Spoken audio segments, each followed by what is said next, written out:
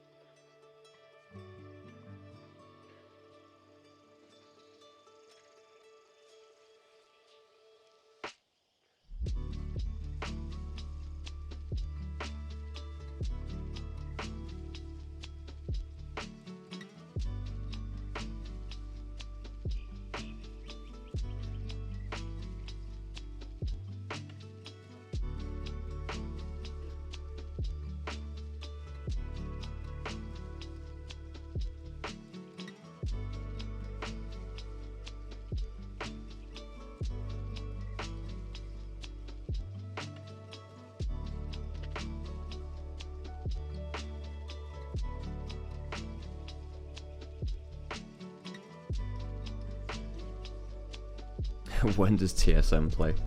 Gosh, that's a team. Hey, if they do play again, I hope that organizationally things are a little better this time. Apparently they're yeah, because remember, didn't TSM have to apologize for bullying their workers? Isn't that a thing they had to do? Yeah, TSM not the nicest team of all time, if that was true. I believe that was the case way back. Yeah.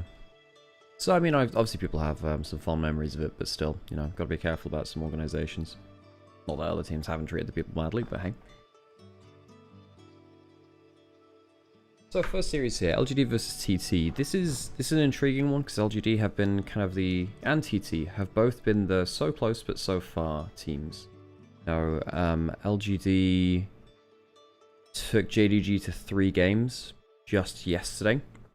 In fact, I think they were very unlucky. I would say, no, unlucky is not the word for it because it was by their own fault.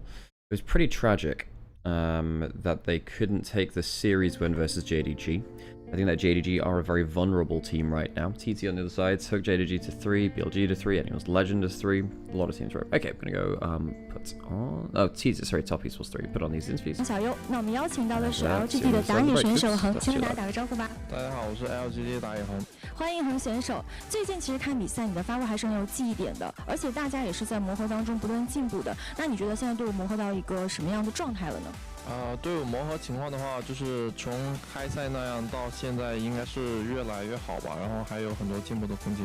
还是越打越好的。其实近期的比赛，发现你们总是能手握前期的一个优势，但是中后期呢容易丢失节奏。那你觉得这场比赛作为关键的抢分战，作为打野位的话，应该怎么去稳住局势，帮助队伍争取胜利呢？ 就是我们中期就是小失误还是挺多的吧，就是感觉可能没有 太放松到游戏中吧，就是我感觉就是放松去打，然后就是把我们复盘该做的内容做出来就好了。好的，也期待你们今天的赛场表现，加油！同样的，我们也邀请到了 TT 战队的打野选手君豪，先跟大家打个招呼吧。大家好，我是 TT 打野君豪。欢迎君豪选手。那本场比赛也作为你们关键的抢分之战嘛，对于这场比赛，大家有怎样的目标和期待呢？就大家都 尽量去拿出一个好的状态，拿下今天这场比赛吧。那其实马上要对位到的恒选手嘛，他的野区风格还是有一定的侵略性的。那在你看来，决定本场胜负最关键的是优先做好哪个环节呢？我觉得关键点是在前面的一些交战上面吧，大家把团战打好。好的，也期待你们团战的表现了，加油！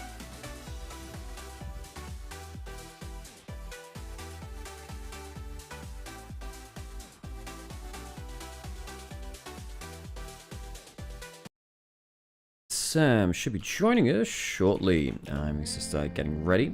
But yeah, we should be getting onto the stage pretty shortly. You know, but as we were saying just before we got into those interviews there, both of these teams have been pretty tragic this split in terms of they've been so close. Both of them finding themselves at very small amounts of actual series wins. TT at 1 and 5, LGD at 1 and 5. They're in the bottom echelons of it. But TT went what? They went 1 and 2 versus JDG versus Top Esports versus BLG. You know, lots of these teams where it feels like they were very winnable series, which is an achievement, which is good. You know, there are some positives there. Both these teams beating EDG as well, I believe, also on the way in there. So LGD beat EDG and went 0-2 versus AL, WE.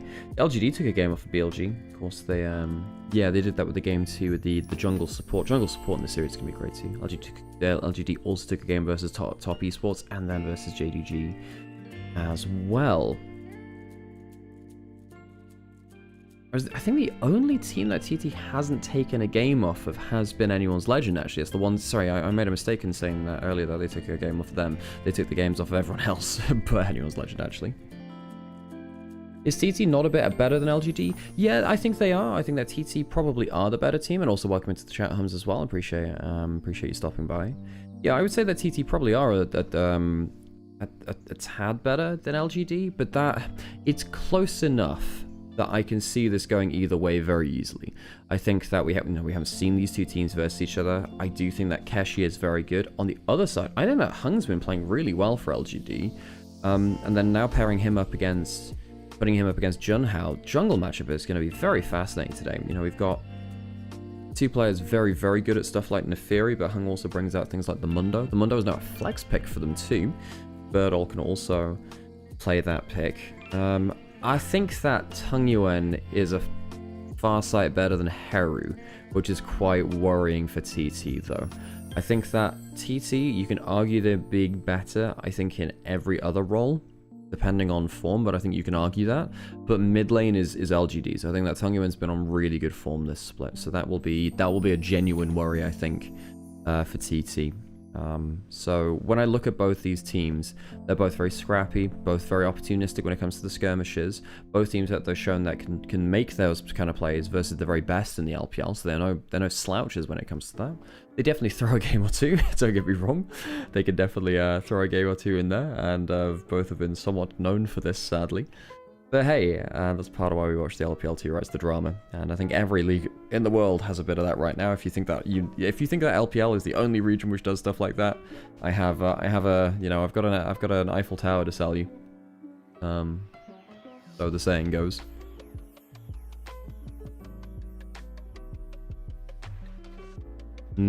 Paris. I know, right? You know the inventor. Well, I know there was. There was a bloke that successfully fraudulently sold the Eiffel Tower twice. TT are winning today. Hey, yeah, I think that TT. The thing which has me worried is that mid lane matchup. I think that Heru is a real liability. Yeah, we should be getting onto the stage now, so we'll have our player walkouts. So let me turn the volume back on. Ooh, spicy audio again. I might have to keep the game stand audio a little bit lower again, folks. Just so we don't get the crispy audio too much.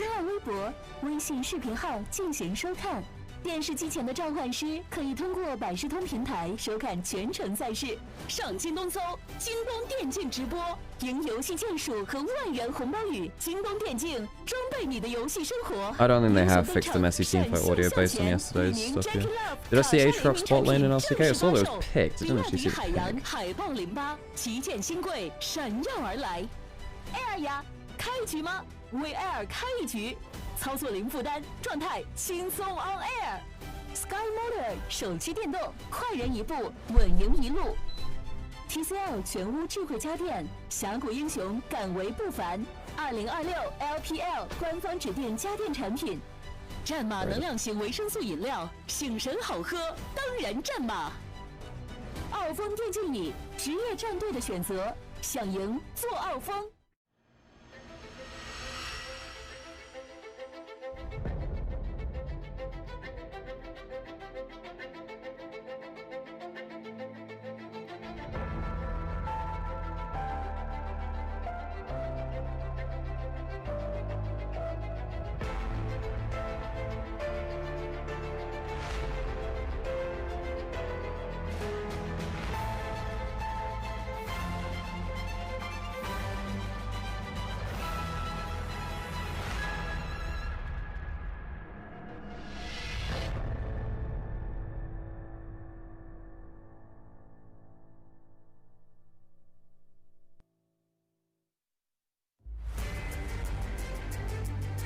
Welcome to Beijing for our second day of week 3 of LPL in JDG's arena. They have a giant robot and everything. Isn't that crazy? 3 games today. It's one of our triple header days, so plenty of games to go around. And LGD versus TT will be our first matchup of today. Both these teams promoted up into Group Nirvana by beating their Group Ascend opponents last split. LGD beating down Weibo. TT beating down Invictus Gaming. They beat them 3-0. They only won to 3-0 their series. Everyone else was a 3-2. And we get our walkouts coming out onto the stage as well. It's a big arena here in Beijing. JDG's very large stadium. Largest of all of our regular season venues.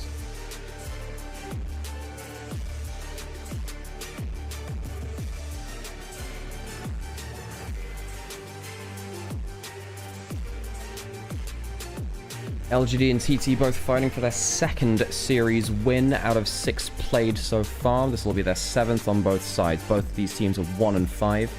Having taken some of the best teams within the league to 3-game series, they definitely have the potential to be strong teams, but not the consistency for us to truly believe that. LGD, of course, Lagandier, one of the great glorious teams have passed from LPL. TT, one of the new ones, really. Keshi, that player in the top lane, really capturing some hearts and minds. Keep your eyes on him today.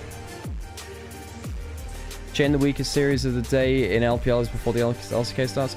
Hey, you know, we do what we can in terms of, like keeping it entertaining. I think this series is going to be a really fun one. I think this should be really fun. Also, Angie, thank you so much. She's here, actually. Angie, thank you for the 320 stream streak. Oh gosh, yes, Andrew's up visiting, so I get to have her around. Very cool. Oh my god, one of your chatters exists in real life. I know, it's crazy. Crazy. TT, Thunder Talk. Trying to Thunder Walk the Thunder Walk. IG playing later. The IG jackets in the crowd coming out strong today. There are some people with some very cool hair colors today. I appreciate that, like, the blue hair there. It's very cool.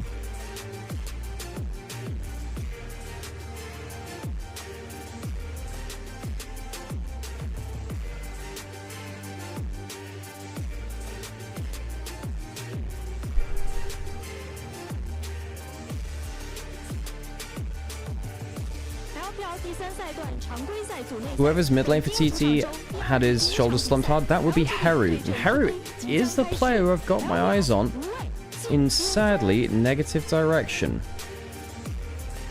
Yeah, I think Barky's got it right here in terms of these teams are a similar level, and I don't think you can look down on these teams. They're entertaining, and I think that they're both of a similar level, which means that hopefully we should get I could see this going to 3, and I could see it being a banger. I could see that both these teams snowballing. I could see lots of 1v1s. I could see lots of early game plays. I'm excited to see where this one goes, frankly. And I say that in like a, you know, I know it's a very generic phrase. Oh, I'm excited to see. But genuinely, these two teams are ones which I think could go toe-to-toe. I think they're teams which have genuine upset potential against any team in the league. I think most of the LPL teams have tripped up against them now. It's only anyone's legend that hasn't dropped a game to, gosh, to TT. And now we wait for stuff to come in. Sam's going to come in now. I'll leave him with the cast. I'll be joining in later in today, but I just got to rest my voice and just rest in general. We'll get Sam in and we'll start up proceedings with good old Sammy boy. Hey, Sam, how's it going? We just did our walkouts onto stage now. Apologies on the delay there. Chat, Alex, it's happening again. My alarms are becoming part of my dreams. I genuinely dreamed I was remixing my alarms. This is Sam's job, by the way. Just want everyone to know this is Sam's job. It's true. It's true. I can't believe it.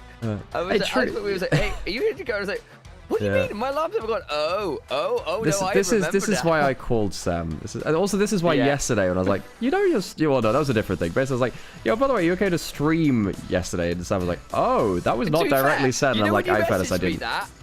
Yeah. I got that message at 5 in the morning is when it said on my No, I know that one, but we talked about it before. We talked about it beforehand, right? We talked about it before because we had a quick call about that. Anyway, turns out, folks, with the amount of games that there are on the LPL, it also runs us a bit ragged too. But Sam, LGD is something which I've been really excited to watch. Actually, I'm genuinely quite excited to watch this, and I'm trying to say that in like in a non-condescending / milk toasty way. I'm actually quite interested to see the series. I genuinely am. I think that this is one which has a lot of potential to be an actual like close scrappy series. I'm going to leave you with the cast, Sam, so I can rest my own voice here too, but I think particularly both these teams at 1-5 into draft now, it should deliver a really interesting series. All of them are taking games off the top teams. All of these players have decent upset potential. For me, I think it's Tungyuan in favor for LGD. Rest of the members in favor for TT by a certain amount. I think this should lead to a really interesting series. Sam, take it away. With pleasure. TT got some things to keep your eyes on. Keshi, Junhao in particular, I think have been playing some great League of Legends on as well. Certainly been looking to hold down the fort. On the other side, LGD have been so close to getting a lot more than series wins than they might first appear on the surface. Xiaoyu with a couple clutch Draven plays. We've seen Heng with an exceptional look at things like a Nefiri. Crisp, on top of all of that, I think also has been playing pretty good combo with Heng, and I think that jungle support duo in particular from LGD could well prove to be very dangerous indeed. In fact, I wonder whether that's why we're seeing the Lee Sin very early here to make sure Junhao has some power to work with.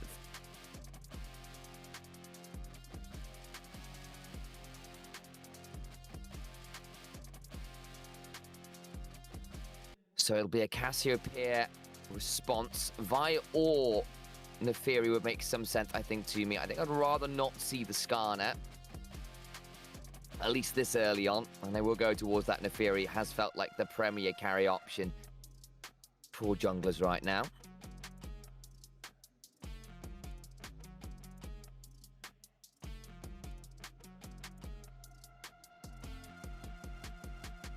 Orianna got through picks and bans. That gets locked in. Lee Sin as the ball carrier, alongside that Nautilus. Passable, they'll do just fine.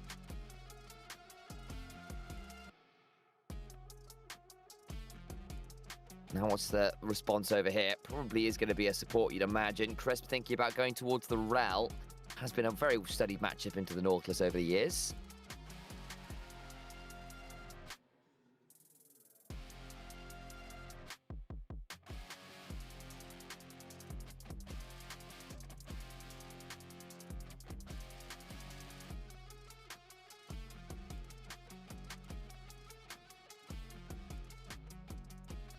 So, second phase of bans. What are we thinking about? Where are we at?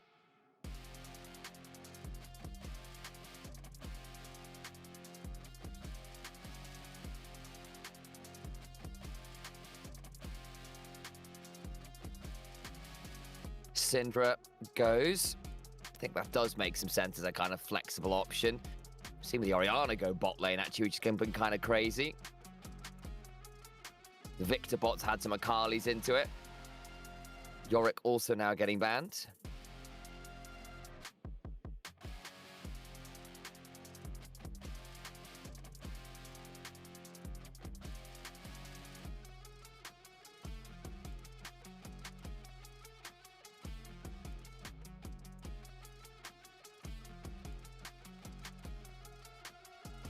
Really are, I think, looking for some of those control options in bot side. The Syndra, the Civet, both very good at the wave clear option. Yon could still go towards a Kai'Sa here if they wanted to go that with the Nautilus. Good dive options.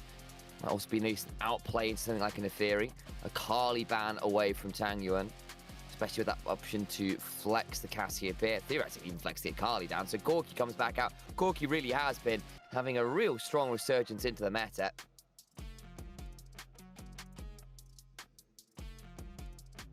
Feels like he offers a lot of upfront burst, good mid-game control, solo lanes well.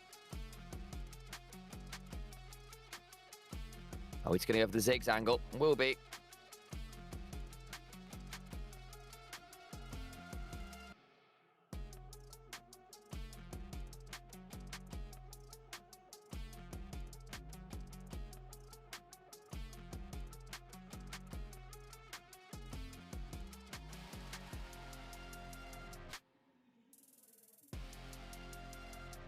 Jace also now locked, so they got themselves the double poke core, plus some burst, very good skirmishing, and good follow-up on wherever the Lee Sin goes.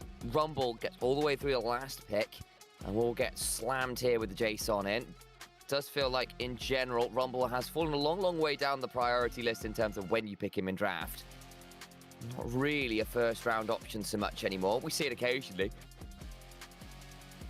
Excuse me, but where Rumble was a de facto must ban, alongside things like that Orianna, that doesn't feel like it's the case anymore.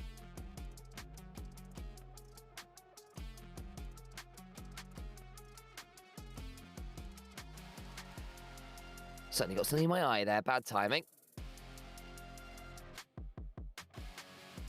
As a quick note again, guys, Maokai is indeed global banned because of a bug with his ult. So that is why.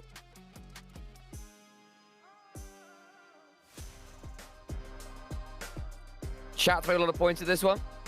No.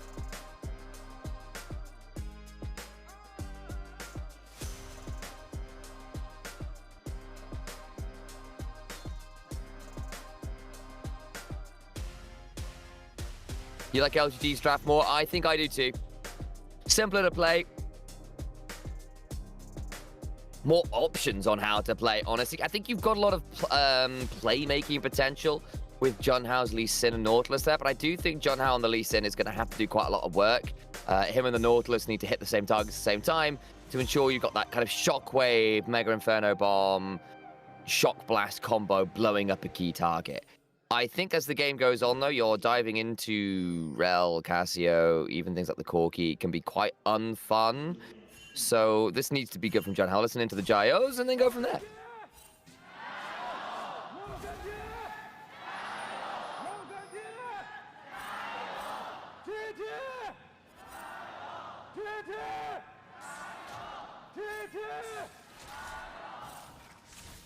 Good volume.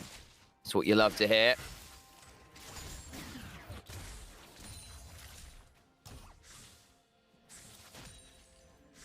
Let's look at our runes. Nothing super surprising there. I don't think Storm Raiders Surge, interestingly, for the Jace into the Rumble.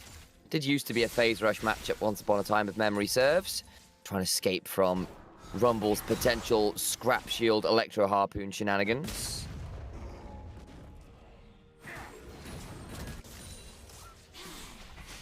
Morning, chat in general. How are we all doing? Hey, Nums. I think it's probably LGD who ended up winning draft. But it's not an unplayable draft for TT. They do have strictly the range advantage, but I think their comp is quite shotgunny. And they are going to need to make sure they continually bring down 1 to 2 of those carries on their initial play, or it gets very difficult.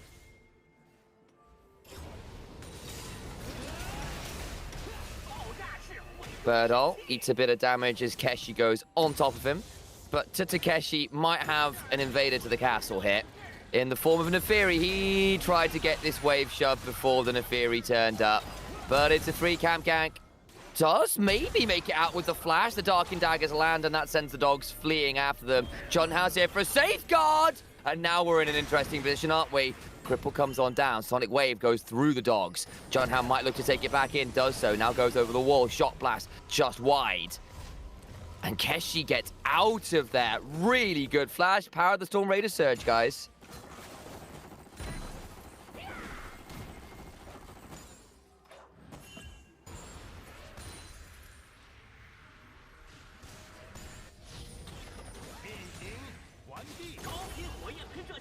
And then Keshi gets the TP back in, longsword advantage. I suspect Bird will be looking to do something very similar here with some amp tones or some boots.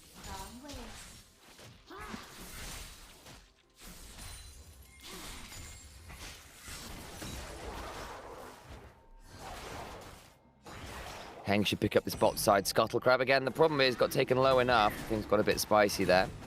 I wonder whether there might be an angle to go both double Scuttle here, but I think with where camp spawns are at, you can take the opportunity to clear out your own blue side and move on from there. Probably pick up some Raptor respawns on the way past. Hello, people and eldritch beings. I associate and identify as both. That works out quite well.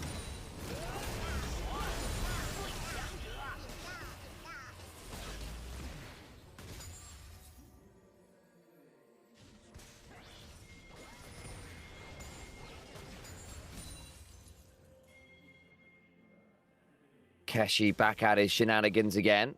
Both junglers are going to be topside here. I think Jona's going to look at the Scuttle Crab. And Heng decides against playing for this. We'll go towards his Raptors instead. Haru with the shove. Could look to contest over these Raptors. They won't do it.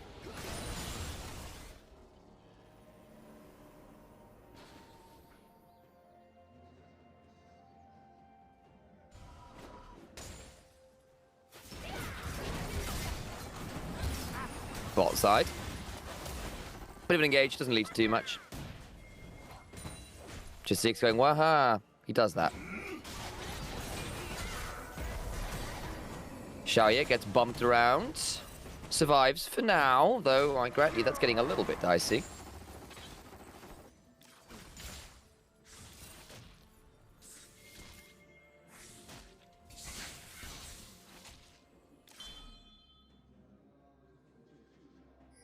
Hang back at his shenanigans again. Remember, Keshi, still no flash, about 2 minutes. Junhao's also here on the lane gank. Still have an idea. Oh, he's flashed towards the Lee Sin! Oh, he had hang around. He'd think he had a really good moment, but no, the Lee Sin was already there. Had a ward in the lane and everything. Oh, 2 seconds more, and it would have been spot on. Keshi, no mana, but Heng can't get in range. That's tragic. That is tragic.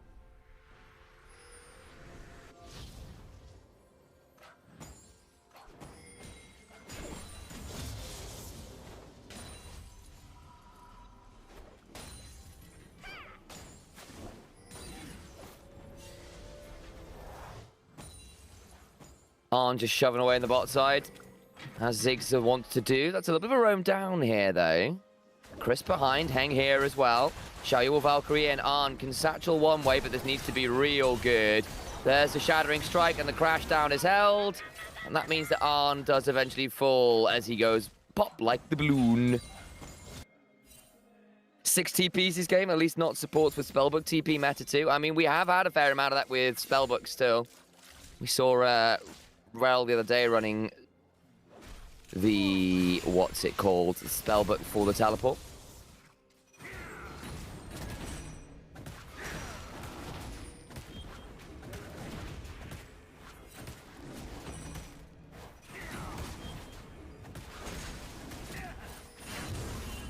Crisp.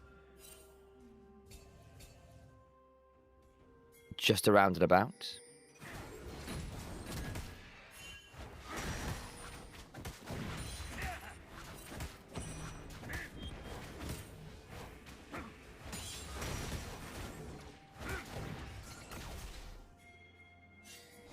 Into the river we go as Heng should pick up this Scuttle Crab. Is it going to be level 6? Should be. Junhao's just got his as well.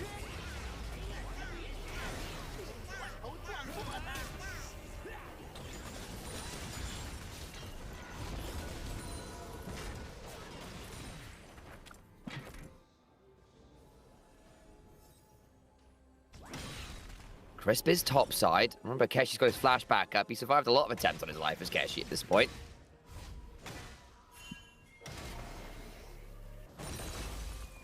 Arn's being left alone, as now he's in a lot of danger. He just gets annihilated. Very nicely done.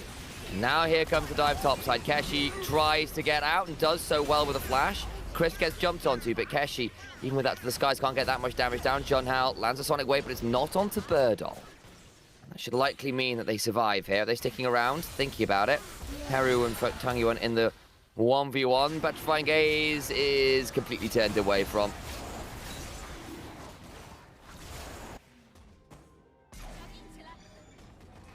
Nice little replay as Rel lands the Shattering Strike and the crash down after.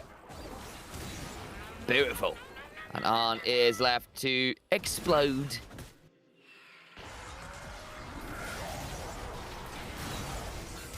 Heng trying to fight over these Raptors, gets hooked up briefly by the Nautilus. Should pick up a fair number of the small Raptors from the bleed, but that'll be the end of that. The only place on the map the TT have the lead now is top lane. Kesh, you're going to have to deliver really well here, I think.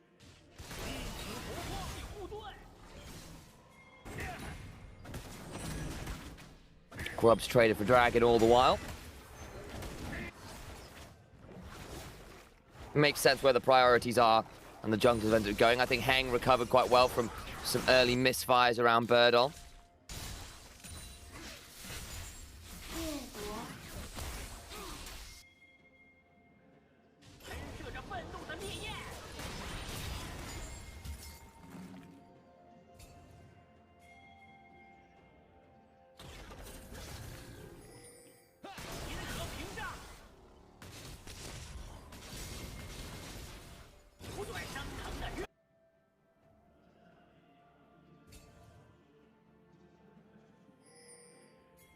Bit of a lane swap coming out.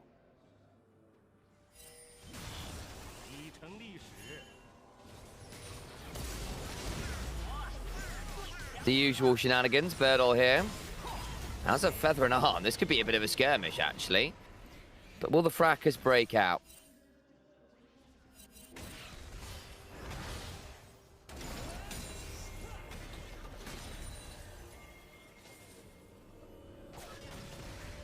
As it stands, new.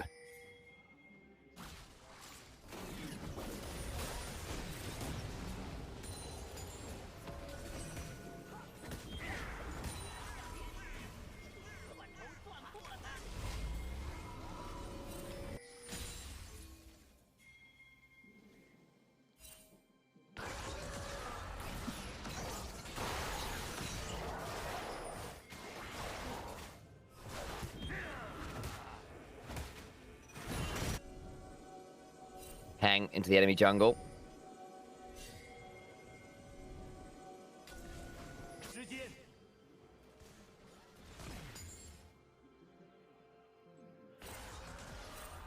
Calls the pack.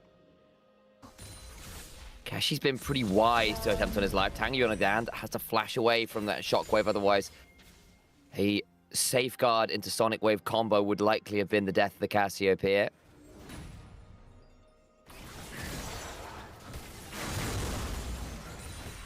Nice pickup on the Raptors. Smites a giga loud in this game. Don't know how they've been mixed. With some volume is the answer.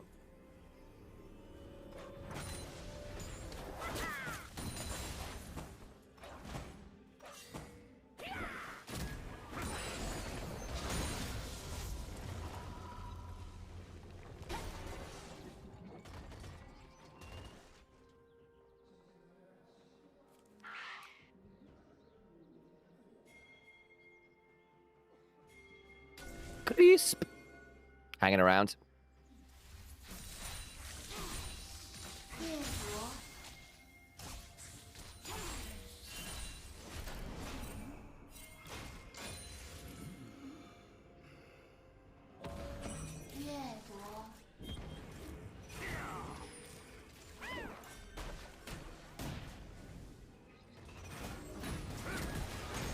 Just get into the enemy jungle here. Minute until Dragon.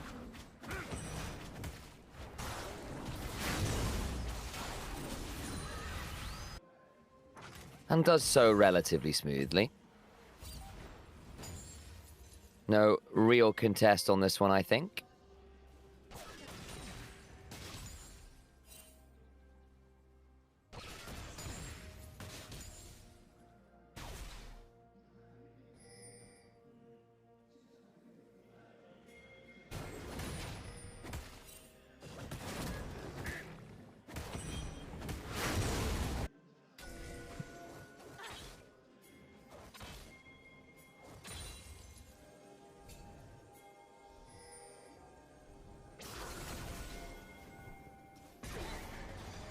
Into the river we look. 10 seconds on Dragon. Would be second again. I suspect that's what the plan is. Keshi, it's a fair amount of damage, but then turns it around well.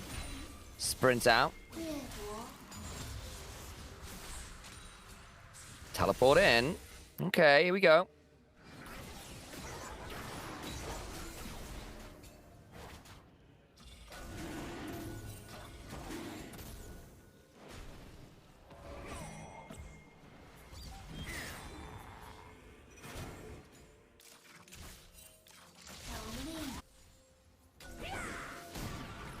I'm just throwing out some poke, Tangyuan around. TT, I think this is pretty playable from both sides.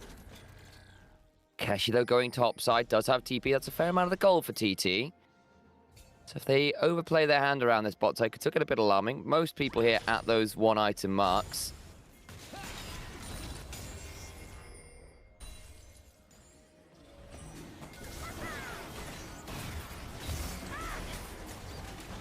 Feather throws out. Minefield or two, TP in, here we go. You know who's coming. Tangyuan on a flank angle here, doesn't look to Miasma or Petrifying Gaze. The hook goes well wide, Dragon taken by the Neferi. Magnus over to the backline, it's good. The Equalizer and the Petrifying Gaze melt them all. The Shockwave comes on down, but it will not deny the Hound's pursuit. The solo lane survived from TT, but everyone else was caught in the womboest of combos. That was beautiful, LGD. 10 out of 10, no notes. Gets out with the blue, red buff rather. Dragon secured. And we're going to get a replay on that, surely. Crisp with the Magnet, Storm of the Gods, sets up for an equalizer and a petrifying gaze that melts everyone. First time seeing the Essence Reaver build on Corki. Is it viable? Let me have a look in again in a second. Arn does get run out here. He's just dead. He's way too far up. He's got nowhere to go. Flashes on top of a vision, and so he is dead. There's a hook. The Mega Inferno Bomb comes on down, but the burn and the poison is still very much there. Now Feather in danger as the hook was used on a person. Not anyone else, the burn's still there. Tangyuan's going to get another. Just didn't fang them down. That's a little ugly now from Thunder Talk. The Essence Reaver build gives you a Sheen Blade, or Sheen proc rather than the Trinity Force. It used to be a thing, I'd say back in... Gee, has it been? When's the last time we saw Sheen Corki? Like, not Sheen Corki, Essence Reaver Corki? Back when it wasn't a Sheen item, even, probably. But it's therefore a replacement for Trinity Force. And it allows you to have much more mana. So if you're not doing Muramana, if you're doing, like, Essence Reaver Flicker Blades, for more cooldown on your Valkyrie and stuff, then maybe that's the build. But that is just a superb combo. Calls the pack to avoid the shockwave and then gets Down's pursuit of. Uh-oh, the infinite Corki audio just about goes down. And then this is just Tangyuan getting to hit loads of ease on poison targets.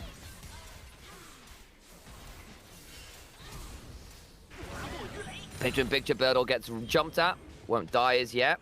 Heng's coming. 4 members of TT here. 3 of LGD. Battle Herald summoned. Birdle will throw down the equalizer on the wave. Gets knocked up, but does a decent job of getting some damage down before he falls. Turret is also now dead. Battle Herald to drive away. Can potentially drive through Heru here. Won't quite catch him. Tangyuan coming.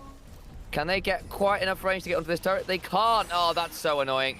Just shy on the range. Battle Herald is still around, so they should be able to pick up this turret. I don't think they can quite bring that down in time. No, they can't. Okay, so the turret just about stands. Shockwave catches Crisp, but no one else, so they get the turret even without the charge proper.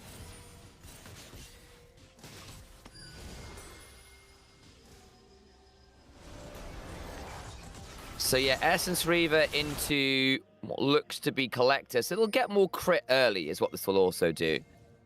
It's a bit squishier into poke, but yeah, they'll get Bloodthirster later.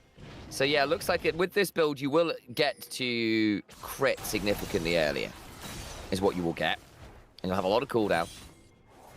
But yeah, Trinity Force, that means no Trinity Force means no Phage. So we'll see how that works out in the grand scheme of things. Risky. Good damage onto Feather. Who is going to need to back away a little as Heng has gotten to a point of very extreme power.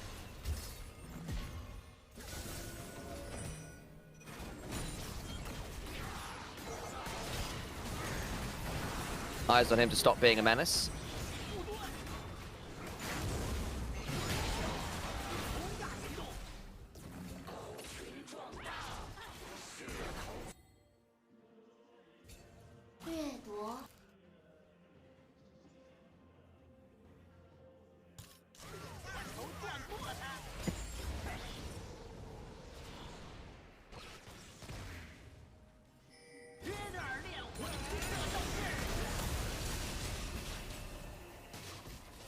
That's some good damage down.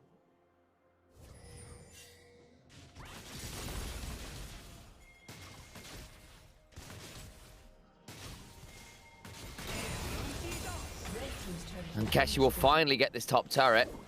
But it hasn't been clean or easy, has it?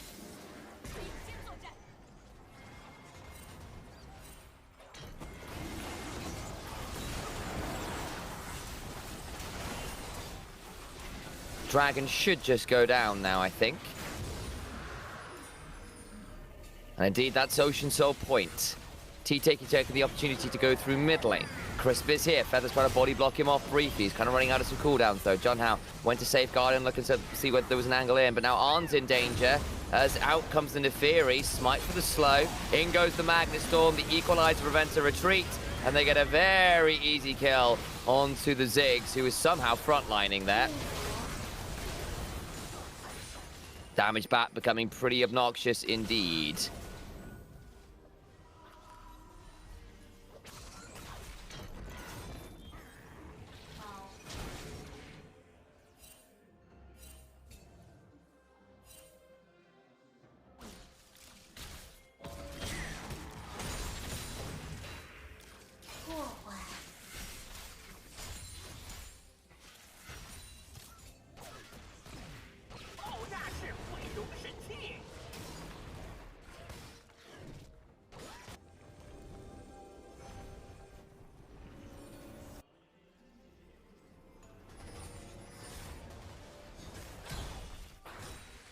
Clearing out some wards, and I think TT, you get one more roll of the dice here, and that's about it.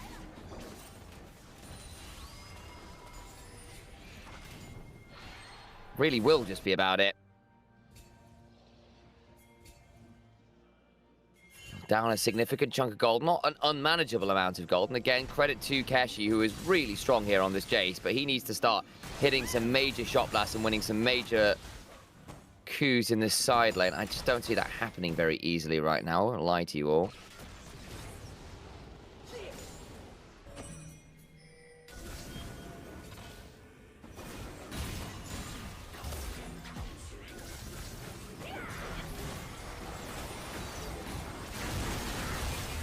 Here comes the crash down, and John Howe just about escaped for a second or two. There's a Cassiopeia on a flank angle. Hound's pursuit, Mega Inferno Bomb. And another one dies. Bot laner and jungler down for the count. That means that Baron will be very much started. All right, what can we do with the poke? There is a shockwave. There is some accelerated shot blasts. Where is Keshi shoving through mid? The scene of the crime from a little earlier where Arn got caught. TPing over, trying to deny and defend that. So they don't even get the mid lane turret. You get nothing. You lose.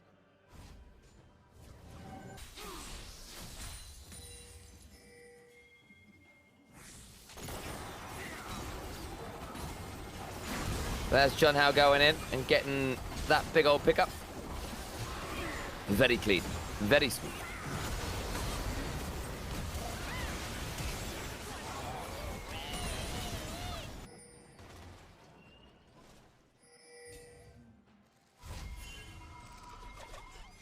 And now, with Ocean Soul available to you in a minute and a half, Baron to get the wave shut beforehand, I think LGD can just walk this one in. Feels pretty straightforward from here.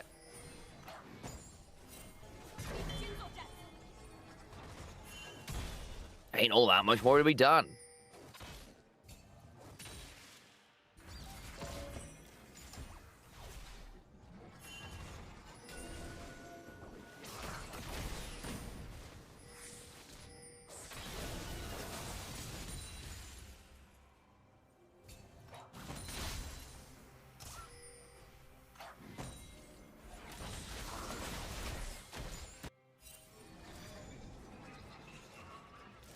Blue team's turret has been destroyed.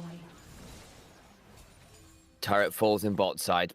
Only the third turret of the game for LGD, actually. Been much more about those objectives and the fights more than anything else.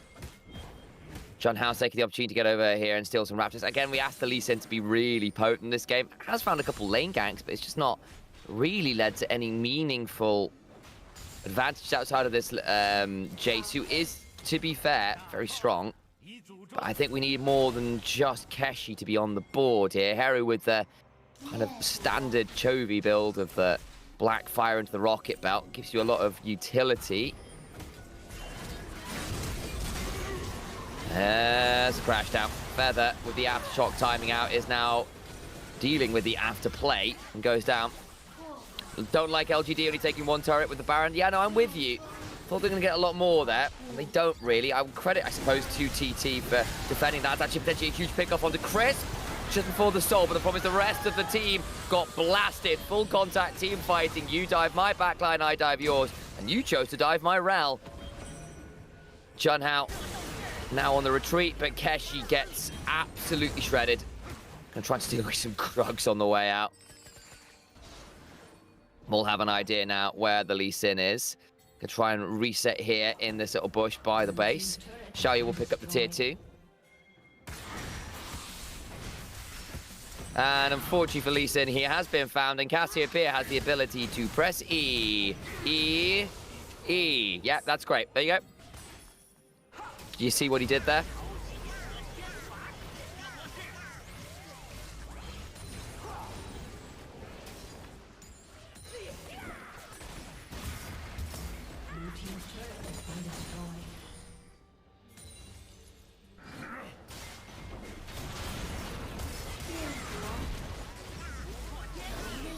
And now Birdall's caught as well.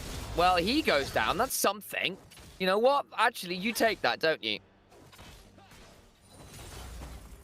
Considering how anemic it has felt across most of this day, that ain't bad.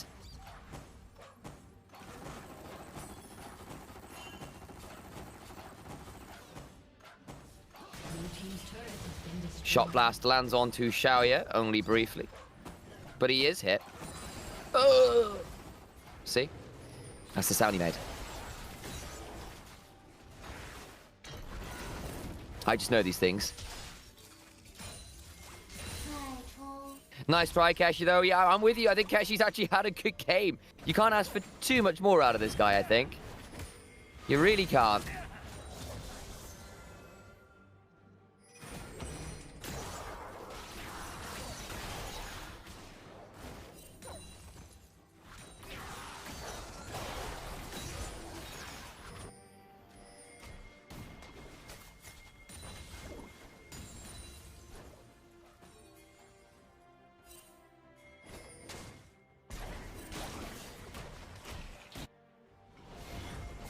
Potential attack here onto Keshi, who gets, well, he gets put himself in trouble, doesn't he?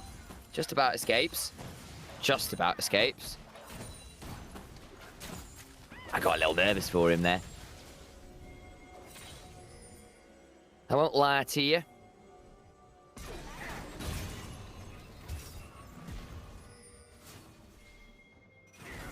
Crisp now potentially in danger. Does get hooked.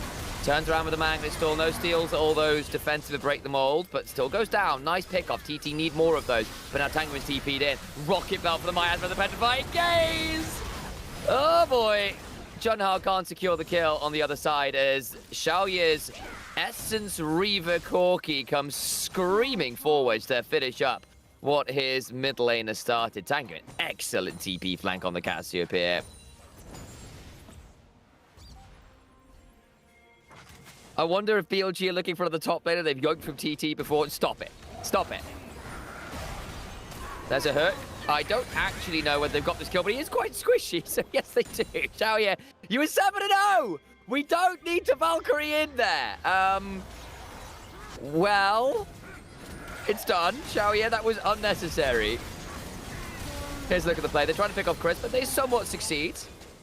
The problem is there is a Cassiopeia TPing in, and then Rocket Belt into Miasma. Petrifying Gaze is very nice indeed. Baron's picked up on everyone but Xiaoyu because he decided to fly into the sun for no discernible reason.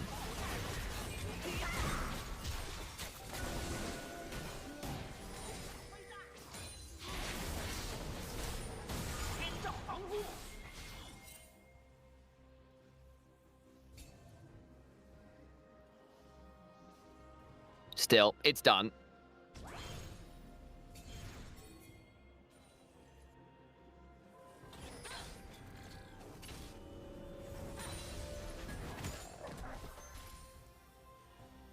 Xiaoyu doing a little happy gaming? Yeah, kind of.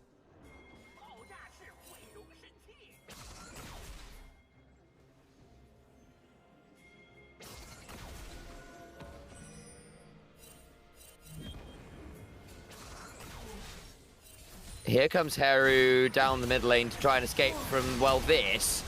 The Eviscerate, the daggers, the Hound's pursuit to the bleed. Not quite enough, actually. Heru gets away. Wow, wow, wow. That was about half an auto away from death.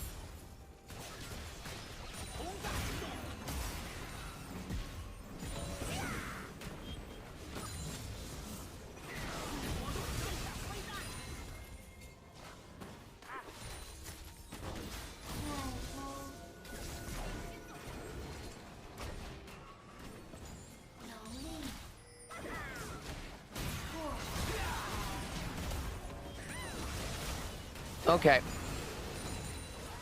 That's why Nymaera just looks broken in every game of the LPL. That's because she is. She's really strong right now, and a lot of our junglers play her very, very well. Cyril does as well. Ah, well, that gives you... It used to be a thing on Corki. You've already got 100% crits. You don't need the LDR. And it applies on your abilities super well. And it gives you more lethality to go with the Collector, so you kind of get that really nice double punch of double lethality and the armor pen. I don't hate it. Yeah, I think that Cyrilda's like also allowing like your Gatling gun to just kind of take over a fight is kind of crazy too. Hey, how's it going, by the way? It's been a fun game in here. 31 minutes in, Ocean Soul. And Sam, people are saying, oh, aren't TT just better? I think both these teams are ready to scrap, Sam. I think Tungyuan's really been showing it. Yeah, I honestly think LGD have been arguably better even. I think we've seen LGD get quite close to series wins against a number of teams. They've not been consistent.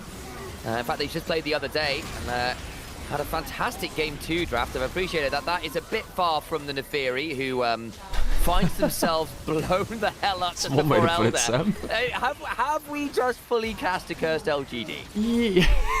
Yeah, I think we have. I come in for like 1 minute. Sam, I come in for 1 minute and the Deathless Jungler dies while Elder is alive. What just happened? They put like 3 summoners for it. Oh, Christ almighty. Okay, right. LGD now have to defend a 4v5 Baron. They've got a great team fight, Alex, but yeah. Well, Heru had to back to pick up the wave. And that's about it. Okay, well, TT can't get onto the Elder, and so you know what? It's kind of fine. It's all planned. All planned. No notes. No notes. Yeah, I suppose the actual consequences of that haven't really come to fruition here. But Sam, both these teams are not unfamiliar to a late game fiasco, sadly. Teleport into the mid lane from the Ziggs, wave clear machine online.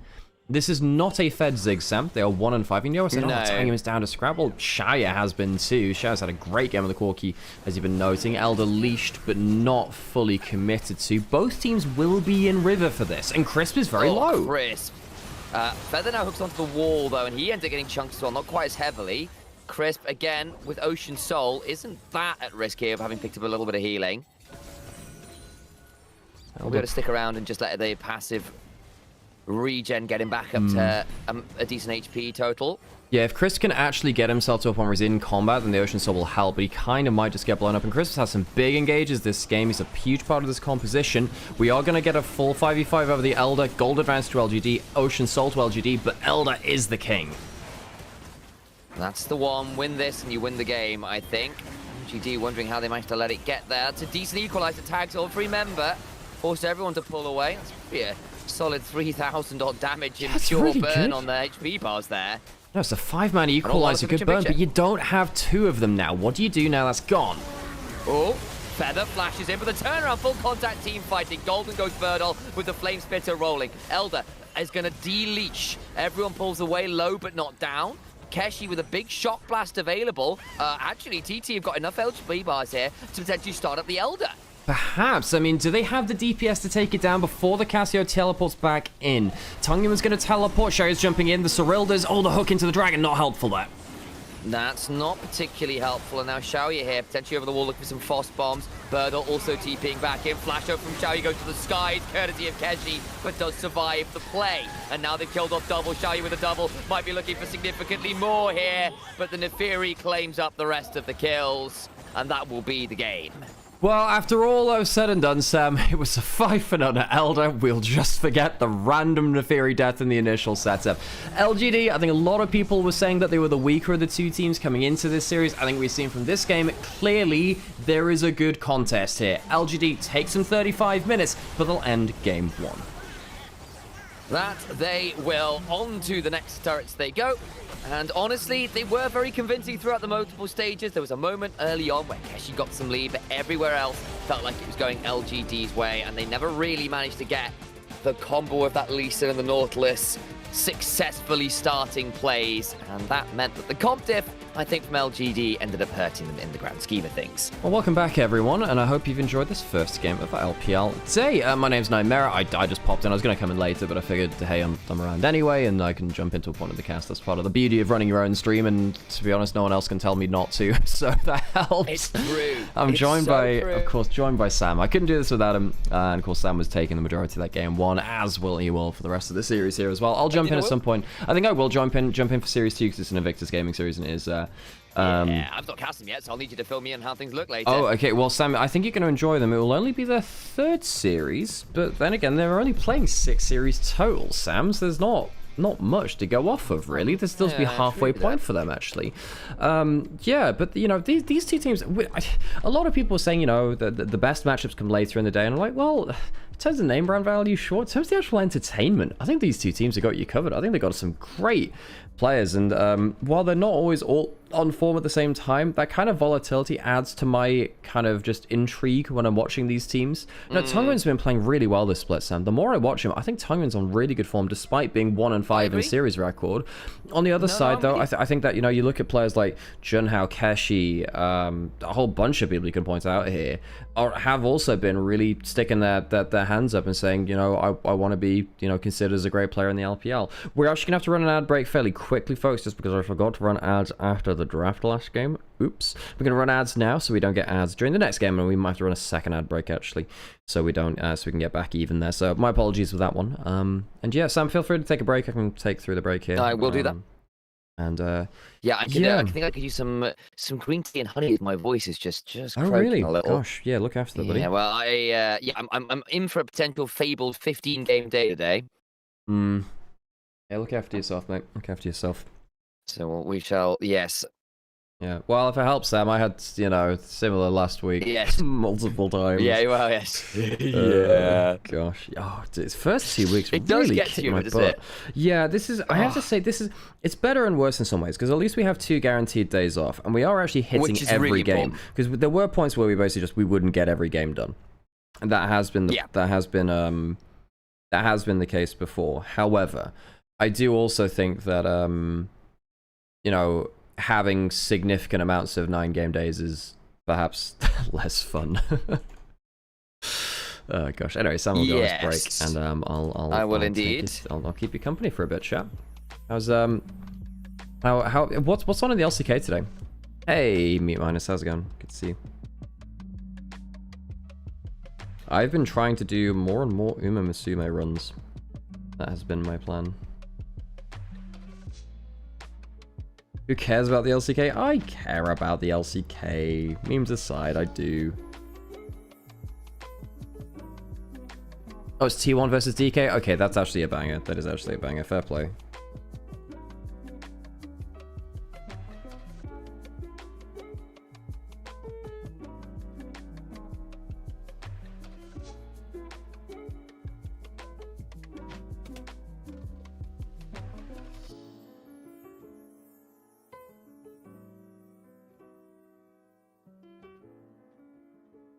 The auto-run feature is good for that? It is, but I actually need to learn the scenario is the thing too. I need to learn the scenario so I can actually... Because I'm doing like Ace Augury cap runs, Christmas Augury. But yes, you're right. On the whole, yes, you're right. Yeah, I've been doing the auto-run for parent runs, mainly. That's what I've been doing them for. They've been very useful for that, actually. Very useful for that, because I've managed to farm a lot more parent runs than I would have done. Because all you need to do is meet some much more easy stat thresholds plus get skill hints, and you basically win all the races in that career either as well. Dude, my inspirations are not really landing though. I really want to see DK versus KT. They're running the LCK right now. Yeah, and it's great to see DK actually be a relevant team in a way that they've struggled to be outside of like one split a year. Because it basically, you know, DK were really, really good start of last year. And things just fell apart. Belveth % chance? I haven't figured out where she fits into the meta myself yet. Chris gets player of the game, no surprise there. He had some huge engages. Some huge engages. Very happy with his play.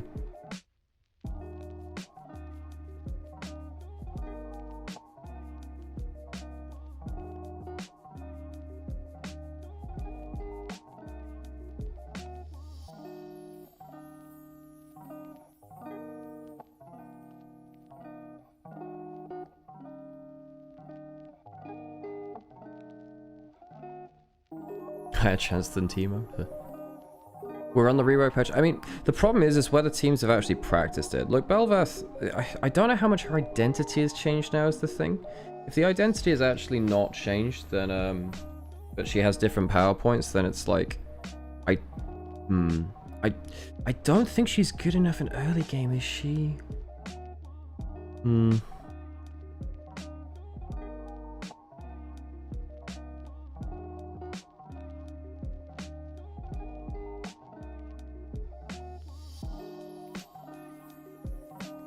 Yeah, I think she might be too slow for pro right now, given the way that junglers are playing. We don't see that many scaling junglers. Not that many at all.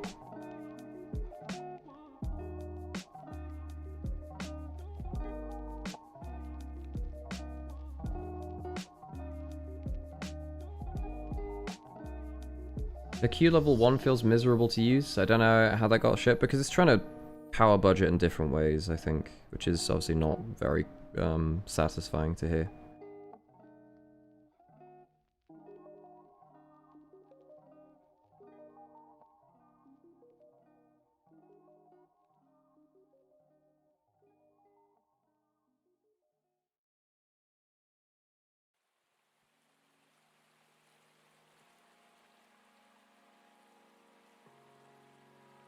The best champs in the game, it's best champ in the game 40 minutes in. Jesus, really that good? Is it really that strong? It's kind of insane if it is.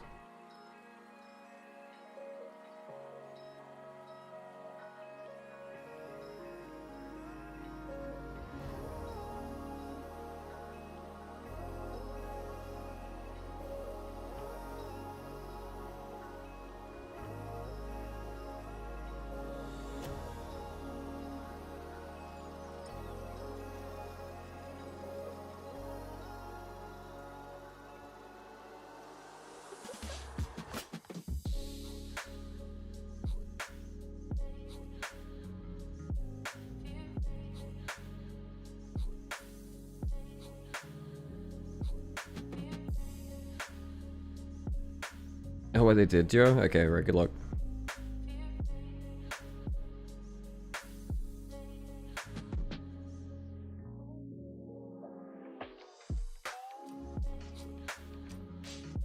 Oh, is this PTA Azir talk? Yeah, I've heard PTA Azir is good.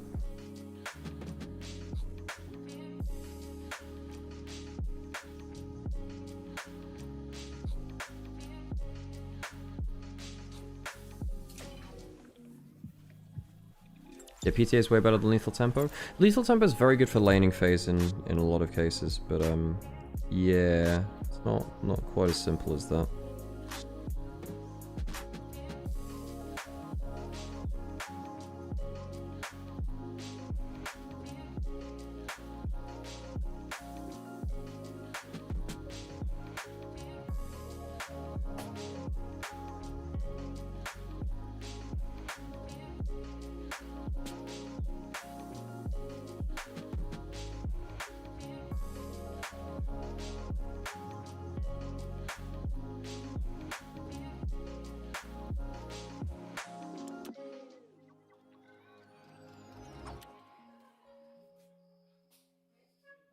Was that a T1 ad? I actually didn't see what it was. Oh.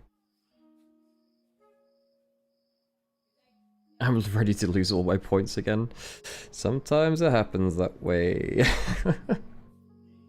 I wish I could protect your points. Alas, I kind of benefit from people losing them and wanting to stick around and gain them again. It's the thrill of the point.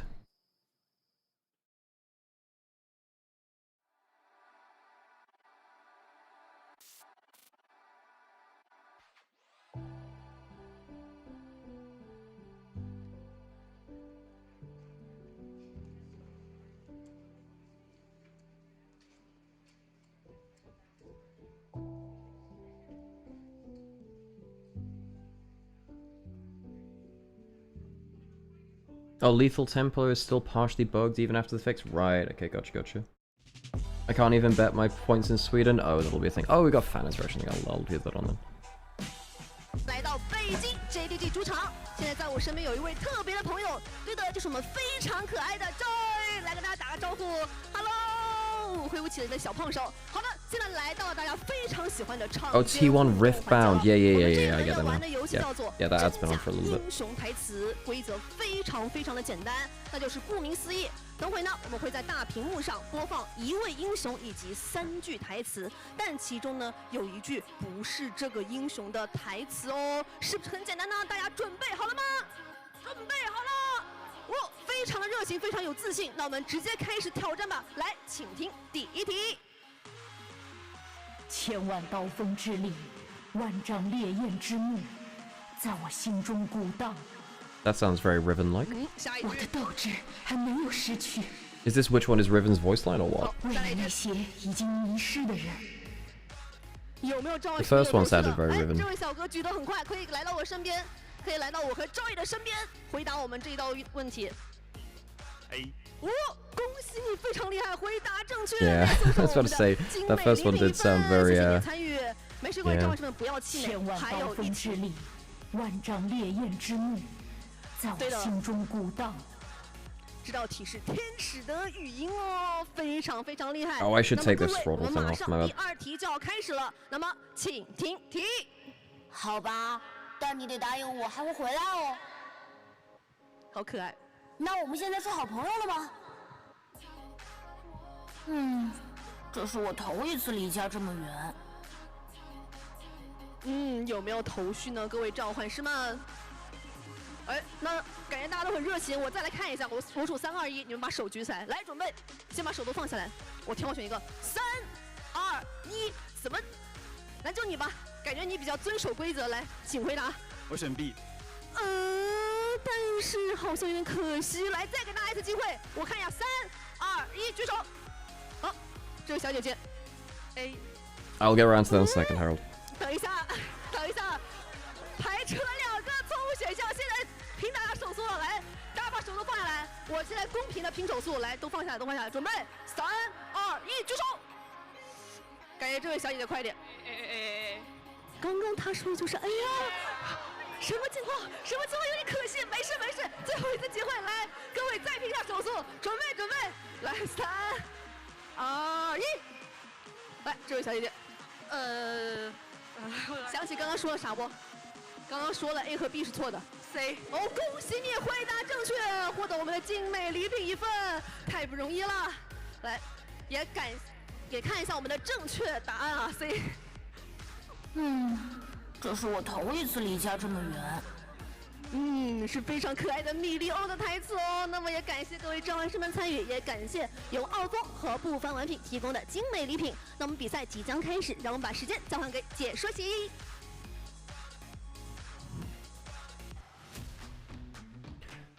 Yeah, I've really enjoyed these little fan interaction segments. They've been fun. Okay, so TT LGD. Do I need to run a break? T1 stage now. I think we might be fine. Yeah. I think we'll be fine. Hopefully. Depends how long to get. Yeah, a compliment for Harold. Harold, you still around, buddy?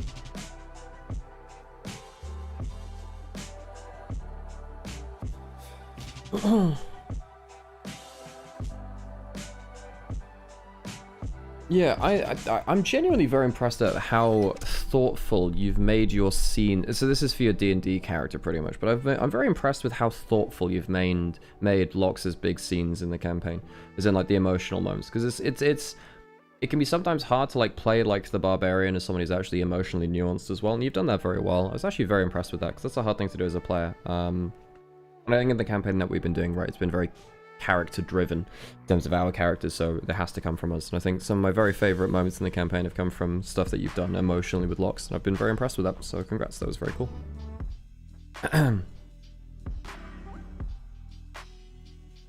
Okay, come on, Og Recap. You gotta give me some good stuff here.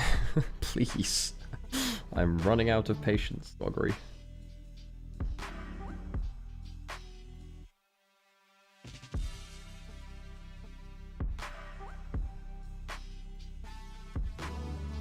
A roast for Montes? Back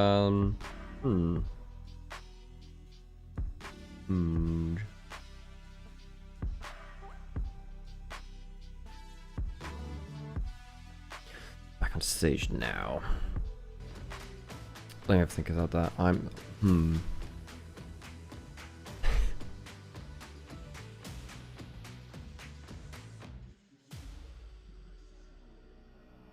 Yeah, Montes, I found it very interesting how, you know, you lost the battle of female presenting voices in the Discord server. Just my feelings. Is that enough? Oh god. Join the Discord if you want to know the joke behind that one. Yeah, folks. And again, thank you everyone for joining in and watching LPL with us. Sam and I, we do our best to bring the games to you with as high energy as possible, and well, not always high energy, but we try and bring it to you in as entertaining way as possible. And the only way we can do that really is by having a community which is as engaged as you are. Because part of the way that part of the art of casting and the art of being a caster is to do things which your audience actually rhymes with, and not rhymes with, resonates with.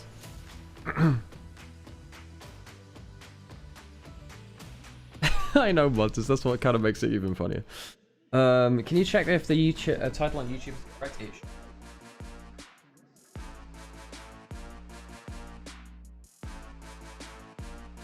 Title on YouTube should be correct. Yeah, it should be. Okay, let's get into our second draft. Where is Sam? Where's he gone? Oh, anyway, I guess I'll do draft until he gets back. Thank you so much, actually. You're very sweet. Sam is here. Sorry, right. I'm feeling a little off out. All right. Oh. Okay. Well, I'm gonna leave you a draft here, mate. Enjoy. We're just into it, and right, let's get to it. Fantastic. Thank you for covering things as ever. Big shout out to Alex for the additional support there. Java, Nocturne, and Poppy all removed from the table.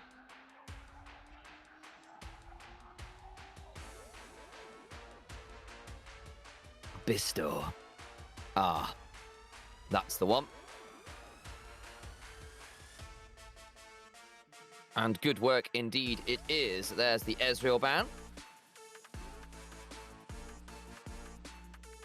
At this point, Lucian as well. So double dash agency carries from the bot lane removed. Vi being hovered and is locked in.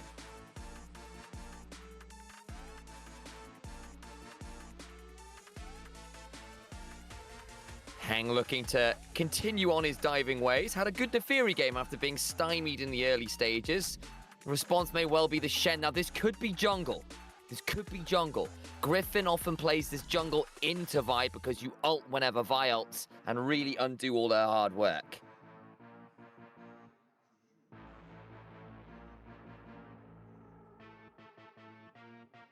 Pull chat up briefly. There we go.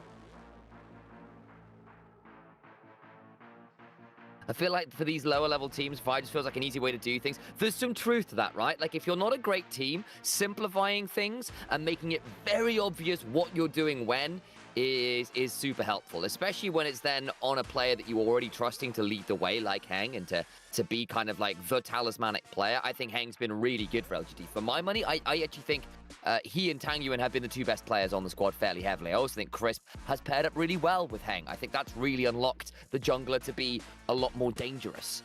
So I think having the Vi there makes a lot of sense. You get the Ahri to follow. It's pretty solid. Of course, you are into double global of Pantheon Shen. Leona's going to be able to follow this pretty well, so good roaming core from LGD. They have got to pick their timings well, though, both offensively and defensively, into the Stand United and the Grand Starfall. Get it wrong, and you're either going to get outmanned or stymied on your own plays.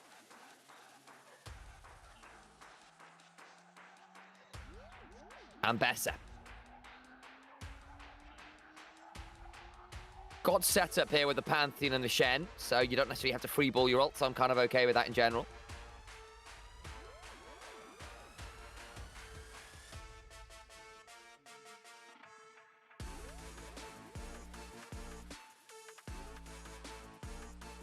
Second phase of bans. The Renekton again to defend the Ambessa makes sense. It's a miserable matchup for Ambessa. Don't play it.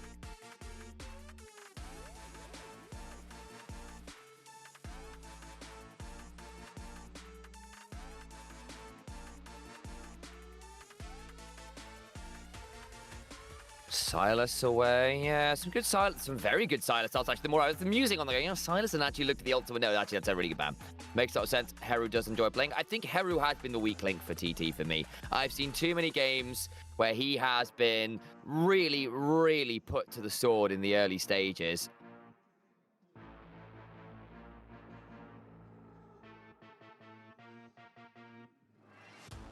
A Kali ban as well. Yeah, I've seen a fair amount of that into things like the Ari actually as well, especially when you got a lot of setup. It would be a very heavy dive combo if you did do that. What do you want to go for now? Rise. Yeah, another global. Good team fighter, good setup. Solid pick here, I think, on the whole. Between Rune Prison, Shield Vault, and Shadow Dash. It's a good single target CC. Triple global effectively with the Realm Warp as well. So very mobile on the map.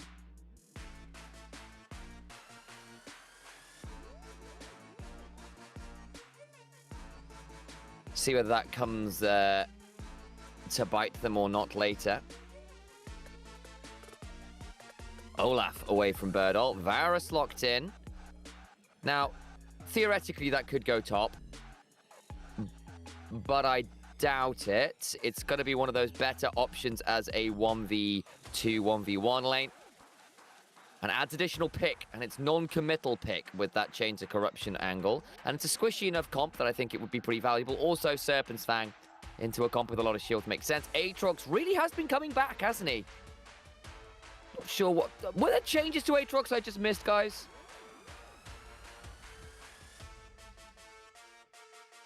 Sivir gets locked in. There's your wave clear and a bit of scaling. Now, between Rise and Sivir, and Ambessa, actually, on top of that, the scaling from TT is very strong.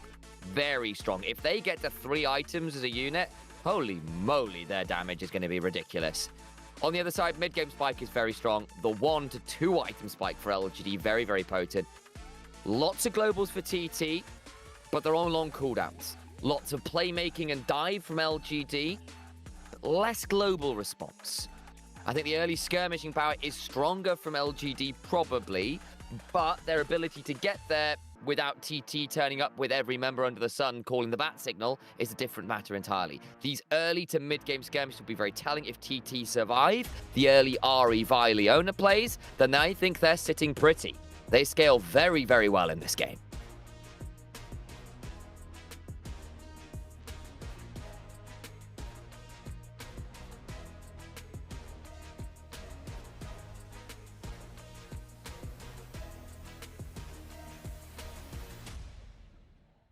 I feel like a lot of team fights should happen in this one. I concur. I concur.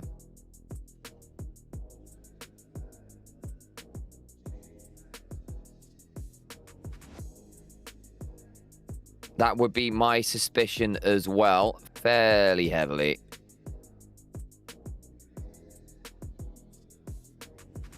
To the riff we go, and let us listen in to the dulcet tones of Ajayo.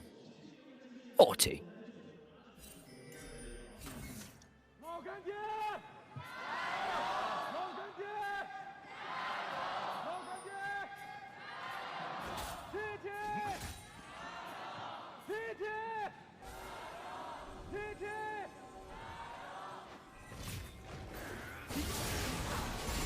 Feather on the invade with everyone else. Whoa, ho, ho. Here we go. Bit of a play over these Raptors from Thunder Talk. One there by Junhao. That's the level 2. Puts the Vi into a difficult spot again. She ain't a champion till level 3. And now down her bot side camps as well. It's problematic. It's going to try and invade over towards the Raptors because she's obligated to do so. Pantheon theoretically could respond. I imagine what will happen here is Krugs will be having a consideration. Crisp is here. What did he start with? Shield of Daybreak would be my assumption. Feather's coming down as well, so I think has to be a little bit careful at overplaying their hand, and indeed that ward on the red buff will spot things out. Now stopped. Shield Vault in. Decent damage on the Crisp, but not anything meaningful. The Mortal Will is stacked. Hang immediately over to these Raptors. Should be able to pick up level 2 off the Krugs. Probably look for red buff. I don't know whether Raptors are going to be a consideration here. This will be an interesting point. The Vi's going to be quite slow here. We'll need at least the red buff, I think. There is a world where the Pantheon resets and starts fighting for double scuttle here as well. So keep your eyes on what exactly the Pantheon decides is the way forwards. Big trading there between Keshi and Birdall.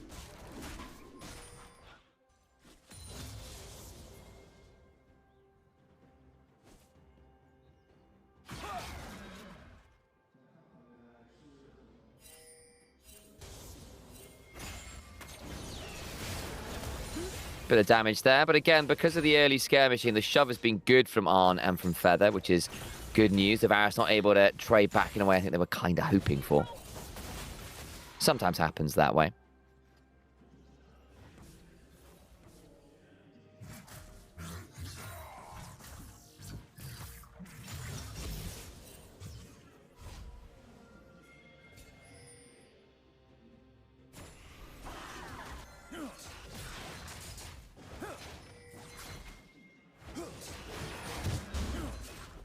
Getting his own blue buff. No invades to happen at this point. Vi done a decent job of recovering here, I think, on the whole. But there will be a fight over the respawn Raptors, I imagine, and Vi is coming right on down here to play for it. It's got her own Gromp, but we are getting a full contest here. This gets spicy. Everyone and their mother is here. Might even bought cucumber sandwiches. Decent chunk there from Tangu and Dari, and TT say, yeah, okay, this would be a bit far. Let's not do that. And I suspect there is some wisdom to that decision-making.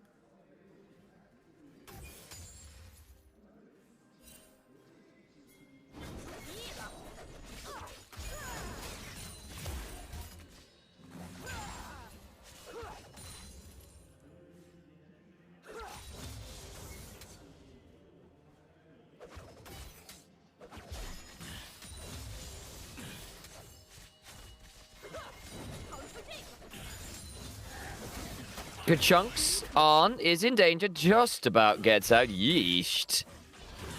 Not even close, baby. Cucumber sandwich sounds rancid. Don't knock it till you try it. I'm not a big cucumber sandwich fan. But they are famous lunch sandwiches. You have them with the crusts off. And the rinds off the cucumber.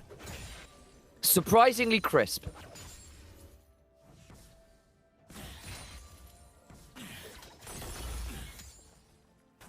Marashador's getting the idea.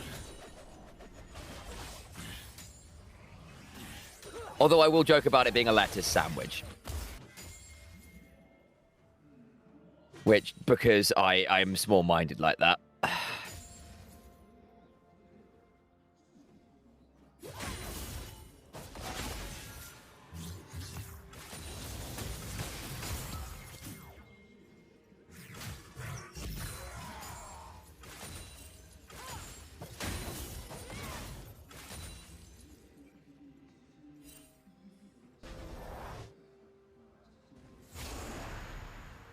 Well, a bit of a rumble up on... Rumble up? There's no rumble in this game. What am I talking about? A mosey up, I suppose, perhaps would have been the better term.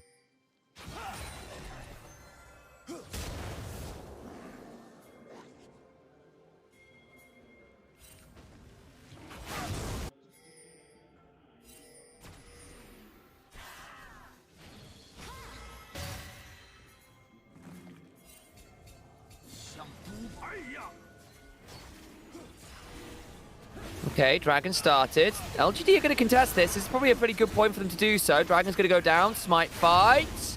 Won by the Pantheon. Little bit safari there from LGD. They come to observe the wildlife, but not really to interact with it. Never a massive fan of that, it must be said.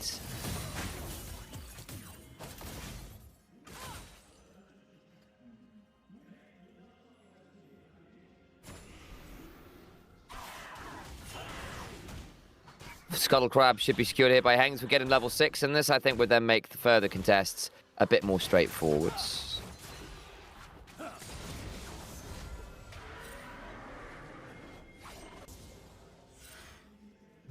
Some roaring of the beast there.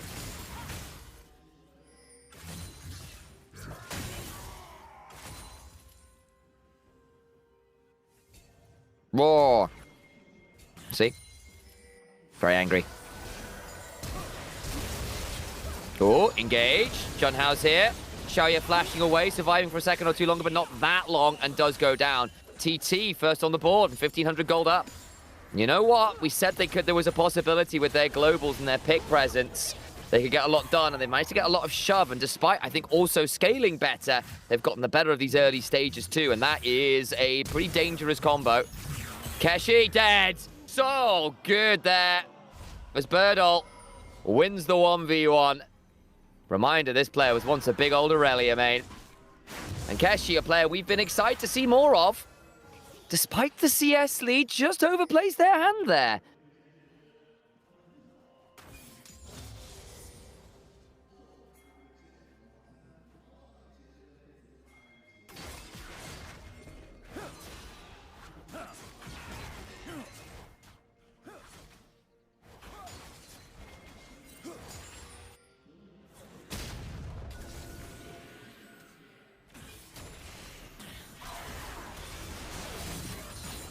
Okay, Grub should also now be picked up.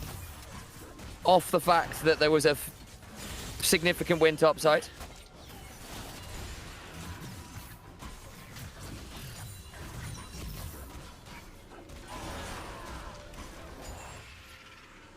Nicely done. Nicely done, my wayward son. Have a look at that. So Keshi goes looking to get the wave shoved and just gets world-ended. Does have the flash. Yeah, Darkin Blade part 1 lands. Flash for part 2, part 3. Oh, superb. Get dunked. Really nice from Birdall. Of course, it's still gold leads across the board for TT. Just not that significant, with the exception of bot lane, where Arnett's actually now in a very good spot on this Civet. In terms of the early CS. Not cashed in a cull yet either. That's only going to get worse.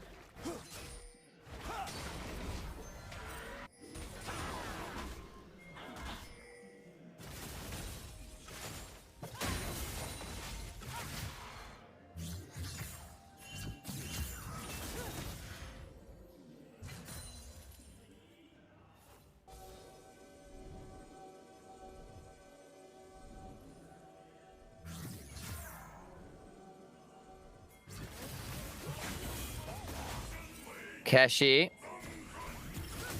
gonna need to just about pull himself back from that Infernal Chains and can't, and therefore just gets ulted repeatedly. Shen's come in, try to keep him alive, but here comes Tangyuan over the wall. Misses his immediate use of the Q. The Orb Deception there, but Heru's now come on in with the Realm Warp just to feed another kill. What are we doing, TT? Oh my lord, the tip just wide. But will it matter? Solar Flare for the slow, the Zenith Blade. Tangyuan gets another and gets to ult out. It's 3 down, and they'll trade Crisp, I think, for it. But you burn all of these globals to go 1 for 3? Guys, you have On the Hunt, Stand United, Realm Warp, and Grand Sword. Every ult burned, including 3 globals and a massive global speed up, effectively on the Hunt. And you still go 1 for 3. That is worst case scenario. Like, this is not a good defense from TT. They call in the Stand United, and unfortunately, it doesn't really save Keshi, especially as Tangyuan has a great angle over the wall. Look, the Orb of Deception doesn't land, but it's still a kill secured. And then Heru, look, you just don't Realm Warp in there. Not like that. Heru, I've not been a fan of this split, and I genuinely think that fully sends the fight The kill gives Tangyuan the reset, in and out, quick as you like. Chris ends up trading his life. The charm is well timed. Shield Vault is a valiant attempt to stop that, but Arn still, of course, picks up that kill. And that is good news. Arn 1,000 gold up individually. Could still do a lot of good work.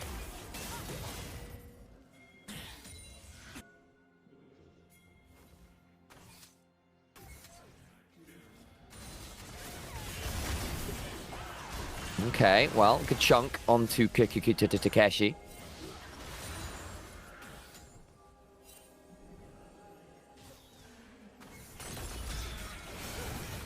Chains of Corruption. Piercing Arrow. Haru's here as well. It's a decent chunk on Takeshi and Feather. Tangyuan here as well. Do they want to dive this? I don't know. They're thinking about it. Control Ward down. Keshi, why are we face checking that? That was unnecessary. Solar Flare comes on down, and now Haru's in danger as well. Get a Rune Prison and attempt to run away, but there's still a Vault Breaker into the Orb of Deception. Flash for the Shield of Daybreak. The Charm follows, and Haru falls as well. Feather backs away for now. Shadow Dash out of the Orb of Deception. That'll be a play onto this turret. Oh, hang on, Feather, what are we doing? Flash required. Birdall's going to interrupt Junhao. There's no one coming towards his Pantheon. I think he could be in trouble here. He's got a Flash and a Dream. The Conqueror is stacked. The Infernal Chain is down. Flash away, but that means he's trapped in the enemy jungle. Does get a fair amount of move speed there from the Aegis Assault and should be able to back away, but did have to burn the additional Summoner.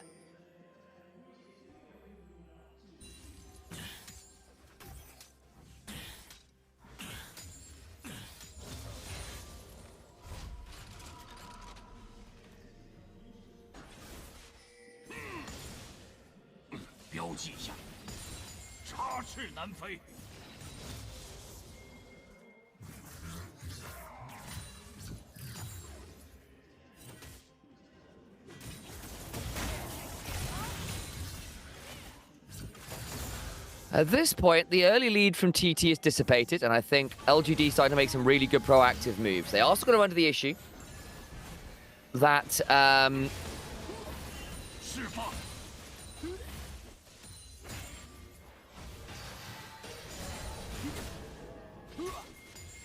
I had a sentence here. It's lost. I've lost it. It was an empty thought. Would be my phrase of old.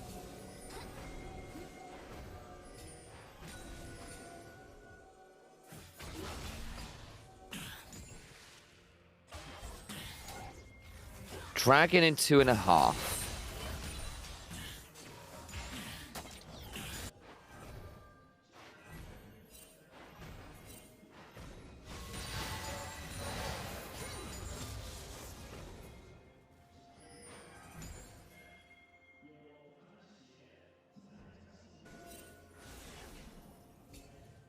That could be an important point in general, actually. Just the fact that we are getting ever closer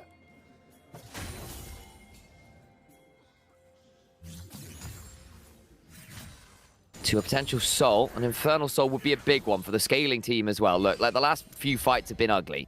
Let's make no bones about it. Not been impressed for obvious reasons. Bit of a play here in the river.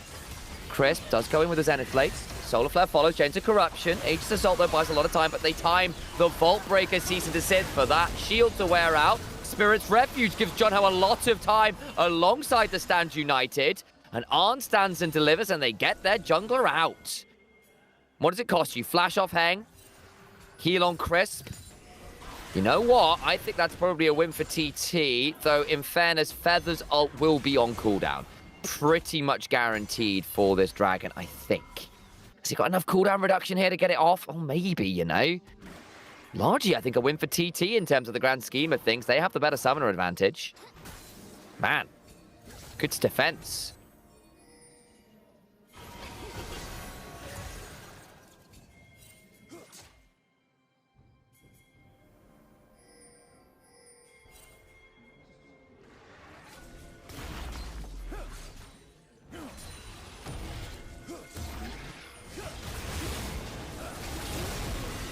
Bit of a play, charms in. This will be about the Herald. Heru is in here, but Tangyuan gets into the pit, needs to flash out, does for now, but he's going to get flashed on in turn. Doesn't get the reset quite in time as Arn gets on top of him before the ult gets available. Now, this makes things quite interesting. We've traded jungler for Ahri. Now, all the other time, in goes on with the rest of TT, and they bring down the Leona as well. Much better from Thunder Talk over the last few moments and find themselves a big win. Arn is in a great spot in this game. Does need to be a bit careful here. He burned his flash to ensure that the Ahri died, and that makes him a lot more vulnerable here as the Chains of Corruption will force the cleanse. The piercing arrow, not enough. And Arn gets out, but down both summoners. Not even close, baby. This is, I believe, the phrase.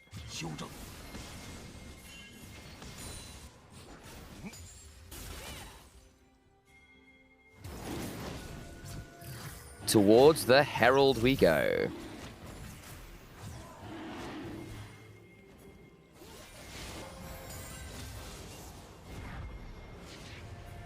Tangyuan TPing in. We are playing for this Herald. Not for this Herald, for this Dragon, rather. Started by TT. This would be sole point. Big win for them if they get it. Keshi on the flank, looking to come on in. They jumped on him. That's a dig about a chain CC, and they get the kill in short order. Dragon secure. The problem is the fight after gets spicy. Solar Flare onto Heru. Feather's trying to run away, but I think this Ryze is in a lot of danger. Nowhere really to run. They will lose another solo lane. Tangyuan looks for more. Can't find it, but that might then allow them to shove through something like mid and pick up the first turret of the game, which still hasn't fallen, by the way, guys. Kind of wild.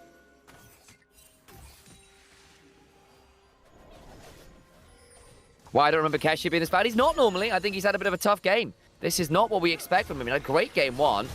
Just look at this replay.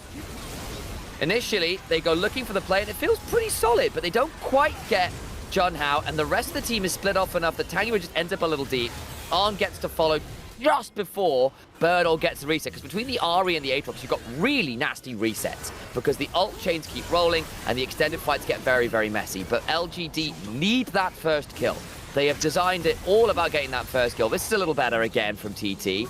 Feather with the gank on in. Stand United was used, and that made it a little bit of a done deal. And Birdall dies the first time this game. Keshi gets himself some all-imported gold. First turret did fall to LGD, though, all the while in that bot side, which is probably what Birdall died getting.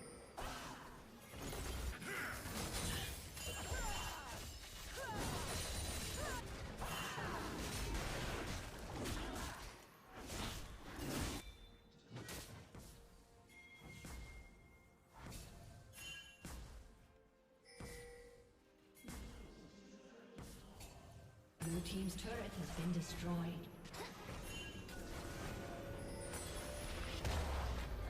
Red team's turret has been destroyed. Turrets begin to fall.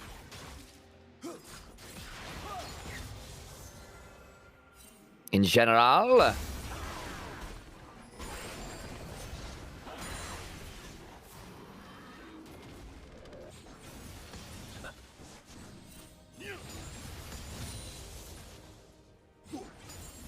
Two now to one. Infernal Soul still very much a possibility for TT, and again they scale real well this game.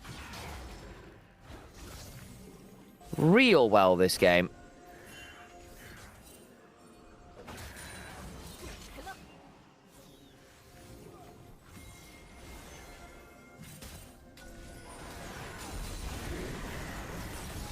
Herald into mid lane.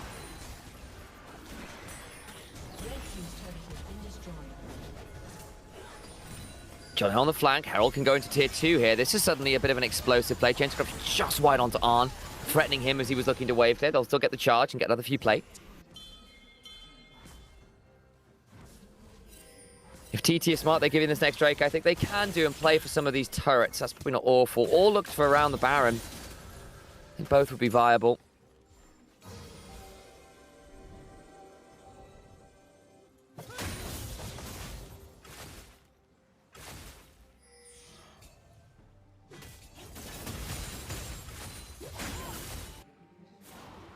Keshi goes whirling around.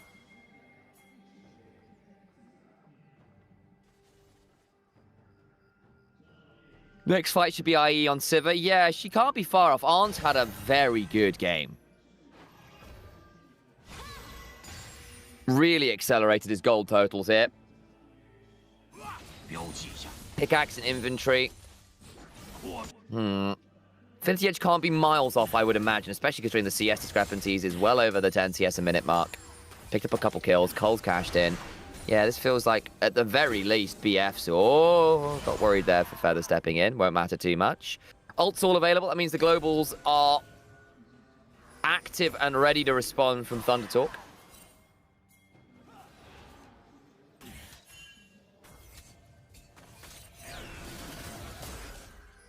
Nice chunk.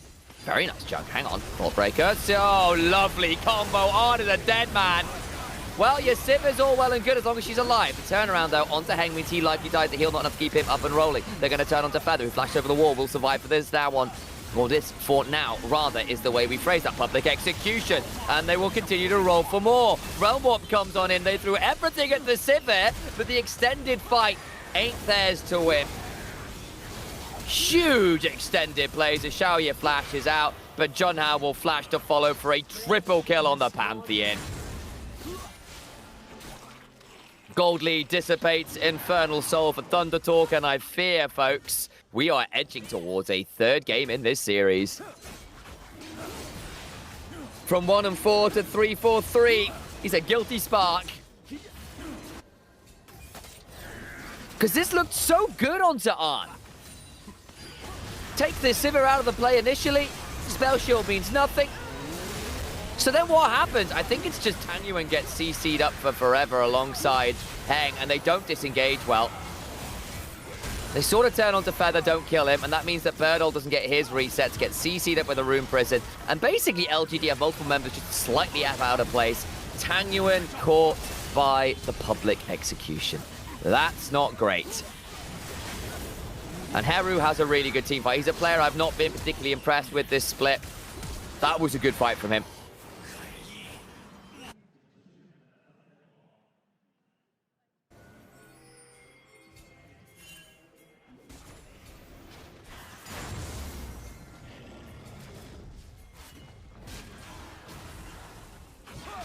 Your team's turret has been destroyed.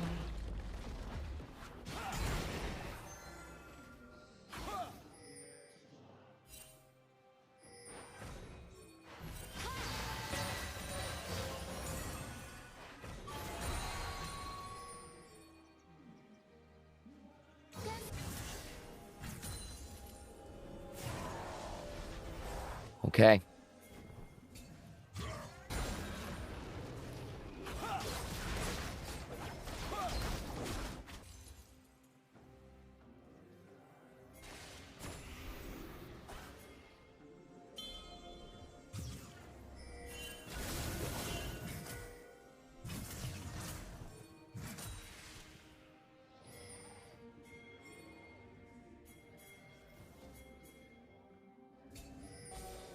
Bit of a play into the jungle here. Baron up. Heng Vault Breakering away.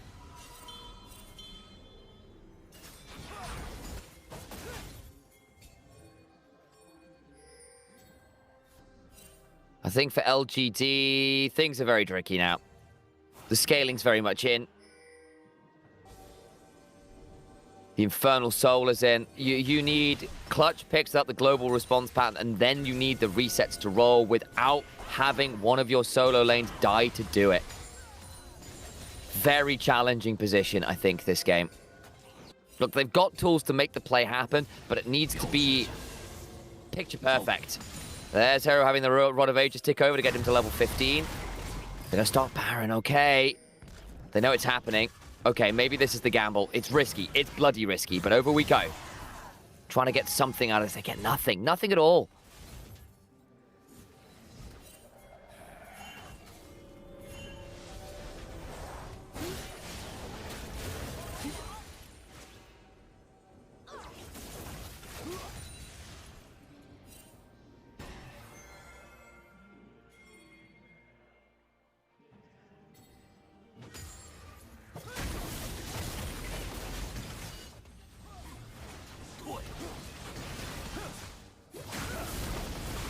Baron started by Thunder Talk instead. TP in. Down is the Baron. No real contest there on the hunt. Feather body blocks well there. Oh, it's a really good solar flare. Public execution still lands. That makes things really spicy. Given the follow-up is not there right now. Birdol's killed off Feather. Looking to pick up some more as the Rise keeps blasting people with the overloads and the spell flux. And Keshi again finds his way into the back line and mitigates the engage.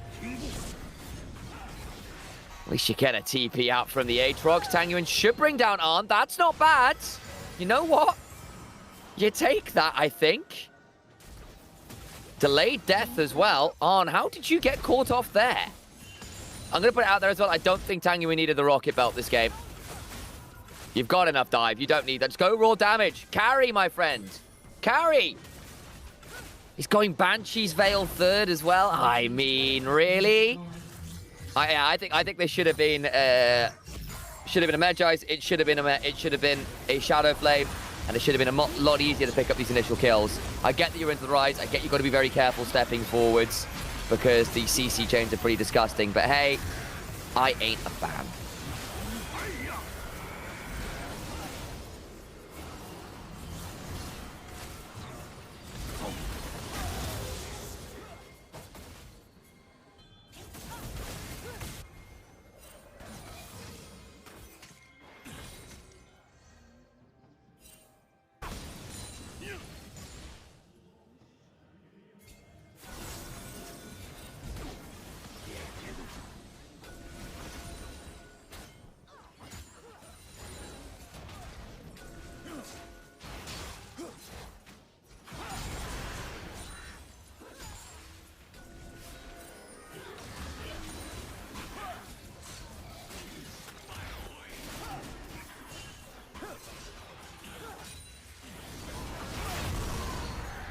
There's the on the hunt again. Elder's 30 seconds away, guys. Grand Starfall. That's very deep, but has a GA and an Aegis Assault. Junhao gonna survive for now. In goes Heng with his own GA. Xiaoye killed off Arn. That's not bad. Junhao GA not procced yet, and they've gone so deep into the meat grinder. Yes, you're killing the Sivir. The problem is there's a Rise and an Ambessa who are able to do the rest of the work.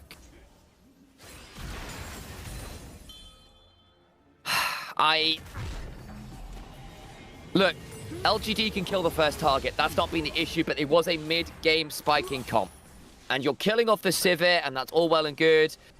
Nice work. However, it then means the Rise is free-firing. It then means the Ambessa is getting to swirl around like a Beyblade straight out of the anime.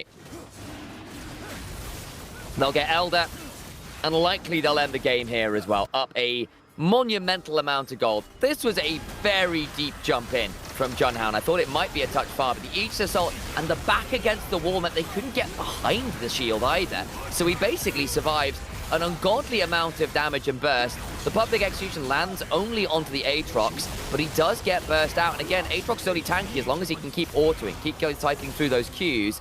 And the CC chain there a little bit too much to manage. Okay. Shadow Dash in. Heng now taunted up. There's an Elder rolling. Smite is not enough to keep him alive. He gets absolutely blown up. As Rise doesn't even actualize. He just gets to go through his basic ability combos and ensure that people have a bad time, so to speak.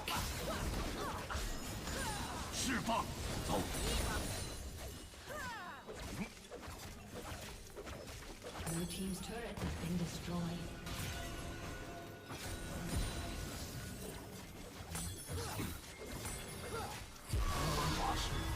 Okay, on the hunt. Grand Starfall, Realm Warp, Chains of Corruptions early. Oh dear. Well, Heru's going to actualize and look to blow people up. The burn is very much there.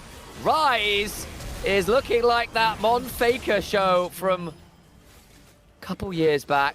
How did that little movie go? Something like the music video from Worlds 2018. Perhaps show is the wrong term, but I think you get the gist of it all, folks.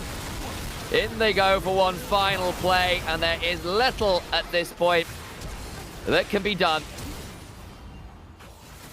It is, in fact, as they say, over.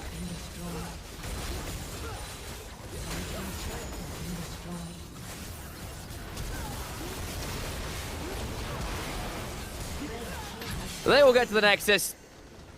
And Thunder Talk make it a very convincing mid-game. I got a little nervous after the dives topside started happening, but Arn got super fed, and then a few fights back to back, and the scaling came in. Keshi went from 1 and 4 to a legitimate threat. Heru, who often has been absent for Thunder Talk, was not absent there. And that was very, very solid work. Sam, I saw a bit of a throw in the mid lane, Sam, and that makes me quite upset because both these teams have done a bit of that over time. Okay, we thought this series would be close, and I think it has been. Probably in a bunch of the ways that we thought it would be too, in fairness. Yeah, that Like, sounds familiar. yeah, you know, some back and forth, some good performances here and there. Wouldn't be complete without a haymaker thrown into their own face or two. Oh, no, yeah. No. Yeah. Like, Absolutely. I am enjoying the series, though. It has been fun. And again, appreciate you stepping in for this as well. And in chat, if you're... please tell your thoughts on the Ari build. I'm not going to lie. I saw the Ari locked and I just thought, I'm going to do myself, like, the mental kindness, and I'm just not going to look at the build. What was the build? Do you want to... What was the build? Okay, Alex. Yeah. So we started with Malignance, fine. Sure. Dark Seal, fine. Yeah. Then we went Rocket Bell into God. Banshee's Veil. Oh, God, no. Why did I ask? Why did I ask? I've done this to myself, Sam. Oh, jeez. Sometimes this is not worth it. Was that not the greatest Ari build of all time? Perhaps not. What's up, Sam? I need to run to the bathroom quickly. I shall All good. be back shortly. All good. Cool. We'll run out. Chat. There'll be ants. There'll be a little bit of a breakdown. There will be. I'm imagining for MVP, there's a couple people it could be. John Howe was but pretty I think good. it might be. Keshi was pretty good. I think Keshi started 1 and 4. I can't think it'd be him. okay. I think it's Harry. I think it's Harry. Played a solid game, did a lot of most damage in the game. It's him or John Howe. I think his rise has been his best pick as well. Just I over agree. the course of this year, I felt like his Haru. You go on your breakdown. I'll keep yapping. But I think Haru, he's been. I think he mispositions a bit from time to time. Something like a rise allows him the tankiness and the mobility of having his passive slash Storm Raider slash. Well, he doesn't always go for that, but like the passive to allow him to reposition in the right moments. He did the most damage on his team, so clearly Ari build was great. Yeah, if I also hit myself in the face with a brick, I will have done more damage than other people. That does not mean it. Yeah, okay. Get Tongyu on a team, please.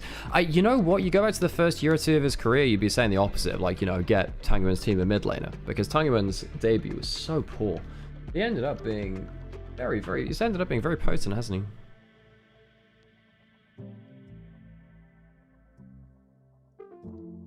As an Ari main and Rocket Bell hater who built it one time, it gives you that rush, bro. Yeah, I used to build Rocket Bell. I used to build Proto Bell back in Season 6, and it was really, really good then when it gave you a very, very cheap spike. The active did damage, and it gave you AP and Magic Pen.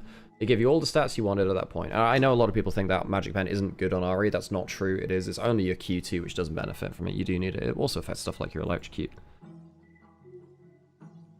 But, I'm so sick of watching him be one of the few decent Aris and his team just throw the game around him. Yeah, his Ari is good. I think that Tangyuan's Cassiopeia and his Syndra have both been very good.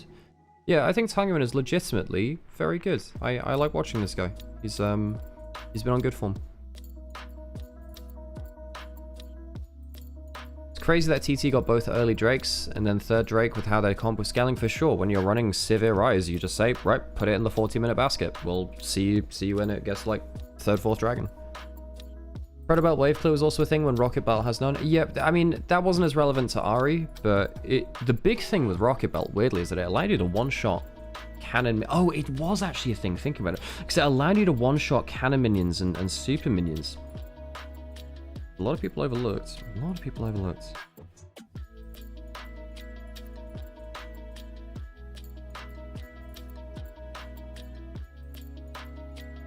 You can't just call champions cannon minions. Okay, that's a good one. Touche, that's a good one. Okay, who gets that? Right, we should probably run an ad break at some point. Is the pre-roll off already? No, we still got a little bit. Okay, right, well, I'll leave it a minute here then.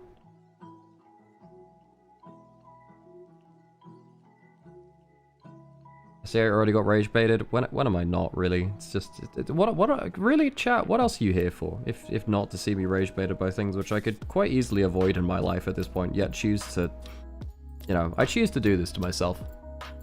John Haggard's player of the game. He was diving in very, very far. He did very well at him. He was very good. Got that solid triple kill earlier in the game. Or midway through, I suppose.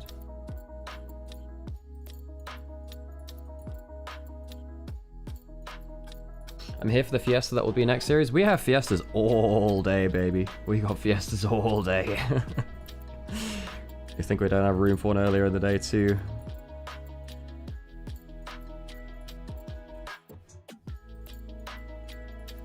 Ragebait, did I hear Primarchs? Don't you dare start about Imperium. I'll gut ye as a fish.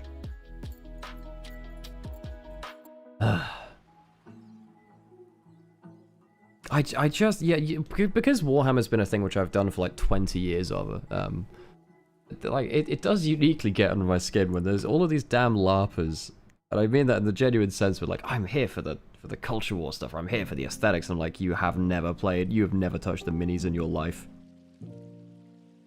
And I'm not saying that's what you are, by the way, I'm not. It's just, that's the root of it, where I have to sit and watch like a million different people talk about how Primarchs are their spirit animal. I'm like, you need to stop. Has it even started? We actually are 2 games into the series. We're 2 games into the series, so there's a 3rd one to come. Ilanta, thanks for the stream streak, appreciate you.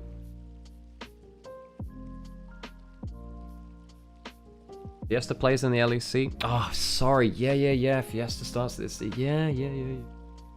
Alex telling them not to touch grass, but to touch minis. Exactly, you get it. I think this meta has been so prone to having like a million different Fiestas. It must be said.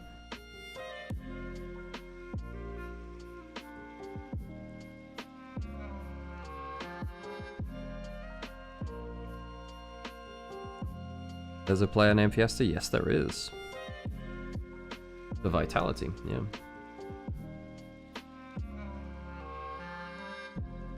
I'm doing another Christmas augury run. I'm not sure this is the run. Maybe it is. Dude, trying to get 15% training effects as it's coming out first year is gonna do my head in, I tell you. Okay, we're gonna go put on an air break and we'll wait for Sam to come back as well. I do enjoy the meta, even though I'm salty about Riot gutting Enchanters. Enchanters had their time this year, though, is the thing too, right? Enchanters were everywhere early this year.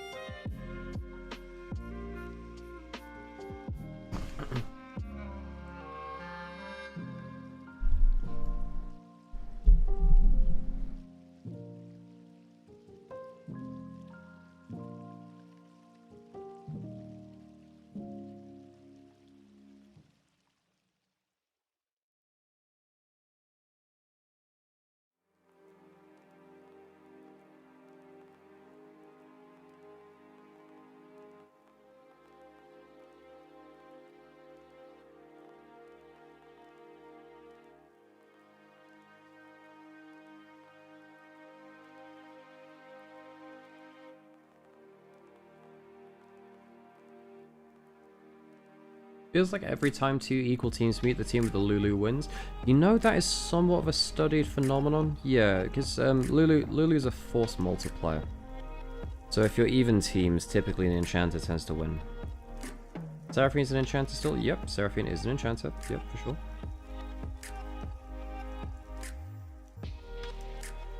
Seraphine is one of the better enchanters of all time, in fact. So.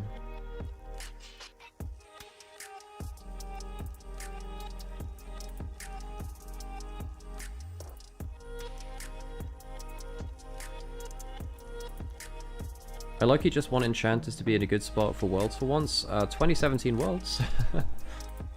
They were pretty okay last Worlds, right? We had Seraphine everywhere. Yeah, even with the lane swap meta, they're actually pretty good. Yeah, for sure. Enchanters this year did need to be gutted. They were far too strong. I don't want to see Zera Yuumi at Worlds. Fair.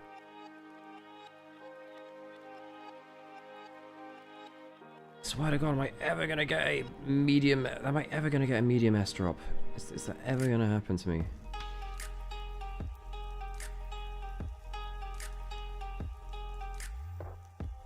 Say there's another inspiration goes wrong.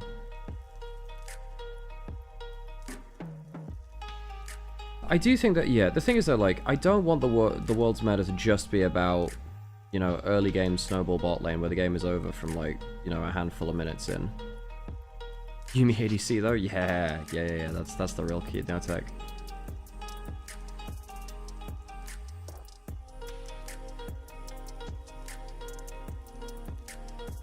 Area literally runs worlds on just Renata. Renata's a weird one, right? Because she's not just a... She is like a half enchanter, right? She is a real champion in her own class.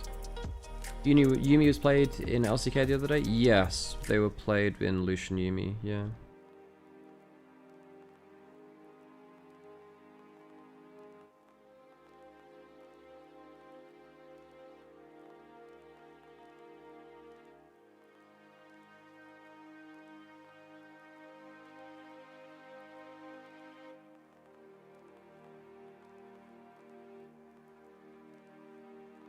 Had it actually 1v9 that game? Yeah, it's a really good scaling lane, Lucian Yuumi. It's really, really nasty. You just need to get out of lane. If you get out of lane, the champion's really, really strong. Champions are strong.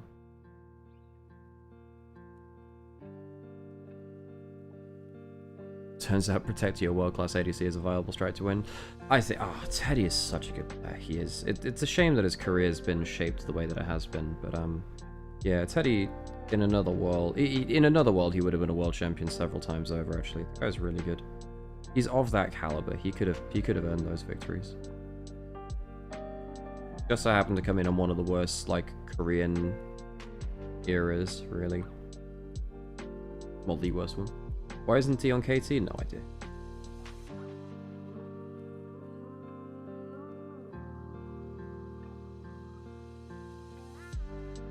KT weirdly have a couple of good AD carries now, though, right? Because they have Fenrir, they just got, the Jiwoo that just transferred over to them. Amy went over to wherever he went to.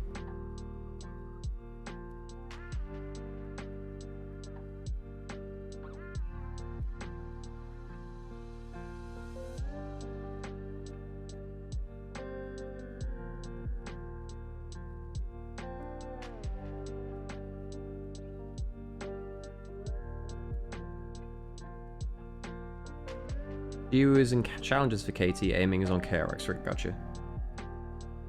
Gotcha, sounded about right.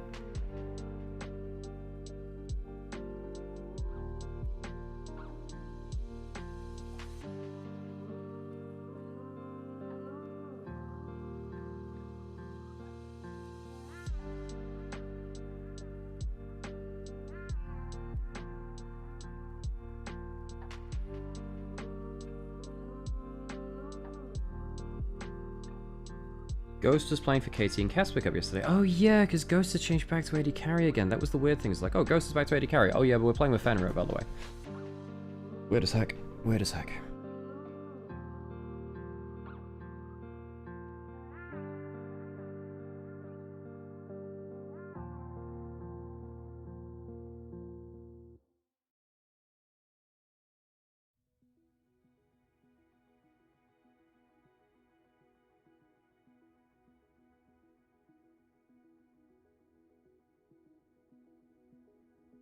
So for game 3, we have a lot of big power picks out now. Who do we think has a bigger champion pool? I mean, I think Hung's got a pretty decent active champion pool from the jungle. I think that Junhao, you're looking at... Well, the Lee Sin's gone, right? Lee Sin's gone, Neferi's gone, Pantheon's gone. So you're left with like Shinzo in terms of like his best champions.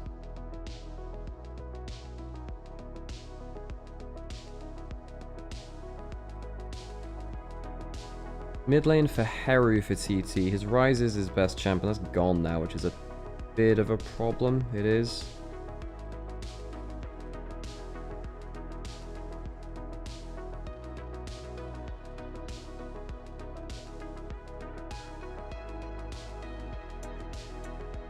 You're back with cinnamon coffee? Nice. Heru's holding TT back for real? Yeah, I hate to be that guy, but he kind of is. Yeah, I think he has occasional good games, but I think it's clear he's the worst player on the roster for me. Which is, again, like, I don't really want to be that guy, but kind of have to be, I suppose, in this case.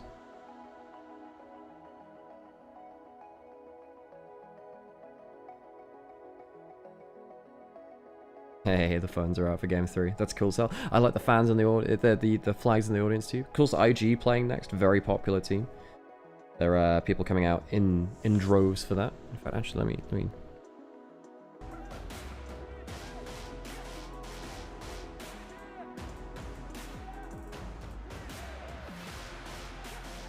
Very cool audience here in Beijing, welcoming some of the great players across the LPL.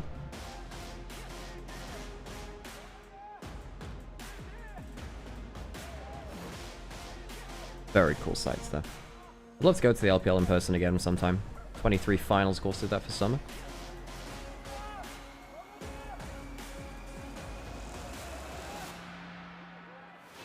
What's your opinion on Vikla? I mean, right now or in general? The guy's been very streaky. He's peaked very, very high. His peaks have not been in system. I mean, that's why his peaks and troughs, right? Back on stage we go. Close towards that draft. What a cool arena. That's such a good setup. Looks so damn cool. The split one was so good. Yeah, I mean, Vikla in general... yeah, Vikla in general has been a guy that's had very good individual splits and then fallen off quite hard afterwards.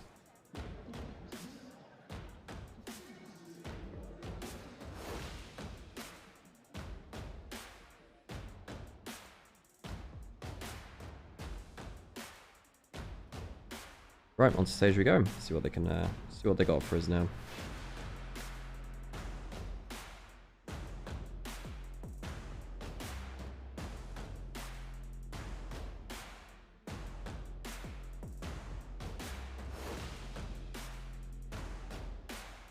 Raptor is the weakest link for BNK, which is crazy given how good he was. Raptor was very, very strong at the start of the year. That team seems a tad cursed, though, I'm not going to lie.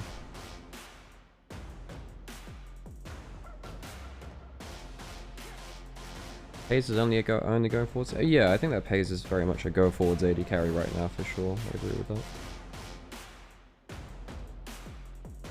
In a good way though. Like he takes his aggressive angles very, very well.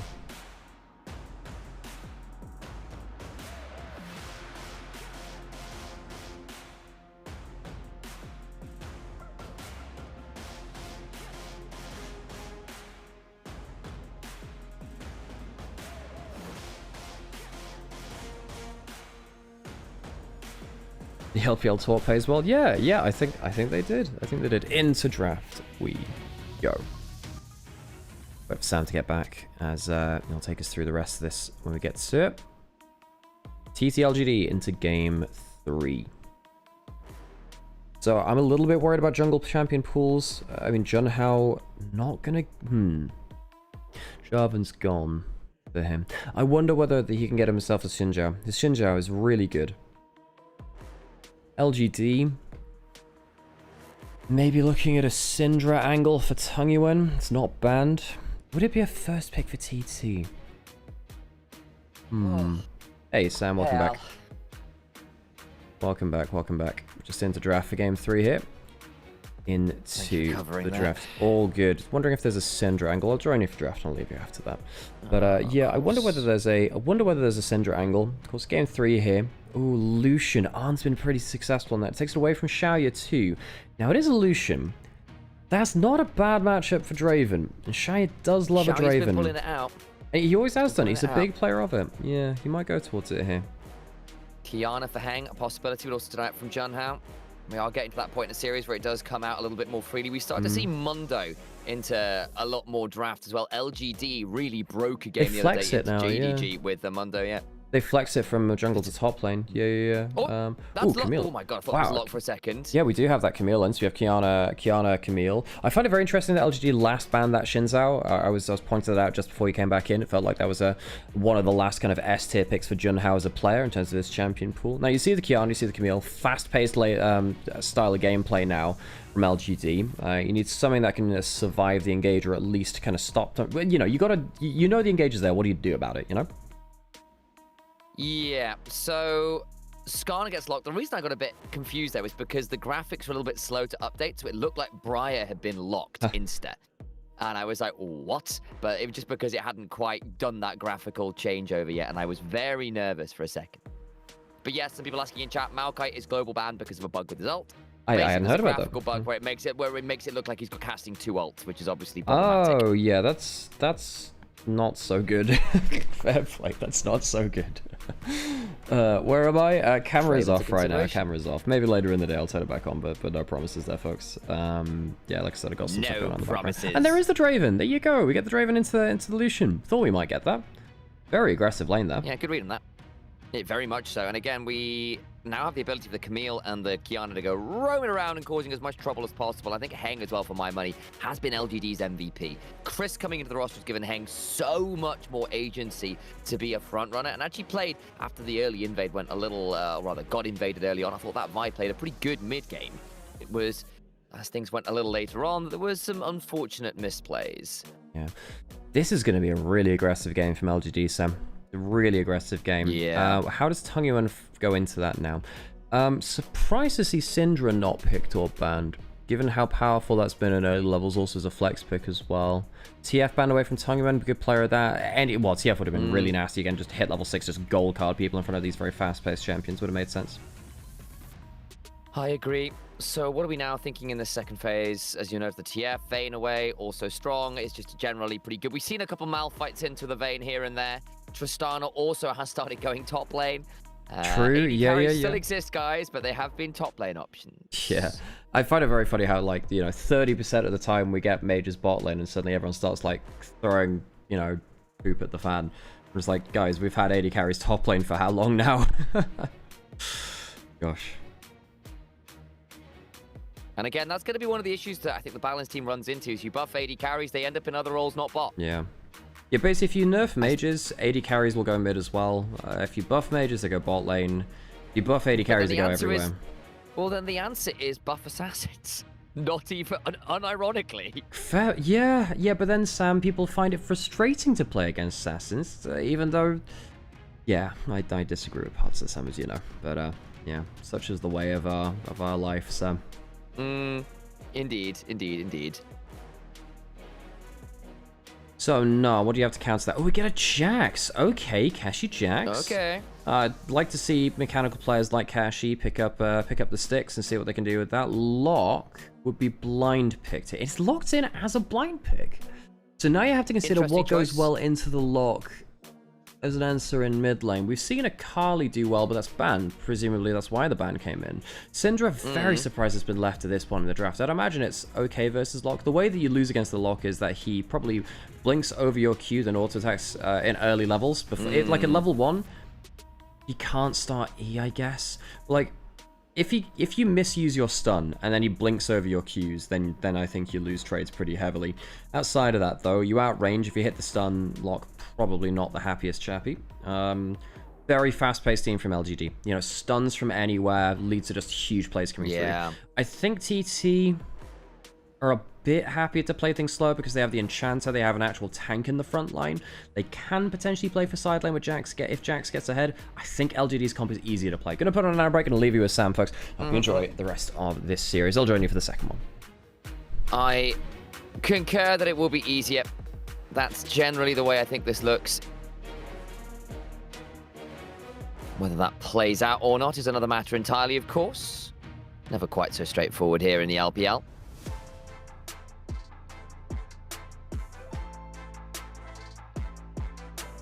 Coach's fist bump. We get ready for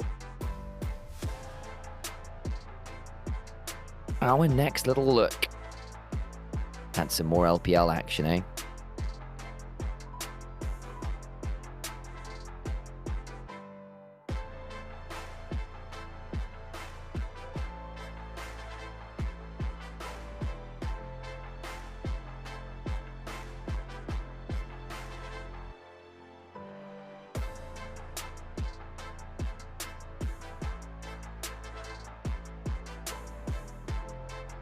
To the riff we go for our third and final time in this series. I've listened into those gyros one more time, mate.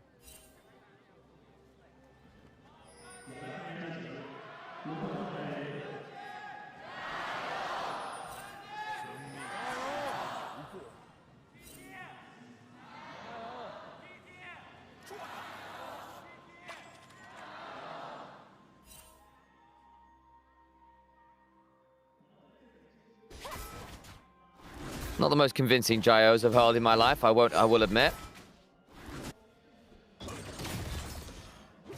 Bit of a jump towards that top side.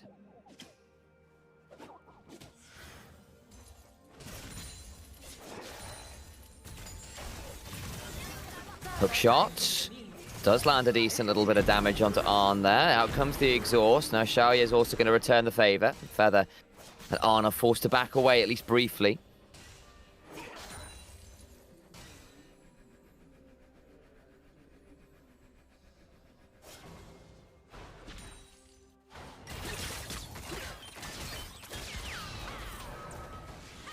Great sounds for that Lucian.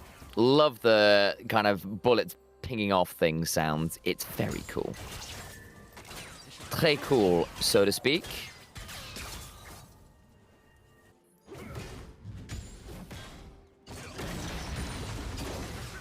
Bit of a play topside as Keshi with this Jax. Forced to flash as things got a bit dicey there for a second, it must be said.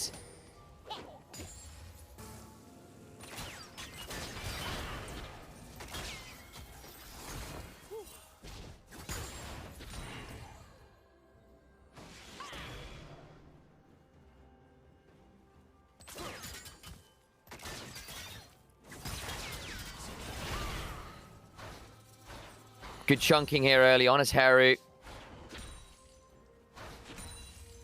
Just not having the most fun in these early stages, is he?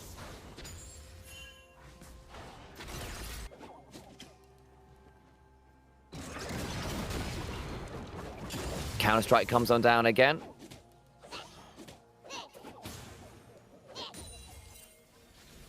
But fine, Heng now bot side. Looking to come down, but Junhao here as well. They'll spot each other. They know what's going on. Ignites down. Crisp forced to flash. Flash in from on! And a wonderful, relentless pursuit gets another. Good, strong work there.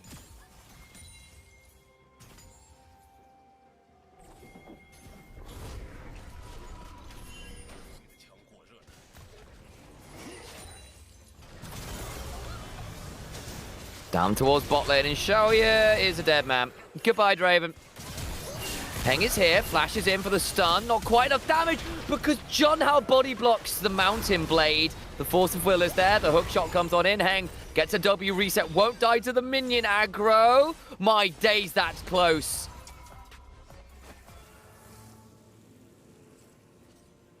Oh, threads of vibration go scary. Hops on forwards and a flash to ensure the kill. Stunned under the turret, though, means Haru will get traded.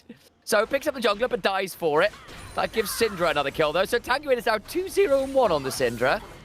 That is a potential mistake. We'll find out next time on Dragon Ball Z.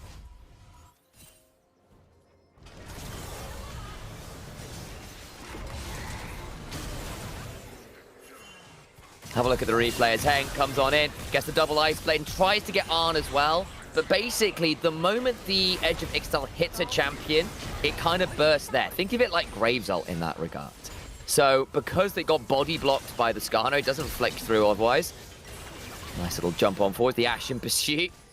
Got him in range, had to flash to ensure he got the auto, but did so. Not even close, baby, etc., etc.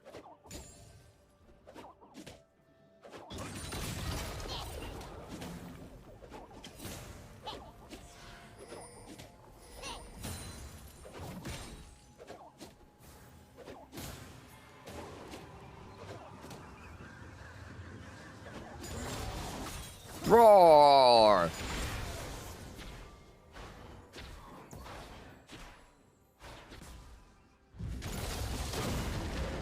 Birdle gets a smack into the wall. Now, Chep puts Keshi to a potentially dangerous spot as Tanguin.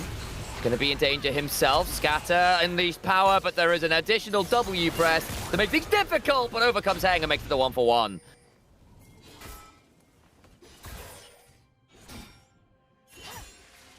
Good stuff, that.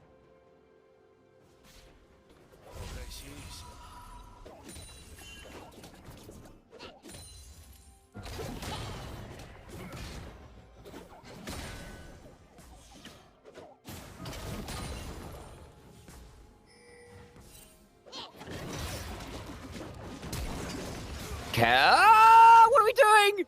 What are we doing?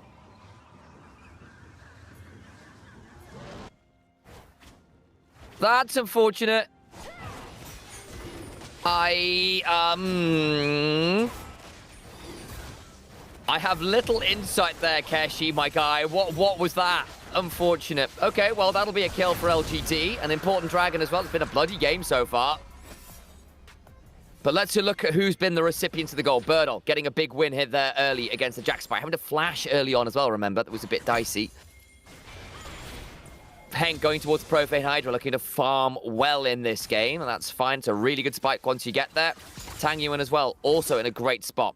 Bot side is where they've managed to find some advantages on the side. The Draven is not in the best spot. Down 10 CS, lost a lot of stacks. Bad time. The dives came on through.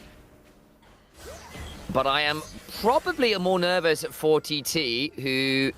Look, they'll have great side lanes later. Jax, Locke, going to play very well up there.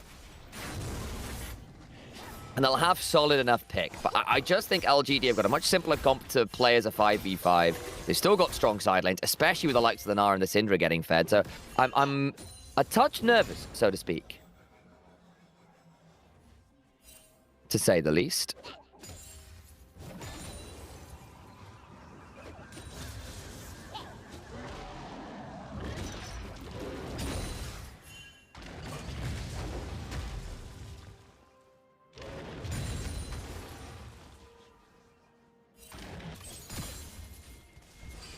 Shove bot side. Arn needs to be a savior and a hero here as the player with the gold for TT. Tang Yuan. We'll see, John. Remember, you can just force of will away the blue buff and really deny the attempted steal. This will be a W from Syndra. Watch, watch, watch, watch. Force of will. Doesn't need to. Just resets anyway. Okay, I'll take that back.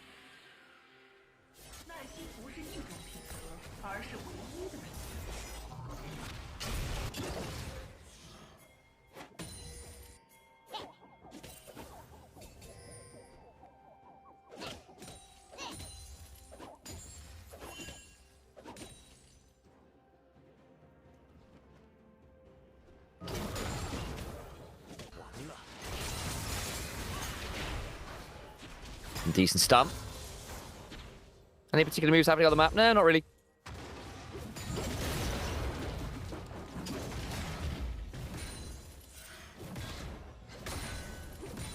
The bonkening continues. Bonk. Bonk, I say.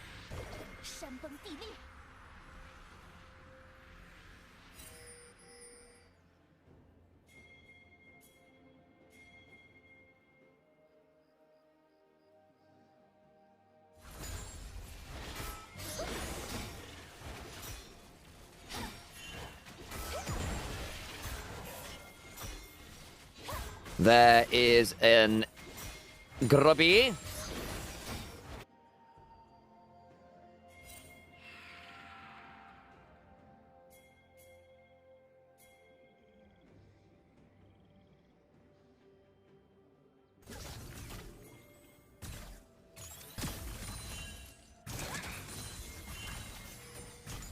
On is getting to the point where I think he might be able to do some damage. Would really like another item to his name.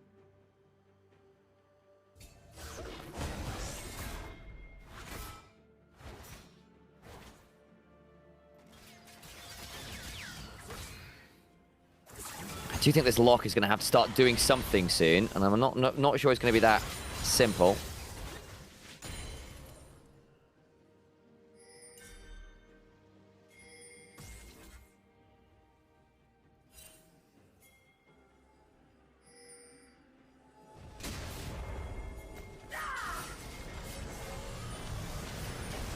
Crisp.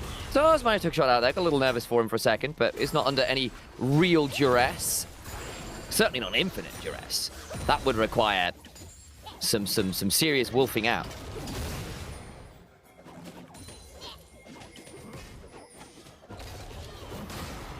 Keshi and Birdle are doing the bonking of skulls. Bonk, bonk, bonk. Lock's gone towards the rocket belt. I do want to see a Lich Bane. I'm not a massive fan of these very heavily defensive Lock builds. I think it's a bit dodgy. John has gone for the Protoplasm build. on the Skarner. I think that's generally easier than the Heartsteel to roll with. Xiaoye continue to stack up. Is getting to the point where there's a lot of stacks on this Draven. The cash-in is possible. Ashen Pursuit does not allow them to dodge out of the Force of Will. That's the name of that ability. Took me a second.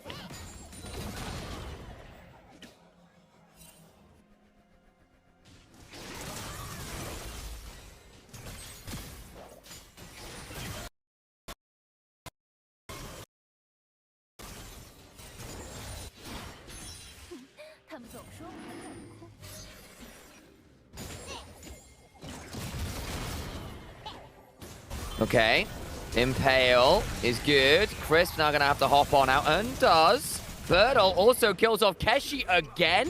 2 solo kills in this matchup. That's not what I'm expecting. Keshi, normally someone we've seen be pretty damn good on average, particularly against these mid to lower table teams, really fumbling in this matchup. Makes this Dragon test a little bit harder. The Supreme display of talent comes around. Doesn't get the kill they're looking for. Chris goes in with the Hextech Ultimatum, but it's really too far that time around. And Dragon 1 on the other side, but here comes the teleport, and that'll be Birdle kicked immediately. Got a little bit awkward with the way the wall works. There's a TP at the back end of this as Keshi's respawned. Arn forced to flash. Does survive. The Scout of the Week lands. The Whirling Death gets the kill on Arn. Xiaoye gets that massive cash in. Flashes away for now, but Heru, I'm sure, will be able to get that kill with the massive soul trigger rolling. Managed to Ashen Pursuit away. Gets the empowered auto, but there's still big stun up there from Birdle. Kill on the other side onto Tangyuan. It's a bloodbath, folks. 4 for 3 if you don't consider the top lane kill. Feather now in danger as well as Birdle forced away from the Milio by Keshi, but there's going to be a mini-nar coming here, and I wonder about whether we start seeing some hyper procs coming, but I think with the last autos being not threatening enough, that'll be the end of it all. I don't even know where to begin on that one. Mess. Largely, Dragon won by TTs. That's probably, in the end, what we'll consider the win. I think it's a 4 for 4 if you consider the solo kill topside, which we're going to see here as Birdle just gets to walk at Keshi. Mega Gnar incoming. Flash are dead. And here's the replay here. So it's a smite fight. And then goes in for the Supreme display of talent combo. It doesn't really have enough damage. It only really catches onto Junhao. So big explosion. Not that many people caught inside it. Crisp then goes a little too deep, I think it's fair to say. He was a 3rd HP on the Camille to begin with, which is not a great starting point. Then the flash for the scatter into the Whirling Death. Very nicely done from Tangyuan and crew. Does, of course, put Tangyuan very, very low. And so it does give, in the end, a nice angle to bring him down. He steps back forward. I think you didn't need to reset there. It's a flash for the kick and an auto that gets it from Feather. Very nice. The deadliest Milio you've seen in your life.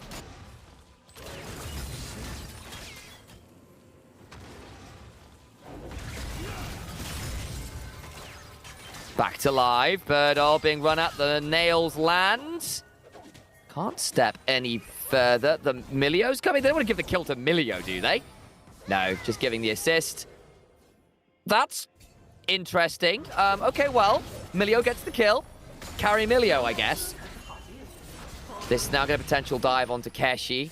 Might be looking for this turret as well. Very messy game. 18 kills in 14 minutes is well over a kill a minute.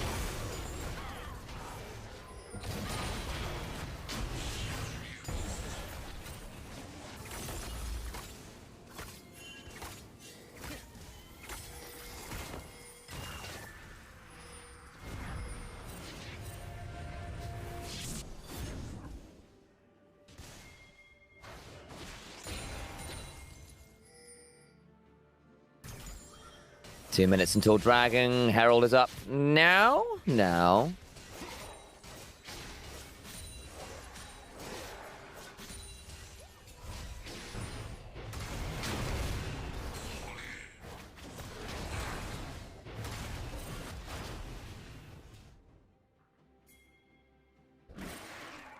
Herald is here.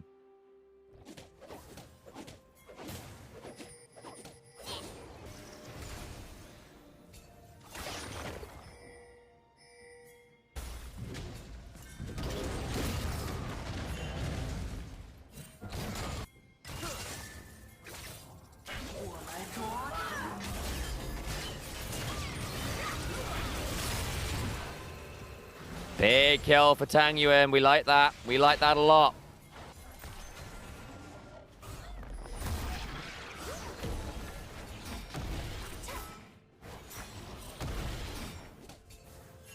Great value there.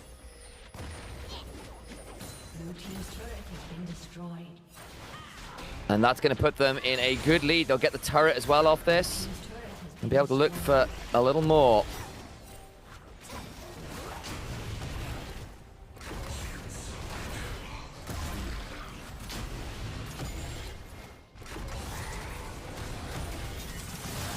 Now we cut to the Herald plate.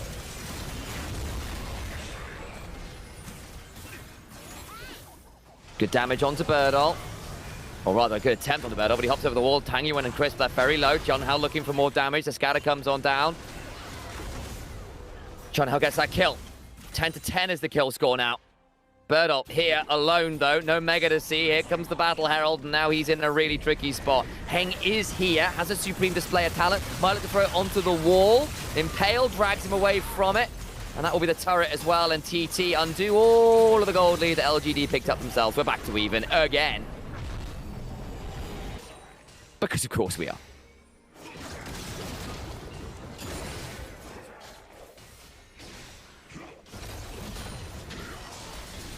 Keshi? Oh my lord, that whirling death was very close to the execute. Xiaoye saw it. Don't blame him for feeling the angle there. That felt pretty good to me too.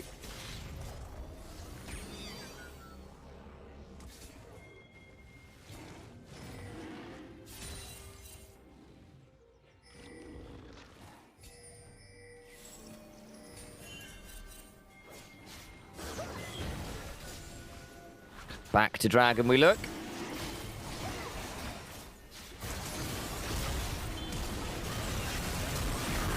There's the counter-strike scattered out. Supreme display of talent down as well for look at Birdall. Nearly at the Mega Gnar, gets exhausted with the Impale as well. Out come those axes flying on down. Heng gets the Dragon. Second for them. Arn stepping on in. Backs away with a really good relentless pursuit. Heru thinks about the angle in with the Ashen pursuit, but gets Mega Gnar into the wall. Just about escapes the grass blade down. Everyone stays alive this time around. No one dies. That's unusual in this game.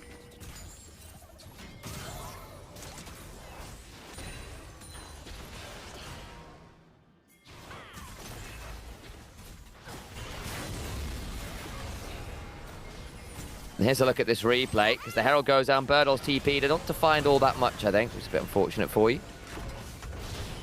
It happens.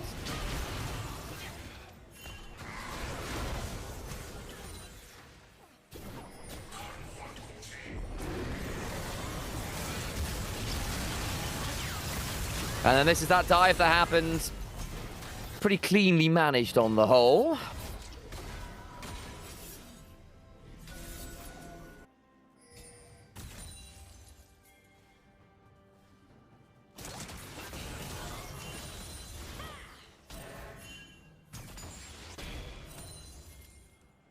On the whole.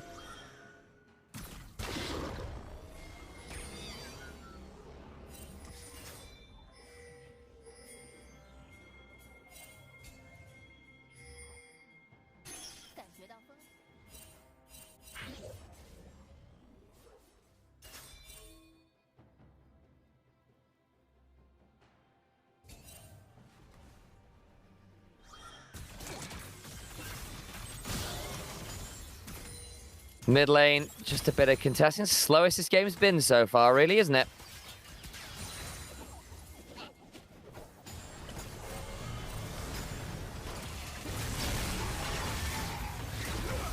Good damage. Great damage onto Birdall, who gets pulled miles away, and they get that kill onto Heru. Now this lock beginning to have a little bit more teeth, and to see exactly where his gold total's at. Scatter lands onto Keshi. They want me to turn that into anything more. Yeah, but I'd say Heru nearly at that Lich Bane. 4-4 and 2 is getting to the point where he is going to legitimately be scary. Heng also at a point of power. Tangyuan stacking up well. Not at all of those upgrades on the Syndra yet.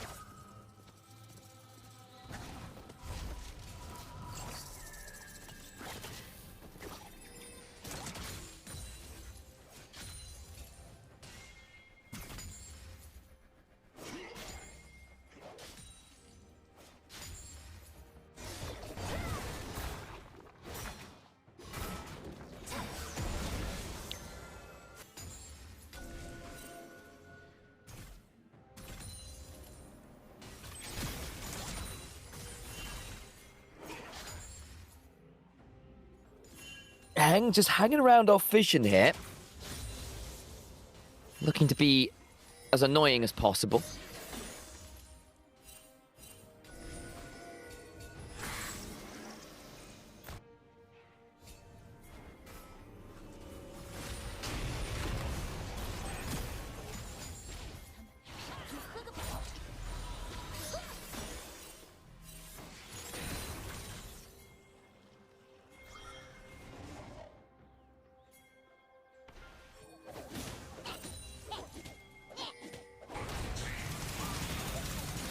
Good chunk. But now more.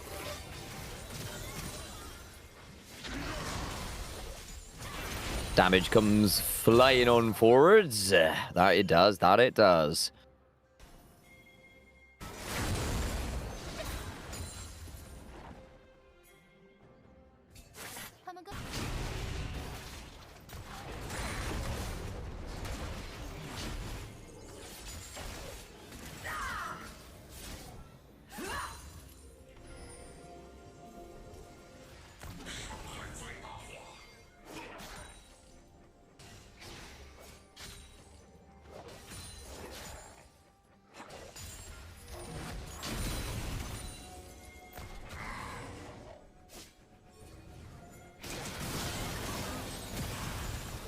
Dragon, 20 seconds. This will be the moment. They get a little bit of stun onto John Howe. He's interrupted out of his Ixtal's impact. And that means it's a very dead Scorpion. Out comes the crispy audio from the clean feed. But the kill on the jungler means Soul Point all but secured for LGD. Used a fair number of ults to make it happen, though. That means that Heng has got to be a bit careful stepping into the river here. Mega Gnar about to time out the scatter land. So does the Counter-Strike timing, though. Keshi just about able to back away there. Dragon Meat started, Crisp and Tang Yuan somewhat zoned off. Asher pursuit away. The soul remains unignited for now.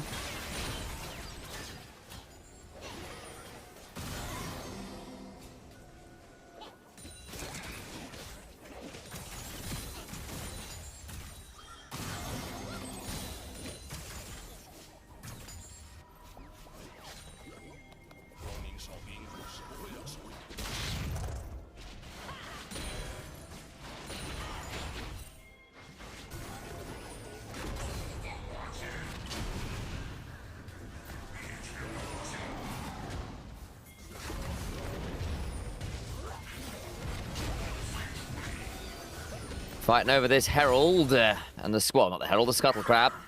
And more importantly,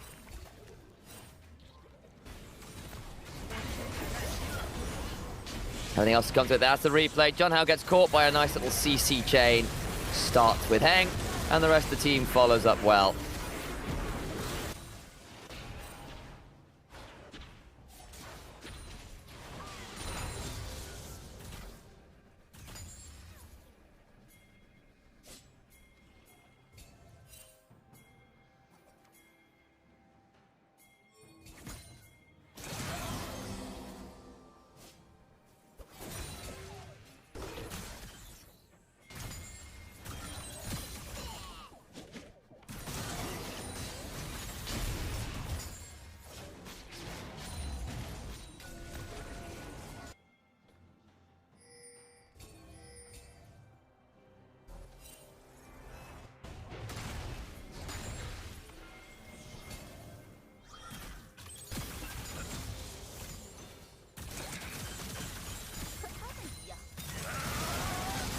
Good damage, out comes the culling. Real anger in that. Scatter, that lands, force the breath of life. Important, important, important. Mid lane turret just about standing, but it is a mighty close run thing here. Mighty close. Scatter. Heng left at half, that's important. Here's just a bit of a mid-ram, an A-ram. A mid-ram? That's what A-ram stands for, Sam. All random, all what? Mediocre? Good lord. I'm disappointed in myself, chap. I can only apologise.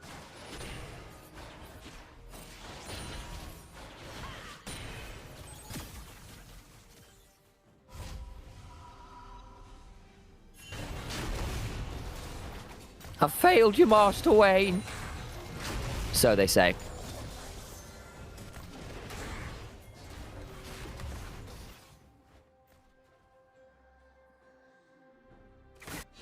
Dragon 2 minutes away. This would be Soul for LGD. I think they feel relatively happy about that in general.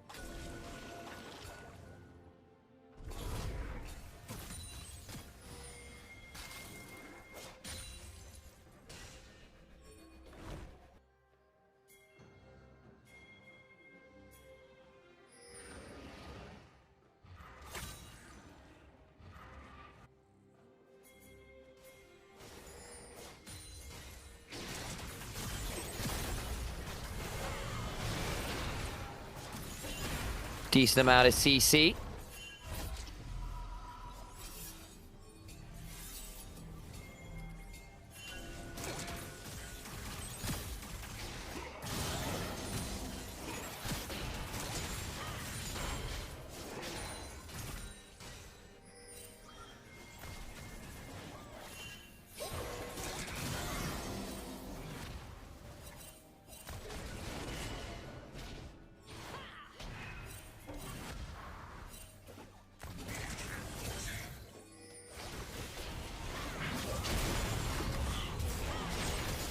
Dang on Scatter, onto the jungler again, but they can't quite kill him this time. 30 seconds.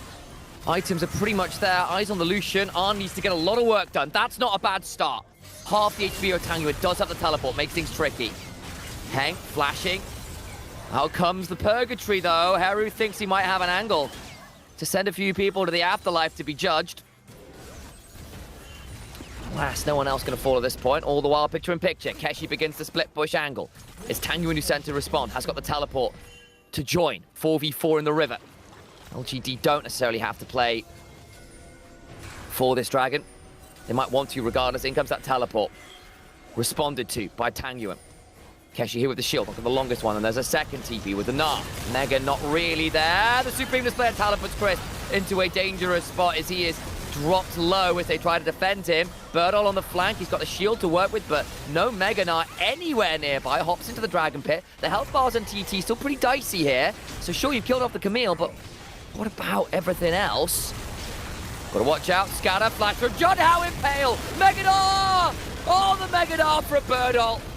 They get on as a result, all the while Tanguin's being run at by Heru though, and the lock starts to go through. Ashen pursuits, the soul is ignited, and the ritual nails will stake out a victory. Hit for TT. Huge win for them. The gold lead from LGD disappears. Soul is no longer an option. And I think they can probably turn this even into a Baron. That's why we like Lich Bane on this champion. I thought that Mega Gnar might be enough, but I think they just took too much damage.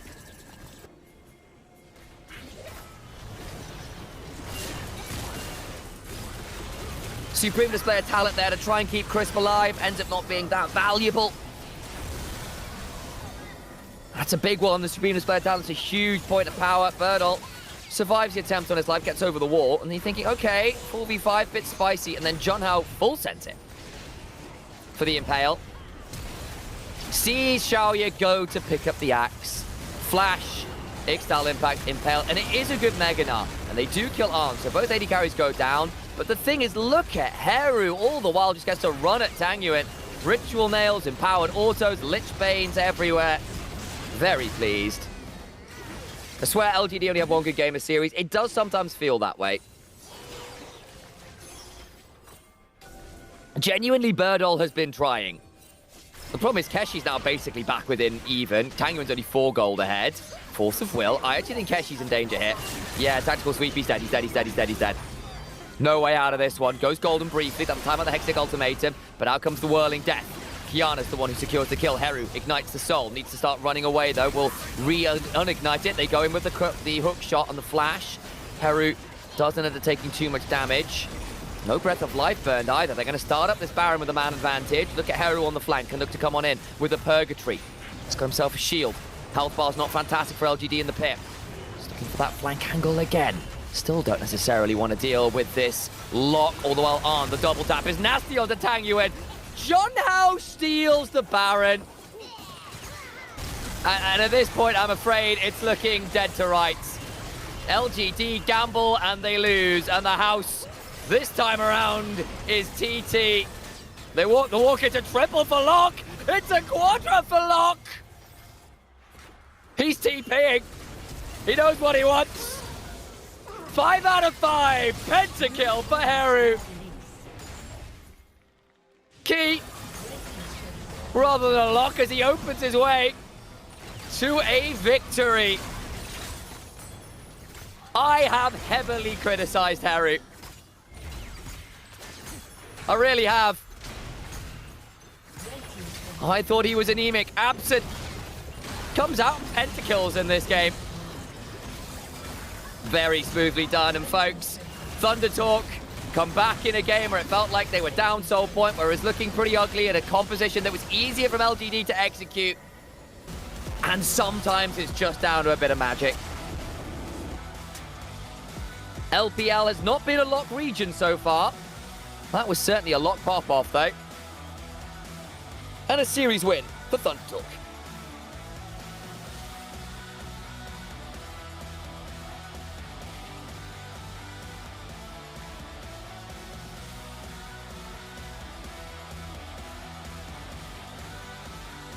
A little bit of water. Just fodder for the top 5? Probably, unfortunately. Mate, why is Lock allowed to have an E reset? That was pretty stupid. We pursue Yeah, with we loads of ashes super everywhere. clever. Yeah. Set Right, everything well, on fire. there's an interview on stage. Thank you so much for the cast again. Pentakill to end it off. Awesome to be here in Beijing for the awesome stage here as well. It's a very, very cool stage here in Beijing. It's pretty cool. We'll let you guys listen to the interview. We'll be back for, well, just afterwards. 来，麦克风给到你，可以移步到我们的舞台中央，先跟我们的广大召唤师们来打个招呼好吗？大家好，我是 TT 的上单 Casey。欢迎 Casey 选手啊！今天可以说在第2局、第3局，大家整体的表现都做得行云流水啊。我们首先想问一个问题，因为其实这场比赛相信对大家来讲是久违的一场胜利了，也是拿下了关键的1大分。现在心情如何呢？可以跟我们分享一下吗？很开心啊，队友太给力了今天。队友太给力了，主要是哪个队友想要去夸一夸的？感觉4个队友都很给力，那个中单今天拿了5杀也是很给力啊。而且是洛克5杀，对不对？哇，真的太精彩了，而且看到了我们所有召唤师想看的一幕。当然，我觉得你发挥的也很好啊，尤其是我觉得在第2局的时候，中路的那一波直接帮助我们整个的一个队伍挽回了前期一个劣势，最终拿下了比赛的胜利。而且今天其实第2局、第3局有很多做的出彩的地方，你觉得队伍发挥的最出色的部分在哪里呢？就是我们那个陷入逆风的时候，就是不着急吧，就是我们都找机会赢。其实一直都在找机会，而且大家的心态也是特别的稳。那我们重点想来问一问，第2局在前期遇到一些劣势的时候，你们是怎么去沟通最后的那一波机会，如何建立了最后那波中路的决策呢？上野站了出来，就是我前面被单杀了，有点不小心了，然后队友在那里兜底拿了3条龙，然后慢慢拖发育起来就我们上野就无敌了。对，确实我觉得也是充分相信队友，所以能够拿到一个这么好的一个成绩。是不是第2局拿下了胜利之后，就感觉第3局突然有了信心，有了底气呢？有这样的一个信心吗？包有的呀。包有的，也是非常有意思啊。那第3局我们看到了一个非常有意思的阵容嘛，那中路也是祭出了洛克，也是在这一局比赛提高了他的一个胜率。但我觉得上路也是很重要，扛住了很多的一个压力。那这一局最关键的就是开局就直接诞生了7个头，马上进入了乱斗的模式。有没有想到第3局会打得如此的激烈呢？想到了，因为对面是选了德莱文加青钢影，他们前期肯定是要一直在下半去打架。我在上路抗压，队友给力就赢。所以你们打架也不输，对不对？一直都是你来我往的一个战局。你觉得第3局决定关键胜负的一个节点是哪里呢？就是那波小龙团打完了，我们就赢了。确实，我觉得那波小龙团之后的大家整体的一个思路也是更加的清晰的，也助力你们在后期的时候接二连三的完成了一波波团战。而且我觉得，其实，在今天的整体的这个在劣势的时候，大家在僵持不下的时候，还是进行了很好的一个沟通啊。所以呢，今天3局比赛都赢得很顺利。但是我觉得在今天之前真的是经历过了很多跌宕起伏的这样的一个战局嘛。那今天收获胜利，对于队伍整个的士气会有怎样的一个提升呢？就是今天赢了很开心，然后后面的比赛都会就是更有信心去打，就是因为之前经历了一波连败嘛。但是我们主要都是2-1输的，我们还是很有希望继续赢下去的。是的，也是希望你们可以继续的有信心啊，一如既往的坚持到今天的一个火热的手感和态势。那最后一个问题想问到 Casey， 就是现在拿到了这样的一个成绩之后，对于常规赛最后阶段的话，有什么样的一个目标和期待吗？想要拿到什么样的一个成绩呢？先争取进入季后赛吧，然后季后赛一路以下克上。好的，也希望你们可以以下克上，完成每一场精彩的战局。谢谢开启接受我的采访。好的，那么本场的赛后采访就到这里，让我们把时间交给解说席。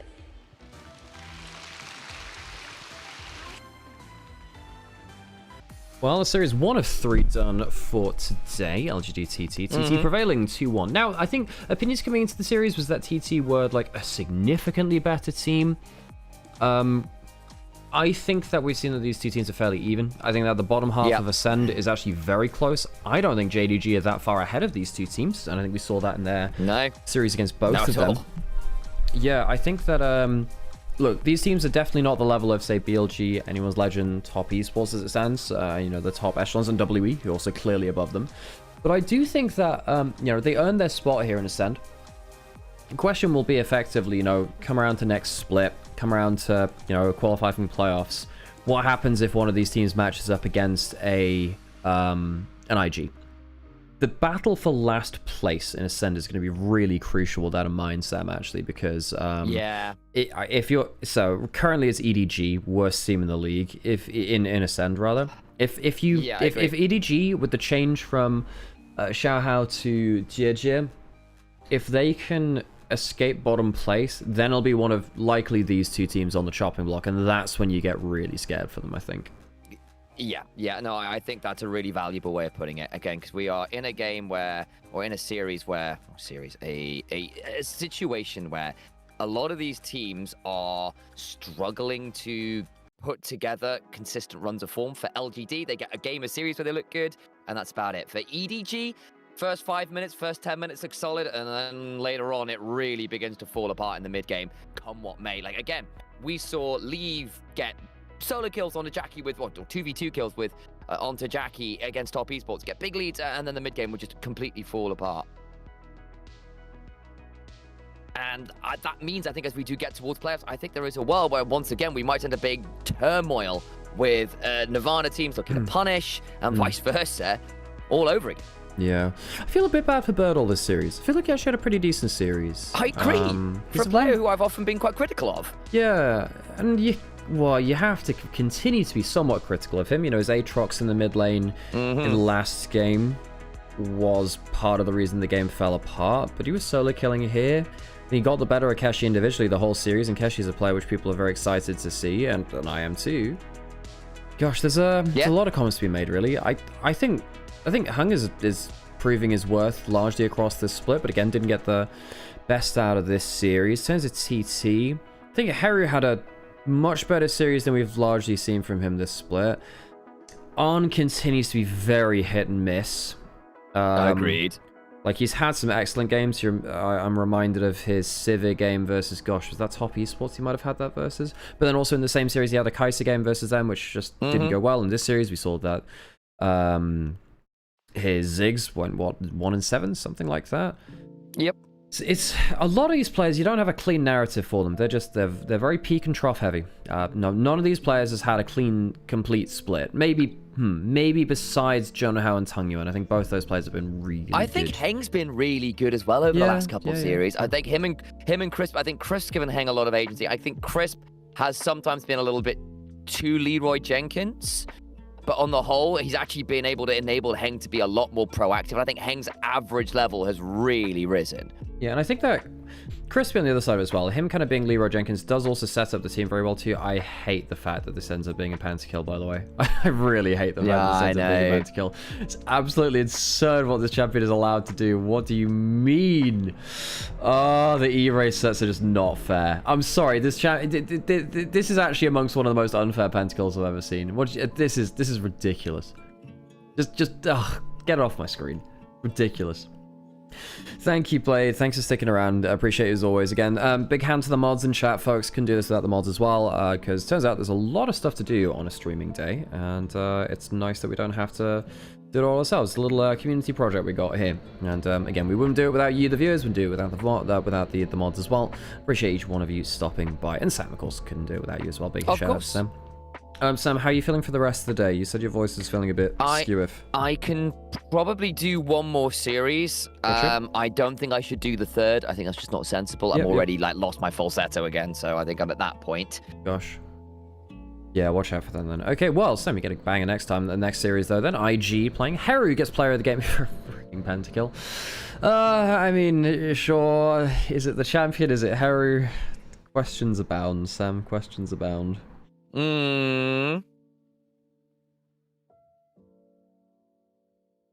did get a pentakill though, and it did end out the game. It was a close game. He probably was the best part of this team in this game. It was a bit hit and miss as a team. I think he's the only one I'd go, you know what, you actually did make on the whole more good plays than bad.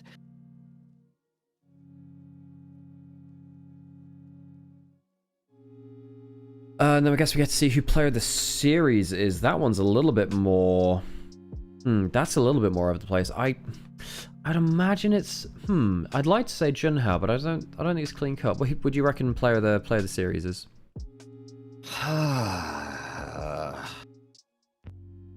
Probably Junhao. Arn had too bad a Ziggs game. Heru was maybe Heru actually. The Rise was really good as well. I think it might actually be Heru. He was the MVP in both wins.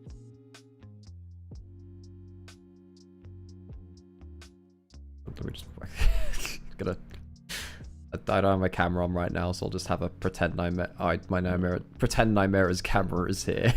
I don't have a VTuber, you see? Yeah, you know. That's all this one I gotta work with. I'm gonna run and get myself some tea. No worries, Sam, you gotta do that. And it is Junhao gets player of the match. Okay, alright, you gotta look after your voice, yeah. And they drafted Locke correctly, I think that's fair. Yeah, although blind picking him's a bit scary. It's a bit concerning that Locke can get blind picked and still do stuff like that. I think any champion that gets blind picked and gets to get a pentakill is probably... Was it blind picked or was the Syndra picked into it? No, the Syndra... Yeah, the Syndra was picked into it. So it was a blind pick Locke and then the counter pick came in from the Syndra. Oh, boy.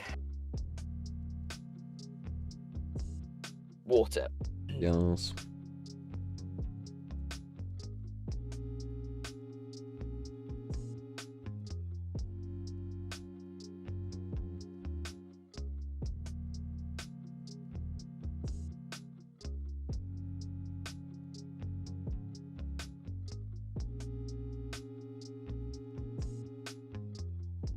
Alan Iverson knows the game. Oh yeah, by the way, folks, I need to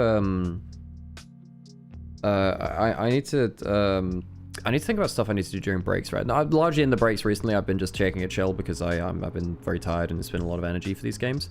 I did buy membership to old school RuneScape. Just that is an option. You could watch me farm wood cutting for like 15 minutes at a time. If worse comes to worse, we just chuck on the Lumbridge music. Oh gosh. It's been genuinely very fun getting into old school RuneScape though. Oh yeah, by the way, I've done my lasso of Halo Campaign Evolved. I'm not going to lie. I think that Campaign Evolved is... I don't like the difficulty in the game, as in it is actually far too easy. No sea shanty... Of course, there's always room for a sea shanty too. Or a goblin village. Of course there is. But yeah, gosh, what was I going to say? But yeah, what was I saying? Yeah, Campaign Evolved. We actually recorded our review on it the other day. I somewhat wonder whether Campaign Evolved might actually kill Halo, because I don't think it's good enough for what the amount of resources put into it. And I think it, yeah. I think it might financially kill the game.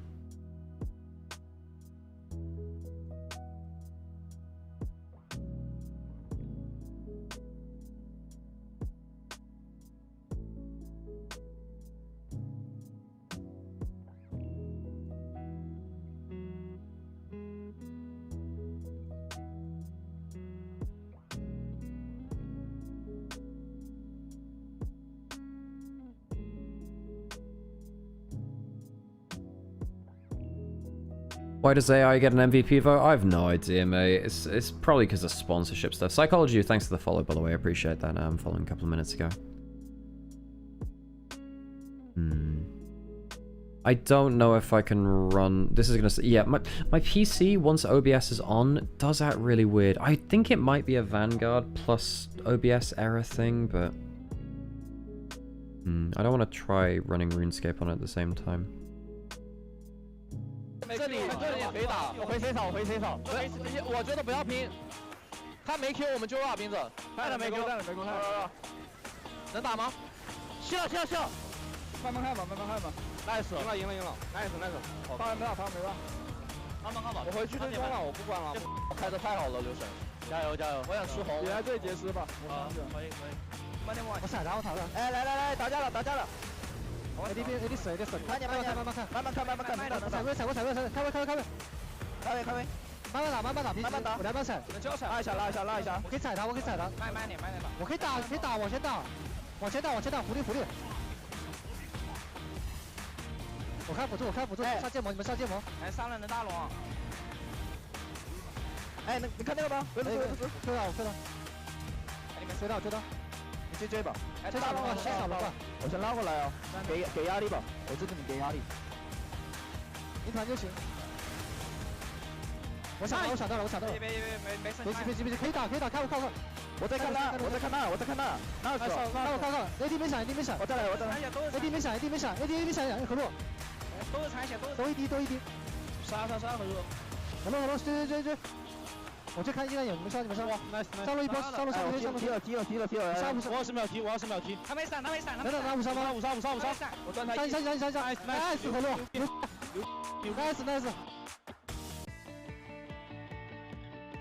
Okay, we've got to go put on an ad break and then get ready for our second series of the day. So be right back in just a minute, folks.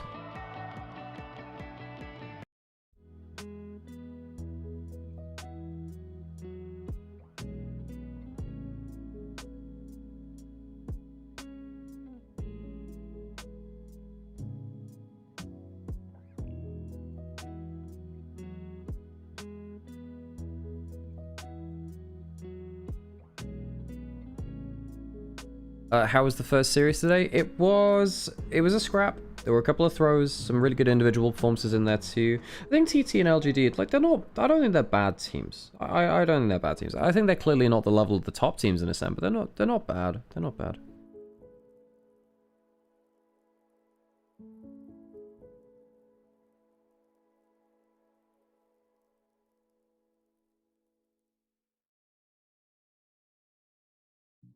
Yeah, I think the jungle matchup was really fun today. I think Birdall turned up fairly effectively versus Keshi. Solo killed him a couple of times throughout the series. TT had majority blonde hair, yeah. Arn had a bit of a hit and miss series, but came out the winner, so we don't focus on that too much, I suppose.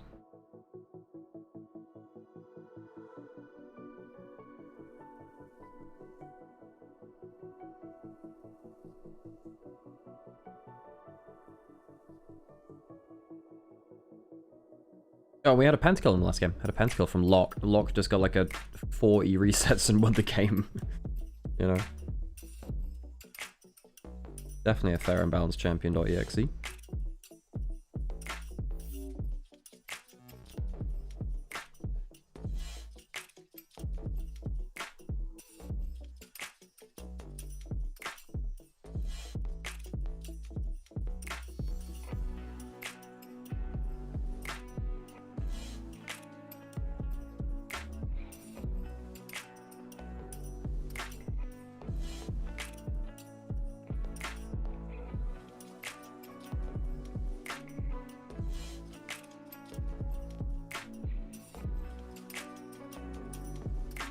Doesn't Ari get resets? Is the same thing, right? I see the bait. Look, I just want to say, I see the bait. I see it there, and I'm not falling for it this time. Perhaps another me on another day would have done, but not me, not today. You know, I'm better than this. I think, maybe.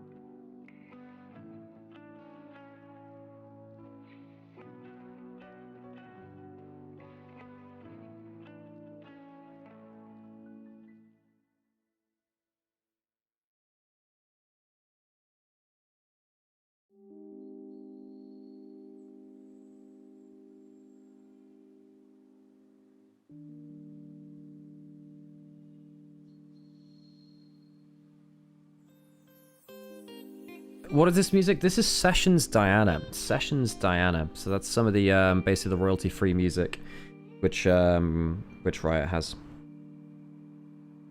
Yeah, some of the royalty-free stuff, which is surprisingly good. It's very chill. We tend to use it just because royalty-free. People tend to like it. What is this? Wait. What? That is one large advert. I didn't even realize that was an advert. Well, you know, you must be prepared before, you know, meeting Invictus Gaming and the Shy, of course. You must be prepared for such things. Jesus, okay. What is that?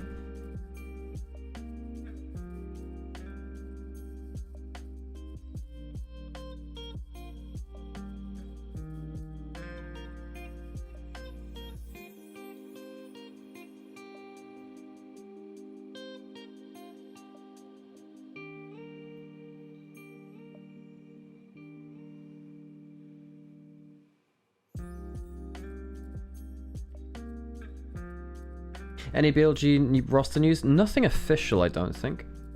Prepare well to not get fathered by the Shy. I swear to... Wow, okay. Okay.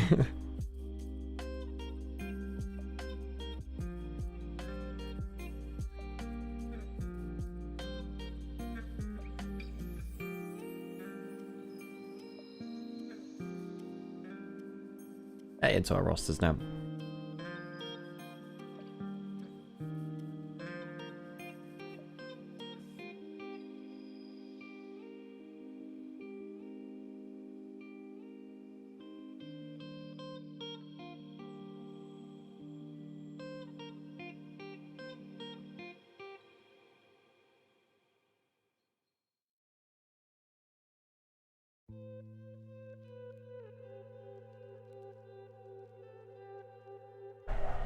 Okay, right, I gotta go close the window, I think, as well. 1 second, folks.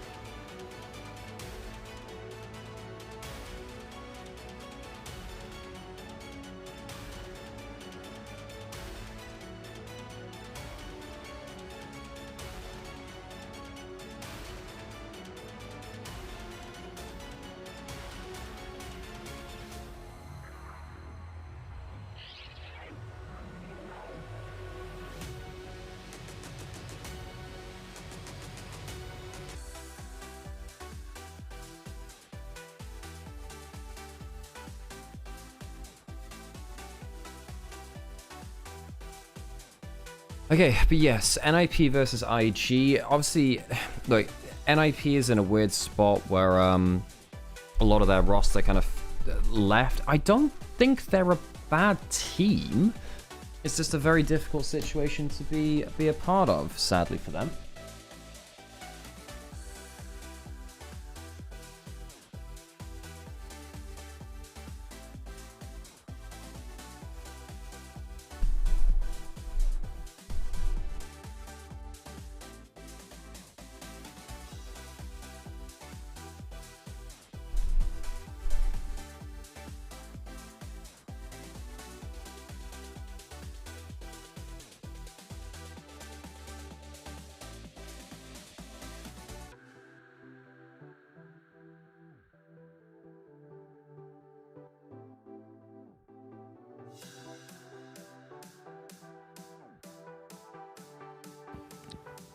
and into interviews.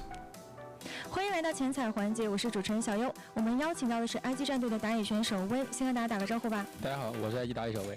欢迎小威。那目前呢，队伍跟 NIP 是同为2胜，这场比赛是大家都比较关注的排名争夺战嘛？你觉得焦灼点主要会体现在哪里？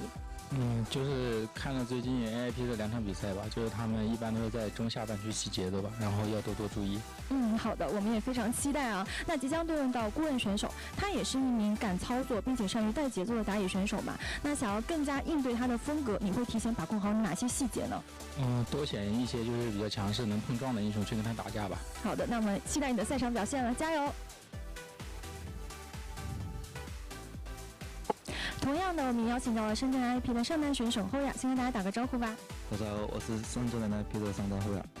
首先第一个问题啊，现在你们与 IG 是大分持平的，那这场比赛会直接左右小组的格局，队伍会以怎么样的心态去迎接这场较量呢？ 점수 같은 거 생각 안 하고 편하게 게임할 때가 잘 됐던 것 같아서 그렇게 할 생각이에요. 不要去想积分，然后以平常心去对待比赛的时候，结果往往都很好。放松心态就可以获得很好的结果。第二个问题 ，IG 整体他们的进攻性是比较強的，那德帅选手呢也是很擅长主动找机会的。想要掌握上路的主动权，应该提前做好哪些准备呢？ 어떻게 플레이하느냐보다는 일단 챔피언에 따라서 좀 공격 수비가 정해질 것 같아요. 比起什么样的打法，还是要看英雄，会根据英雄采取进攻或者防守。好的，也期待你们的表现了，加油！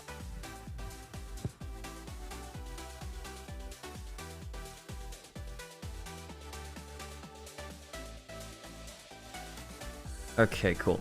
Appreciate that, Katari.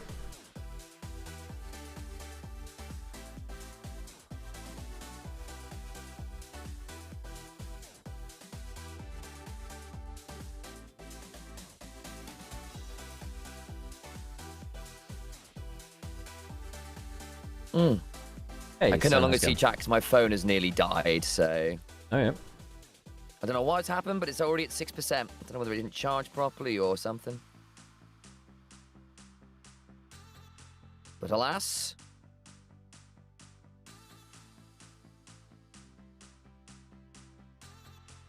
I can't see you, chat. I just can't.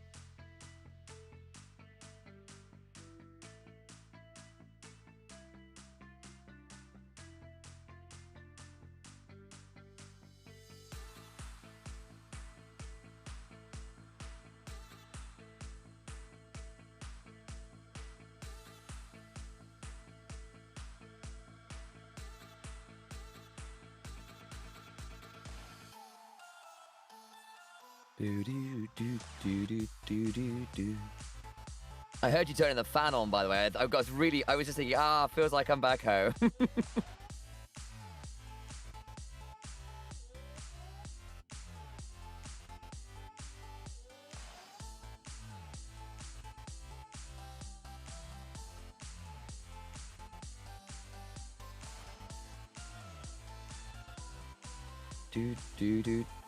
How is the weather out there?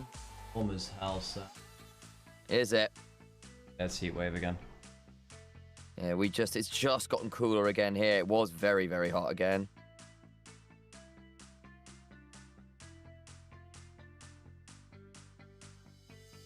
Yeah, they're gonna be warm.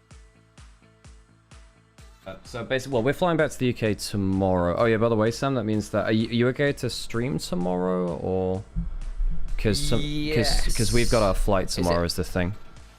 Yeah. Well, what was it? An early start? Is it a triple series day again? No, it shouldn't be. Oh, hang on, sorry, hang on, let me check. Let me check.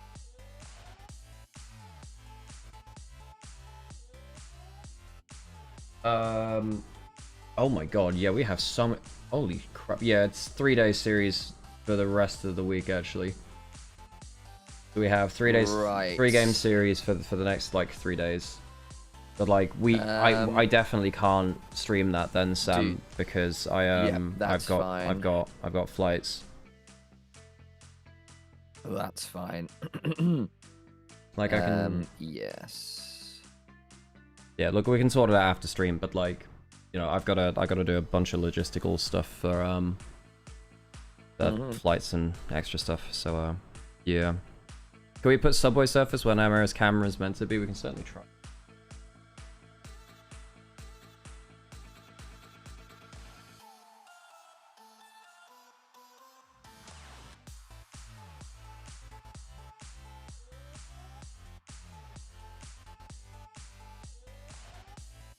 Yeah, we maybe can. 1 sec.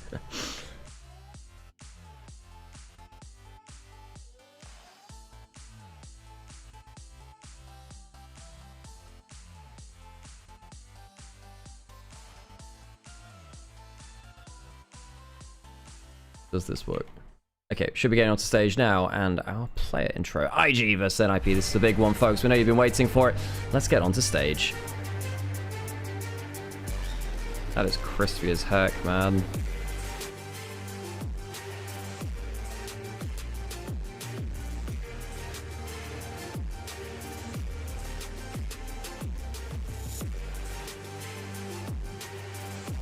What's cooking the audio? It's literally just on China's side. Like, we'll see if that can change over time. Welcome, Invictus Gaming, to Beijing. They're at their halfway point of their splits. I suppose most of the teams are, but they've only get to play their 3rd series here. Only 6 in regular season. Even with that, I am genuinely of the opinion that this team may be the 2nd best team within the LPL on a good day. I think they can genuinely make their margin. I think that their individual players are incredibly good. And I think that in standard lane meta, this team is definitely one to be feared. I think IG have a real chance of making Worlds. I think they have a real chance of making a dent in the LPL. This is a team which you cannot, absolutely cannot take for granted, Sam. No, you can't. And again, they have been so scary at their peak. We know how good these players can be. Namely, best in the world. That's the level we're talking about here.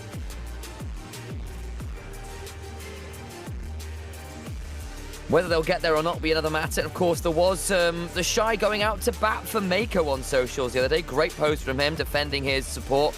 Then some criticism towards him. Again, IG always has a lot of fan eyes on them just because of the names and the expectations that come with them. And when it goes wrong, the conversations often get a little bit challenging, shall we say.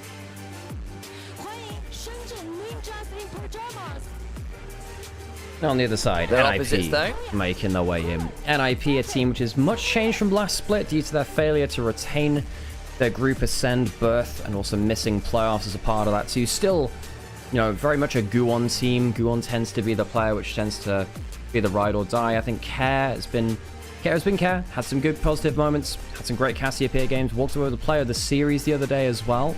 But definitely a team which, you know, I was viewing as a dark horse for the whole LPL. I don't think we can view that in quite the same way anymore, Sam.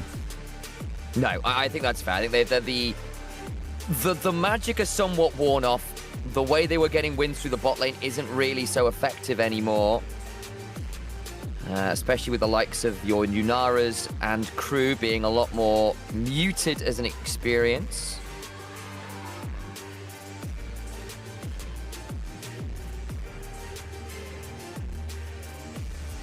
And I think for IG on the other side, this should be a game that they should be expected to come in and kind of flex their muscles a little bit. You cast them recently and experienced them of late. What's your read on them right now? On NIP? On NIP, I think that I'm genuinely surprised that their bot lane has managed to become quite positive in a way that we even saw last split, right? I mean, last split, that they had a different bot lane. Yeah. I thought that they were the core of that team being, you know, assume and draw. Now, coming into this team, I just didn't expect NIP to be able to match that. But I think that actually,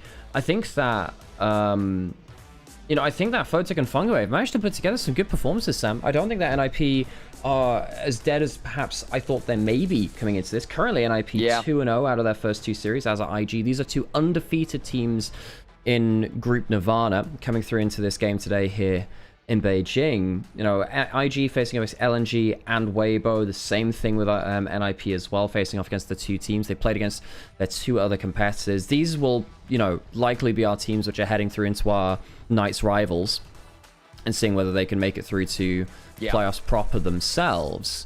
I think IG are a sight better than them, but it doesn't mean that they all won't drop games. I think IG have a bit of a game 1 curse against them. I think that this team in game 1 in a series can look a little bit more rough. That being said, we've only seen 2 series from them, so how much of a trend is that, or how much of a blip on the radar is that? Well, we're yet to see that, really. But yeah, welcome in, everyone, and I hope you're all enjoying your experience here of LPL. Let me just check what the pre-roll's at. We're fine. We can get through draft. We can break after that, too. Appreciate everyone joining us here for, what day is it today? Oh, Thursday. Yeah, Thursday here for LPL. Appreciate you spending some of your day here today with us, and we hope you're having a good time. IG, one of the most popular teams in the world, with some of the most popular players in Rookie and the Shy. I'm really looking forward to see how far they can take this team. I think IG look at their best when their solo lane just have agency, Sam. I know you haven't seen their series yet, but I do think that, at least in person, really, might have gone back and reviewed them. But yeah, I think that Rookie and the Shy, when they get into side lanes and they have agency, this team looks really alive. Looks really alive. That sounds like the IG I love and know. They've always been a solo lane team, and when it works, it is pretty great to see. Right, into the draft we go then. Draft music to me, there you go. There you go. There's the music. Time to dance. Okay, into game 1 for our series. Okay, so IG. I don't love the way that they played around Camille draft so far. I'd like to see that not in their hands if at all possible, actually. Cassiopeia banned away, Lucian banned away. Syndra still up and available. That's one of the big picks I'm looking at right now. Yeah, agree with that one. See whether that's a possibility. The Orianna still up as well, worth noting. Has been a very potent option for a number of people. See whether that ends up being the case here. Giving Orianna to Rookie sounds like a generally bad idea. Ziggs is gone. So yeah, choice between Syndra or Orianna bans, maybe a Ryze ban as well. Can't really give Rookie Ryze, is too good at that. His creative Realm Warps, and I believe it was game 2 of their first series, is really, really good. Nocturne ban, Way from Way, actually, one of the better level 1 junglers. So we still have, without even talking about mid lane bans, you know, we're going to get the Orianna 3, which is very dangerous. I mean, does he go for Syndra? Does he go for Akali? Does he go for, well, he can't go for the Cassiopeia. But jungle is completely open, so I mean, the Poppy and the Nocturne are gone, sure, but we still have Neferi, we still have Lee Sin, Kiana, Xinjiao, Jarvan, you name it. You get nervous, don't you? Exactly, Yeah. I'm there with you. I'm not sure if you can choose to not pick the Jarvan here from NIP, actually. They picked the Lock, so they think the Lock is a good match into the Orianna, can shrug off some of the poke. Perhaps that is the logic. We have seen Hongq try this into Heru and get 3 solo kills in lane. That is true, and we saw JDG try it against BLG, and then BLG just flexed the Orianna bot lane, and then they took the Akali mid lane, so that kind of scuttled their plans a little bit there. Oh gosh. Can you Ori bot lane? If you're Viper, yes. If you're someone else, perhaps not. Now, we did say the Neferi is pretty powerful. It can work very well into the Vi, it can deliver the ball. This is a really good mid jungle for IG if they choose to keep the Orianna in the mid lane. They might want to keep Orianna available as a flex here. They might want to. I don't know whether Assume is willing to take that. And Rookie is a really good Orianna player. So you might just say, player names on, let's just keep the Orianna mid lane. Yeah, and again, I think both of these teams are going to have, their AD carries are going to be looking at their opposite teams going, yeah, bet you wish you kept me. Of course, NIP broke up the Assume and Jor bot lane that was really, really strong. Finding a lot of value from them. Different look now, of course, Fengyue. Honestly, for my money, I think Top Esports made an error in judgment in getting rid of a player. Personally, I think he was looking really good. Some fun hovers here from NIP.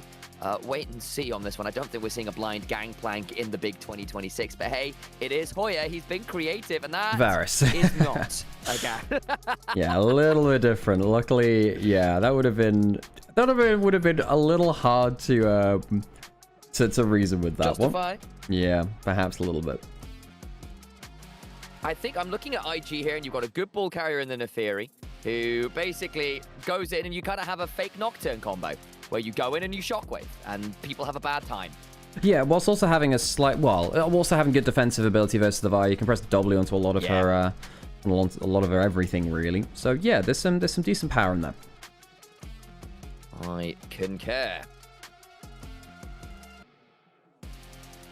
Second round of bans. Obviously, Ezreal already gone, so the Bard doesn't have that to work with. If you're into a Varus, you might think Jhin Bard here, actually. Jhin Bard, stay out of range of the Vi and the lock to say, you know what, I'm not giving you that easy entrance. That might not be a bad shout. I'm there with you. I think there's some room to take that as an option.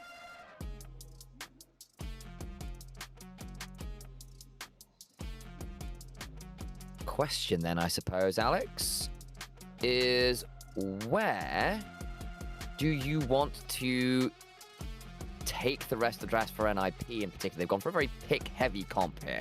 Vi, lock with a Varus, Chains of Corruption, try and jump on someone like the Aura and blow them up. Okay, well, we did see this last series where they ran into the mid-game issues of like, okay, we've done that, but what about the rest of the fight? The easier one is Rumble right now, because you have a Varus, you have Vi. That'd be the easy one. Not many things completely ignore that in top lane. And Hoya's also good at it too. I think the Rumble's fairly impactful here. You might give a free Ambassador angle over to the Shy if that is the case. Jace is also available. You might think about that too. They're really prioritize. I guess the thing is, they see the enemy support, and it is a bit of a drafting faux pas when you have counterpick to not use counterpick. But now you have given over the chance to have a Rumble and a really good Rumble spot. The Shy, see what he goes towards here. He can't really go Ambassador because Renekton is still up. If you lock the Ambassador, you have a bad time here. Civ is not awful. Corki a little better into the Shen, but a little worse into the Vi. I think that's a fair call. Corki, with his slightly alarming smile, disappears for now. Oh, they might take the Rumble themselves now. Okay. That was the worry about not locking the Rumble from NIP on 4. Yeah. I mean, you called it. I think we all saw it. It feels like Rumble has gone away from being a first pick to being kind of an option, particularly in the second phase of picks and bans right now, and often to quite strong effect. So NIP is still going to end up having Vi and Bessa. I mean, I think Rumble might have been... Oh, hang on. No, they might flex the Varus top for Hoya. Okay, now I understand it a bit more. Now I might understand it a bit more. Flex the Varus top lane, change your bot lane matchup. As long as you're okay with the bot lane matchup, okay, that's what they're going to do. They're going to say, all right, Hoya was arguably the top lane Varus player in the LPL. I mean, you might think it was someone else. No, Hoya was the guy playing the most of it. He's going to lock it in here. Squishy draft now for NIP. Choosing not to go for a bit more of a team fight oriented top laner. Going to an ad break so we don't get ads during the game, folks. Thank you for supporting us. And again, appreciate you spending your time with us here in LPL. I think IG still walk away pretty confident here. I guess the one worry is side lanes and individual plays are now really rough. You have Global in the Shen. You have Vi diving side lane. You have powerful AD carries in the Kaiser and Varus in isolated 1v1s. The Lock, one of the best 1v1 champions in the game right now. IG love playing through side lanes. They love playing through powerful solo laners. I don't think the draft will give them that power. I think they need to group and fight. I don't think they're going to have much agency in the 1v1s, which means that early lane, before solo lanes come into the play, is going to be very important to make sure you're set up for success outside of that, and to make sure that strategically IG can play around group fights rather than just kind of fall apart isolated as well. That's my read on the situation. Yeah. So. I'm right there with you. I think that sounds about spot on to me. I think we are going to be in an issue for the side of IG, where it's not just the Vi and the Shen, it's the fact you got the Kaiser coming as well. Like all the globals everywhere you care to look, going to get very annoying very fast.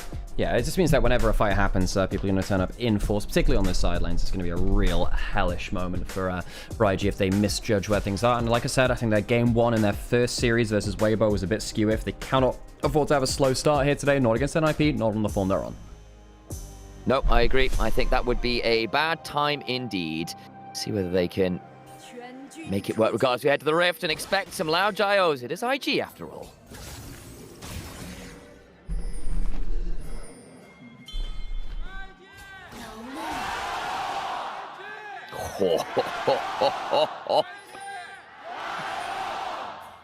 Well, you said it. There it is. Okay, let's think about these level 1s. Ward put down on Raptors by NIP onto IG.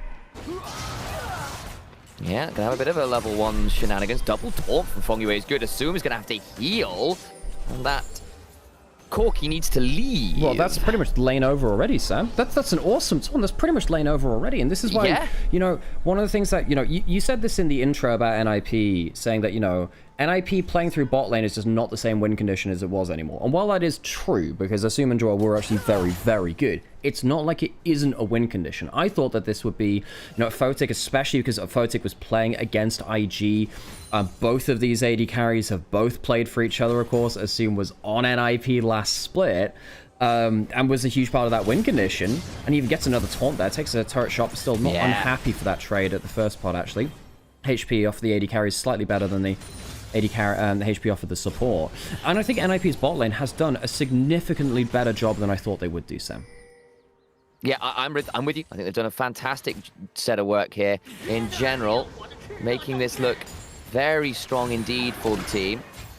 See whether they can get a little bit more out of this early laning phase to continue that leverage and that power. I think Kai's not normally supposed to be that lane dominant. This is into a Corki bar. You'd expect that to be very dominant. That's a good stun though, and Fongyue just about gets away with it. Look very dicey. That was level 1 to 2, by the way. It's a nasty trade, yeah, for sure. Fongyue is okay with this for now. Maker walking up won't cancel the recall. Okay. All right, just about gets away with that then. So IG, get the wave pushed into them. Photic doing quite well in terms of that farm. Assume trying to clear up what he can, but behind that summoner now, and of course the pressure in bot lane nowhere near in IG's favor. Yeah, that's it, isn't it? It will be a whole extra kettle of fish to manage to leverage that into something else. Extra kettle of fish. And actually, there's 2 now, Alex. Did you not know that? Did I not tell you about the kettle of fish? No, until now. I was completely unaware of it. Wei might pull the Fongyue here. Gets torn up. Oh, Guana is coming over. Wei should have W, so shouldn't be in threat. But Fongyue just making sure that the Nefiri can't get towards bot scuttle. No, not straight away at the very least, which can be a whole thing. Wei will head towards top side instead. How are we feel about Wei right now? Had an interesting first couple splits. Well, we might get a good chance to see, you know, what kind of form he's on, because he's a very streaky player as always, Sam. He's either on or he's off. Very streaky in general. Everyone fighting around this top scuttle. This is a fight for double scuttle. Gulan loves these early game kind of fist fights around jungle. Shy, Hoya, not coming down from top lane. Not yet, at the very least. Scuttle grabs. Might fight one by Wei. To help the Visceray forward. That stun is so good, Mako. Catches 2. Care will Ash and pursue out. Guwon Vault Breakers away and will survive. But that got real dicey when that double stun landed, and it will still be first blood over to the side of Mako's bar. Yes, you get the Skull Crab and that as well. Do you mind just refreshing your feed as well? So I think you might be a second behind us on the stream here. Just checking that. Try. All good. Well, look, we'll just deal with what we can deal with, Sam. I just noticed in the bot lane and just there is again, just seeing if we're on the right thing. And good to point it out now, rather than in like a huge team fight later, isn't it? Care doing okay in terms of the trading against Rookie, but Rookie doing quite well in the farm. Not really seeing the lane counter quite yet, although the pressure's not been bad. We're going to get into a replay of this scuttle where, you know, Fongyue already used that flash. It's a good flash away by Mako, and then Fungue's in too deep. They don't have the damage at this point. Care, only really a massive threat if you get the reset in that kind of situation. Well, now on bot side again. And he dies instead of going under, I suppose. On the other side, Fongyue going to get himself a little bit of a Spirit's Refuge to survive what could have been a bit of a dicey dive forwards. Again, one of the things with the Shen is you are tanky as long as you have your Aftershock and your passive up. Well, not your passive up, your Spirit's Refuge up. When you don't, it's significantly less fun, shall we say. Question, chat, you know, Mako is known for his bard, right? Well, not until recently. He's a great player, and I think Mecca's put it well in chat. Mako is known for being a great player. The Shy missed the cannon there, but he gets the push in and doesn't want to get chanced by getting hit by a Varasalt there, so he just chooses to give that one up. Again, the Shy, discretion, better part of valor. He's learned that the hard way over many years. But yeah, Mako, known for being a great player. The thing is, LPL in general wasn't known as a Bard region. In fact, I'd argue Bard was one of the real bogey champs of the LPL for a long time. No one played Bard, even when it was very, very strong. Now, recently, that's become a bit of a difference change. We've seen a number of people pick it up a little more. I think On has really helped that in the region. I think On has been a very good Bard player. He's one of the best Bard players in the world. And a couple of other players picking up alongside him as well. And I think Mako has become a good Bard player, but, you know, back in the past, he's always been an Enchanter player, always has been. His Nami was great, his Lulu was great too. His most played of all time, Alistair and Braum, played a lot of all of them. Hang on, Kez just used the E. That could be a problem. Shockwave coming in, force the flash. Whoa. Does indeed get some good value there, and Care does escape, but the flash is indeed required to escape from the trials and tribulations of Rookie's Orianna. And again, this is not the same experience to say Heru had on the Ori. Again, Rookie, one of the greatest Orianna players of all time, bar basically very few indeed. The Shy going to get dove here as well. And Hoya will likely pick up the kill and flashes out very cleanly to avoid dying at the back end as well. Good, well done. And again, Hoya brings back the Varus stop and gets some good value there. It's a good map play from NIP, and IG don't see it coming. IG will lose their top laner, they flash onto him. Go on, not level 6, half HP. Mako walking up towards top side. I think IG make a mistake there and not tracking what was happening on the crash in. You'd expect someone to be there to defend them. I think that's a little bit of an oversight from Wei and Mako. Mako's just portal into Ghoul, and that's not great either. And he's just going to die, and now Care, Ash in pursuit, can't find anything more, but it's a nice pick up there. A little bit isolated. I don't think Mako was expecting to have so many members there by the red buff. Now, there has been some criticism for Mako recently, which has drawn some public comments from the Shy, basically saying, in protection of him, effectively. Mako, in his first game for IG in this split on the Camille, went to 1-7. He had a very harsh time of it versus Weibo in that game 1. It's not been all sunshine and rainbow. He's only played the 5 games, but one of them was a bit of a stinker there. And this one here, that just felt so avoidable, Sam. It felt so avoidable. Not sure why he tunneled in like that. And of course, we just talked about the map movements from IG perhaps being a little lacking. They'll see if they can make a more positive one here. Yeah. It does not have flash. Guon's here with level 6, though. Uh-oh, here comes the damage, and everyone gets melted. Mako manages to pick that one up on Hoya. This Varus they put so much attention into, unable to be really leveraged into all that much. It is, of course, Mako picks up the kill again, however. It's the carry Bard, apparently. Yeah, you know, he's involved in 3 out of the 4 kills just by himself. He's died once and killed twice. Surprised that Guon didn't pull the ult there. Thought Guon's ult could have changed a lot there. Thought that perhaps he could stop that dive when it happened. Perhaps a mistake from Guon there, who's a real key part of NIP, and of course, big part of that dive on top side and most of the early game plays for this team in general. Rookie holding the wave briefly in mid lane. Slight CS lead onto Care. Nothing big in the matchup currently, though. Definitely not the matchup we saw between Honkyu and Heru, though, right, where Honkyu was just solo killing on cooldown. No, that'll be it. A little bit of a look top side. Bit of a lane swap as Photic gets that wave shoved.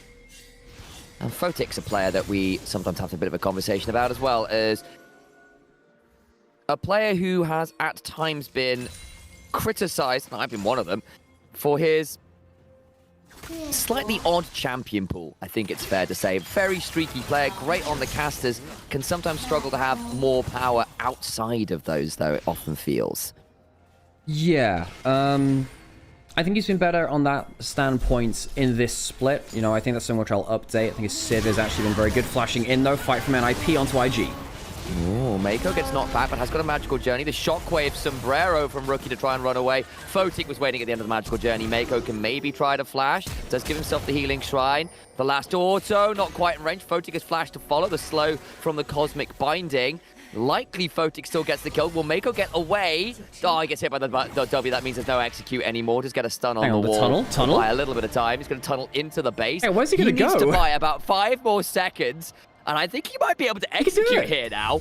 Okay, Fungui's coming back in. Fungui might be able to get one here. Turret will come through, and it is an execute. There you go.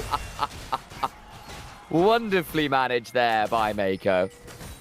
So that Photic looked really bad for a second there. Yeah, Photic just flashed and ulted for that. Didn't get anything. That's a bit of a mess. You know, Photic's Kai'Sa. Now, funnily enough, Photic's Kai'Sa was a big part of how IG won Demacia Cup, the first silverware since 2019 spring. It was off the back of Photic's Kai'Sa in the finals and much of the rest of that tournament.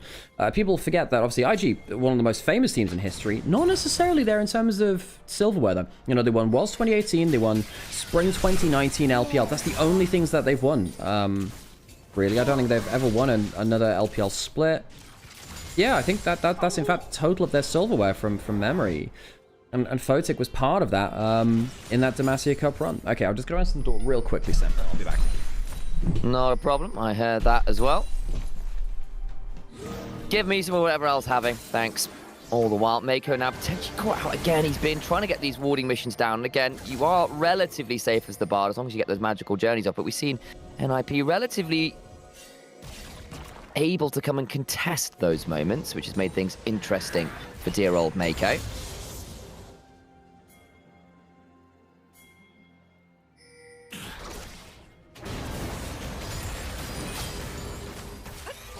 Bit of a play bot side as some HP bars traded, but no one really putting the trigger yet. Rookie getting the shockwave in mid though, forces Locke to pull back. Cares now in danger. The ritual nails go wide. Has to actually pursue away. Rookie thinking about a flash forward. Just command attacks and forces the flash out of Locke. Not much fun right now for Care, who is not getting the usual advantage we expect into this Orianna matchup. Rookie just very strong on the champion as ever. Never really dipped away on it. Here comes the damage on the other side, though. Good kill onto Mako, but the TPs begin to fly. Spirit's Refuge buys Fongy away sometimes. The heals come flying. Wei still stepping towards the Darkin daggers. The Shy is here looking for the equalizer tags. Photic, remember, he doesn't have the flash. He followed Mako before. Wei calls the pack. The Darkin daggers land again. They're trying to split their target somewhat. Photic goes in and will not be able to trade back, though. I appreciate the effort.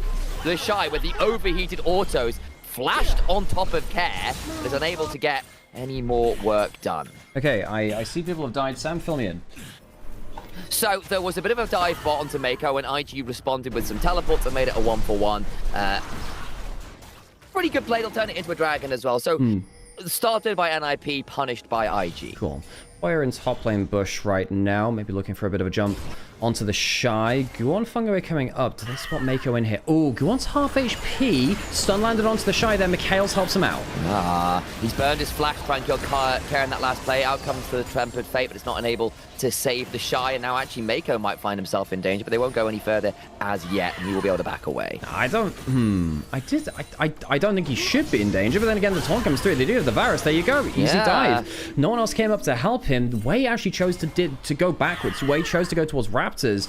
No one else moving there. I think NIP are judging the aggressive plays better than IG are reading them. IG, I don't think they quite respect when the next kill angle comes through. And NIP are a very aggressive team. I think Fungo and Guon are very aggressive players. They're playing around aggressive lanes, and the game plan requires them to be ahead like this. I think NIP are playing the map very well, and IG, they gotta wake up, Sam. If they give over too many other kills like this, it's gonna be a problem. Now, as it stands, IG do have 2 dragons. The gold is not out of proportion at any means here, but the Shy has been dove a bunch of times, partly because I think that IG has not read the map very well.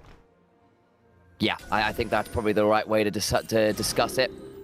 It's going to be something they need to track and keep your eyes on, because if it goes wrong, it's going to go wrong in fairly spectacular fashion, I fear.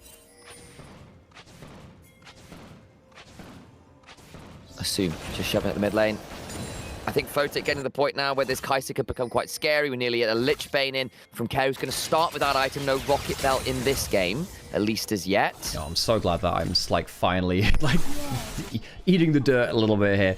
It's yeah, I think basically the Rocket Belt meta, it really made mages too safe in some ways, but also just not impactful enough in the ways that they're actually meant to be as well. It traded safety, you know, traded their actual agency in some ways for too much safety, which is not always what you want to see from pro play. It reminds me a little bit of the like the Frost Queens, or the Crown of the Shadow Queen meta a little bit in the old Mythic era, and perhaps some of them Everfrost meta as well. It's like, oh, we've always built this. Can now potentially dive on top side, doesn't have flash, looking for an all-in on Rookie right now.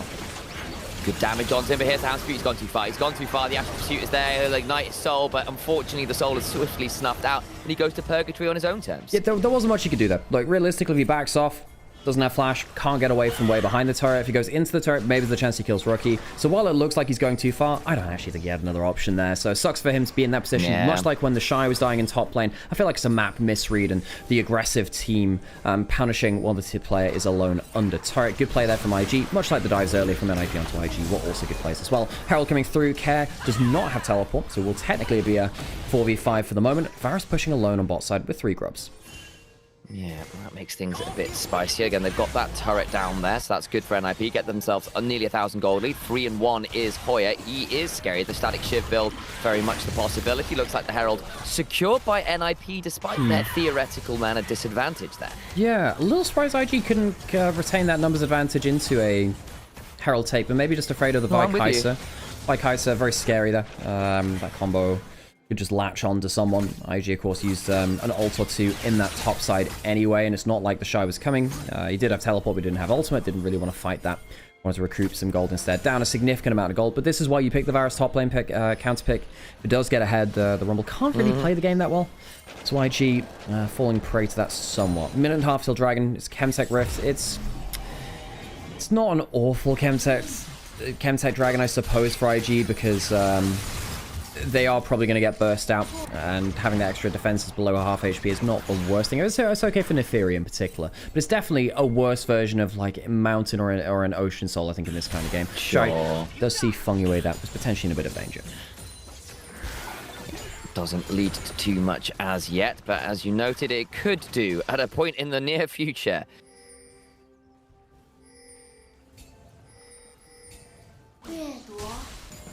Okay, so checking at the game state. 40 seconds or so on Dragon. We saw point for IG. And again, you notice, not the worst chem soul of all time. There's enough people here who'd like to play around some low HP bars to make it worthwhile. Mako just messing with Gu on a little bit in that line bush. Assume throwing out some big ones. Care getting to the point where he's kind of scary again. Didn't have the easiest laning phase, but only died the once. Had to blow his flash a few times. But it hasn't been much worse than that. That said, I know how good Locke can be. It's not really found that much success here in the LPL as yet. Ujo, thank you so much for the resub. Really appreciate your time here, and appreciate that Prime as... Oh, rather, the resub's not even a Prime. It's the full fan thing. Appreciate you. Appreciate it. Helps to go towards Partner Plus as well. That's the right way of doing it, guys. Come on, let's go. If you guys do have any subs or Primes, does make a difference to us. Dragon started by IG, looking for that soul point. NIP, if they win this fight, they are absolutely going to kick on the afterburners. They have the Battle Herald to help them to do so. They have a big blast cone from Fungyue, who gets a taunt onto the Netheria.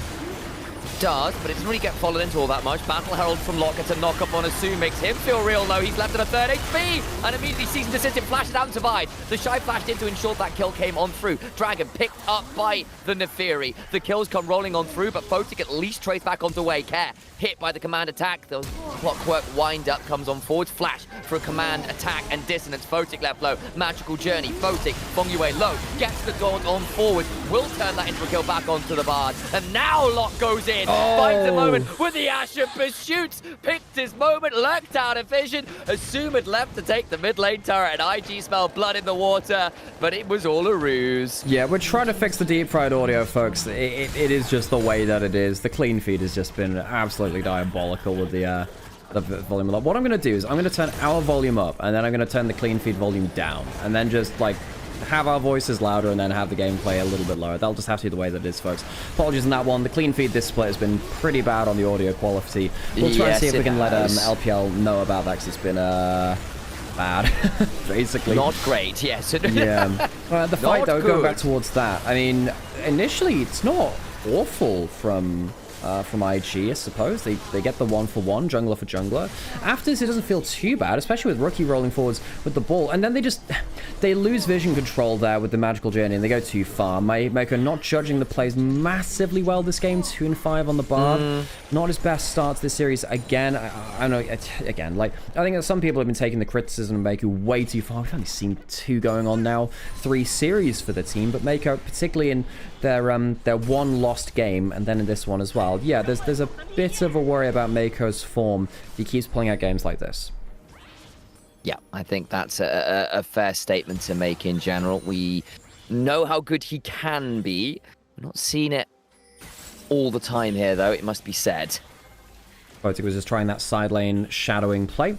Shy spots that out. The Shy has been pretty cognizant of when players are coming towards him, actually, this split, in a way which he wasn't back in, say, 2025, or before that, really, in 2023, when it was much more of a larger issue there. I think that, yeah, the Shy has been pretty good at sniffing out these players on the whole. Care on the same side of the map as Rookie, jumped onto by the Nephiri now. Yeah, good damage from them. Care needs to just about escape, but not out of the Tempered Fate. And out comes the Command Attack of Dissonance. And Mako again with the kill. Okay, he should be giving that somewhere else now. At this point, just if you had more gold on the Orianna or the Naafiri, you'd feel so much more happy at that point. This is actually verging on a bit egregious there. There was no flash from Carry, just used his E. Baron now started.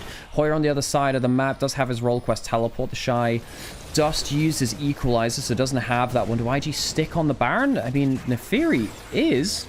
They are sticking on it. Can the Naafiri do this alone?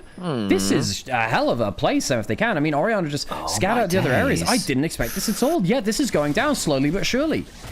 And actually, I think it might be too little too late. They can burn it now. They could even equalize it if they want to. They've got Mako and Assume keeping people off. They pull away. They don't stay the distance. Don't want to oversend it. But you know what? As a damage check, that's valuable. Oh, Varusol just missing there. I think they could have hard ascent for that, Sam. I think if Rookie didn't peel off the Baron, instead was just DPSing it, I think they could have just gotten that, Sam. I think that's perhaps a bit of a misjudge from IG. Now, NIP gets a revenge Baron with IG on the reset. Rookie gets back for a second time. It is that Rocket Belt. They will be able to spot the Baron on the other side. There you go. Okay, IG don't have direct vision of it. Might just have to jump in blind here.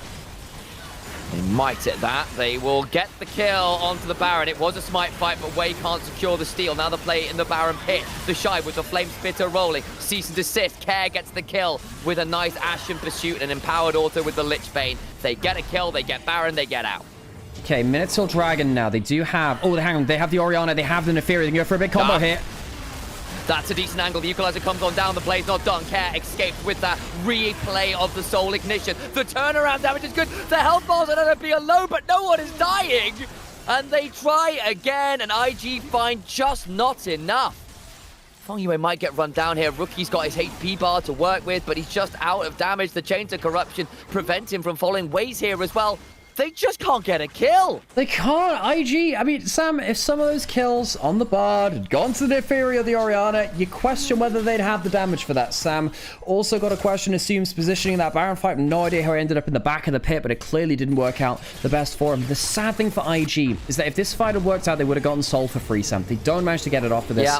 See that, you know, the Shen recalls, but still has the ult. It's a good ult from Mako to buy them into the fight. Sadly, the Shockwave not timed very well with the Shockwave, the timing of the Bard ult, though, which means that Hoyer isn't hit. Hoyer might have just died for free, and Hoyer puts out a ton of damage, so you can see that the coordination from IG just doesn't look on point in this game one. We're starting to wonder, of course, at least the Vi dies there. But I don't think the coordination is looking great from IG in this game one. It makes me worry if that game one curse really is back. No, I haven't seen much data on it, but we've seen that in the past. IG not that coordinated right now. Going to give up the Dragon here as well with NIP rampant on the map with the Baron.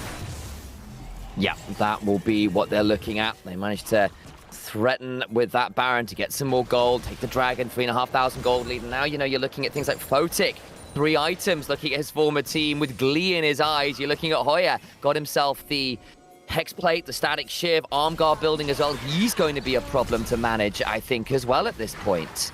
Flash away from Gu on that.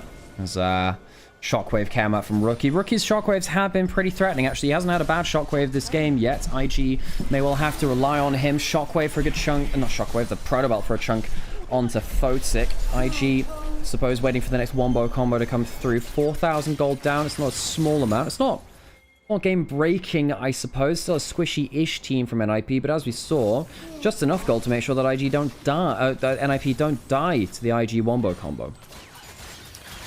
Yeah, that's kind of where they're at, isn't it?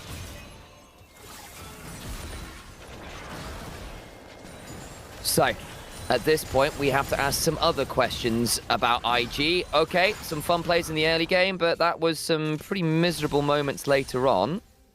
How are we turning this around? Can they turn it around even? Is it a possibility? Yeah, a good enough Shockwave and Equalizer can. Yeah, a good enough Shockwave Equalizer can. Well, it's worth noting that the Shy's actually gone for a Rocket Belt himself because he really wants the survivability to get out of the Varus ultimate or something like the Shen Taunt. It means that his Equalizer does a lot less damage now, though, which could be a potential problem for their ability to turn things around. I think IG kind of left. Hang on, they're putting the Equalizer in there. It's not fantastic. Oh boy. Traded out for the Varus ult there. Gets out, but it was a close run thing. So, 3 minutes till Dragon, 2.5 till Baron.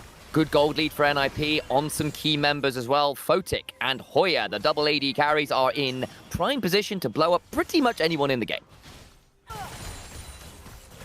Assume does have a second item. They've got the item selection bug thing again, or like the inventory bug thing, where Muramana won't see completed, because technically it's a 0 gold upgrade. Sometimes the spectator will count it as a 0 gold item and put it to the end of your inventory, so it looks like you've only got like 1 item instead of 2. Assume does have Triforce and Muramana heading towards, looks to be a collector. Hang on, Way might jump towards Photic here. Here he goes, Shenol onto him. This is good. Oh, he's gone. Absolutely annihilated. The Shenol came out, but it was not enough. Now the Tempered Fate lands. This is a big moment, stunned into the wall, and Guwon also melts. Care has escaped, the rest of the team on the runaway, but IG this time the combos land, and land strong. You told me, and you were right. One good play, one good shockwave, and everyone can still get melted. Yeah, so IG don't have anything to get after this, though. Still a minute and a half on the Baron, still 2 minutes on the Dragon, but IG using the Neferi Orianna, catching out Photic, and then Guwon as he comes in to save him. What was happening here? So Varus wasn't quite in position. They had the Shenol, so they thought perhaps they could work well with that. But Photic goes in, gets burst out by the Corki, and then tries to fly to the side, dies anyway mid-flight. Guwon gets caught, doesn't have the flash to avoid that. Care was on the side. He ulted the Shy, by the way. That's one thing which happened in there. Only good thing which happened there from NIP is the fact that the Vi did manage to cancel the Neferi ult as the last kind of dying effort to mean that at least Feng Yue could get out a bit more safe. Back to live. The Shy. Gone for some defensive builds, as you noted, with that little Rocket Belt addition. Got the Oblivion Orb as well to deal with some of the healing. Does need to have someone with that into the likes of a Lock. And of course, the Varus and the Kai'Sa will have a bit of innate healing themselves, so some understandable options there. I'm actually not sure if this Varus build has any, because there's no Dusk and Dawn. You don't have any lifesteal get it from his, you might get some from your runes. legend. You might get a little, but I don't think you're going to get a crazy amount there, actually. So in this case, I actually don't think Hoy's going to bring that much himself. You're really dealing with what? Conqueror Under Sky from Guwon, the W from... The big thing is the Lock. And then... Yeah, and that's really the most of it, I suppose. Not that much outside of it, but still, you know, we'd like to see a little bit of anti-heal in there. And of course, the AoE damage dealer tends to do quite well at applying that. Baron up now, Dragon up in 30 seconds. IG are happy to trade a Dragon for a Baron. It's better for them. And in fact, they are going for this Baron sneak again. Waylon is very quick to go to us, but he's spotted out with the Kai'Sa W, and they're coming to contest. Here we go. Guwon's slow. Tempered Fate is buffered through the season desist, but he's not in the pit. They might be able to kill off Mako, but everyone else is going to be a harder cause. They finally bring him low, but that's all they get. They lose the Baron for it. 10 seconds on Dragon. Probably will deny IG Soul at the very least. Yeah, they're going to try and get mid lane turret before they go towards that K, using that E for the empowered auto attack. Feng Yue missing the taunt. That can be a problem. He's used his flash already. Ooh. Perhaps a free kill. Here comes the Neferi jumping in. Nice pick off there. In goes Photic, but now he's in danger. Way will call the pack. Could potentially go back on forward. Those glizzies go on into the back end of Guwon there. Clearly a little bit difficult to digest. Hoya has to flash as the big one with threatening. Farsight, Alter Ray can try and spot out someone on the angle. Flash from the Shy. The Flame Spitter. The Exhaust to try and keep people rolling. The Shockwave pulls Guwon back into the grave. Care will Mega Blast Cone out. But I don't know whether they'll get anything more, and NIP lose another fight, and they won't get the Dragon. They greed for the turret. They go for the turret, and I think it was the right choice. They just don't retreat in the correct way. Photic tries to all-in Rookie, gets his flash, can't quite get enough out of that. We saw that, of course, the Shy... Hang on a second, here comes Carry. Wants to maybe get a reset here. Jumping forwards, here comes the Shy. Out comes the Purgatory. Way will call the pack, stays alive for now. Managed to dodge back out. Care running out with cooldowns down at 20% HP. Hoya also going golden, but I think he might be looking more like Silver. Second best in this case. Care flashes out of the Tempered Fate that would otherwise have seen him sealed in as well. I mean, great late game decision making from IG, and the problem solving is good. As we said, look, NIP really wanted to get mid turret, then the Dragon, get something a little bit more off of the kill that they got onto Mako, because they just used so many cooldowns for it, and then Feng Yue goes way too far forwards. A lot of this is on Feng Yue. I think Photic looking for the all-in isn't bad. It's just that there's no follow-up. Guwon stops the Neferi ultimate, which again stops it rolling back too much in IG's favor. But then Hoya's chosen the wrong place to stand. So it's both Feng Yue and then Hoya stepping on that one little bit of the wall between jungle and mid lane, and I think that really hurts them. The Shy, I think he makes the right decision going for this flash E, by the way. I think that is the correct decision, just sadly gets him killed. Doesn't quite coordinate well enough with his team for that, but you can see the killer instinct from IG. On the whole, much better than NIP's in that phase of play.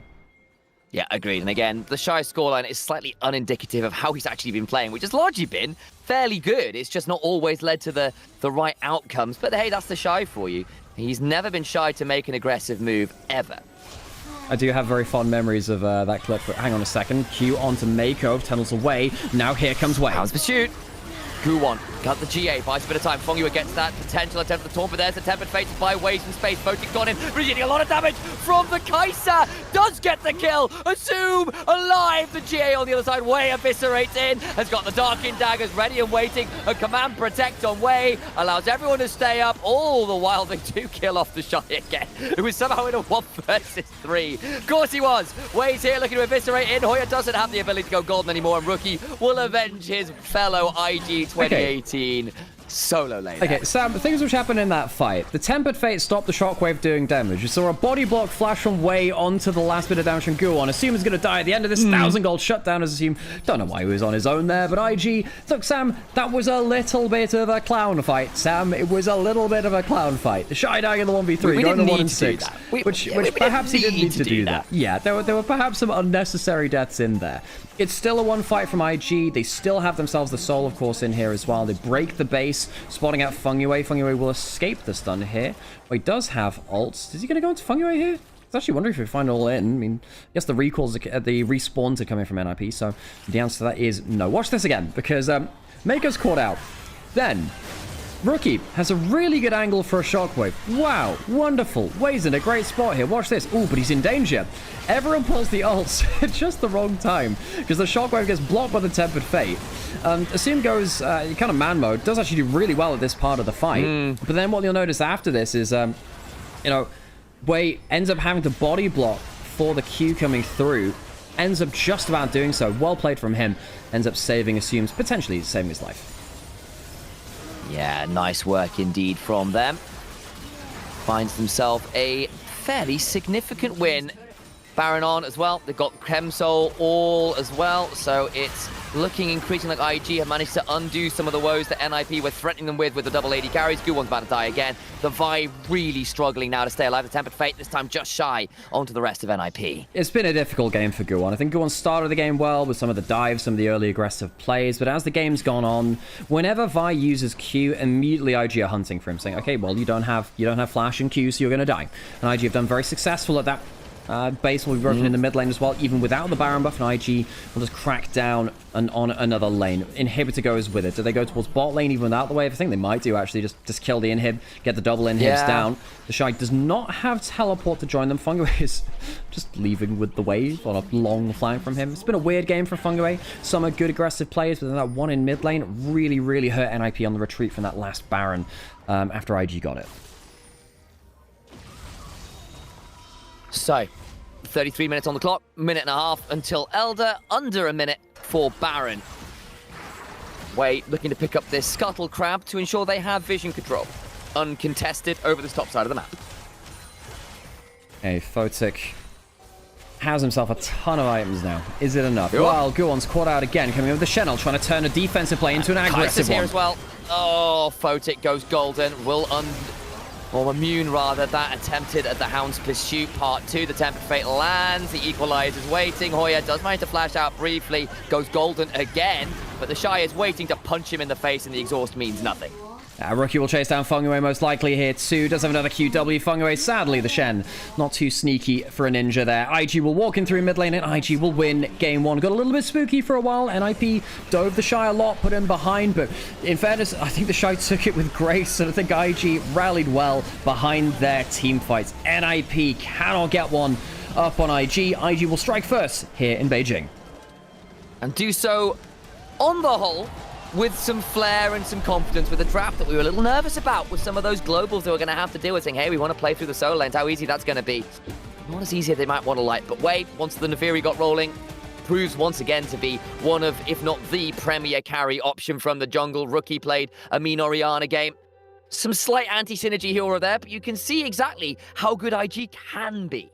Yeah, and I think that IG will continue to grow. I think this team has lofty expectations. This is a team which I expect to be fighting for world spots, even though they're in Nirvana. I think that given the state of Group Ascend, that is something that we have to expect from them now, especially given how even the top teams don't look completely solid. You know, you look at, say, top Esports, they've snuck through quite a lot of wins. You look at JDG, I don't think they are a top team anymore. They have to claim that title back again. WE, strong team. BLG, even without Bin, strong team. But I think IG can contend with them. I think they can. I think that potentially IG have got themselves a golden opportunity. It's just a shame they're starting off in Nirvana, which makes their road that much harder. Yeah, I agree. Not the easiest place to be in at all. IG find themselves in the winning position, but not necessarily without fumbles, perhaps is the way to put it. Okay, so we're going to go on to a quick break, get ready for our player of the game, we'll get ready for game 2. Indeed. I'm going to refill and make sure my voice survives. Oh, Hoya tried. That's some good damage. Yeah, he got a lot of resources for it. He did pretty well, didn't he?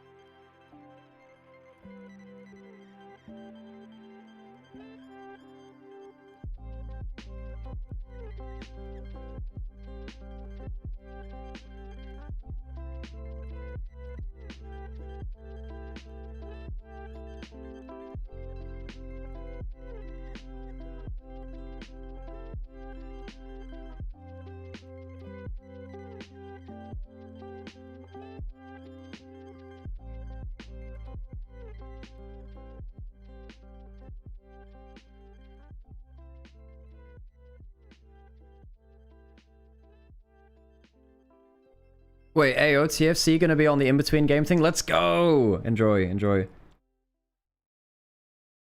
We'll be looking out for you. We'll unmute, we'll look out for you.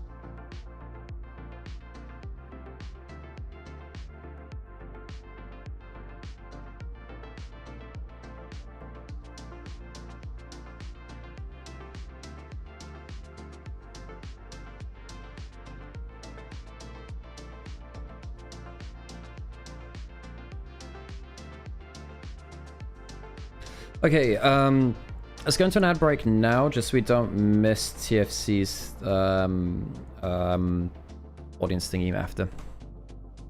Should get player of the game soon. I think player of the game's player of the game's probably Way, actually. Way was good.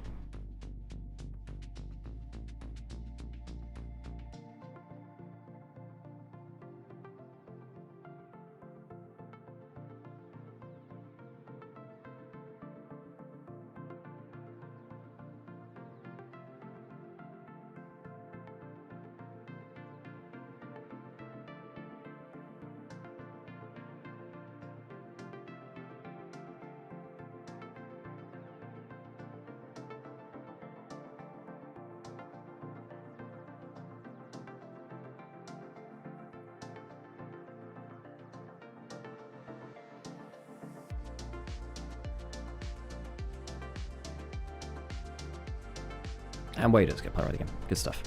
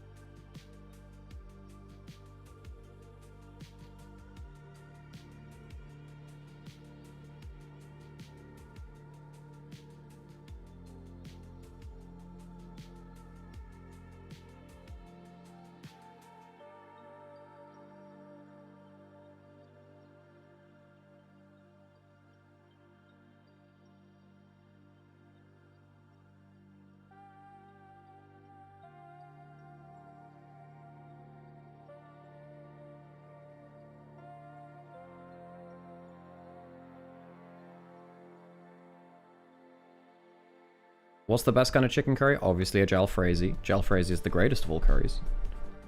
I'm also partial to a karahi.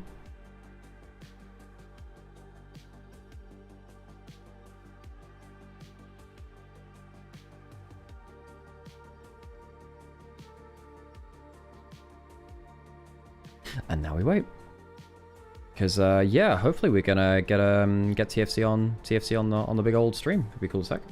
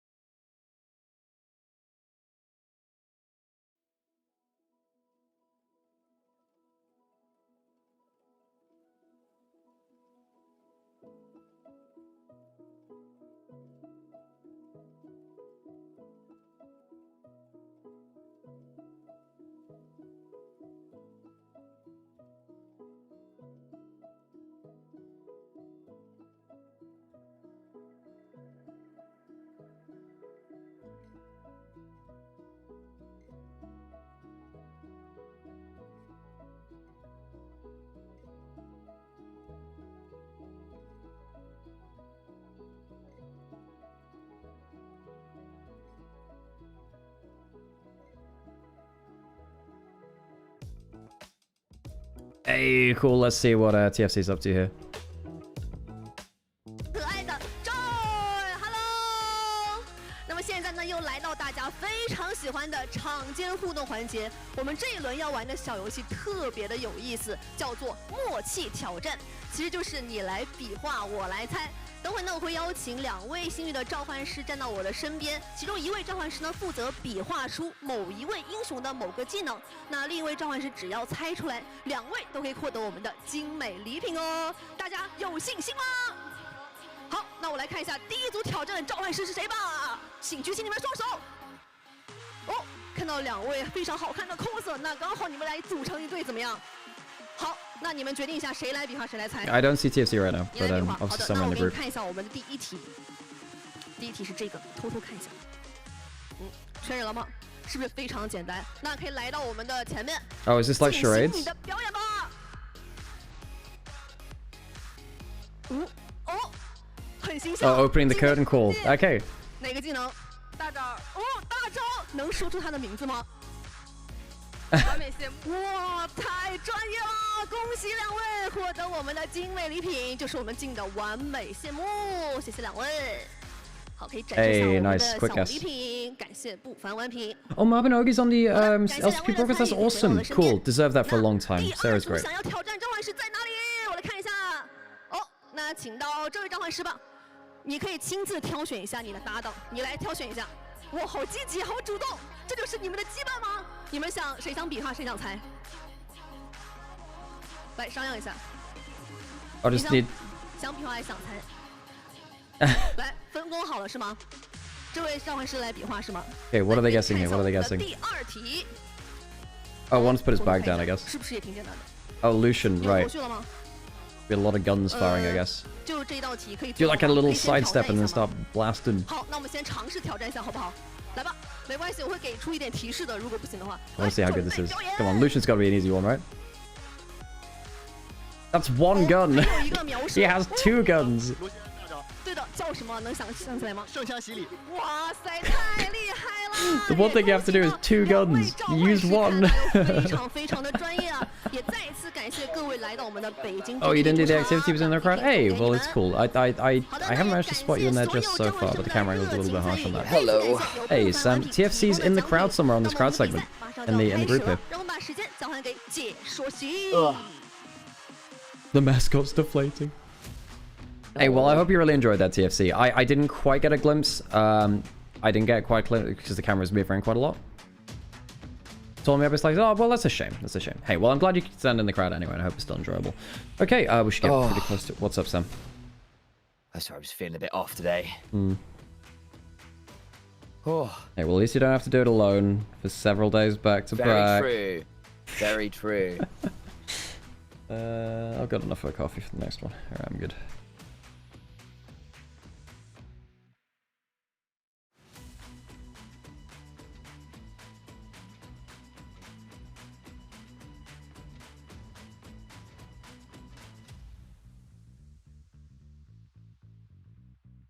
So, for NIP, that was a winnable game, right? Yeah, I think so. What would you need them to do to not mess it up this time? Be way more coordinated in your aggressive plays when they're actually grouped up. I think that they could get away with playing the way they did in like 3v3s. I don't think you can afford to do that in 5v5s. Like, I think Feng Yue and then Hoya misstepping in mid lane was bad. I also just think that when they were playing on side lane, look, I think when they were playing on side lanes, it looked good. As soon as IG got a foothold into the game around objectives, it was very hard. You needed to punish IG before they could just successfully group, and I don't think they managed to do that very well. Yep, that's a fair statement. Yeah. Yeah, it was fairly winnable for NIP, but then I think that IG read the map much better in late game, in mid to late game. I think that in early game they didn't. I think NIP were way better at judging aggressive dives. I think that the first couple of deaths onto the Shy I thought were a little bit on team, really. I don't think as much that the Shy could have done. He was playing very defensively. I guess he was hard counterpicked, but then they probably should have protected the dives a bit better. I think Mako didn't have a fantastic game. He had 1 or 2 good ults. He did. But I think that Mako did have a couple of missteps. I think that his early game was it was mixed, right? Obviously, he went 2-1. That was okay, but then he went up to all the way up to what, 2-6, 2-7, something like that. Yep. Bungo had a poor game, in my opinion, especially after I spent the pre-game complimenting him. I think his early game was good, and I think he was the opposite of Mako. Well, like, Mako's very early game was fine, and then things got worse. Oh no, so actually maybe they were pretty similar actually. No, yeah. So I think Fungi also had a pretty good early game, and then later on he started misstepping more. So I think both supports kind of struggled as the game evolved a bit. I think both, yeah, and I think that led to, you know, the aggressive combo from NIP being much less successful, sadly, for them. Oh, did you see redeemed a compliment for the last game? Oh, I did see that, Katari, but sorry, I didn't get around to that. Yeah, Katari, I really appreciate your I really appreciate dedication to the stream here. Like I really appreciate how diligent you are with all your mod work here, and that doesn't go missed, by the way. I really appreciate how much effort you put in for us. It does make our lives easier. Appreciate how communicative you are. You're very good at asking questions when things are not quite right as well. That's also something which a lot of people miss. And yeah, we appreciate you here, Katari, an awful lot. And hope you're doing well. Again, always appreciate seeing you around. Mako's ults, they didn't lose the game, but he certainly didn't win them the game. He had 1 or 2 good ults. He did. And like, I'm not going to say it's all bad, because I think that's not correct either. But I think that a couple of his deaths were pretty cheap. And I don't think he read the map fantastically well. Yeah, I think that's a fair statement.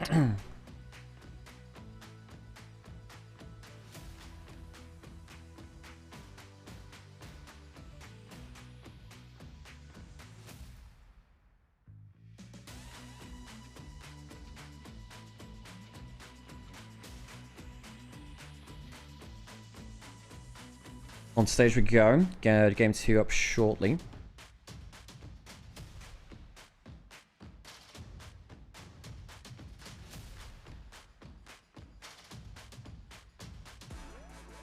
And into game we go. Does indeed seem to be the case.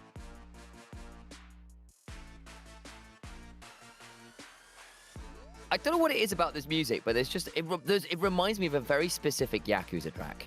Yeah. There's a very specific Yakuza 7 battle track in the dungeons. Right. That has a very similar vibe to this. Right. Still, there's a bit of a zoom in on the Warhorse. What would the stats be of Warhorse in Uma Musume, Alex? Well, it does actually raise questions about whether Uma were actually, like, beasts of battle in the Uma universe, by the way. Perhaps all of these Umas would have been war horses in their time. Right, that's actually cool, more of the sorry. philosophical debate on that. Like, you know, was Napoleon actually an Uma, or did they, like... There's some weird stuff going on there, you know. What happens with cavalry in this world? Right, Vayne Ezreal. Gone from here. That is a problem, actually. Oh my god. See okay, that's fine.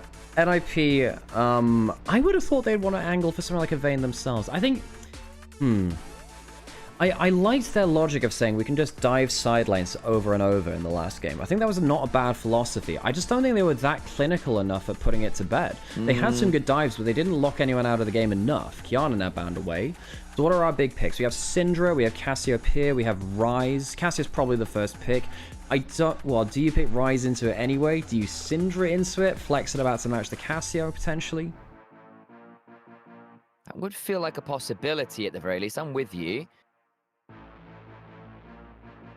If you were going to take the risk, which way would you rather go? The horse heresy. I like that. Oh, God. Yeah, I mean, it makes a lot of sense now that, you know, Symboli Rudolph has behold the Emperor, thy Emperor's divine might. Oh, God. Yeah. The problem is, I don't care enough about Primarchs to, like, fully name all of, like, the Primarchs as Umas. Umas are better anyway. Right, the Nocturne likely locked in here from IG. Wei will likely use that to be level 1 priority. Just run across the map. The Lucian can be paired with the Yuumi we've now seen in LCK, but typically they're with the Milio. Of course, if you lock in the Trundle, you're probably getting Milioed, just because the Milio just flings cute and you feel less good. But now there's an Olaf. Milio good against Trundle, bad against Olaf. What do you do with that? Do you lock it in anyway and just say it's a better lane? Maybe? Yeah, it might not be a bad idea. And again, the Olaf really has started to rise in priority generally around the LPL and beyond. I think it's become one of those options as a really strong counter pick that can be flexed jungle. And Hoya, certainly someone I would trust with it. You know, he's become a player, I think, who has really begun to get a good bit of respect on his name here in the LPL. So that is the Milio locked in as we expected. NIP. They have one melee to play into in the Nocturne. The Nocturne's not going to love playing into the Trundle Olaf later on, and the Cassio arguably not as well. I think NIP might need to ban a Kali. Kali's quite good into the top side, and I think it survives lane versus Cassio well enough. So I think you ban away a Kali. I think that one's a bit of a nasty one for the overall draft. I think that Cassiopeia's actually been pretty legit, so I'm pretty happy that he's picking that one. Yeah, I'm fair with that. Is this Trundle a flex to enable with Olaf flex? No, not really. I think Trundle you only see in jungle now. The Akali is banned away, so no surprises there. And the lock's already gone too, so the other mobile AP assassin's gone. It's been a hot minute since we've seen a solo lane Trundle. When was the last time we saw a solo lane Trundle? I mean, I'm not sure. I remember it must have been pre-Chomp. They tried to bring him back with the Chomp rework on turret, and it never really happened, did it? I think lane swaps kill Trundle to a certain extent. Look, we've seen occasional ones, but it's never taken meta. The last time was meta long time ago. We've seen a Trundle support meta more than Trundle top since the days of like season 6 was when Trundle top lane was utterly disgusting for sure, and you got seen a little bit more between season 7 and season 8 from memory. Trying to remember if that lasted into season 9, perhaps not. I think IG might just take the Constellation Rise now and say, look, I'm counted in lane, but Rookie's so good at it and his realm ops are so good, we don't care, basically. Yeah, I think that's probably exactly what they're going to do. In fact, I would be very surprised if that's not the play. So, at this point, where are we moving some of these champions around? The Rise is in. Rookie's happy enough with that, as we talked about. Gives him a lot of side lane power, and the Nocturne behind it means you can play those 2v1s very well. You can use that pair to roam around super well. Rise isn't going to complain about Emilio behind him either. Enchanters always feel good with people who want to stand and battle their way through stuff. Ooh, okay. Zaya locked in. Is that for a just Rakan angle as well? So that's very powerful into the Nocturne, and now the Shy sees the Olaf, sees the Trundle, sees the... Well, he sees the full comp. So there's a disengaged bot lane, quite low-range brawl top lane. Zarhan's not bad into Olaf, it's pretty good into Trundle, can be mixed into this bot lane. So the Shy, I'm trying to remember if he played a game of Zarhan last year. I think he did play 1 or 2, but he's onto that Bruiser. Now, my hope is for IG is that they end up playing towards this Zarhan. They have 3 fairly strong lanes. Mid lane's the one which is a bit rough. Gonna go into an ad break so we don't get ads in-game. Folks, thanks for supporting the channel. Again, appreciate you spending some of your day here watching some Chinese League of Legends with us. We know there's other streams you could go to. There's other regions you could watch. We appreciate you spending your time here. And come say hi. We'll respond in chat, whether it's on Twitch or on YouTube. Hey, chat. Yeah? You know what else you could spend? Yeah? Your money. That's what you could spend by subscribing Sam, we're extorting to the our channel, chat again, baby. Sam. Yeah, we are. I'm extorting chat. Come on. What's going on, guys? Where are my tier 1 subscriptions to get to Partner Plus? Chop chop. If you do have a regular subscription, folks, it will help us get towards Partner Plus. If we get that 3 months in a row where basically 100 people use regular subscriptions, it ends up giving us a bigger cut of the pie, basically, and it helps us be more financially stable in this economy and everything. Appreciate you all, and if you do have a sub to throw over, it makes sense. Thank you so much, FearX Poby. Really appreciate it. Thank you so much. That's actually Fairy Tale giving the gift sub over. Thank you so much. Really appreciate you. 10 gift sub, actually. Well, actually, I was actually completely tubbed out on another side of it. Nice. Fairy Tale, you've been very, very supportive, as we really appreciate you. Thank you so much for stopping by as well. Appreciate every time you're around. Let's get into game, and let's enjoy some League of Legends, Sam. I'm excited. I think you guys should be too. First game rather, was pretty exciting. We'll listen to the Gyos and roll on from there, shall we? Oh my god, I turned that up way too loud. Oh my god. Oh, they did that as well. They did that as well. That gave me a jump there. Okay, right. Oops, sorry, chat. Look, I've been turning the volume down because the audio's crispy. And, like, I didn't quite expect that. I actually gave myself a bit of a fright there, mate. Okay, right. Rookie Me too. Care That trading, was crazy. Yeah, Rookie Care trading fairly heavily there. The Shy Q start on top lane. Pretty good versus the Olaf. There are multiple times where you can E and ult out of danger against the Olaf. Sometimes you can even brawl with the Olaf. Once you get passive running, the amount of stats you get is so absurd. You can actually outstat even some of the crazier play. Hang on a second, that's not a good jump forwards there, buddy. What are we doing, mate? The exhaust comes down. There's no feather pull available. Actually means the extended play could get might spicy here. Last couple auto, I think it was an auto cancel even, but Fongyue flashes to ensure that it is not a 1 for none. The problem is who got the kills. I believe that was the AD carry for IG. Yeah, whereas NIP had to give it to the support. Flash for flash. Feel a little less good about that for Assume. Maybe just die gracefully there and die a little quicker as well, importantly. But yeah, you know, initially I thought dash forward's not good, and I do stand by that. I think there was a way where NIP could have worked their way through that, but still, actually ends up being a beneficial trade towards Assume.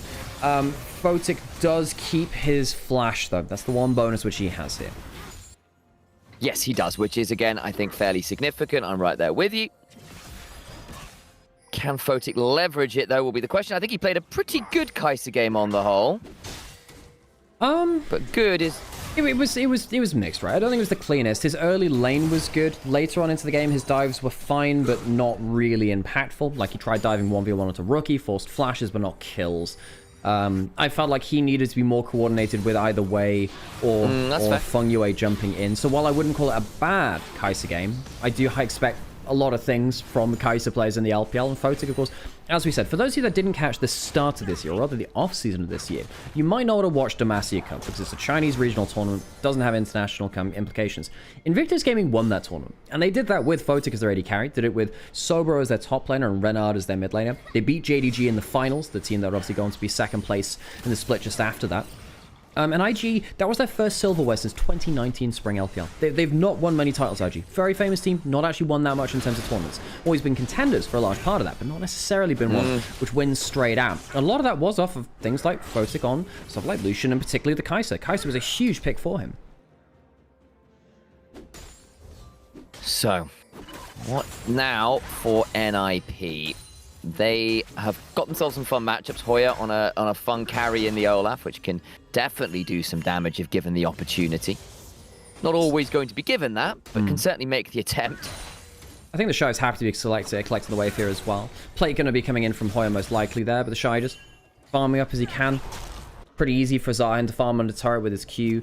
The auto attack reset. Doesn't have mana to... Well, doesn't really have mana cost to worry about, let's be honest. I almost wondered if he was a manaless champion. It's like, does he ever actually have mana cost? After playing League Classic as well, mana sustain has come up on my mind more and more. Could knock up that. Gets into an arrow the other side. Assume we'll jump forwards.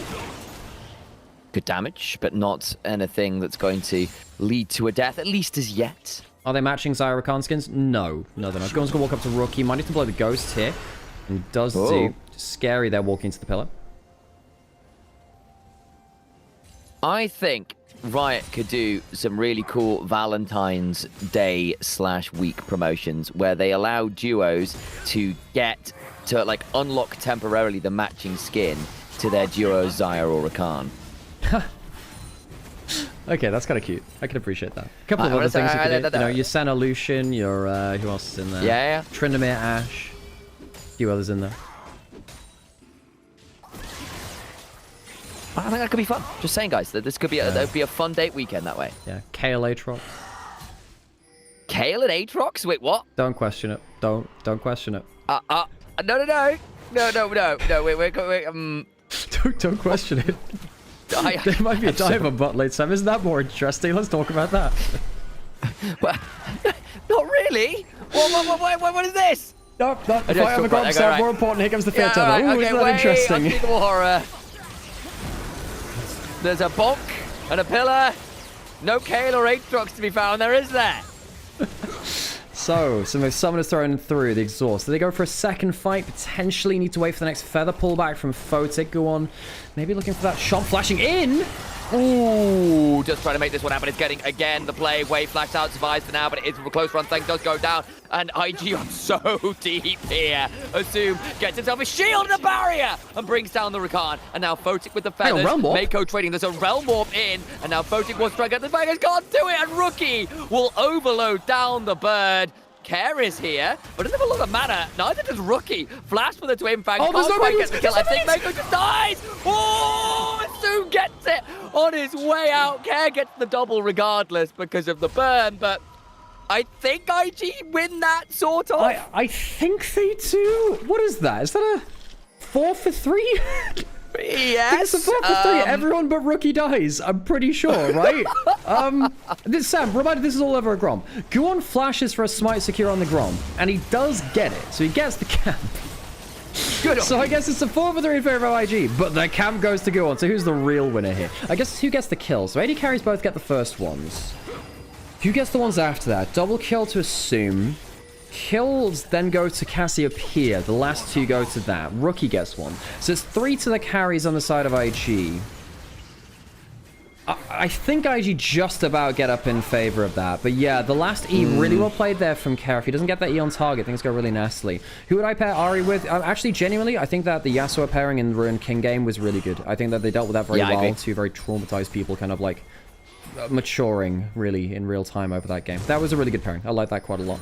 So Ahri Yasuo from the Ruined King game. If you haven't played Ruined King, do it. It's a very good game. Good turn-based game. Good game. It's just good in general. The mechanics are fairly unique. I know there are some other games which do similar things. They probably did end up nabbing them from somewhere or another. But it was a very well-loved game. Every character in that came out looking well fleshed out. I think it was a very good game regardless of which character you particularly liked. But I think there are some people who didn't love the way that Viego was characterized and one or two other characters, but I think the grand majority of characters in that game came off as really well presented. I agree with that. I thought Viego was still pretty good in that game as well. Though he wasn't really there, it was more about Thresh. It was the spectacle. He haunts the narrative, right? Yeah. Yeah. Yeah, it was Thresh, and of course, like Gangplank was one of the big bads in there too. They handled Gangplank and Alawi fairly well too. I'm glad that they didn't just paint Alawi as like kind of right for it. Everyone's like, you know, you did just let a horrible person do more horrible things, and it's like, yeah, I know, but you know. Okay, right. Yeah, let's get back into game. Get into back into game. Guon's on top side. Does have himself even farm now. Didn't get himself any of the kills on that bot side. Doesn't have flash. Way, of course, no flash there either. Slight lead for IG. Remember last game, NIP were playing around winning lanes, and they were trying to snowball ahead. IG, I'd argue their lanes are a little bit more shifty. I mean, the Zyra Khan was a counter pick, has not achieved what it wanted to do. Mid lane, 2 kills for Kara putting him ahead, but I don't think Rookie's out of the game, and he can still realm warp how he wants to. The Shy, haven't really seen what he can do yet fully on the Zarhan, but both these top laners are scaling up. I think you can argue it is easier for the Zarhan to play the fights compared to the Olaf, who has to play against, you know, passive swiftness boots, Ryze running away from you, the Zarhan with a lot of mobility, the Lucian with a lot of mobility too. Not the easiest carries for Hoya to do that much against.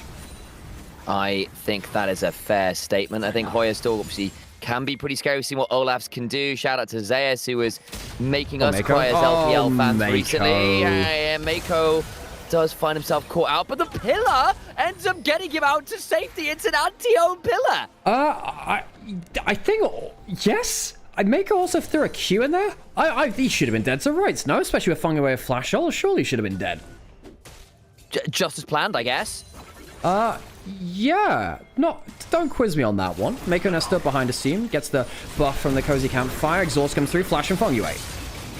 There's some good damage down, and this time I don't think there's any real way out. The Breath of Life, though, is good for Culling. Flashed away from Foddy, keeps him alive, but Assume actually pretty scary. Walking into the feathers there was scary, but the feather pull was not available, and Assume goes in and survives the play regardless. My days, he's playing the Lucian to the wire, but he's calculating it so damn well. Fear Tether onto Guon, who doesn't break it with the blast code. The pillar, though, just about disengages. Just about. Yes, the reason why Assume was playing like that, he just knew the feather cooldown. It's only level 6 on the Xayah Sam, and there's no cooldown reduction in there yet, so the feather cooldown, pretty high. It would probably take, you know, what, 10 seconds or so for the next feather cooldown, something like that. For the pillar, for the pullback on it anyway. Assumes 5-2 now, Sam. This is the AD carry that used to do this exact kind of gameplay on NIP. This is what NIP have lost, Sam. This is the AD carry they have lost. Assume, I think in Split 2 was on career best form. I think there were very few times where people would give him the Lucian for good reason, really. The feather pullback was used very quickly in this cooldown, in this trade. And I think, sadly, it was used at such a point that the damage was, yeah, it wasn't quite there at the back end of the trade. Try to back off, stacks around for a little few more auto attacks, doesn't realize the damage that'll come through from the last Vigilance double tap auto from Assume. And back to live. The Shy trading well with Hoya there. Don't know whether we're at a point where there's any teleports or anything. I think Hoya might have ghosted to a little while ago as well, recently. Having the most fun there. Olaf into Zahen's a weird one because basically Zahen, when he gets passive, means that Olaf ends up timing out his own ultimate on Zahen, dying and coming back again, which can get a bit annoying.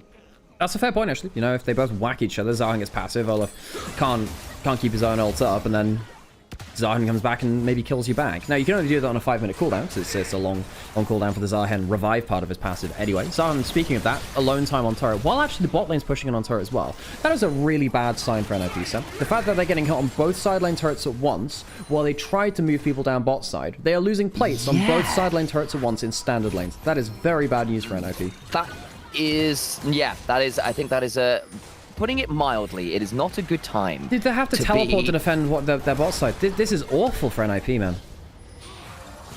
What do we do now? Mako flashes out. They do force that at least with the teleport, but it's still not what you'd call clean work. I kind of assumed that, hang on a second, jumping onto Care still has ult. Need to be a little careful of that. Mako does have the ult to cleanse if it did connect with the stun. It's important to note as well, the Shy's actually doing quite well in the laning phase now. Ooh, good stop there, Brookie. Onto Fungyue's W. Brookie still has his Flash and Ghost available. Can escape and engage if they go for it. The double daggers comes out, but it won't be pulled back with the Feather Caller. Back to the Dragon we look. Yeah, IG choosing to let this going away. I don't think they look for this. Zahen's just pushing top. Doesn't have the teleport as Triforce. I think they're just playing for top lane advantage. It's IG this time playing through winning lanes. Very different from the last game.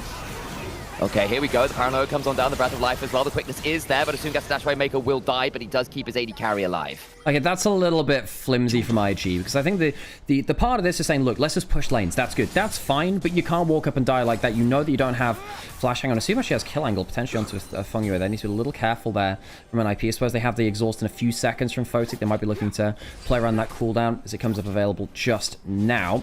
But as you can see, top lane opening up a decent CS lead for the Shy, and gold lead too as he took some plates up there on the turret.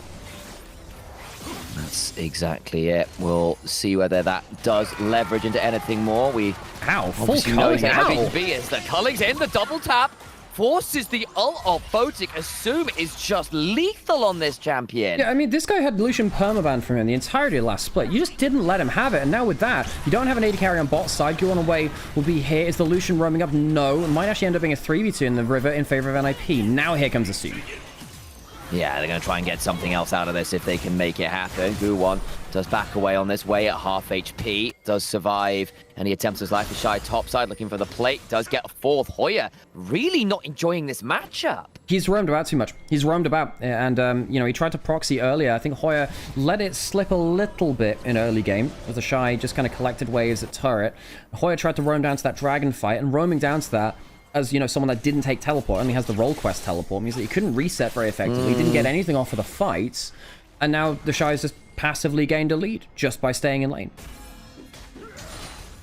Yeah, and now I think there is going to be an issue where the Zahen scaling is notoriously dangerous. It's his early stage where he's kind of just not as scary. He is going to be now. Okay, so 3k gold lead to IG, it's 15 minutes. That is significant. This is the point of the game where, you know, 3k gold lead, that's a good litmus test, a good break point to say, okay, this is actually a significant lead. Care now going up against the Zahen. He has 3 kills. Care, scaling champion, pretty good against all-comers and IG as well. A little bit flimsy to the culling. The culling can be really, really good versus Cassiopeia. Does have the swiftness boost, which will help you step away from that somewhat. But we just saw how accurate Assume can be on that ultimate ability. NIP, they're going to have to really rely on Care doing a lot of damage here. Photic at 1 and 3, struggling to have the same impact. Yep, that is the way it has to be discussed. I think this is a challenging position to be in at the best of times, and I'm worried about the way the game scales as well. Again, Cassiopeia is good, she is strong, but I think Care is going to have to play from a lot of different angles. And also, I just think the fact that this Lucian is basically monstering Photic every time there's so much a sniff at them is making things really tricky. Hoya's moved up to the fight again, but this time the Shy is following. The Shy doesn't have teleport. Good culling again. That is going to be like majority of the culling shots landing. Not onto the same target. Hoya, here goes the Paranoia. Here we go.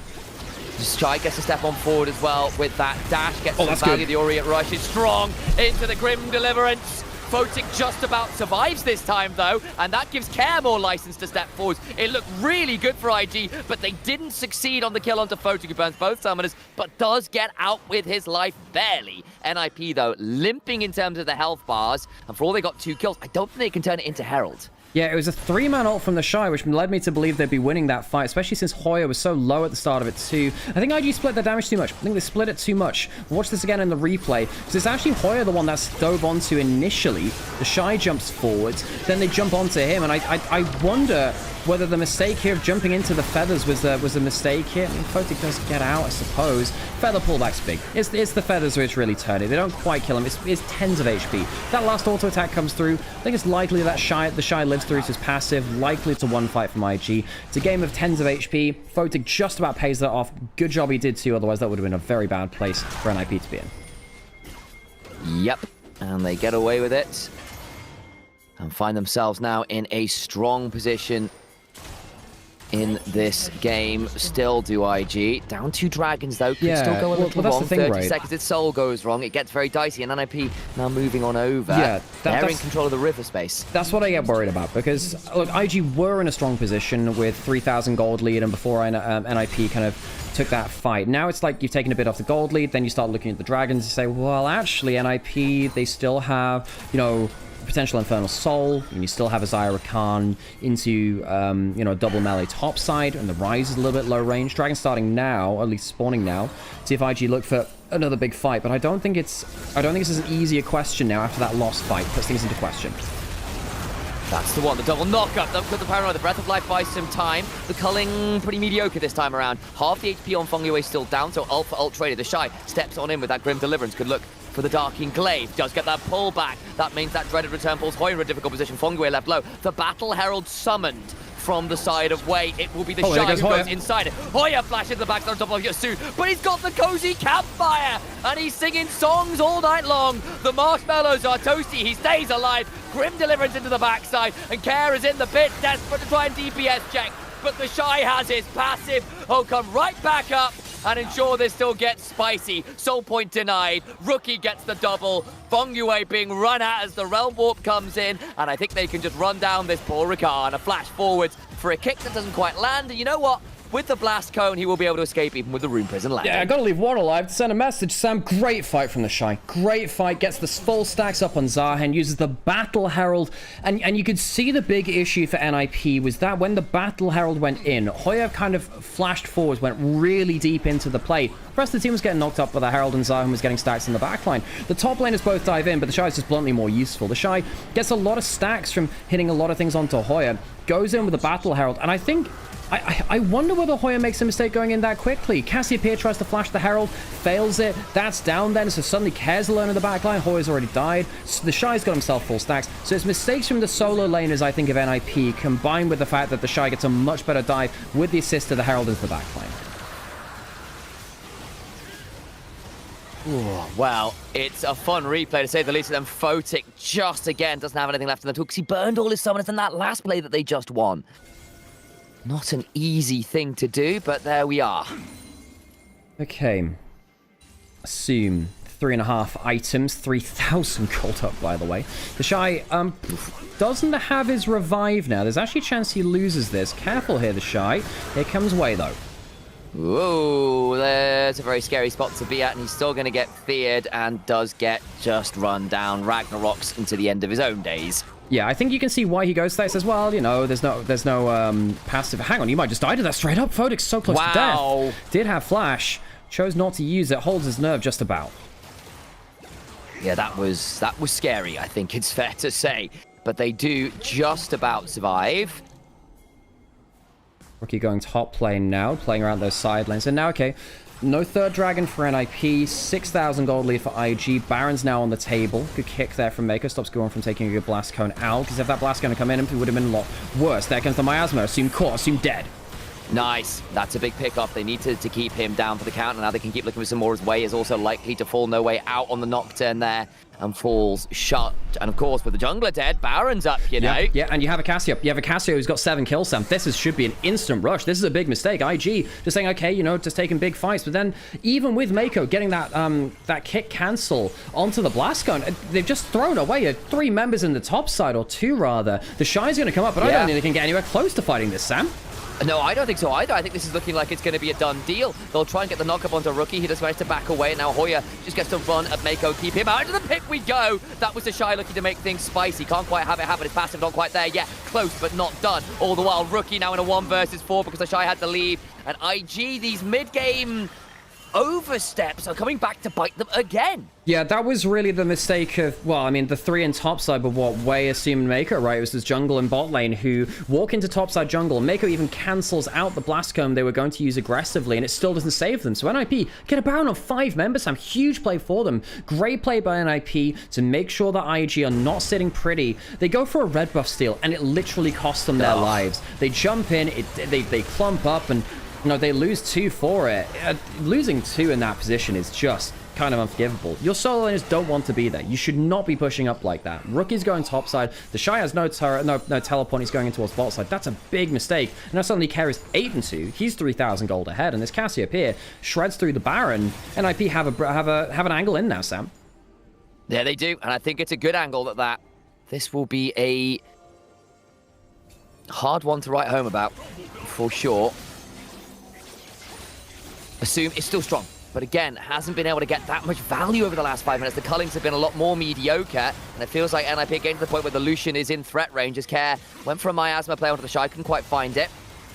Didn't use the ultimate 45 there. seconds, this would be so point. Yeah, he's trying to stop the Shy from getting like a longer flank, which I can understand because I think this Zahin is really important. Sorry if the mic sound's coming across there. I'm trying to adjust it and it's squeaking a little bit. You're all good. Someone's on that. So pushing mid lane now. Squeak. Rookie pushing up top lane does have Realm Warp, doesn't have the level 16. He's actually down a significant amount of XP. We'll take over to level 10 on the Rod of Ages now, so we'll only be the 1 level there, but still, Kerr getting a lot of value.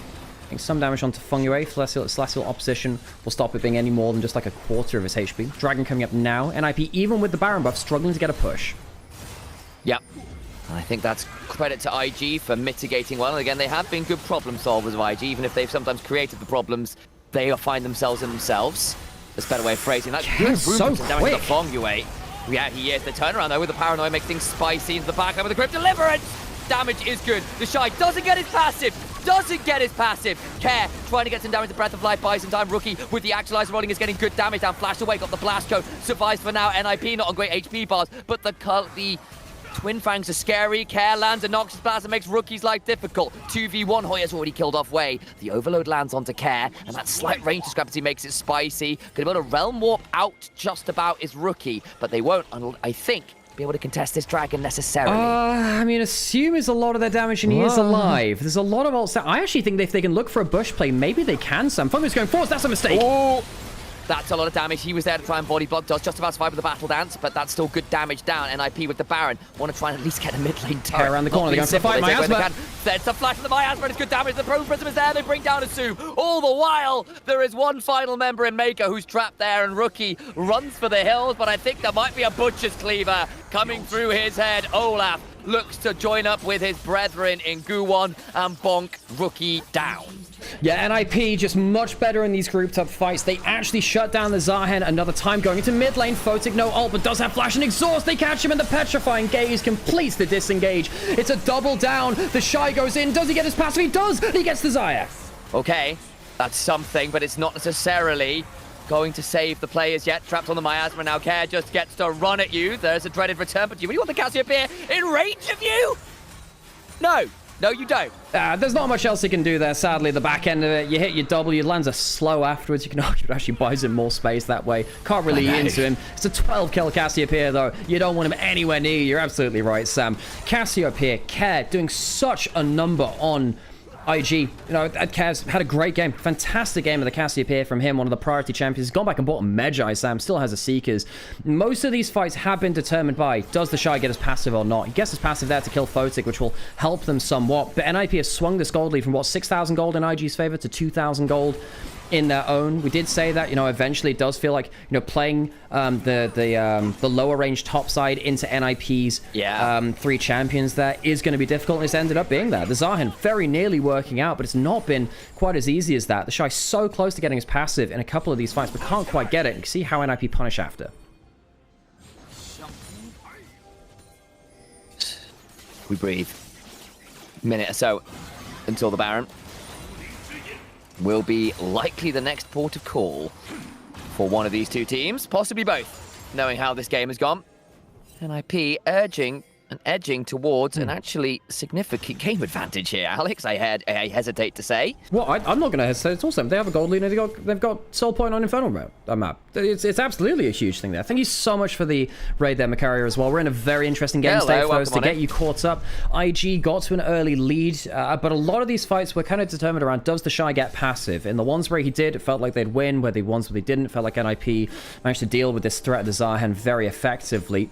Rookie and Wei both struggled in this game. They were both very good in the last game. Game 1 was an Neferi Oriana game from Invictus Gaming, but NIP, a team which we thought was significantly worse than NIP, especially given the roster changes, given the fact that they fell down to Nirvana, just like IG as well. Thought that they'd be, despite being 2-0 in series so far, in a bit of trouble. I think they're going to show exactly why they are 2-0, though. They're not to be written off. I think that Care in this second game has been a monster on the Cassiopeia.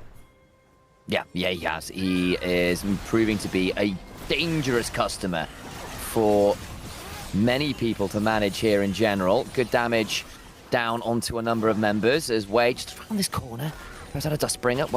Won't get anything else off this as yet. There we go. There's a player on the Rookie who has got why was that blast going hit? Turnaround. This is going to get weird, and that's going to be a really difficult spot as the Rakan just about survives. Culling comes on down, does tag a couple members, but no one really thrown down to a kill range. Who the hell hit that blast gun, Sam? Who hit that blast gun? If it was Rookie, fine, but I thought that skill shot, I thought that auto attack came out of NIP. They're going to spot NIP going for the recall here now, actually. Maybe it means that IG can get themselves an inside track onto Baron Vision. Care pushing it out here. IG don't... Well, they don't have bad Baron damage. They just don't have gold. Rookie has no flash. Doesn't have Ghost either. Hard for him to play out the game. Assume needs to get some good poke down. He's trying to hold his E. That's not very useful when there's Miasma there. No, it's not. And this is making things real tricky for them. So, what do we do now? Good damage down.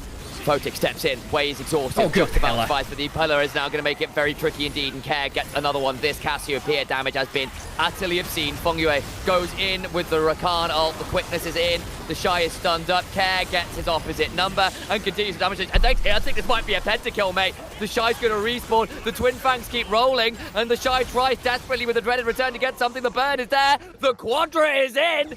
2 series, 2 pentakills as Care slithers his way forward. Oh, that's the slow. It ain't the King Brown. It's the Cassiopeia. That's the deadliest snake in the world. Well, NIP taking a devil may care attitude to this game, Sam. Who cares you lose that game 1? Care slithers out into game 2 with a magnificent pentakill and a magnificent game on the snake.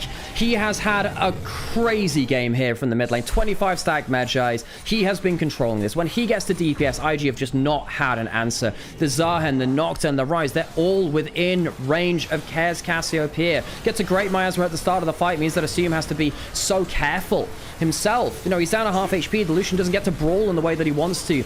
IG went from a 6,000 gold advantage in this game, Sam, to losing this game. They're going to have some huge questions about themselves as to what exactly happened to throw this game around.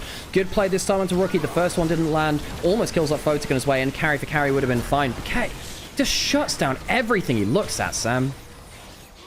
Yeah, and he looks at quite a lot, is what Care does. And everywhere he gazed, everyone else was turned to stone. He broke them in half. What a fight from him. Care, 17-2. We often criticize his lows, but he put it out there and said, look, guys, you can criticize me when I'm sucking, but can I get the consummate praise when I am succeeding? And he is succeeding really hard here. Baron's in. Massive gold lead. Infernal Soul up and available to them whenever they so choose. And this is a hard spot to be in as Invictus Gaming. It is. Sam, we're actually at a point now where Care is within touching distance of the kill record in an individual game for LPL. It's currently held by Knights from a game on Lucian in summer 2024. Believe he got... I want to say he got 23 kills in that game Might have been Right. 22. We'll see if Care can match that. Well, they might not have enough fights left to do that.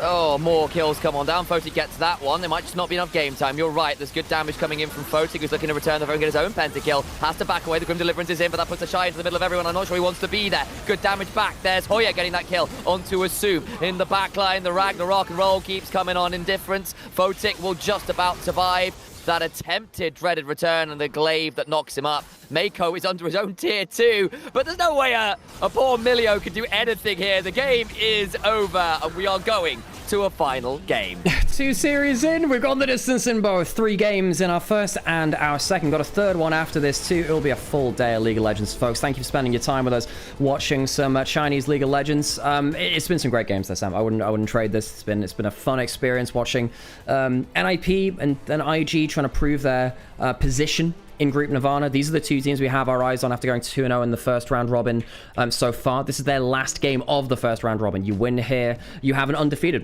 first round robin. One of them will end up doing so. So IG, I thought they should have closed this game out, Sam. They had a 6,000 gold advantage. They had Rookie on Rise, even into a counter matchup. You'd assume that'd be a one game for them. Not nearly as easy as that. Care went, well, I'd say man mode. He went snake mode. Yeah, he did, and it was quite the snake, wasn't it? Managed to do really well early on, that good roam to get a couple kills with the burn, and then just basically every fight was throwing out the most obscene amounts of DPS. I think we're going to see some pretty crazy numbers when they all come up. Yeah, I think so as well. Okay, I'm going to take a break between these games, Sam, if that's all good for you. That's fine. Don't feel pressured to, stick around as much, but I know I've got the last series to go as well, so I want to be a little bit careful, That's completely fine.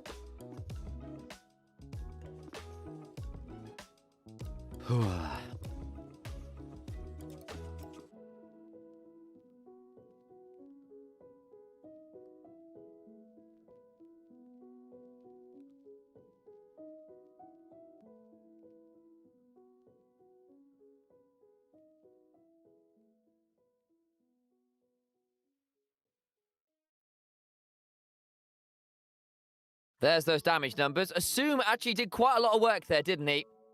Yeah, he really did. Care with 47,000. That's nearly 1,500 DPM. It's not quite. But you know what?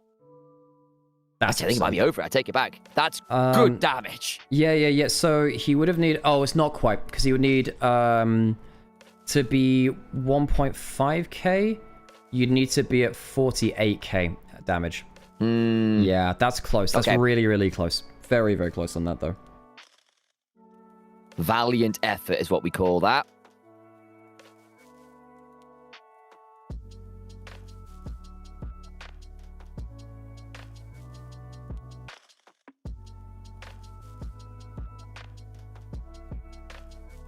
Okay, I'm going to take that break, Sam. I've turned the cameras off for now, and I'll put on an ad break now, and then we'll see what the break gives us, I suppose. All right, back in a minute.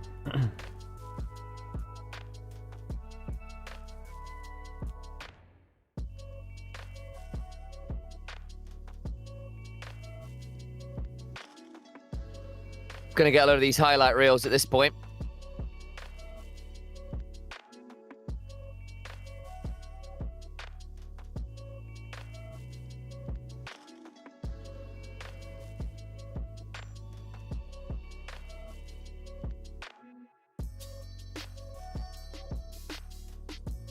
Do do do do do do do do.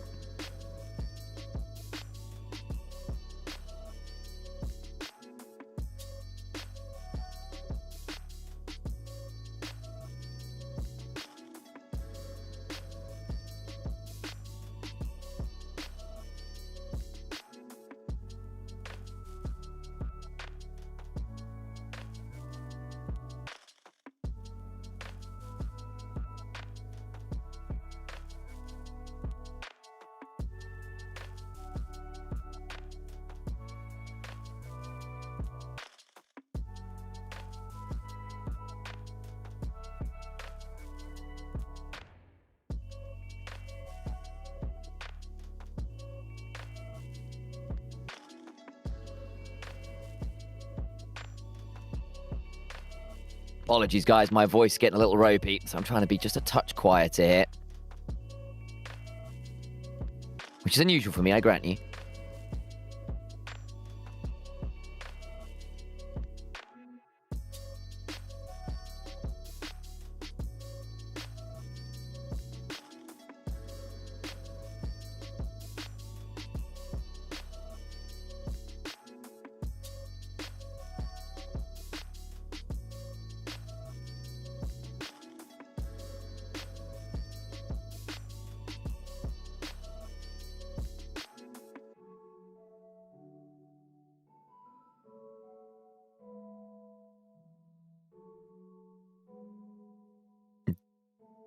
Do do do do.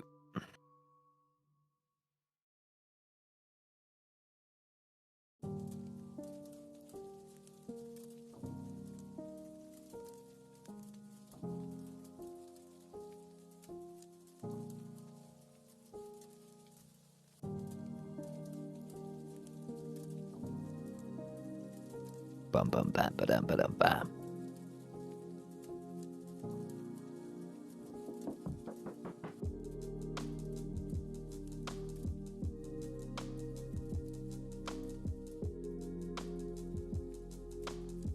Boom, boom, boom, boom.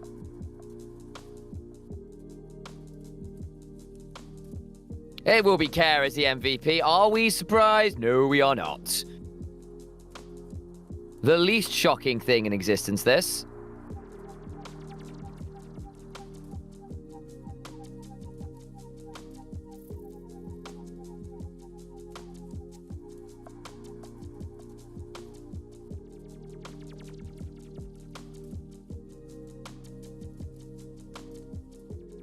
Bum bum ba-dum bum bum ba-dum bum bum ba-dum.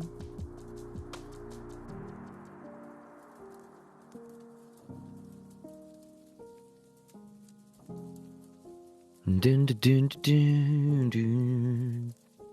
Dun dun do do do do do do. Do do do.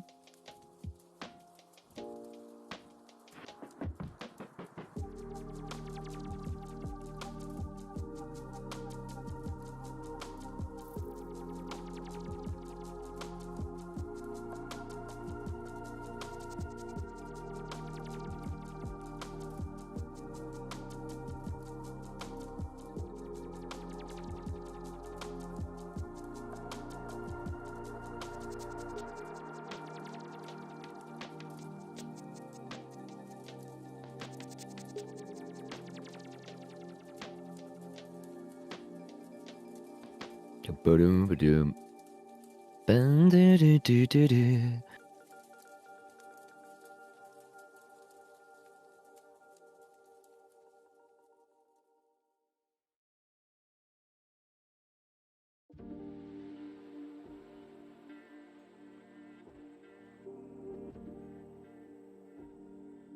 Great bit of music.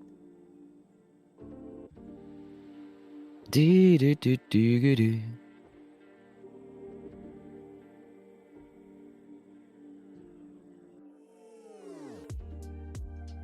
Oh, a few minutes until the next game.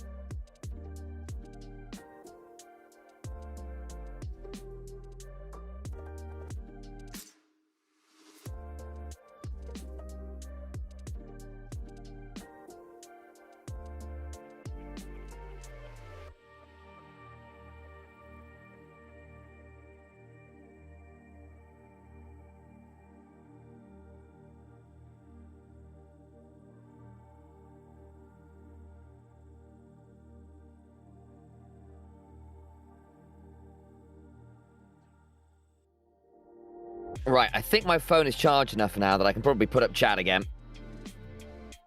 My phone did nearly die. I don't know what was happening. It just like really got overhot and then all my battery disappeared. Oh.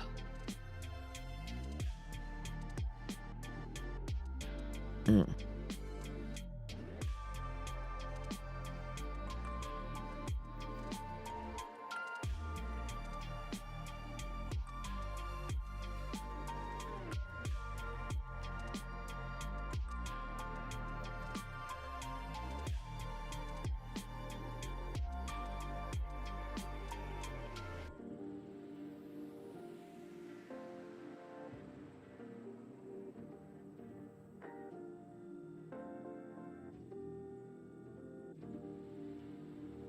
Story filled with glory tonight.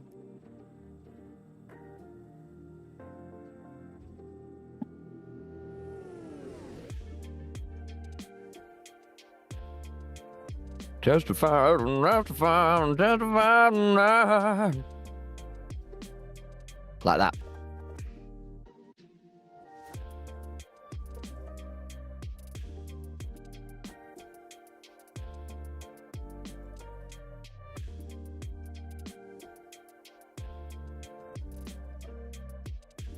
Good times coming. I don't know whether you guys can hear this because I've got the standard audio. I think you might be Sessions Diana-ing, which is completely valid. It's a great thing to be listening to. Hello there. Hello there, how's it going? I'm back. I put a coffee on. Oh, it's exciting. going to be a long day today, folks. It's going to be a long day. And yeah, appreciate the raid earlier, Macaria, and I hope that everyone's enjoying their time here. And yeah, well, we've got another series after this. I thought WAL would be the banger today because it's like a playoffs. It's a rematch of last playoffs, which is already, already a banger. But then also it's huge for. Yeah, it's huge for positioning in this split too. Hugely so. I agree. Dude, it's so warm here, you have no idea. It's like 32 in my room. Oh, that's a lot, actually. Yeah, that is a lot. Yeah. Not my favorite, Sam. It's not my favorite. Oh, Jesus. Well, yeah, we'll watch yourselves in the heat waves, folks. Make sure you're sticking. Have you got the aircon at least? Yeah, I do, but I can't have it on during this because it's too loud. Yeah. I can't do that right now. Yeah, I do have it, but I can't use it right now. Yeah. Well, whatever. We shall survive. We shall survive. We shall survive. Looking forward to Scotland trip. Looking forward to that a lot. So basically, folks, Sam and I are going to be traveling up to Scotland. We're going to be traveling up to Scotland to, gosh, what was I going to say? To record a video on Silent Hill, the new Silent Hill Townfall game. Because it's being set in Scottish town, which has been influenced by taking inspiration from St. Monans up in Fife. Say up in Fife, it's actually quite south for Scotland, but yeah. Set a higher noise gate, no AC and heat sounds god awful. It's not great, but I do have a fan at least. I don't think I'll be on broadcast for as long today, but alas, this is how it works sometimes. It is what it is. Yeah.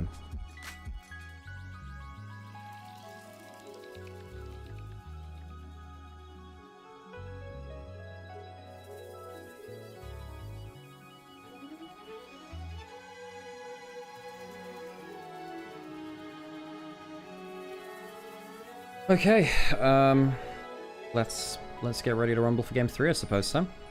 Indeed. Way back on. And again, apologies for the audio, folks. The last couple of weeks, the audio has been bad. I don't really know what to do about it, which is the quite annoying thing. Yeah, 'cause I don't think it's really on us, is it? No, it is just very different from what they had as settings before. I'm gonna have to go and get a coffee from the other room, actually. Go for it. Cool. Ooh, I got both speed greens. That's good. I'm running a Christmas Aubrey run, and I am. I'm hoping for good things.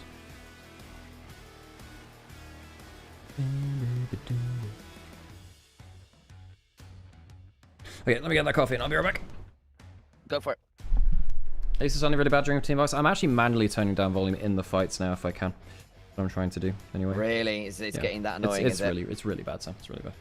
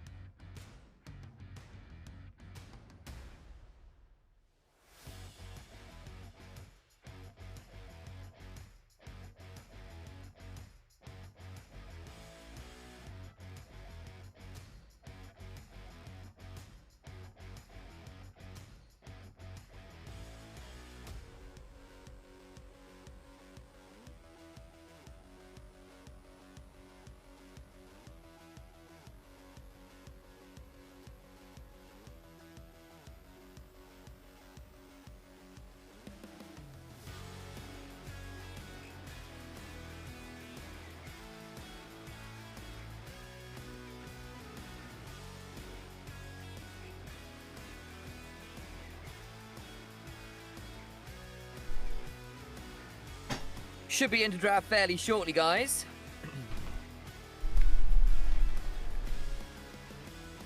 I'm back. This time I have a coffee. Welcome. How is the coffee? I haven't tried it yet. I'll let you know.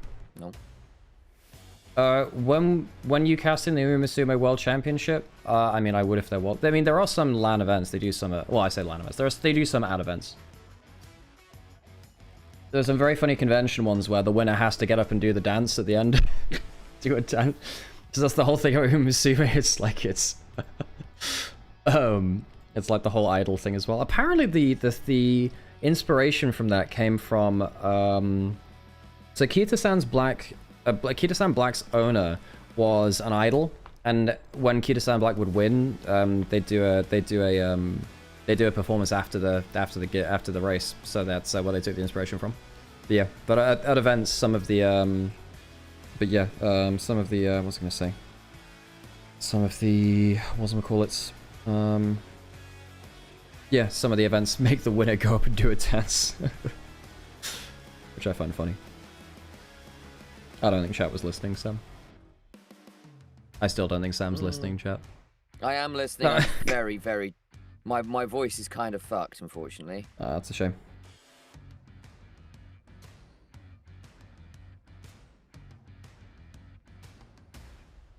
Haven and Trials of Growth, I think, yeah, for sure. You know, you just got to make use of the opportunities. That's basically how Sam and I got and stuff. We just get a trial and then,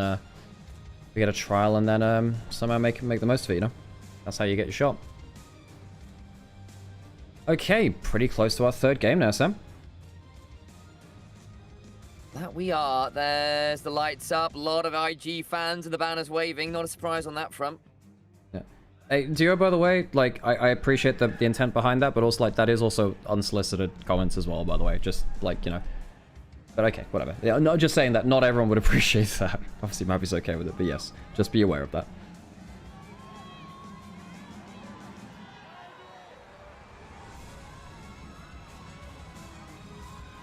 Okay, third game coming up.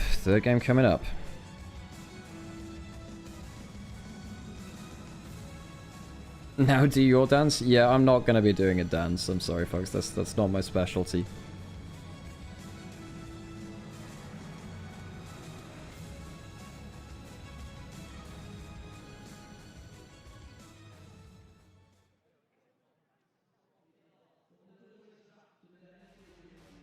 Okay, game 3, what do we expect? Hello, Angie. Angie's here, by the way. Says, like, I guess she says hi. Also suffering in the 32-degree heat. It is quite a lot.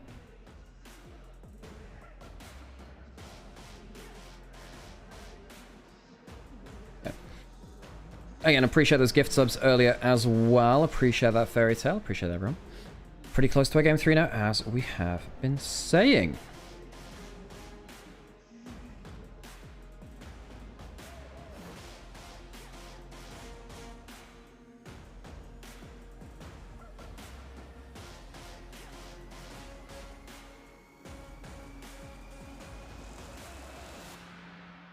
And then Sam will leave us after this series. Again, appreciate your hard work, Sam. Couldn't do this without you. Appreciate you, buddy. You're very welcome.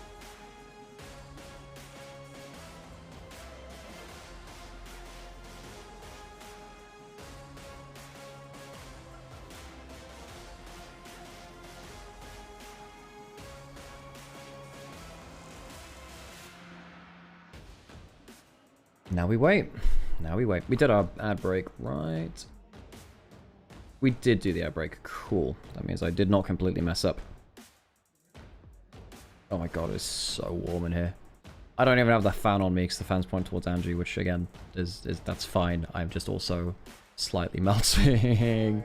It's okay, it's not your fault. It's the fault of heat waves and oil corporations.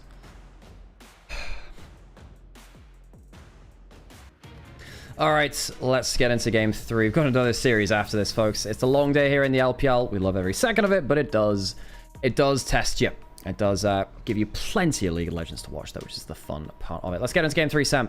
NIP IG both came in undefeated into today. After this game, one of them will be leaving with a single loss in a column. I think, personally, I think IG have overall looked like the better team, but that doesn't mean they necessarily make the right decisions at the right points of the game too. I think that IG, you know, for me to call them the better team, they need to see off this series. If they don't do that, then you don't get many series to prove that wrong. You have 6 series in regular season. If you make enough big mistakes in the big points of the game, all of these things that we think about, their laning phase, about various champion pools, whatever, it doesn't matter at that point, Sam. NIP banning the Camille, even though Mako didn't have the best game on it. The Jarvan is away from both junglers. We still have Shinzao available. We have Pantheon. We have a couple of, no, Lee Sin's off the table. Poppy is up, but with a lot of the big junglers down which use dashes, I don't think it's going to be as popular. Yeah, I'm with you on that one. Lucian and the Corki down as well, actually. There's actually quite a lot of the dash AD carries down as well. Nautilus out from IG. Okay, so, we do have Ezreal, potential Ezreal Karma, potential Ezreal Seraphine, no Ezreal Bard. You can go Caitlyn Karma or Jhin Karma. They're both fine. Corki is gone, so you can't do that. So those are the 2 lanes I would think of the most. They do lock the Karma, do lock the Could theoretically Jhin. go towards one of the mages, but it does feel like a lot of teams have been deliberately moving away from them. Yeah, you're not wrong.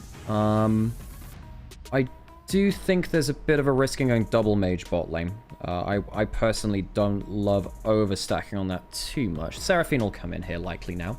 Again, trade poke for poke. A bit more pokey than something like the Bard. Not quite as pokey as the Karma because, believe it or not, Karma is Karma. Kind of an unfair champion when it comes to that. NIP lock in that Skarma. And they have a great person to use these shields already. That's a big thing there. Now, if you have shields, you want someone that's like good at using them. And they do have a very good user of them in the Skarna right up in front and center. Very much so. Of course, the Encore, very dangerous. One of the few enchanters that's dangerous on their own because the Beat Drop and the Encore are phenomenal pick tools when given the opportunity. What are we now looking to lock in here? Probably a jungler, I would imagine, or something that can at least be flexed into it. That would not be that. They go for the Victor instead and lock something in for Rookie. Okay. Well, there's... what even does well against him? Typically would be... Well, Syndra's not bad. You could lock the Syndra still. They go for the Sivir. Okay, one more scaling. Well, I suppose NIP won in late game last game. Maybe that's the logic to say go towards late game. It didn't look like at IG the were... shove of Sivir Karma is ridiculous. That's true. Sivir Karma was the Season 5 bot lane. If you were to like make an iconic bot lane from each season, Season 5 would be Sivir Karma. Actually, that might be a really fun question to do and Shut Up and Scale actually at some point. If you were to make an iconic team composition from each year to like decide to describe how that year was played, what would you choose? Because like for this year, it's really weird, right? Because you have to choose a mage bot lane to fully encapsulate the year. So you probably have to choose something like a Syndra bot lane. Although you could go for the Ash Seraphine as well. Ash Seraphine was here for so much of the early year. Mid lane, probably Orianna. Permaban. Has to be that, really. Yep. Jungle, bit weirder, actually. Neferi for LPL, but not across the world. You know, would you say it's still something like the Shinzao? The Jarvan's been huge this year, for instance. Jarvan would be huge. I like think Neferi's been more iconic. Yeah. I think Neferi's been more iconic. Yeah, again, for LPL it has been. Not necessarily across the rest of the world. Yeah, again, for LPL I'd agree with you, but then that's us being silent originally. Been playing a fair they have. I think Kanavi has been, for sure. By the way, speaking of junglers, by the way, we've got rid of the Mundo and the Shinja from Wei, so we won't have any of them. Right, what does he go for now? There's a lot of junglers off the board, because there's been 2 banned by IG, 2 banned by NIP, and, well, 3 technically if you count the Mundo as well, which you should do, actually. And then there's another 4 from the rest of the... So that's 9 junglers, and then the Skarna pick. That's 10 junglers out. You're really pushing the jungle pool here. Yeah, I agree. You know, TF, is that what we're thinking? Silas, good old steal here in terms of the Encore. Ooh, okay, Silas. Arcane Storm and True Shot Barrage are fine ults to nab as well.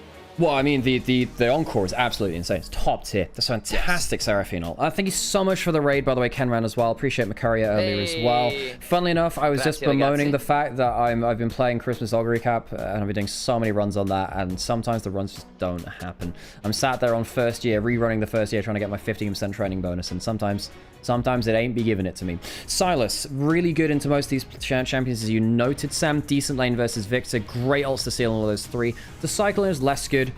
Do you really want to lock a Nara into Silas? Are we doing this? Are you sure? Are you sure? I would pick the Yorick or the Jax first. Jax, yeah, I agree. And Jax is still a pretty good ult for the Silas, because again, he loves the extra resist you get from it, but it's better than, I think, the Gnar.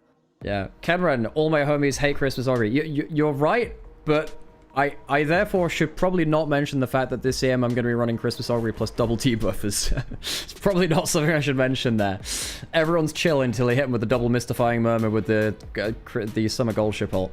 Poppy locked in. Oh, so it's going to be, yeah, it's going to be the Poppy top into the Jax, which is something that Hoya always used to play back when he, well, when he was on LAP for, well, but of course, big part of his gameplay when he was on TT was him playing Poppy and being that topside tank. We're going to go into an ad break just so we don't get ads during the game. Apologies to the raiders that just came in. This will stop you getting ads in games though, folks, so we call it a good trade.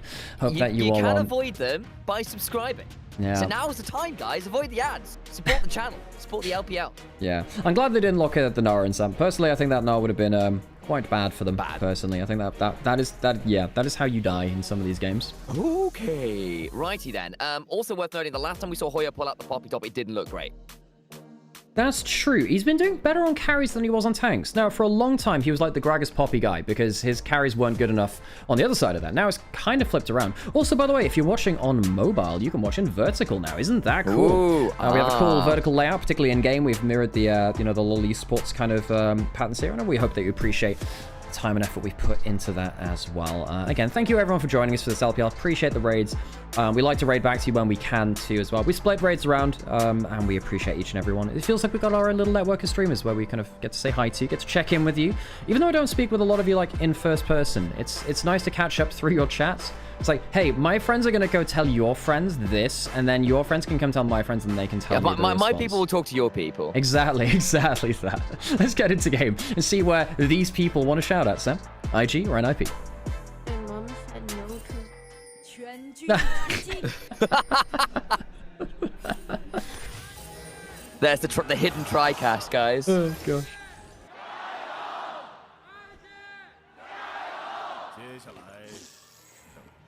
Is he going to be fishing? He's fishing. He's fishing for gold. Let's go. Better get the gold. One gold. Where's your gold? Come on, get the fish. Get the fish. Get the fish. One Get gold. the fish. One gold. One gold. Get the fish. What's he got? He gets a plus 10. He'll take gold. He gets a plus 10 gold for the fishing. Oh my god, it's game over already. Legitimately, if you get 2 of them or something before, like you can't, it was better before the minions came into lane earlier because you could get 2 of them and occasionally get really lucky. And then like on your first back, even after a couple of waves, you could get yourself randomly not a bad start to the game. Kind of, see right there, misses a couple of minions, doesn't matter, got a fish. Go fish, quite literally. Exactly. Playing a very different game to the rest of us. Everyone else is playing poker. The Shy's playing Go Fish. Pay to win skin. I think. Wait, don't all of the skins do that? All the skins did now. It used to be just the Fisherman Jack skin, I believe. It's not anymore. Yeah, I believe so. Okay, heals blown for that level 1 trading potential. I'm going to turn the volume down actually, because again, one thing we've had on the LPL clean feed recently is how crispy the audio gets, which is not. It's not so good. Can be yeah, not so great. Shove of that Civic Armor. You highlighted this earlier. This was the 2015 bot lane. Double move speed, infinite shove, loads of poke. You don't get to interact with them. It's nasty as heck. Care jumping on the wave. Not bad trade from there onto the Victor. Actually very good for him, in fact. Yeah, gets the Conquer stack. Feels happy enough about it. Throws out a Death Ray. Well, now it's a Hextech Ray. Death Ray. I'm calling it that, Sam. Go on. A little bit too short. Impact. I think Rookie could have gotten away without flashing there. That's unlike him. I think the Seismic Bastion slow would have meant the Care gets in range to go for another Absconder Duct. I think he thought he was going to get tagged by the wall stun. I don't believe he was in range there. Anyway, he's out safe. Does blow that summoner. Care MVP of game 2 by a country mile. What, 17-2 was he at the end of that game? I don't think he got any kills in the last one. Yeah, he was pretty disgusting. That's insane. If you guys didn't watch game 2, one of the best Cassiopeia games of the year, actually, Wei looking for Smite. Actually, Guwon gets it. Important Smite fight there. Gets ahead of Wei in the jungle clear. We've not seen as much Wukong. And I was chatting with Aragon. I think we were both at LEC at one point. We're both kind of aware that like Wukong has not felt great of late because he just comes online so late and clears quite slow early on. Guwon's going to turn around here on the dive, but he's going to get exhausted now. Maybe that makes it easier. Sam's got a kill. Yeah, exactly. That does change things around a little bit, doesn't it? Just gets a Nimbus Strike in and Crushing Blow. That's what are we doing, guys? That's such a cheap play. You just stole the buff. You should be ahead. Care getting a great trade onto Wei here, actually. Care in a great position. Has the Iskon. Where's the Abduct? Will he flash it? Yes, he does. Good defensiveness by Wei. Waits until he sees the direction of the skill shot. Flashes it. Well played from him. Gets out alive. There comes the Shy, goes on in. Counter-strike. Auto empower.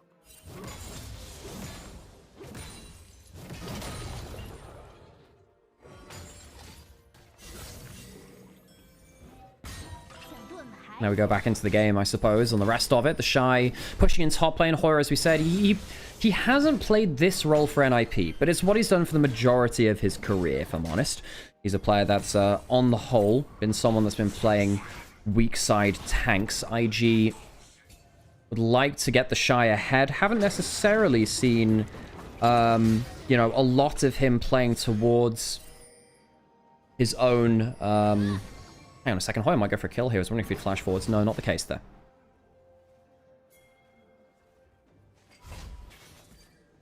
You still with us, Sam? I am. Cool. Just I didn't have eyes on Discord there. Sometimes I get worried, Sam. You know, tab out, get worried. Assume gets that early back with the assist. Has that early tier in. Very happy now.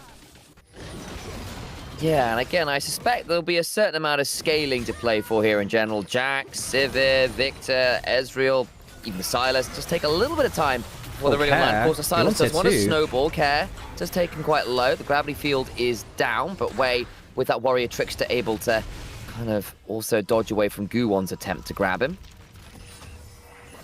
Dragon up now, but of course, look, early Dragons, different LPL teams have taken very different approaches to these. Not everyone has been happy to go for the early Dragons. Sometimes they need to wait just a little bit longer for that to be on the table. IG, NIP, neither of them going quickly towards. I think the fighting is too important here, really. Yeah, I think that's kind of fair. All the while, Guwon's going to tart up this dragon. I don't think there's going to be any real contest. The Sivir and the Karma have managed to get enough of a shove here to make that a formality.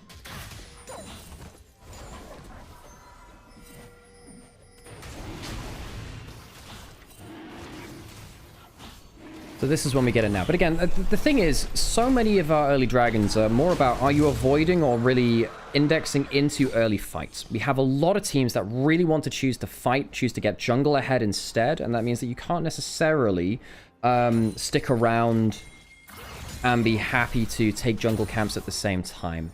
Mid lane, Rookie does have a CS advantage despite blowing that flash earlier, and despite the fact that Care's actually been surprisingly strong on the Silas at the early levels.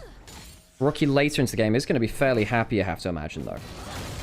Yeah, I'm right there with you. I think that's probably the way of these things. Also, you know, Poppy up ahead about 10 CS or so, but again, you've got to be able to manage the Jax for the entirety of the game, and that's often easier said than done. It's got the early Phage now, does the Jax. Does get stopped there on the Steadfast Presence, but Steadfast Presence is a lot longer cooldown than that of the Leap Strike. It's exhausting bot lane. Exhausted. Yeah, stacking up at the lethal tempo, forcing a flash. Nasty, that. Yeah, good work. Gets the flash as well. Using that. This used to be something that Doonby used to do. I always call it out when it happens. Basically, Doonby, when he played Victor, was the guy that realized, look, I can use the ult to, you know, get some big plays, but realistically, what I'm doing here is using it for wave control. Hoyer, I'm pushing a wave. The Shy was actually, you know, doing some shenanigans with the wave, weirdly, there. To manage to pull one away there. Shy doesn't manage to stop the back. Is holding the wave of the counter-strike, though. So the golden rule for getting a freeze in side lane is you want a 4-minion advantage. Now, when you have a much larger wave like this, you're not aiming for a full freeze. You're looking for like a partial one, but it just kills the enemy wave quicker. We'll make sure he's, again, last hitting well. It means that Hoyer doesn't have that TP. We'll probably lose about 3 minions for the next wave on that next one, and the Shy will be happy to clean up the rest of it. Guwon spotted heading over the wall there. Yeah. Does manage to escape, but is indeed spotted. Alternatively, you know, you use, you know, stuff like pressure of air. You end up taking, like, really warm air, but then you expand it and it cools down. You could freeze things that way, too. Yeah, pressure, volume, and temperature. Yeah. Sorry, keep going. So sorry. I don't really know where to go from that. Towards the game, perhaps. Yeah. Shy still has that wave in a good position. Hoyer trading okay. The Shy does need to reset. Actually, he's held the wave in a decent spot for Assume. So the wave for the Shy has actually ended up being the wave for Assume and Mako. A little surprised at that. I would have thought you want to give more resources to the Jax. Guess that means that the top laners can kind of farm on the bot side of the map instead. Ezreal, Seraphine, now around the site of the Grubs. but you don't have your Jackson in the place. So you're now in a 5v4 rank, Grubs. You have to give up all 3. I'm not sure I loved it. And, well, the Shy's just gone back to base. He's come back out. This feels like a misread on the map from IG. Bad lane allocation. Yeah, it's going to be really problematic for them. They're going to get caught up there with the Impale and IG in a difficult spot. It's a good flash. Encore to buy some time, but there's no follow-up because look at Assume. He's being taken out by Hoya. The Ezreal tried to roam on down and got popped by Poppy. There's at least some damage now as the Shy comes on in and makes this a very scrappy affair indeed. Looked like it was very good for NIP for a moment or two, but at least the Shy is able to help rescue things with the assistance of Rookie. Yeah, I didn't love the setup there from IG, which is why when we talk about this freeze in top lane, looked like it was good for the Shy. It meant that he hadn't reset. He goes for a reset, comes back out onto the map. Now, the wave, as it so happens, is also in a good spot at the end of that fight here. Can he stop the recall? Actually can do, so Hoya doesn't get a good recall off there either. But NIP just say, well, you need like another 30 seconds to a minute to get back out onto the map with full HP and items bought. We can just fight. It's a good play from Fungoy. Gets the tether onto wave, flashes to make sure he can't escape it. Gets the Q down onto Rookie, so he has to back off as well. Stolen Cyclone, gets some decent value from Care. Mako gets a decent combo in, but it feels like it's a little too little. And Assume, as you said, was completely soloed out by Hoya and Photic. I say soloed out, there's 2 people there, but completely isolated against them. Not happy there is that Ezreal at all. No, he's not. So, at this point, Rookie beginning to get some more of his... I can't see how many stacks he's got on this particular overlay. An amount of stacks. Oh, Rookie towards his yeah. Oh, his upgrades. Like towards the upgrades, yes. Okay, well, you can actually tell out. You can tell by CS numbers. You get 1 CS, 1 stack per CS, yes. And then you get 25 per killer assist. So he's on 125. Don't think he gets the extra ones for cannons. Syndra gets the extra ones for cannons. That's where she gets hers from. Yes. But anyway, he'll be on about 125, which means he's got his first upgrade and he's on his way to his second. That's why Victor, though he's a scaling mage, sometimes if he gets involved in like one early fight, sometimes he feels really, really obnoxious. If you get an early second upgrade, so you get E and Q, Champion is busted. Champion is not fair when he gets E and Q. Just infinite wave clear, lots of ability to like get the double shield value from the Q as well, which just means you just run around in fights with the extra move speed as well. Hoya did a nice little mind game there, by the way, trying to bait out the counter strike with the buckler. Didn't actually end up throwing it and bought out a bit of mana from the Shy. Not the biggest thing, but fun to see the mind game. Over the wall we go.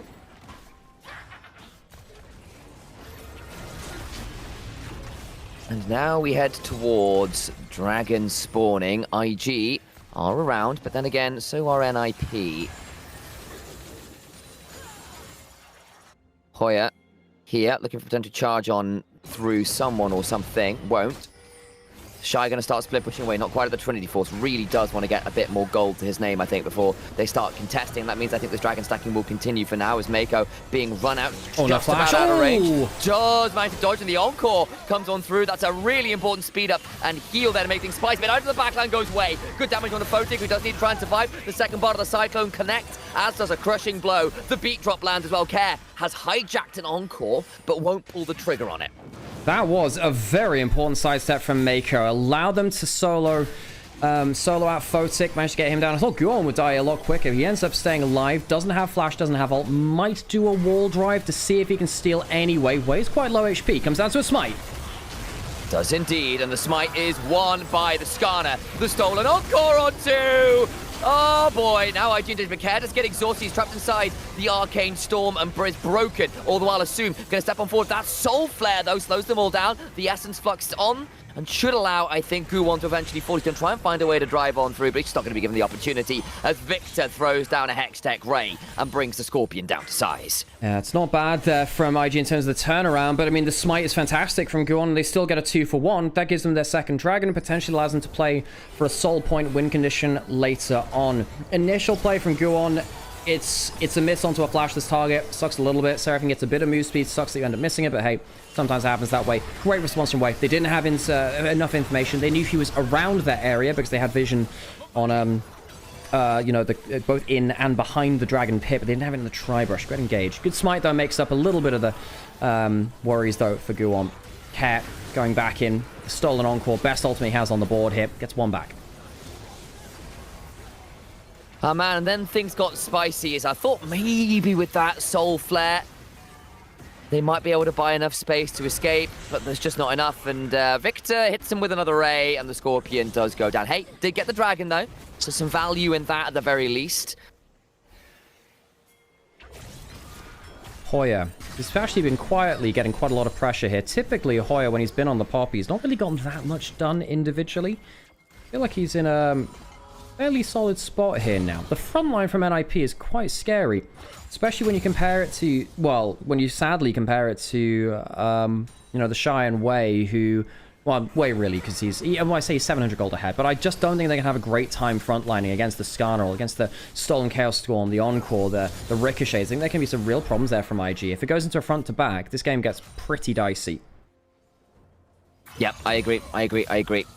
And again, I think both teams have got some good front-to-back options. Again, Wukong, Seraphine, body blocking with a gravity field, throw down an Arcane Storm. You can play that kind of range keep away, but you've still got to deal with the fact that at some point you're going to have a Shurelia's-ing, Mantra-y Inspire, Silas and Sivir running at you at Mach 5, and you've got to try and disengage from that, especially if flanks from a Poppy or a Skarner or a Silas come on through.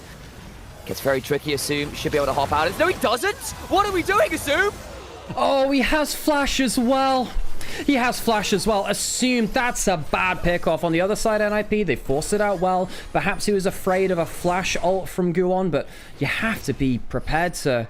I don't know, I just feel like he loses the mind game and then just doesn't mechanically play the easy way out. Sam, that's an embarrassing moment for Assume. That could be very important too. At least I would assume a free Herald for NIP. Here come the wards and the teleports. IG looking to play this regardless. Their AD carry on the way back. Does have the true shot barrage. It can become a half. Remember, that's a good knock over the Keeper's verdict. The Shy dodged away from the abduct, but may still look for the fight regardless. Grandmaster's Might likely to be traded, but actually doesn't land on anyone to care. Doesn't really get any stats to be stolen. Okay, really good Poppy ult. Very good pick beforehand. Now IG are in a bit of a... they need to puzzle their way out of this. Rookie walking on towards Guon, going with the Cyclone, forcing the Flash, but that's it. Only the Flash. That's not a great victory for them. No, it's not. And now IG are down every single neutral objective this game so far, by the way. Herald, Grubs, 2 Dragons. IG, what's happening to this team? But as far as NIP on the other side, great responsiveness from them. They do get themselves a kill on the side lane, IG. Get that onto Hoya. But IG, you know, we were considering this team very strong from what they've seen so far. NIP, we thought with the roster changes, we thought they'd be considerably weaker. NIP turning up well today. I think IG, some of their decision making a little worse, and Care, this man in the mid lane for NIP, real danger man here from the Ninjas. He has been fantastic across this series. Again, we talk about him as a very streaky player that's been up and he's been down. I think this has been one of his best moments I've seen from him in a little while. Like Cassiopeia game in game 2. Silas here causing threat. So what happens here onto Assume? It's on a ward here. He has Flash. Swatson coming through the wall. He stops and Qs and dies. Yeah. That's Yeah. I stand by my initial affront. Yeah. No, that's not acceptable in a position like that, is it? It's such a freebie kill to give her. What a shame. What a shame.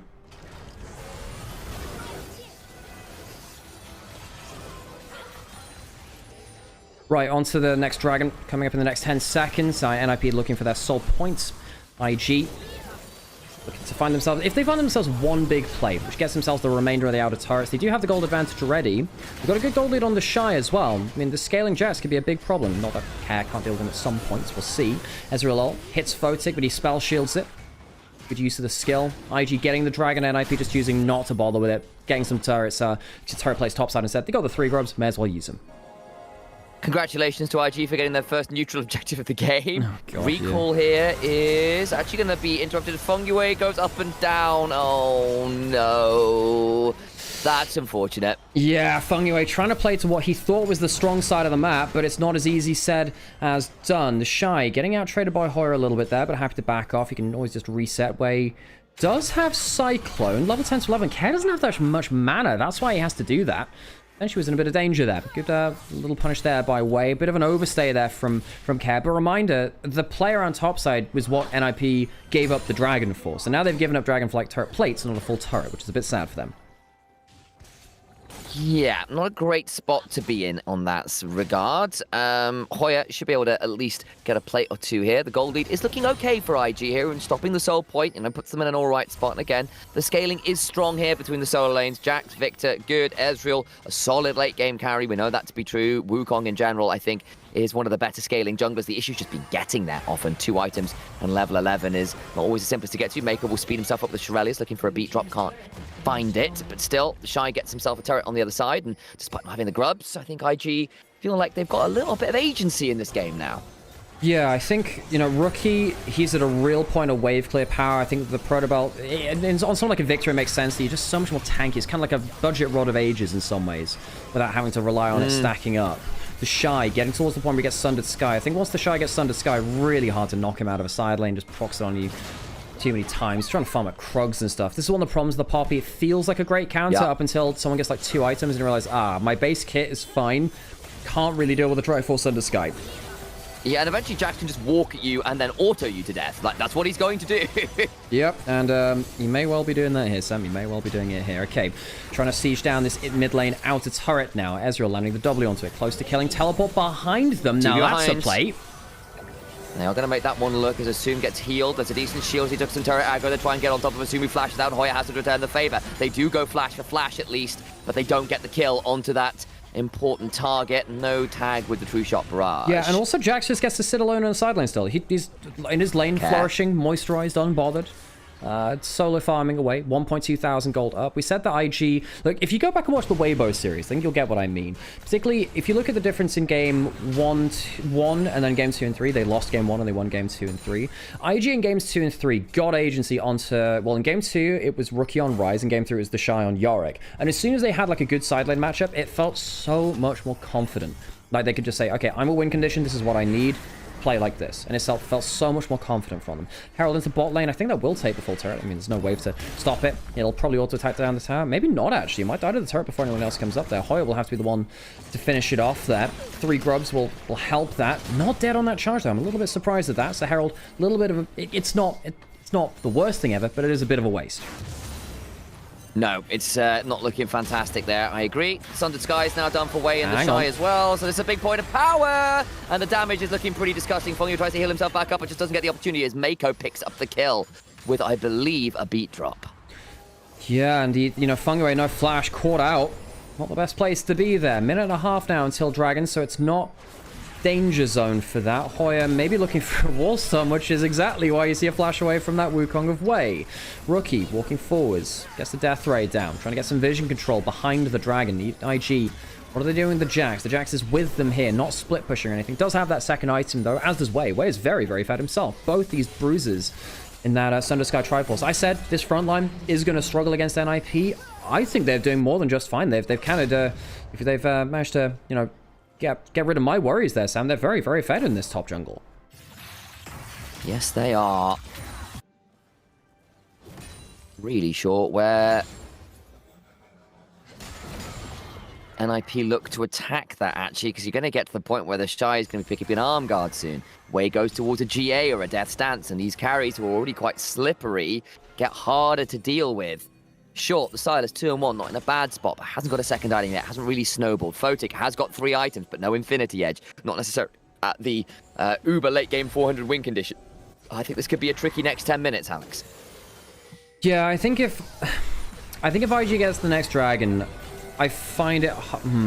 It's quite hard for NIP at that point, because what NIP really need is a threat to stop the Jax ending the game through a side lane or making the game so unplayable through macro through a side lane that is basically the same thing. He's 1,000 gold up. Care is on a flank. Perhaps Care can get an encore and make some music happen for NIP. Rookie looking for some poke. Assume doing the same thing. Where's Care coming? He's coming up the river, but the Shy's marked him. The Shy's marked him. Oh, the gravity field is really good, and you're right, the Shy has kept Care completely out of this for now. They're going to have the Warrior Fix to come on down, and Wei is left low, but not down. All the while, look at Rookie, untouched, all of the mana in the world, and just running a Photic.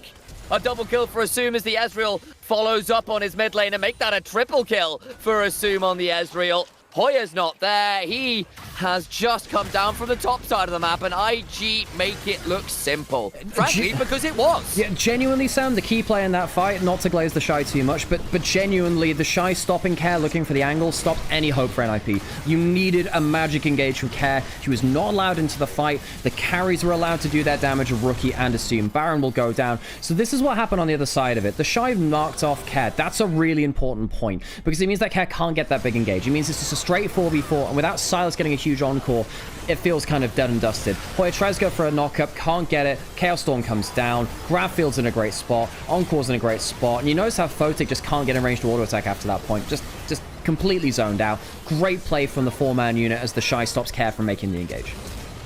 Yeah, exactly. Ward off one side, and then Rookie and Assume just kind of glide through the fight.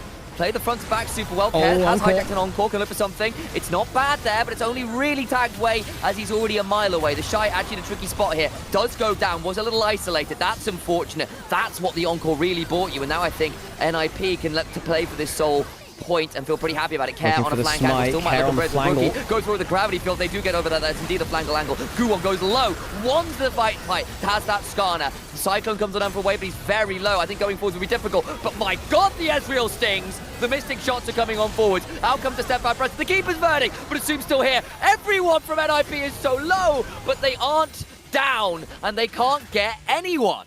The Shy dying at the start of that fight means that the fight goes a completely different ways. One fight, you have the Jackson an isolated 1v1, stopping a flank angle. And in this one, the Shy dies too early. We didn't see the setup for it. We didn't see what happened with his counter-strike. And he doesn't have something like a Zhonya's yet either. I imagine we see that here. So what happens with the Shy? Tries to get onto Care, jumps in, presumably. I presume he has the counter-strike, does jump in. He gets spell shielded by Photic. So Photic, very, very good spell shield. Means that he just gets to ricochet him down. The Shy tries to go for the big play. I don't think people are in position. I think the Shy makes a mistake there going in before Assume and Rookie could really turn on the afterburners. If you'd lost Way at this point, obviously it would feel bad, but I think that if you just get that fight, once you have the Jackson position, feels a lot better. A bit awkward there from Rookie, although I did flash into the Encore anyway. Very nearly gets him killed, actually. Just about gets away with it. At this point, I thought Assume was about to pop off flashes to try and get some kills, but this keeper's verdict in a second just knocks away too, and Assume desperate to get something, but the shields are so annoying. I genuinely think Assume needs a Serpent's Fang and needs it now. Yeah, maybe someone does, and he's the best one to buy it. He also needs an Endless Hunger.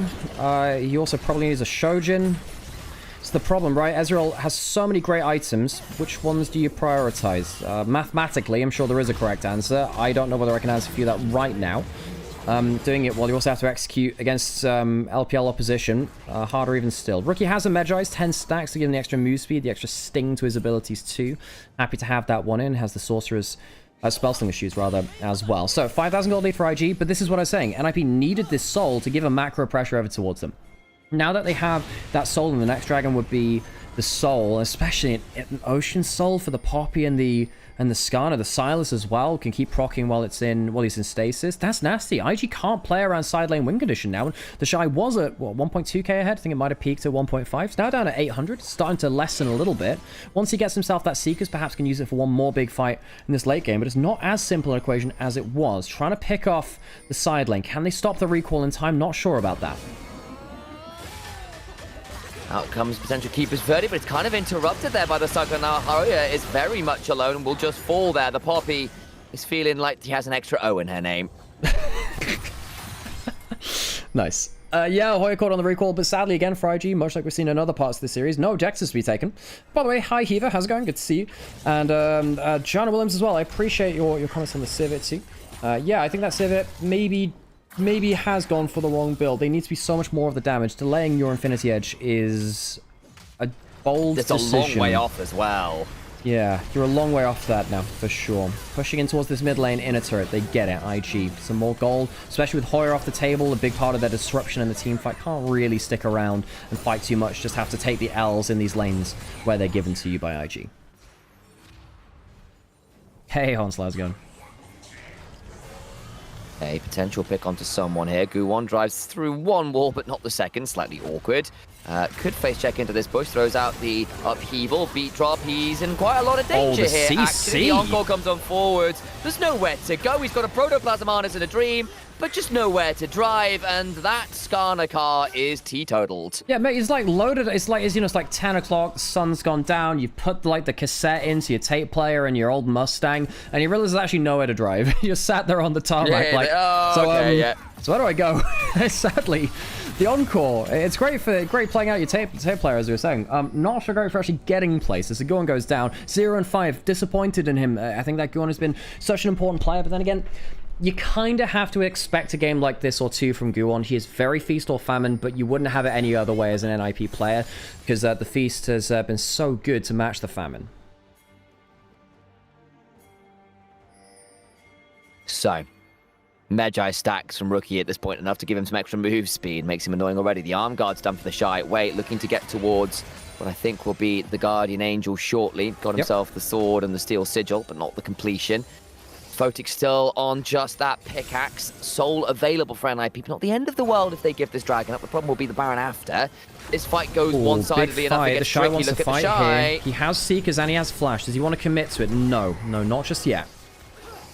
Care shoving up mid, not here. That makes it a 4v5 right now. There is a teleport available for the Silas yet to build that trigger. Trying to get that wave shoved to the tier 2 if he can. Rookie with the Hex Tech raise and forcing NIP back down their own bot lane. No one answering the Silas. Yeah, and he's got 3 grubs too, so this is significant damage. Won't be the full turret. Dragon going down now.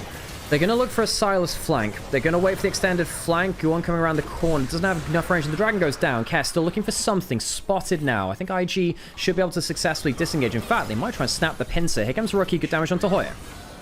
Yeah, they're going for the fatter side of that pincer, but still good damage onto Hoya. Flashing for the Cyclone, only onto the Skarner for now. Backs away, but the Encore is spell shielded by Photic at the very least. Unfortunately, not by Hoya. Photic really good dash away with the flash. Keeps himself safe from the Shy's attempted engage. Guon left low. Good damage onto him, but he's still not dropped out. The shield's good enough. Care has gone back to the mid lane to at least get that wave shoved. I think this time it's NIP making the mistake around the late game objective. Last game they made a lot of good ones around them, but IG get the better of them this time. I think they decide to snap the pincer onto the strong side of it, but hey, they're happy to do that as long as Care's not in position. 20 Magi stacks now on Rookie. 505. They cannot shut down this Victor.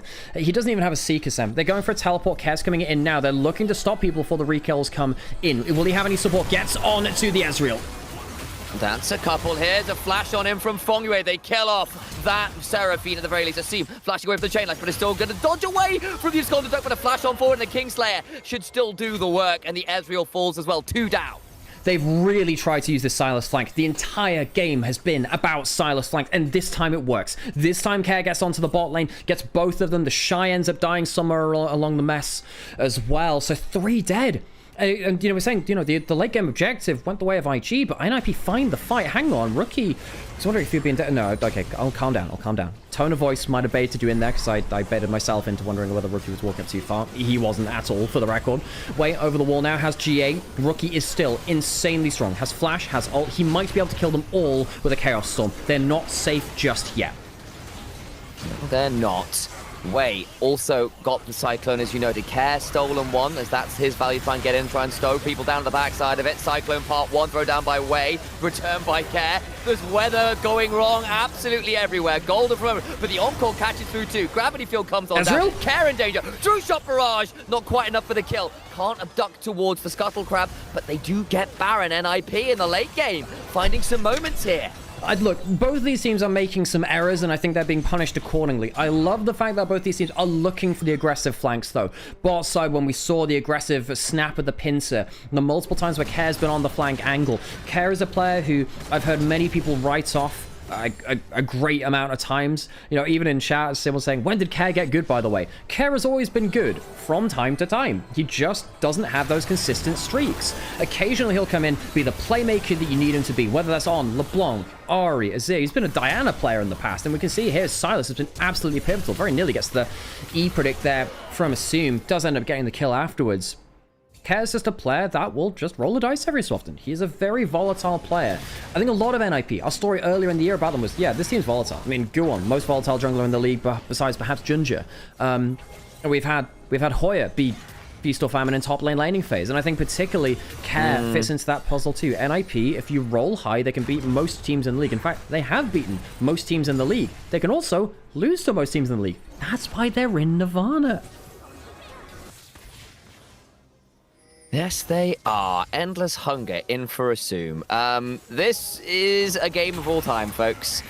We need to... There's the Infinity Edge done from Assume, from Photic, rather, and I'm a little nervous, I think, with the death cap on Care and the Infinity Edge we just mentioned on Photic, that the critical massive damage might have been hit by NIP, you know? That's the worry. Yeah, that is the worry. IG... wave clearing against the Baron, Care pushing in mid lane. The Shy is pretty strong. He has a Seekers. You know, the Shy also has a teleport. They find a good angle, which they currently don't have in bot side jungle. That would be what they would be looking for. Can't get it here. NIP might be playing back a little bit because they're scared of that. I think NIP maybe think there could be a flank angle. Of course, the Shy on vision right now in mid lane. Rookie not dying, importantly, at that last fight. Still has his Magi stacks. I'm not sure if you mentioned that already, but has 24 of them. So he's still very, very strong. Both mid lane is really good. There you go for the wall stun. And the double knockup with the Keeper's Verdict. Rookie stays alive, though the encore comes on down. I think NIP may have unneededly pulled the trigger and lost 2 members. The Shy's got gold, though. His Care has absolutely demolished him. Solo kill for Care onto the Shy. Wins the Silas Jax matchup. Teleport into the mid lane by the Victor. They tried to use... So when they pulled the trigger on bot side, Sam, it's because there was a, you know, there was a Victor with no flash stood against the wall. They thought they could kill him. They thought they could finally shut down this thorn in their side of the 25 stacked Magi's. Now, of course, on the bot side of the Rift in that fight, couldn't quite do it. Didn't have the DPS check. They got to thank their lucky stars, though, that Care gets that solo kill. If they don't win that fight in the mid lane, I think IG walk over the map. Now, Baron isn't up. They're trying to get this... Scuttle on top side. We're going hyper late game, so we're going hyper late game. Dragon's going to go to IG. We're on 6 Dragons, 3 apiece. 5,000 gold lead for IG. Dragons are now even, but I can't in good conscience tell you that IG are ahead because of that 5k gold, because Care is so strong individually. Perhaps Care can carry this game himself. Counter-Strike didn't land for the stun. Gets hit with a hijack on the other side. Ult comes through. Oh. It's a really nasty ult to steal, especially at the 3rd level as well. It has a lot of AP scaling onto it, and so many auto attacks come out of the stars. Hang on, fight on the bot side. No, Care! The hero goes down! Get something. Tried to get something, but it was ending up being just a clone, and as a result goes down isolated as well. I felt that maybe there was an angle, but it's just not there anymore, and suddenly it all gets very spicy. I think it's a little while before the next dragon spawns. It is 3 dragons to IG, who did pick one up at the back end of that play, worth noting, so sole point for both teams, and we are going to the hyper late game. Yeah, we are. Care. He's been pushing the envelope, and most of the time he's come out on top. I think the problem was there. We'd had like a full reset from both teams because the objectives had been taken, and because of that, Care didn't have the same setup he thought he did. He runs onto an area of the map, he thinks he's strong, he tries to cheat out a big play, walks into a 3-man unit and dies. I mean, you gotta go for these kind of plays sometimes. Sadly, you end up dying there. You end up, you don't end up losing a flash or something like that, so I suppose you don't lose that many tools, but it's a good reality check there for Care that you're great in the 1v1, perhaps not in a 1v3.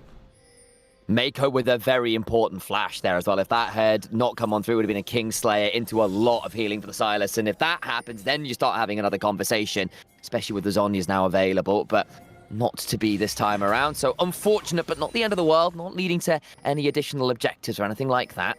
Still, not what you want to see from the likes of NIP's leading man here in this game. Photic just played as the GA alongside the Infinity Edge we mentioned earlier. So 5-item Sivir is online.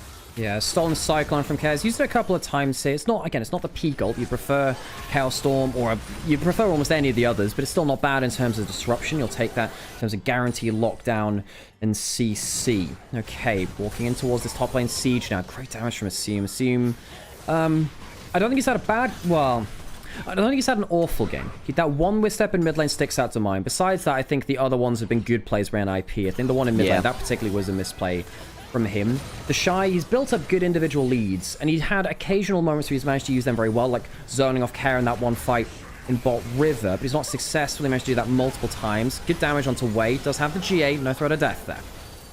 Good damage over the wall onto Hoya. Again, the Poppy is also just really fallen away from being particularly useful at this point. It's been a couple attempts at wall stuns and stuff, but it's really only at 2 items. Got an Unending Despair and a Sundered Sky, but there's no Jack Show, there's no GA, there's none of the extra stuff that makes you a little bit more viable in the fights right now. Okay, Sivir, instant wave clear. Perhaps it is in Photic we trust. IG dropped Photic for, well, they dropped him for a Assume, but they've dropped a lot of players from this roster, haven't they? Many of these players on NIP have also been dropped from various rosters before. I think that many of these teams know that hunger, know that desperation to get back into form, to get one back against your old team. IG, of course, the Shy and Rookie have been here for the long haul, as has Wei, and I suppose Mako at this point too. Both these players have had careers now on multiple teams. Never thought we'd be saying that about Mako after being the EDG guy, playing almost 1,100 games for the legendary organization within the LPL. Wow, I didn't realize it's been there quite that many. Yeah, for sure. And I mean, yeah, for EDG, for sure. He's one of the most tenured players on a single team in league history. Spent numerous years away from EDG now. IG playing the LPL ARAM. Care on the flank, spotted there, I believe, just about. Way on the other side, walk into control ward, so also spotted. Indeed, so the flanks, unknown quantity. Good damage now from Asumi's picked up a Shojin, and that does start to hurt the likes of Guwon a little more. Ow, it hurts Photic. It's a third of his HP in an ult, Sam. He'll heal up, but that's a... You start to see why that Shojin completion really hurts. The 12% extra damage once it's fully stacked up on your ultimate and everything else is utterly absurd. Rookie looking for poke, starting the Baron. Counter-Strike used on it. Care coming for a flank. If they get vision, you presume that IG peel off of it. No, I guess they're not, Sam. I suppose they're sticking around. It's getting real close. Oh, boy. I think it's going to go down because Guwon can't get anywhere near, and they tried to keep his verdict away someone. It will be the victor. Reminder, 40 seconds until Soul. Are we getting a trade of Baron for Soul? Well, I guess IG will have to fight this. They have to fight this. I mean, they're going to teleport down, presumably. They reset, dragging up in 30 seconds, not teleporting in. They're choosing to stay as a unit. They're not giving any openings. Do they have wards to teleport to? No, not really, because they've not set up on bot side. The NIP chose not to fight around Baron. IG are choosing to fight around Dragon. The Care's gone back and bought an Elixir to come into this fight with. They go forwards, good damage. The Impale flashed away from the Encores are traded at a battle of the bands. But Guwon goes down. Mako on the other side gets that kill, importantly. Charge into the wall. That's huge! That's monstrous! They pick up another. But on the other side, with the Ezreal down, they continue to play as Care gets out with his own GA. Rookie. That's the clone they killed. And IG come back in. The Jacks managed to reset and come back up with a teleport. Rookie with his own Elixir of sorcery rolling, becoming threatening, but all the while, NIP on the wrong side of the map being run around as Wei goes over with that Warrior Trickster and the Nimbus Strike, but doesn't have quite enough damage. The Shy goes in, has got a Counter Strike rolling. Care with the Cyclone to try and disrupt a little bit more. One more activation to work with. Abscond, abduct, onto Mako! A Photic gets the kill with the ricochets. They finally bring down one as Wei goes to the G and flash on out Photic with all the shields. The knock-up on two! And the Simmer will boomerang blade them all into the dirt. Sam, Hoya's knock-up there may well have won them the game. We'll see what they can do. They're going to get Soul. It's not going to be game, but it's such a huge victory from Sam. A lot of gold in pocket. They buy themselves the late game fight. Hoya's Poppy went mental. It bought so much space for Photic. Look, the damage numbers are going to be all Sivir in that fight. I want you to look at the amount of disruption which Hoya did. He got a great wall stun onto Poppy, onto the Shy midway through that fight. Very nearly seals it.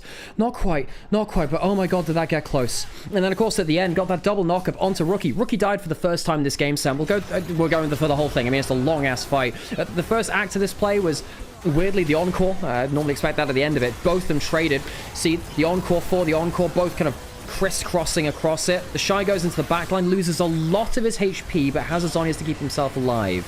Rookie was really scared at this point because just felt like he could take over the fight. Assume makes a crucial misplay though. He didn't have the flash there, I don't believe. Just looking on the HUD, but great pick off by Hoya. So that's the first real entrance to the fight from Hoya. Gets the wall stun, which kills off the AD carry. Fantastic. Watch what he does just a little bit after this too. When they move back into the lane. Of course, everyone kind of going down here. The Shy jumps forwards, tries to get himself into position, gets wall stunned. That allows space for Care to walk around. He doesn't get the kills he wants, really. I think Care actually makes a mistake here, trading himself for Mako. But then watch what happens to Hoya after this. Gets the double knockup, pins the Shy into Rookie, double knockup, wins the fight. That is the game-winning play. Puts both solo laners together in a clump, pops them both up, allows Photic to carry. Fantastic play from Hoya. Just as we were saying, he hadn't had the impact in the late game, he delivers. He's got a Jack show on top of everything else. We've got the Bloodthirst of a Photic plus Ocean Soul for a Sivir and a Silas with a big, bulky front line and loads of shields behind them. I don't know what IG do now, Sam. I don't know. With the Ocean Soul, with people taking so long to die, it kind of has to be on like a mega Chaos Storm and crazy damage. I just don't know if you can kill them through the through the Ocean Soul. You do have some anti-heal now coming in from the Ezreal, but I don't think Assume's been positioning fantastically well. You know, earlier Olander said, I didn't think he had an awful game, but he had a couple of misplays while NIP had good plays. But then the misplay there in the late game fight going too close to the wall, that one sticks out in my mind now too. I think we had expected more from Assume, especially against the team he just left, Sam. He just left NIP, you know. We had similar situations where we talked about, well, you know, JDG placing worse than WE, and then of course that stings because Vampire left that team. Surely it stings for Assume here, leaving NIP to go to IG instead. There is an emotional depth to this game. Yeah, not to interrupt you there, but I was just saying, I just looked down at the CS numbers. He's literally been Flame Horizon. It's over 100 CS difference now. So, I mean, I know it's Sivir. I know what she does. I know they've been feeding her a lot of those resources. But still, it's always a little galling to see. I think the problem with that is just like Sivir sneezes and half the map just disappears. Just like, yeah, like that. Like that. Thank you for the TriCast is excellent. This is what we have. G sound effects. Angie always said she wanted to be a Foley artist. You know, what is this? Snap celery. It's breaking bones. Okay, full items coming in for most. Not dead yet. Oh god. Right. Okay. 3 minutes till Aldo. 1 minute till Baron. Are we going to see a decisive enough fight to win the game? Surely at this point, death timers are long enough that that'll happen. Level 20 for our top laner of the Shy, level 19 for Hoya. Starrax the Shy. Yeah, which helps. It brings him that tenacity alongside the Merc Treads. Don't ask me to work out this late game, Sam, because there's too many moving pieces. I think Sivir and Silas are going to be pretty disgusting at this point. I think the Shy's struggled on the Jax to be as valuable as he'd like to be, and that's going to be a problem. Which is why now I look to the Shy and Wei. They have to get some crazy angle onto the backline. They need to get onto Photic, get him down to the GA before he can get damage out, and then just camp the respawn. I think that has to be the angle. If Photic lives long enough that the fight's game over, it's very hard to do that into Skarner, very hard to do that into Poppy. So watch out for IG's vision control. Rookie. Yeah, Rookie is really, really strong. He's full build. He has the death cap. He's got a pen item. He's got his Zonyas. He's sold his Magi's for this, which in terms of slot efficiency actually makes sense at this point. Went down to 15 stacks. If it was earlier in the game, I'd call that, you know, troll. At this point, it makes sense. You've got to have one big fight. This is your best stats for it. Elder spawning very soon. In 2 minutes, but that's not close enough. Baron spawning now. That's the problem. Yeah, and one of the issues we're running into now is the Ezreal poke just isn't that valuable into all the shields in the Ocean Soul. Photic does get tagged, that's a bit more problematic, but it's a good spell shield. Out comes that Hextech Storm to do some good damage. Apologies, Arcane Storm, I always get those two conflated. Back towards Baron we look. So big cooldown use. There's some big cooldowns used. The Ezreal ult not that large, but the death that Chaos Storm really, really huge. Trying to get into position now. Care on the fly on the side lane rather. Flash away from Rookie, gets out of the Impale. Baron going down. Care yet to now teleporting in. Where to? That top lane wave has been the angle. Assume over the back of the wall trying to get something. That'll be the Baron picked up by NIP. The fight. Oh, Rookie's out of position. Rookie! But he's trapped between 5. How did you end up so alone? Care comes on down, and one mid laner falls. TP towards the minion wave. They'll get an encore, but it's gone golden. Care buys a lot of time. He takes forever to die. There's a flash on forward from Guwon. Shy gets the Care, though, and this gets a bit spicy. All the while, NIP looking for the fight. All the while, the Shy does not get over the wall. Doesn't have the late streak up. Way going down, and he's also picked up, importantly, Mako and the Shy alone against 4 members of NIP. Counter-Strike by name. Unfortunately, they're playing League of Legends. It's the wrong game, guys, and you can't go back and try for another round. Yeah, on paper, perhaps you'd say IG were the favorites. Sadly, Sam, League of Legends has played on Summoners, Rift, and the Ninjas take away the series 2-1 in the late game against Invictus. And the turrets will crumble. IG 2 mid-games in a row where NIP scrapped and fought and called them out on their mistakes successfully. 46.5 minutes on the clock, and Ninjas in Pajamas find a huge victory against Invictus Gaming and their former AD carry. Sam, NIP is a team of players that have been replaced and looked down on and taken some knocks. They take a huge win here today, Sam. They end their first round robin in Nirvana undefeated. IG will have their first loss of the split as well. Huge victory for NIP. And Fungway getting kicked from top esports with a point to prove. No, Bodek getting kicked from IG. so many players on here which have had some very torrid past, really, in the LPL, showing up hugely today. We thought with the roster changes, NIP were dead and buried. Perhaps not, though. There'll be an interview on stage. We'll leave you with that. And, folks, still another series left to play. I'll be casting that solo just after this. Let's listen to the interview with the victorious NIP players first, though.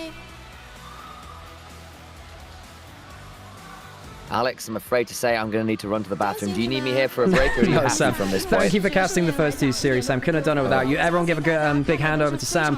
Lovely caster, lovely brother. Thank you, Let's, guys. and I'll take you through the last series today. Let's listen to that.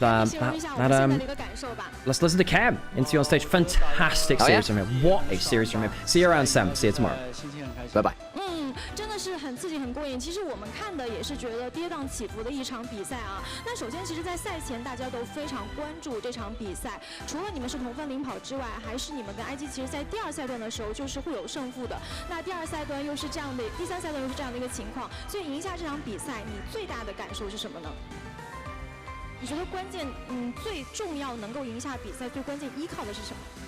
我觉得今天赢下比赛的话，我觉得我们教练的 BP 啊，然后包括我们的选手都打得特别好吧，也特别有韧性，就是优势的时候稳住，然后劣势的时候我们找机会尽量翻盘，这样我觉得大家做得很棒今天。是的，我觉得是通过非常强大的毅力，包括韧性，能够去找到一丝生机啊，绝境逢生，拿下最终比赛的一个胜利。其实我觉得第1局到第2局中间的一个复盘还挺重要的，因为第1局你们是通过我们中路的一波吊点输掉比赛。 但第2局、第3局明显大家的团战思路啊，包括整体的这种战术执行力都变得更强了。中间主要是做了怎样的调整呢？我觉得第1把的话，我们很多细节还有沟通上没有做到位吧，然后主要是下去就多复盘了一些这方面，然后就2、3把就打得更好一点。 其实我觉得像第2局前期的时候 ，IG 也是取得了一定的这个对线的优势嘛。那当然你们也是依靠着后期的资源团去完成翻盘的，而你的神女呢更是拿下了5杀。当时大龙团那波5杀到手，心情是怎么样的？当时的队内语音情况是怎么样的？还记得吗？其实如果是第3把的话，应该会挺激动嘛，但第2把因为游戏还没有完全拿下吧，就 比较正常一点，就暂时放下那一波激动，对不对？先赢下来最重要。那我觉得第2局赢下来，对第3局奠定了很多的信心嘛，那奠定了很多的一个士气。其实我觉得也想问一下，像凯尔嘛，因为其实手女她不属于一个版本的热门嘛，但是在你手里的话，我觉得她算是一个绝活英雄。你觉得在什么样的对局条件下，她能够去发生她整个的一个效果最大化的情况呢？我觉得这英雄的话， 主要是强势在他游走方面吧。就如果说上下路对线会压很凶的话，我觉得洛克会给队友很舒服的一个环境，也会给对面压力很大。然后其实避开位这个点就好了。对，其实我刚刚就是问的是手女这个英雄嘛，但是也没有关系。其实我觉得今天也是提升了洛克的一个胜率嘛。那这场比赛的话，可以说是一波3折，我们经历了很多的劣势翻盘，而且也看到了你这样的一个5杀的非常精彩的一个场面。那么最终的话，还是有惊无险的拿下了比赛的胜利。你觉得在这3场打下来之后，大家在磨合上有哪些成长呢？因为前面赢的是算比较顺利嘛，我觉得今天是有一点挫折，我觉得算是好事吧，能够让我们认清楚自己很多方面的不足，然后也更好的去提升，然后让后面的比赛打得更好嘛。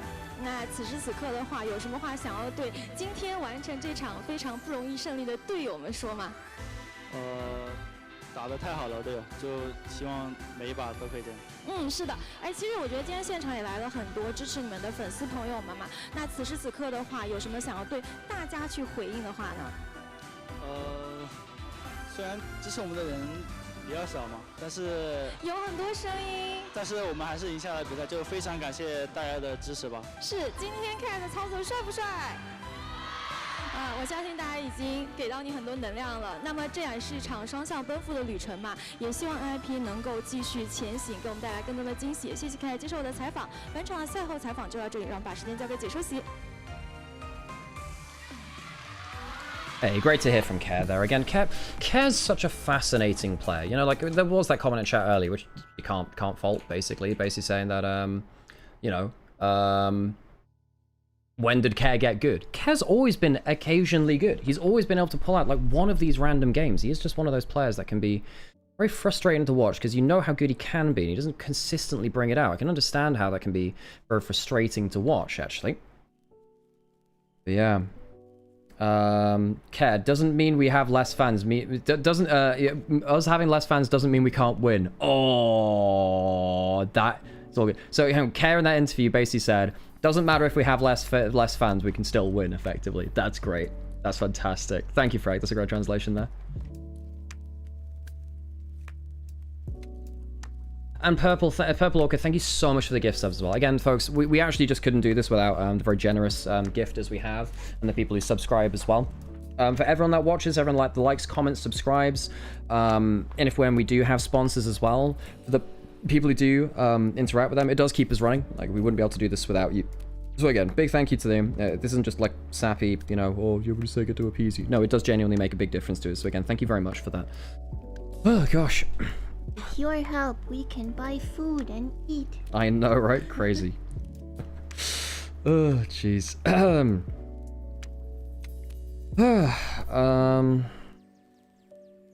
That is a... Oh my god, the damage from Rookie. Rookie almost gets 2,000 damage a minute. Rookie... What can you say? I mean, Rookie pulled he pulled the finger out. He bloody tried, didn't he? Jesus, that is an insane amount of damage. Haggis, player of the game and player of the match for me? Yeah, I think both mid laners are on great form though, so it's not a knock against Rookie to say that for sure. Holy fuck, it's so warm. I might need to put the AC on. Yeah, maybe put AC on between this game and the next one.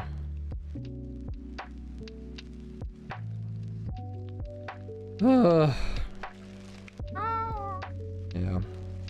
Like 32 degrees in here.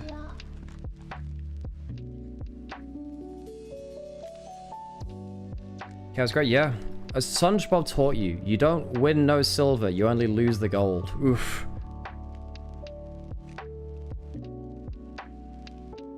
SpongeBob's got Bob LePonge. Bob LePonge. Bob LePonge, my goat. Et Patrick. Patrick. Mama, Patrick. Ma, Patrick. Oh god. For those who haven't seen that, it's basically a French kid in an aquarium pointing at a starfish and just going, hey, Mama, Patrick. It's great. Oh god. Oh man, I'm trying to do these Christmas augury runs and they're just like, I'm getting like 3 out of 4 rolls I need every time and I'm just not getting the last one, which is particularly frustrating. Owl. Huh? Owl. Yeah. Alright, I'm gonna leave you with Angie for a second. No! Okay, I'm gonna go put the aircon on. You need to, yeah. Sorry, it's a family business, Angie, you know, it's very important to learn the art of streaming. Wow. You know, Angie's a famous artist and basically the same thing, right? Yeah, family business. Give me your last name first. Bitch.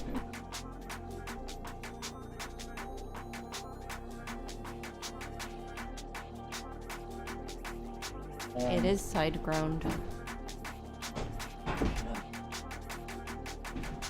Be careful, there's like...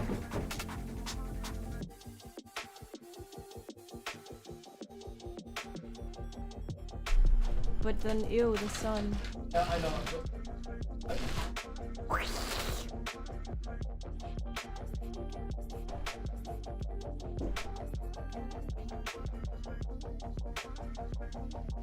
Oh, that is...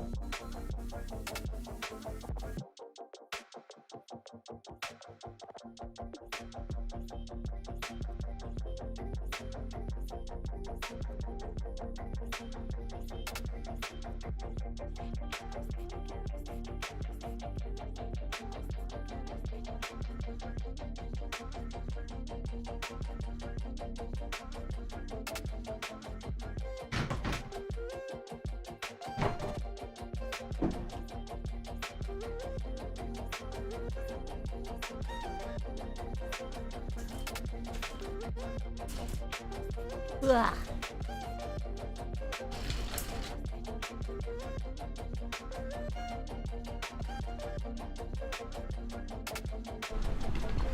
Okay, right, again, I appreciate everyone sticking by with us. It's really warm, it's another heat wave here in Europe. Again, so if we're faffing around with like air conditioning and stuff in the background, apologies if that affects the things. I won't have the aircon on during the cast because that will probably be disruptive. But Yeah, I mean, fun series. dying during cast because of heat is also gonna be disruptive. Yeah, well, that might also be really good content, you know. No. Caster actually passes away doing what they love, casting LPL. Yeah, you know, like, God, who was the guitarist that died on stage? Was it Dimebag that died on stage after getting shot? Yeah, I think it was Dimebag Daryl that did that. People die if they are killed. So I learned that from Fate Stay Night. Yeah, I learned that. Yeah. Good. Exactly. Yeah. Oh gosh.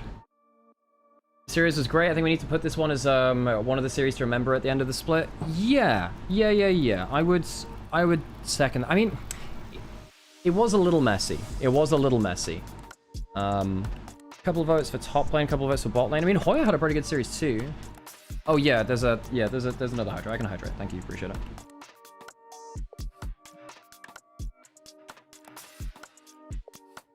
Oh man. Yeah, stay hydrated out there, especially if you're in parts of the world which have the heat wave right now. It is nasty out here. You know, normally I'd like to go out in the kind of like the heat of the day because it's like I don't like the cold, but now it is like that is death. Ugh.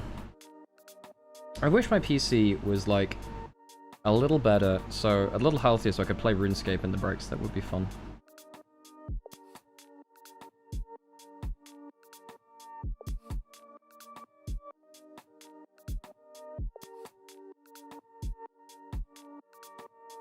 The sun is a deadly laser. Exactly, you get it. But the match is care, no surprise that Locke was out. Well, Locke was, he got the, you know, we've seen a pentakill from Locke today, which is insane. Didn't win the first game of the series, but his Cassiopeia and his stance were really, really good.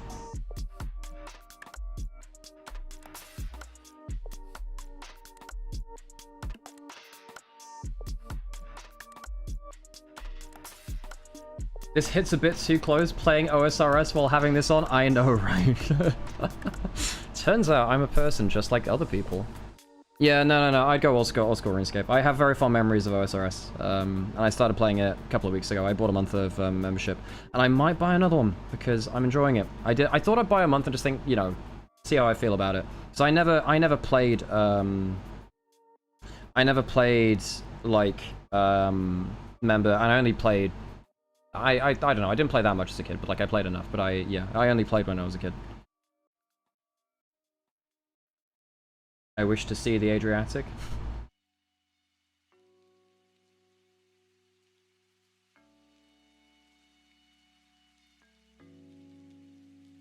Another run, another dud. Christmas augury. Come on, give me something good. Huh?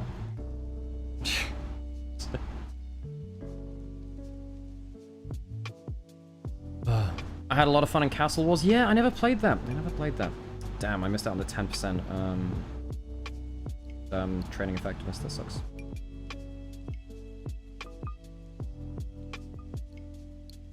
Hey Zeref, how's it going? Yeah, Care got a pen set on the Casio. It was a really good game.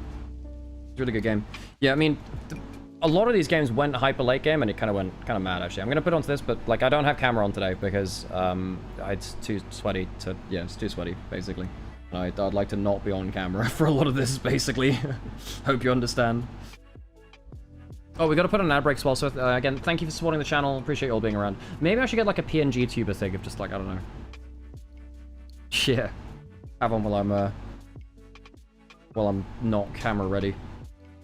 Jesus, it is so warm. Who is to blame on IG? Hard to say. I think Assume didn't have a great day. Well, no, his Lucian was good until late game. It's mainly just late game decision making, so it's probably not one person is the problem, which is not very satisfying, I understand, but it's not really one person. It's the late game decision making, which is more at fault, I think. Ads. The Shy, you always blame the Shy. It's not the Shy's fault. I don't think he had a great day today, but I don't think it was his fault. I think it was more, I could see it in the decision making, really. I think it was the decision making later on. So the Shy was getting, he got a huge goal lead on the Jax. Yeah. No, there's a lot to delve into, isn't there?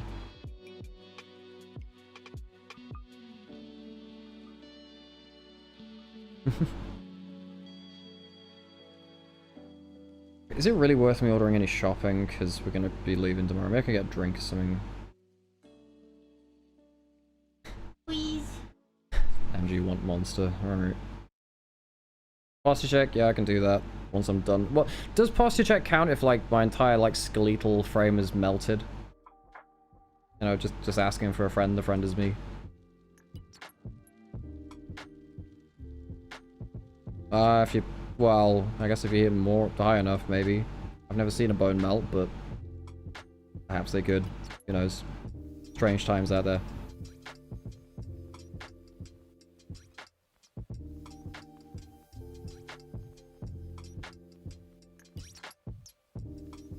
Energy getränken. Basu.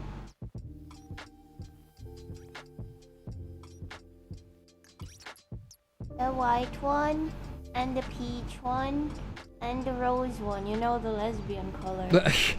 Those taste. Okay. Yeah. Alright, there's 4 of them. Something to have. Alright. Shut up, you love me. Good. Stop drinking Rebel. No, Andrew's drinking Monster now. You know, the more, you know, the patrician's energy drink. Hey, I had a potato pancake today, so Yeah. I have some nutrition. What do you want to eat tonight? I don't know yet. I'm not hungry yet. Can't That tell you. makes it quite hard to decide is the problem. Which monster? White Monster. Perfect time to come in, lesbian time it is. Jesus Christ. Well, I agree. yeah. I don't know what to... Noodly. Yeah, I can do some noodling. Figure it out. No, Yeah. Yeah. I can do some udon later, maybe.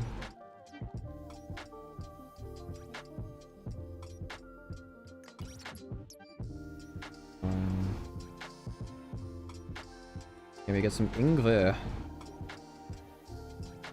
Basu, you're the bestest DM ever. Compliment him. Yes, I really appreciate the effort you put into D&D, genuinely. I'm sorry that we've not been able to make it recently, but yeah, I appreciate how, like, authentic and how authentic you appreciate, you approach everything, right? It's very, like, when you engage with something, I don't get the feeling like you're, like, trying to pull one over on something, you know? Oh, gosh.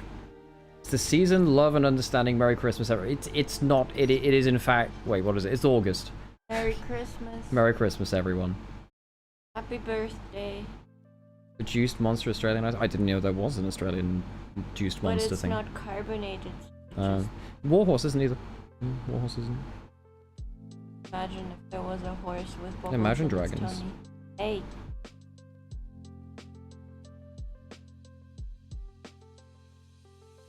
Okay, I'll just order some of this stuff then.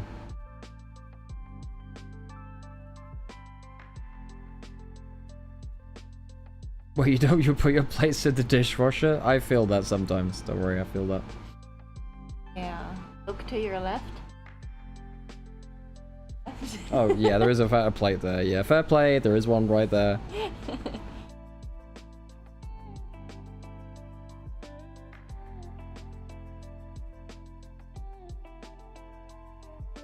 Okay.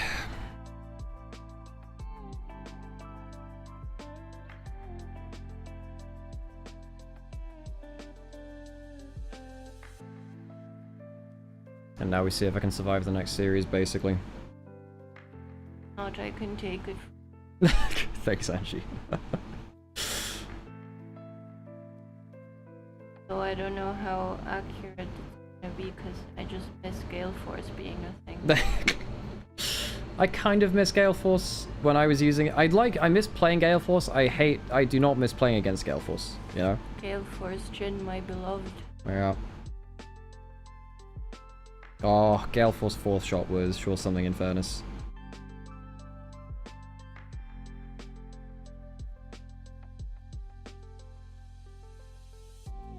Dude, what does it take to get like a... I think I might have a good enough augury cap already, maybe, but...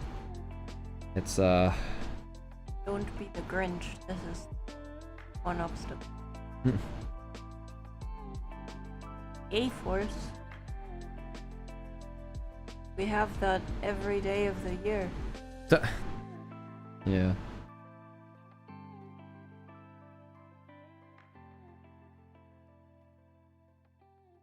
This isn't a bad augury, it's just like, I need like a really good augury cap is the thing. That's the big thing.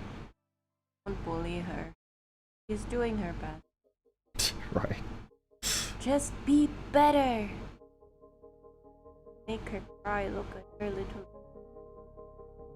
Apparently cries when it runs out of food. face.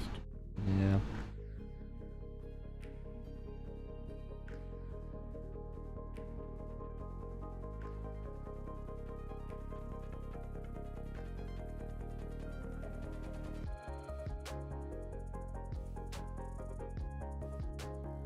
Wow, I only got an SS plus for that? Oh, wow, that's just awful. Yeah. You don't want an augury, you want a godgury. Exactly, exactly. I got a UF, which is pretty damn good. It's just like the problem I have is actually I need more stamina because everyone's running double debuffers. Just a disclaimer here, I'm also running double debuffers, so Generosity. so okay, for those of you who are not Uma Musume brained, effectively, something it's kind of like a nuke hit the meta in the last few weeks, which is effectively Goldship, who's very famous. You might know them from outside of Uma Musume because they're kind of the source of a lot of memes. Their Christmas variant got released. No, Christmas summer variant got released. And the reason why that's important is that their summer variant allows you to activate skills that wouldn't normally be activated. And that means that certain really powerful but really hard to activate debuff skills are now usable. So now you have like these debuffers, like inheriting Goldship's ult to then activate all these debuffs that wouldn't activate otherwise. So now you have like mediums are now suddenly like a marathon. And suddenly longs are just unplayable because everyone's just running just ridiculous amounts of debuffs. So you have to plan in like an extra 20% stamina, maybe more, and just yeah, to waste stats on that feels awful.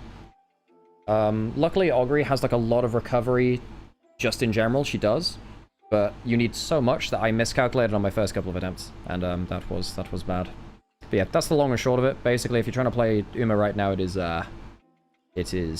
harsh. Persona Miku. There's also a Miku Magic the Gathering set. Did you see there was someone that was trying to scalp a Miku Magic the Gathering deck effectively and sell it for like 10 grand? And basically, Wizard said, we're going to print everything, we're going to print a deck for everyone that orders it in the next like 24 hours. So then suddenly they crashed down to like 40 quid. So it's like lost 10 grand on trying to scalp a damn card. I'm like, serves you right. Yeah. Calc is short for calculator. Yeah, Calc is, I hear Calc is a really based, like, niche, like, indie game on Windows. Apparently yeah. Mine has died. Oh. I can fix that. Right, into our third series then. WE, first team on the docket. Team which kind of rocked everyone last split. Team which, did the same last year. W, a team which I think is now internationally renowned. Even though they didn't make it to MSI, they're a team which everyone has been learning from, everyone's been looking at. And anyone's legend. Breathe, replacing Flandre in the top lane. We don't know where Flandre's going. Perhaps he goes to BLG. We don't know. But Tarzan, Shanks, Hope, Kyle staying on the roster. Led by Big Way as a coach. Kill per game leaderboard. Ooh, that's interesting because Knight's up there, but Karis, Tarzan, and About are all in there. Knight's still leading the league. The 3 players in this series in the top 5 are kills per game so far. That's kind of insane, actually. Jackalove rounding up the top 5 with the only player not playing in this series now.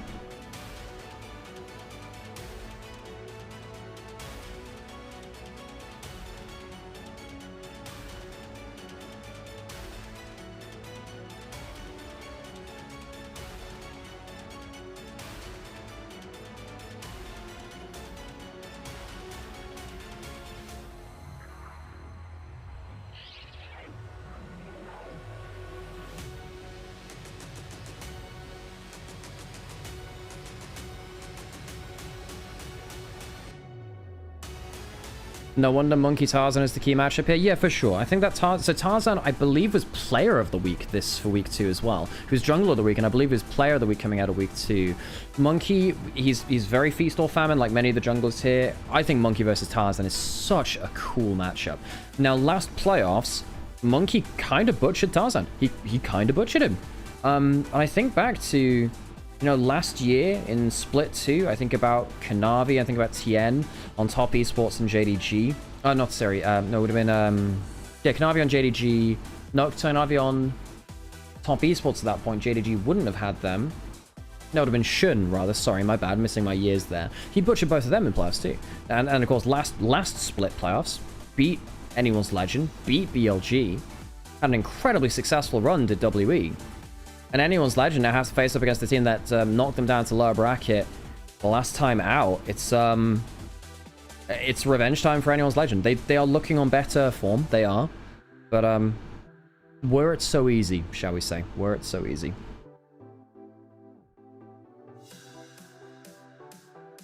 I might have to turn the AC off now.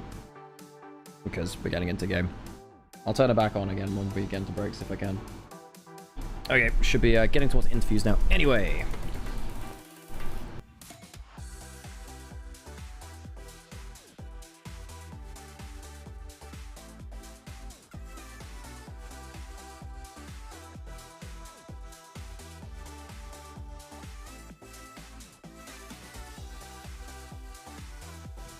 欢迎来到前彩环节，我是主持人小优。我们邀请到的是 AL 战队的辅助选手 Kale， 先和大家打个招呼吧。大家好，我是 AF 辅助 Kale。欢迎 Kale 选手。那现在队伍是处在积分榜第2名，成绩很不错。作为辅助选手，你觉得想要把好状态延续下去，最需要把控的是什么？ 게임 내적으로는 그냥 컨디션 관리를 잘 하는 것 같고 게임 내적으로는 인게임 안에서 소통을 좀 잘해야 될 것 같습니다. 游戏外部的部分呢，就是选手们要调整好状态嘛，然后游戏内的话，就是我们要做好游戏内的沟通。是的，沟通很重要。那马上要对阵到 WE， 他们很擅长在对局当中随机应变，而且双方又是很熟悉的对手嘛。那面对这样熟悉又灵活的对手，心态上我们怎么去应对呢？ 상대가 워낙 팀적으로 좀 합류나 그런 거에 좀 잘 하는 팀이다 보니까 그에 맞춰서 좀 같이 따라가거나 좀 이득 보는 장면을 좀 많이 만들어내야 될 것 같습니다. 就是 W 这支队伍的话，就是比较擅长打架嘛，然后喜欢抱在一起打团，然后我们也要注意这个部分，然后我们也调整这些东西去掌握比赛。好的，也期待你们赛场上的表现，加油！ 同样呢，我们也邀请到了西安 W 的上单选手 Cube， 先和大家打个招呼吧。大家好，我是西安许阳 W 战队上单选手 Cube。欢迎 Cube。那现在呢是时隔2个月要再度交手 AL， 回顾第2赛段淘汰赛你们取胜的经历，这份经历会给今天的比赛多怎样的底气呢？ 就因为第2赛段赢了他们比较轻松吧，但是就是因为现在版本也变得比较多吧，所以还是要看当前的状态吧。是的。那当前的状态的话，我觉得最近大家保持还是不错的啊。那其实 AL 他们的打法也是比较偏均衡、比较全面的。在这场对决当中，你们希望展现出怎样的西安 WE 呢？就因为他们其实感觉跟我们是比较差不多的队伍吧，就都是很团队的队伍，就今天就想展示我们比他们更团队。好的，展示你们的团队吧，一起加油！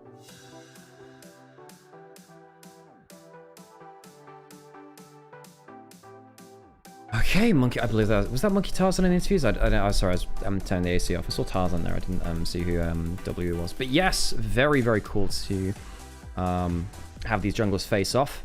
Very cool to see these junglers face off.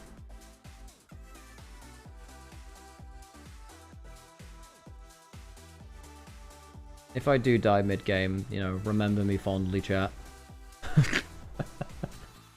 It could be a. Yeah. I will try my best not to die, but God, it's just been so... Like, regular season for LPL, once it starts getting into the thick of it, does become pretty mad.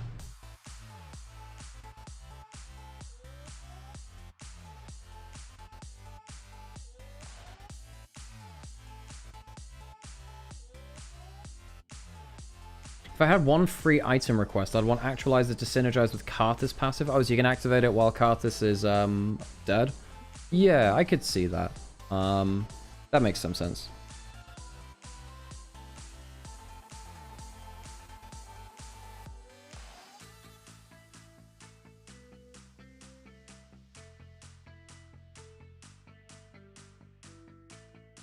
Same.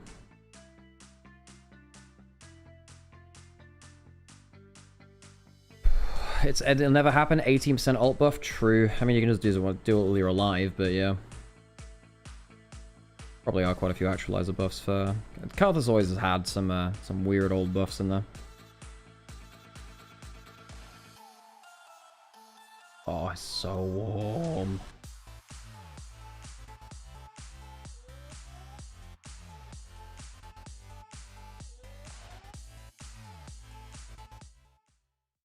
All right, on to stage we go for our third and final series of the day. It's a match that we saw in last playoffs, and it blew us away.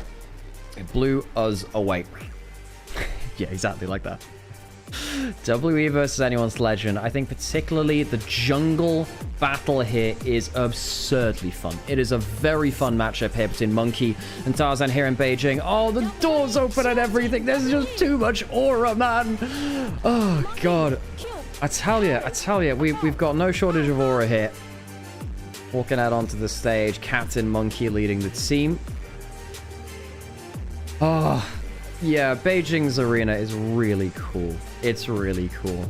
Now, WE, they're here to prove that they are a top team, that they are not just a flash in a pan, that they can keep this rhythm up throughout Split 3 after dominating much of playoffs in Split 2 before crashing out in their last two series. They're up against a team that was the best team in LPL in 2025 across the year, though. They're against the player of Week 2, one of the best junglers of all time, in Tarzan. Anyone's Legend replaced their top laner Flandre with Breathe. It's been a bit of a shaky start, but they have got a good track record now. Anyone's Legend, definitely a team which you must respect. If they get back on form, if Tarzan and Kyle get the engines burning once more, we know what this team can do both internationally and regionally. Walking out now into the Beijing stage.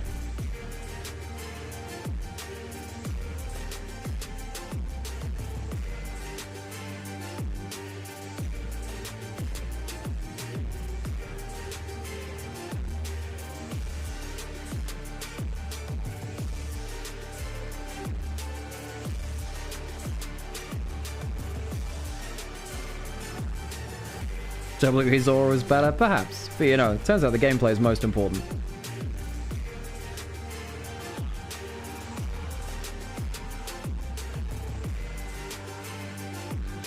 LPL 第3赛段常规赛组内赛，北京主场中第2日第3场比赛，西安 WE 对阵 AL 即将开始 ，LPL 无畏进巅峰。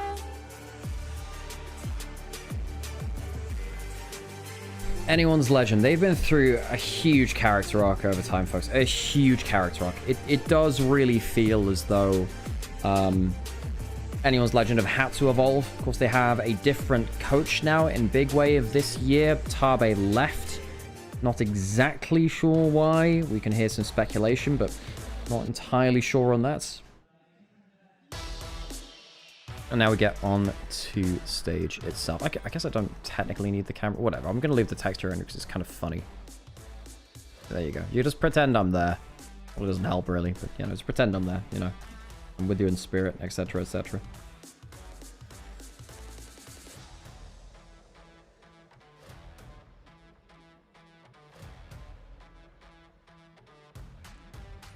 And the question is, you know, are we going to see as good a series as we've seen from our other matches? We've seen 2 3-game series. I do, thank you. I did get myself some Skittles to cheer me up while I'm melting. It would have been quite sad if they turned up and they also melted. I did actually turn up and they were melted once. That's like, oh. I think I left them, well, no, they didn't turn up melted. I just left them in the sun, and then that was a me. I guess I'm aware it's a me issue. I left them in the sun. I didn't leave them in a cool, dry place, and they became not cool and not very dry as a result. Turns out that can happen. Crazy, right?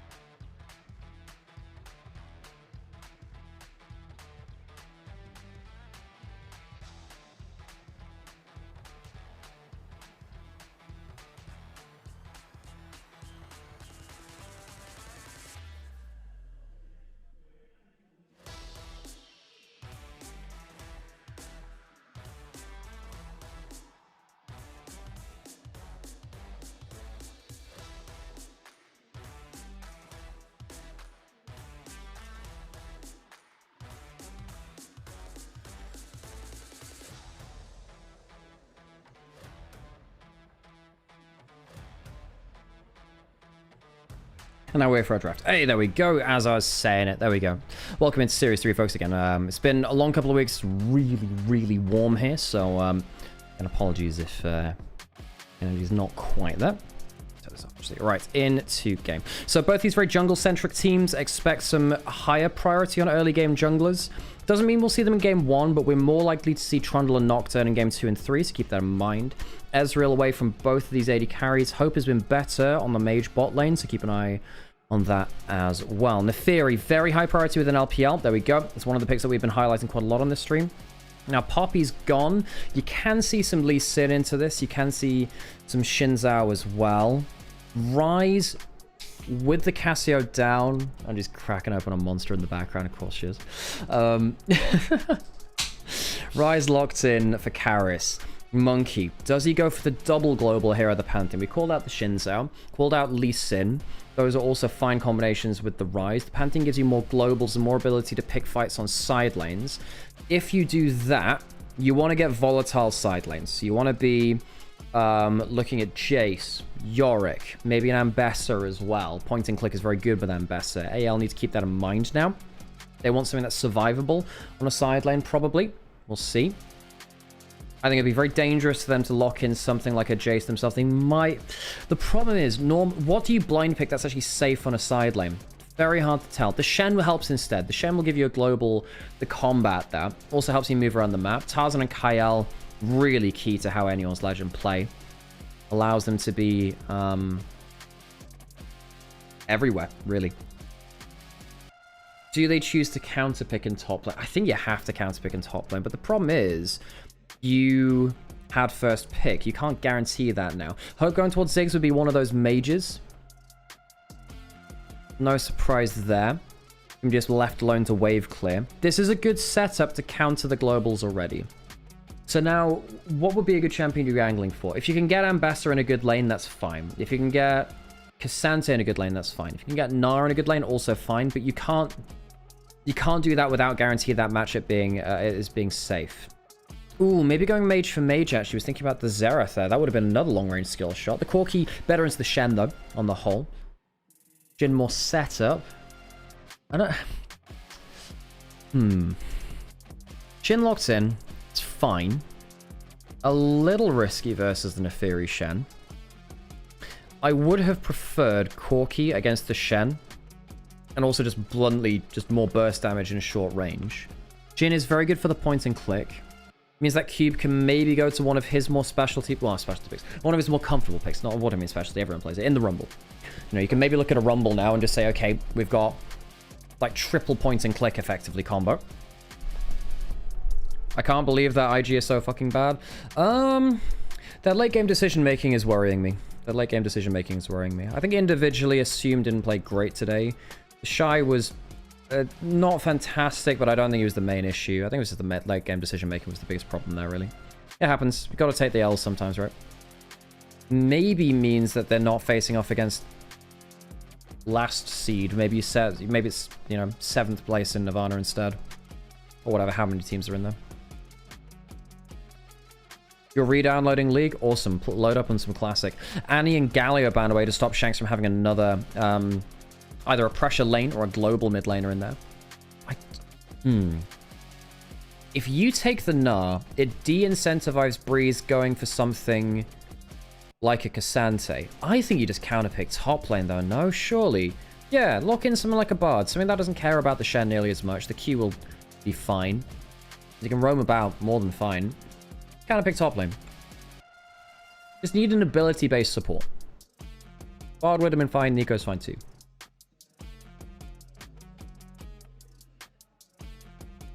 I don't love the LeBlanc here. Akali's fine. You need something that can survive point and click one shot yourself. You need something that's safe on weak side for top lane. You also need some actual... You need another DPS source for Shanks. You need some more CC as well. You don't want to be a sole CC engaged from Shen. This is a problem that anyone's Legend has sometimes come into. Blind picking Olaf. I don't love that. You need CC from Shanks now, and you don't have the Annie or the Galio for that. Anyone's Legend, they've looked at their worst and they've locked in just only CC for Kael and no one else. I mean, Anivia's fine. It gives you some. Ari would be better in terms of aggressive playmaking, as would Syndra. You then have to go double AP, though, with Ari, which feels meh. Ari doesn't like being double AP. You want value out of your flat magic pen. Mundo comes in. Yeah, Mundo's fine. Mundo's completely fine here. The counter pick top lane works out really well. We saw this from LGD. It was Birdle and Hung both flexing this around. I think W win the draft. I think that IL do have some decent playmaking, but I think the double global from WE, I think the Mundo in a decent matchup, I think that the giant amount of setup they have will be so much more consistent. Gonna go into an ad break so we don't get ads in-game. Thank you for supporting the channel. We couldn't do this without you and each and every one of you that's watching right now. If you'd like to like, comment, subscribe, makes a huge difference to Sam and myself. It keeps us doing the stream and it keeps our bit of the LPL community alive. The LPL has seen better day, folks, in terms of the global community. You help keep that alive. Appreciate you watching. Please drop a like, follow, subscribe. If you're enjoying the show. I suppose the Jhin is a bit of a weakness here into the Olaf. The Jhin can get ran at, but he can stand at long enough range. I think anyone's Legend with an Theory Shen can do some mega damage on side lanes, but I do think the Mundo really likes this.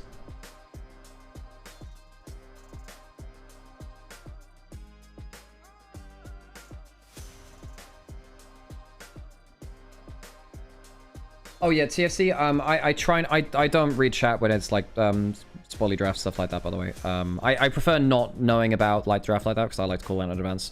So I think one of the skills of being an analyst is like yeah.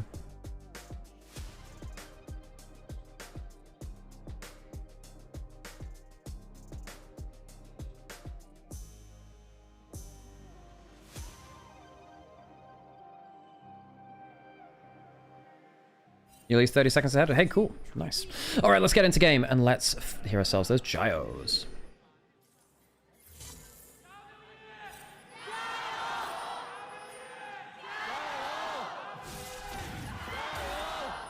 Hey, decent traveling fans there. Oh, God, from AL too.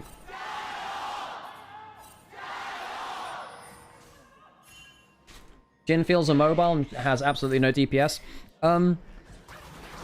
Fleet Footwork, Ghostblade, and Stormraze are going a long way into making him more mobile. Hops over the bomb there.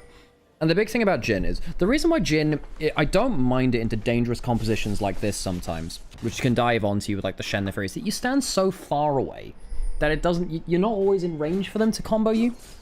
Same kind of thing with a Varus, right? It's bad against a Jarvan that can always reach you, but sometimes that's not as much of a problem. Jhin can always stand off the fight. Your W range is so damn long, your ult range is so long too. And you're not into a heavy tank. Ooh, level 1. Kyle trying to stop Monkey going in for the Raptor invade. He's also trying to steal a small Raptor, and he does get that. Urha's now moving over. It won't stop him getting, you know, most of the XP out of it. Just missed one Raptor. Took his wolves, went over on the other side of the rift. There's some wards into the top side from Tarzan. Poking at Kyle a little bit, but not a huge amount. Still has the taunt. Empowered W to get the empowered ability back a little quicker. Tarzan's recall for Longsword and will come back onto the bot side of the map. He's taken 3 camps. Now, if Monkey does not get 3 camps, he is behind the game. That is the rules of the engagement now. He's going to get 2 of them. And he's also not level 3. Hang on. Because of that small Raptor still, does he not hit level 3? Is that genuine the breakpoint? Hang on a second. About to spot him. Walk into the jungle there. Can he get the smite on the red buff? If he does, he gets level 3. Karis walking down is the difference maker here. Abandons mid-wave. He's not pushed that in. Elizabeth, that basically the smite spikes. Level 3 for Monkey. Does get 3 camps away, only losing a small Raptor in the trade. Tarzan sticking around.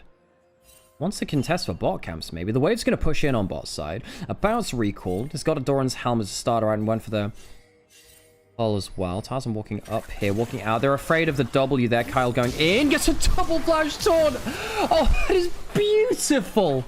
Oh, that is beautiful. Oh, Kyle. Wonderful. Wonderful play from the support player of anyone's Legend. Wonderful. Jumping in. Will die as well. The level 1 Nico has nothing more to say about this. Kyle may have just completely won this game with 2 buttons. E and flash. That might have ended the game literally on 2 button presses. Wonderful. This is why we talk up Kyle and Tarzan. Sometimes... and we saw this a lot in 2025. Sometimes they will just turn a game by themselves. Ooh, nasty there. Good combo from Hope and Kyle. Bot back into the taunt. He's still level 1. Level 1 Shen, baby. Monkey. Oh, doesn't get the smite. Tarzan smites it away. Tarzan smites it away. Miss smite by Monkey. That's adding insult to injury. Tarzan now chasing him down. Kyle looking for another taunt. A flash away. Knows better than to stand in range of that this time. Monkey has been taken to the cleaners here. That's just ridiculous. What a wonderful early game from Tarzan and Kyle. I think Tarzan good early invade, but then Kyle really slams it home. Takes the one small raptor, stops the early level 3.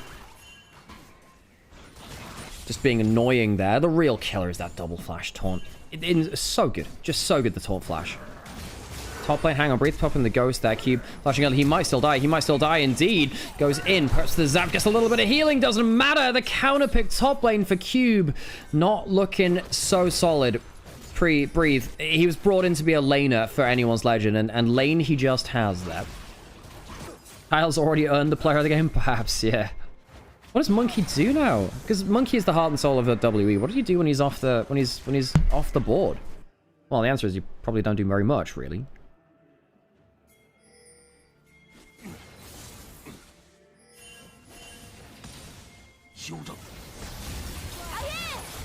Mid lane, decent play onto Shanks. Don't think it's a kill, but it's good damage onto him. Still had flash anyway.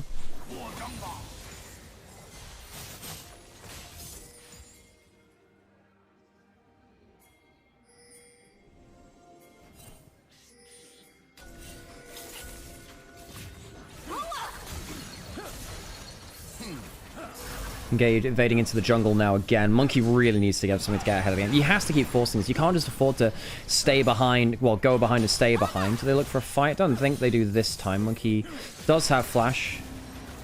That's how we lose it. He went down to 2 HP. That's scary. I'm getting a little bit worried about the body language of Monkey. So, for instance, you know, the bot side scuttle miss smite. That worries me. That does worry me. Now, you get flustered like that, things do not get much better for you. Now, Monkey has managed to catch up mostly in terms of CS. Well, he did for a bit. Problem is the camps are still up from Tarzan. He's got his full top side. Little blue buff in there too, so it's the 3-camp top side. And anyone's legend. This is now, folks, if you want to learn more about these teams, anyone's legend are a team that must have Tarzan and Kyle active. I think what we've also learned from them is they must have Hope on something utility. It doesn't work when Hope is on too heavy a carry. The Ezreal being the exception, and again, is a bit more of a longer range, a bit more of a weak side AD carry. You want him on weak side, really. The problem that they had before was, ships in the night here, red buff spawning, as is the Raptors here. Monkey trying to stack up his passive. Ari coming over, has level 6. Smite comes through from Tarzan, gets another camp steal away, has level 6 to level 4. W lands, it's not that much value there, really. Presses W to stop some of the combo from the Rise. Will take the red buff away. Domination in the jungle from Tarzan. And this is why, you know, you want Hope to be on weak side. It allows Kyle to roam as well and allow Tarzan to get ahead. Once Tarzan is ahead, what do? Tarzan, when he's ahead of the game, is one of the best junglers in the world. It's why watching him versus Kanavi for the last handful of years within the LPL has been such a pleasure. I think that LPL on the whole has the best junglers in the world. Monkey is amongst them. Tarzan is amongst them. Sometimes you get a good read on the early game, and one makes the other look like a fool, despite the fact that they're one of the best in the world to ever do it. Saw this from Junja versus Tarzan. If you want a great series to watch this, literally just watch the first 5 minutes of every single game from Anyone's Legend versus JDG, second round robin of last split in the regular season. So LPL 2026 split 2, second round robin, Anyone's Legend versus JDG. Just watch the first 5 minutes. Every single game, very different early game for the junglers. Tarzan stops. He gets like 5 out of Junja's first 6 camps in game 2 on Shinzao versus Malphite. Game 3, Junja literally flash Maokai Qs to steal a Raptor away and ends up winning in the game. Things like this. The jungle matchups between players like Tarzan, Monkey, Junja. Shun to a lesser extent, actually. He's better at getting away with worse early games, bouncing back from them, doing very well. 2,000 gold lead for Anyone's Legend, by the way. The missing piece of the puzzle for Anyone's Legend was more solid lanes, more solid drafts. I think their drafts were really bad in week 1. They got better since then. Actually won despite having some bad drafts. Jumping on to Kyle now. Flashing forwards. They really want to get a comeback play to WE. Kyle still has flash. Gets out for now. Shanks gets himself into the play. Here comes Tarzan. And Tarzan's a lot of the gold. Ease over the wall. Does he have enough damage? I think he does. He's now in a bit of an awkward spot. And the Olaf spin disengaged. Karras gets a kill there. Tarzan goes down as well. This is a good fight for WE. Their style is about grouping and fighting. And group and fight they have. They take a 3-for-1 on the top side of the map. And they were unlucky not to get a 4th onto Kyle there. Hope pushing in bot lane. That fast use passive from the Ziggs doing some mighty fine work down there, but the 2,000 gold lead cut in half to just the 1. The kills go to Karras, so the Rise now got the ball in his court. Nico, long time no see. We occasionally see it now. Has a big player of it. Gives you some early game potential. Point and click goes brrr. Composition from WE. I really liked it from the point and click potential coming out of drafts. Tarzan jumps over the wall. Did manage to trade onto Monkey. Got the second Q. Get enough done there, though. Shanks tried to get himself an extra kill. Couldn't do that. Not enough damage early on. Taken down as well. Did have the Dark Seal. Nice to retain a stack there. Kind of in from Tarzan, no? Yeah. Tarzan went too far. I don't think he realized that, he'd be finding himself... Well, no, he should have realized he was in a 1v2. But yes, I agree. I think Tarzan went too far. I think he realized... He thought he was very strong, and he was. Not quite strong enough to justify a play like that, though.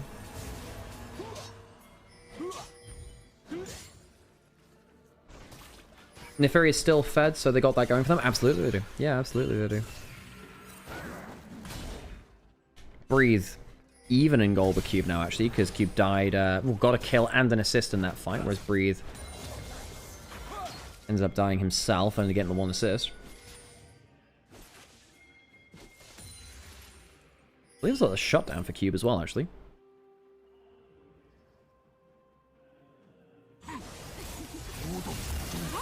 Oh, Rune Prison. Root there from the... Nico. has had a pretty okay game, actually. Turned up mid lane a couple of times. Top lane fight's was solid from him. Largely following on from what Monkey or Karras have been doing, but sometimes that is what the game calls for. Oh, ult coming in bot side. First one of the game from the Pantheon. Going on to Hope here. Oh, double flashed away from. Ult now. Curtain call. Going on to him. Traded for the ult, actually. Gets the center onto him. Not bad from Hope. Is Kyle the best LPL support at the moment?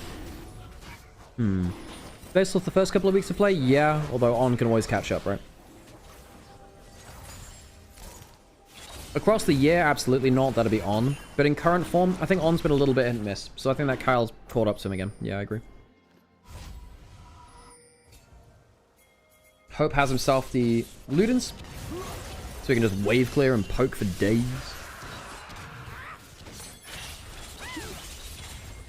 About is going for the Ghostblade, really wants the move speed from that. See if he goes for the Stormrazor after. Sometimes we see the Stormrazor Ghostblade build. I think in this game it makes a lot of sense. Move speed has a lot of value here. But yeah, I think that anyone's legend... Sometimes the drafts really hamstring them. I think the worst games from Kyle come from their worst drafts where he's left alone to do the engage. There is a worry that can be the case in this game. Only Ahri bringing significant pick CC. You only have the Taunt and then that. If Tarzan's in the right place, you just ult him or the Olaf and you go Mansell, but a lot of this game rests on Kyle's shoulders. I think he's paid it off so far. He's had a very good early game. So W got that 3-for-1, then didn't get Grubs or Drake from it. You have to reset. The HP bars were too low and they didn't have ults. Respawns are too quick. It's one of the problems about expending so much in a fight. But yeah, I mean... Obviously sucks to not get a kind of capitalization from a big fight. Surge and Shen from Kyle. One of the great skins. Surge and Shen's a great skin. I like it a lot.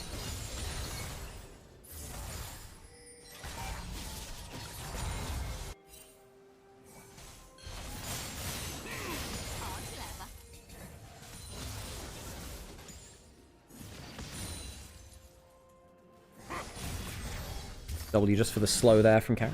Loses his bone plater. Cube yet to see the value of the counterpick completely yet. He's got triple giant's belt, by the way. Yet to see whether he goes for, you know, Heartsteel or something like Protoplasm or something. I think he is going for the Heartsteel. But yeah, nice to get that early if you can, if you're going to. But then the giant's belt's just so nice for the Mundo. But you'll build something out of all these at some point.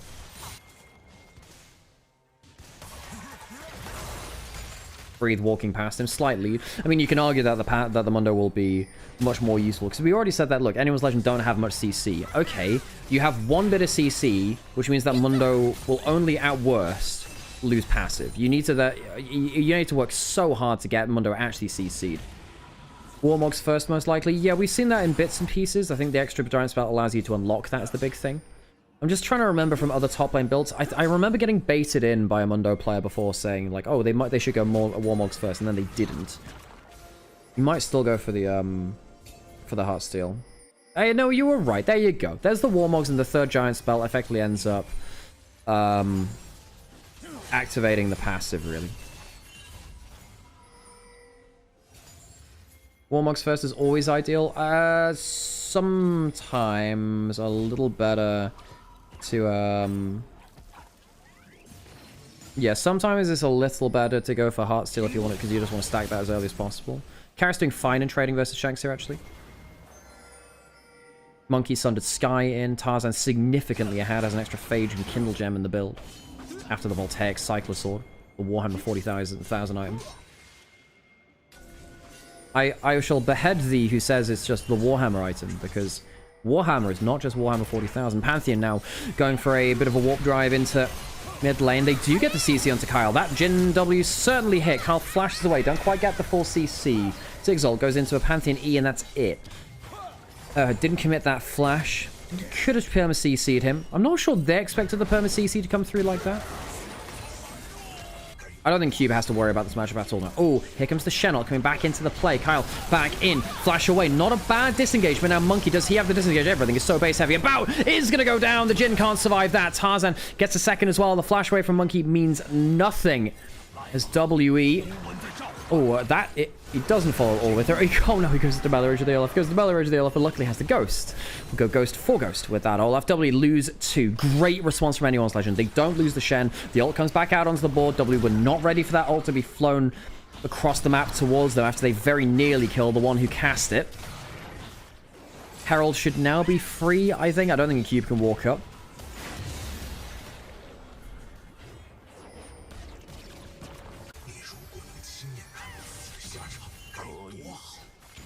Why ever build the scaling health item second? I mean, as Chad said, basically when you have the, in this case, this is the Warmogs allows you to just kind of skip laning phase now. God damn the base. We have notified LPL that, like, the base is too high. So loud.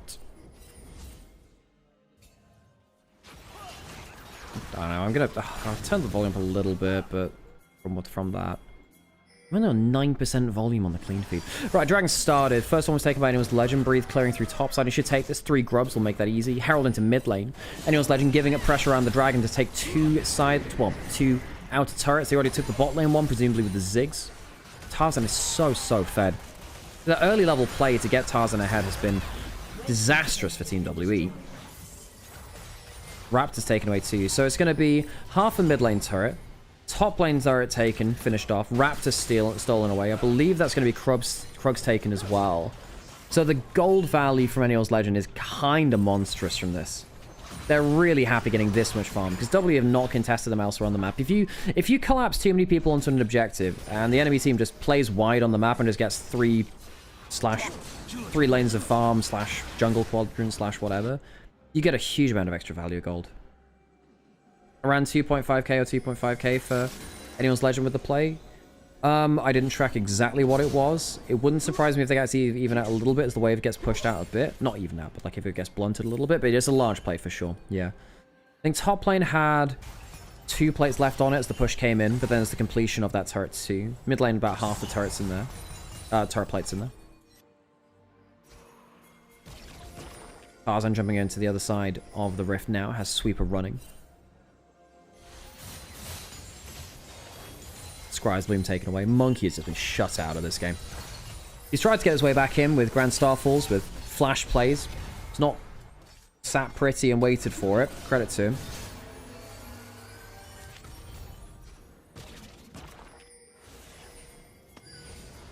About is going for Rapid Fire Cannon second, actually, not the Storm Razor. Really wants the extra range and the move speed. Her roaming about. Doesn't have flash. Does have ult.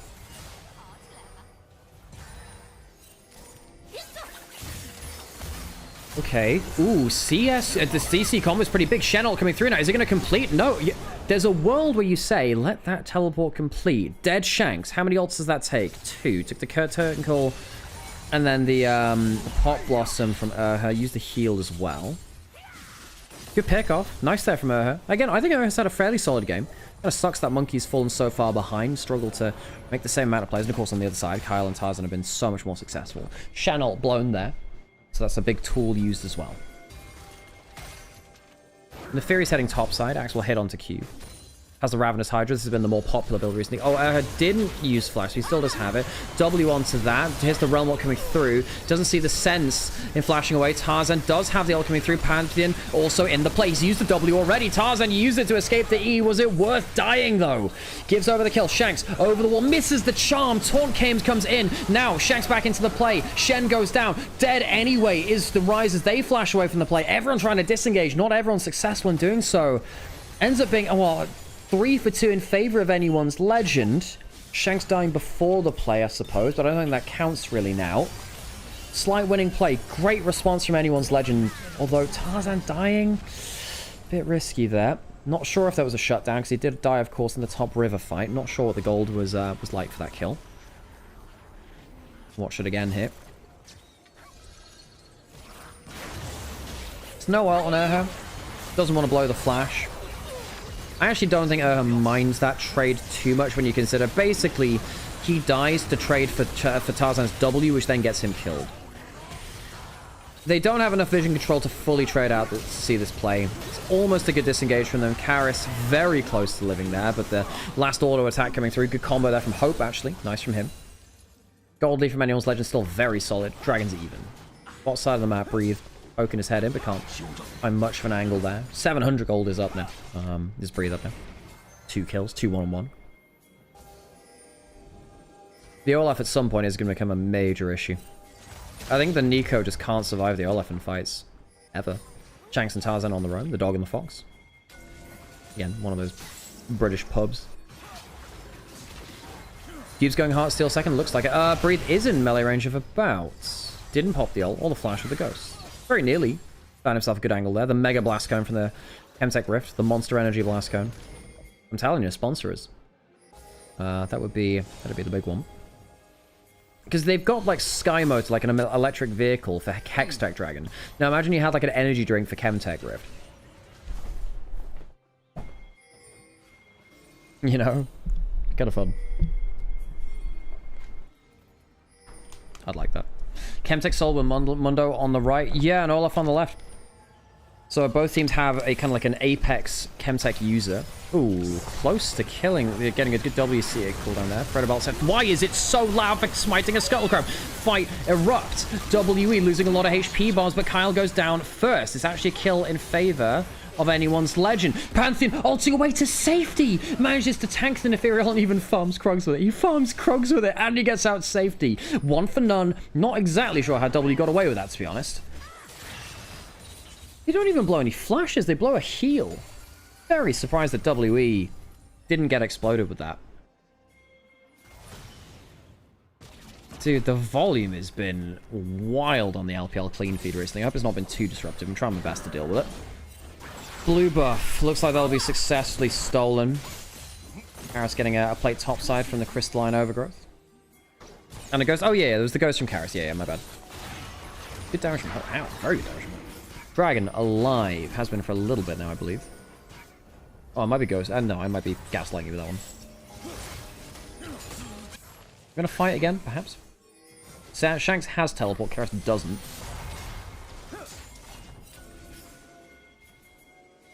Ooh, Breathe. Going into melee range. What's the ultimate? Ragnarok and rolling. Does not survive that. The Shenol's in. Breathe got a mega angle.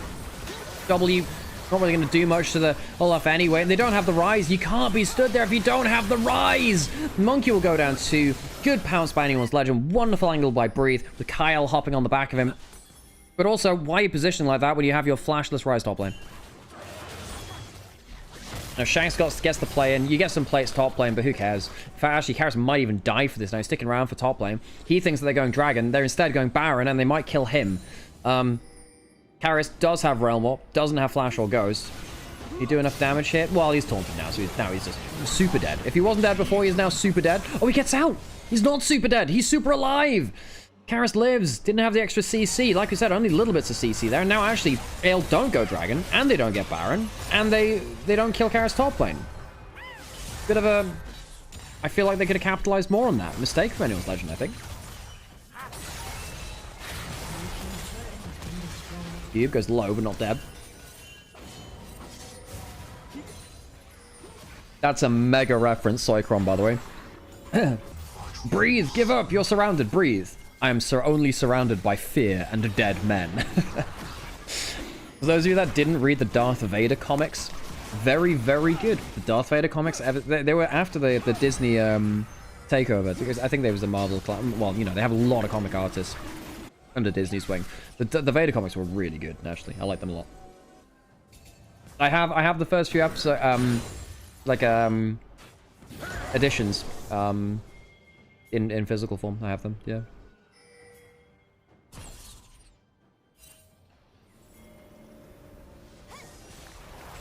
Chemsol Monday's gonna be really nasty. Same with Breathe. Depends who actually gets to it. I don't know. I'm getting quite worried about W just getting picked off, but it is getting later into the game. The Ziggs is scary. The Neferi is scary. There's Tarzan's Neferi as well. But Mundo is scaling. Ryze is scaling. I think that the Jhin and Eco are pretty potent if they survive the initial engage. Anyone's Legend don't have the best ability to start fights on multiple people. They need to find one person out of position.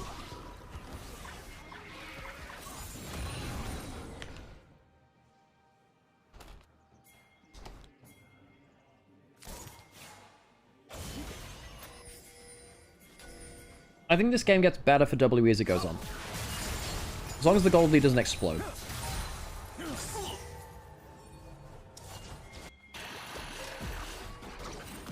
Tarzan has Black Cleaver, Shojin. Tarzan's got a pretty good Mundo killing build. Pretty much, well, pretty good everyone killing build. But yeah.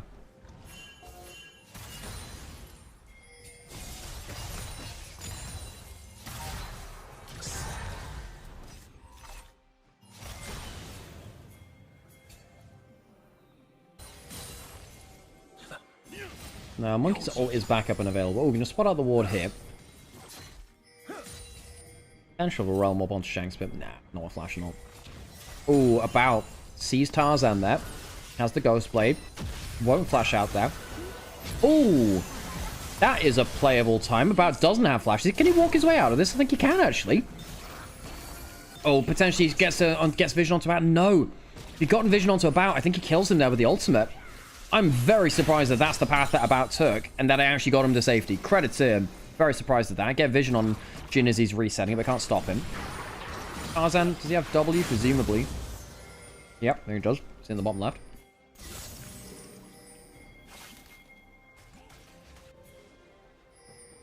Spirit Visage on Mundo into double mage must be heaven. Yeah, but you're also into a Black Cleaver, Neferian, and Olaf, so it's like it somewhat evens out that way. You're very good versus some of the DPS threats, but of the AD assassins that can kill Mundo, I'd imagine Neferi's the best on the whole. Although some people like Mundo into Neferi because you can kill her dogs very quickly when you auto cancel. I personally think Neferi's good into Mundo because you just double Q him, you heal a lot, you burn him down. Nasty.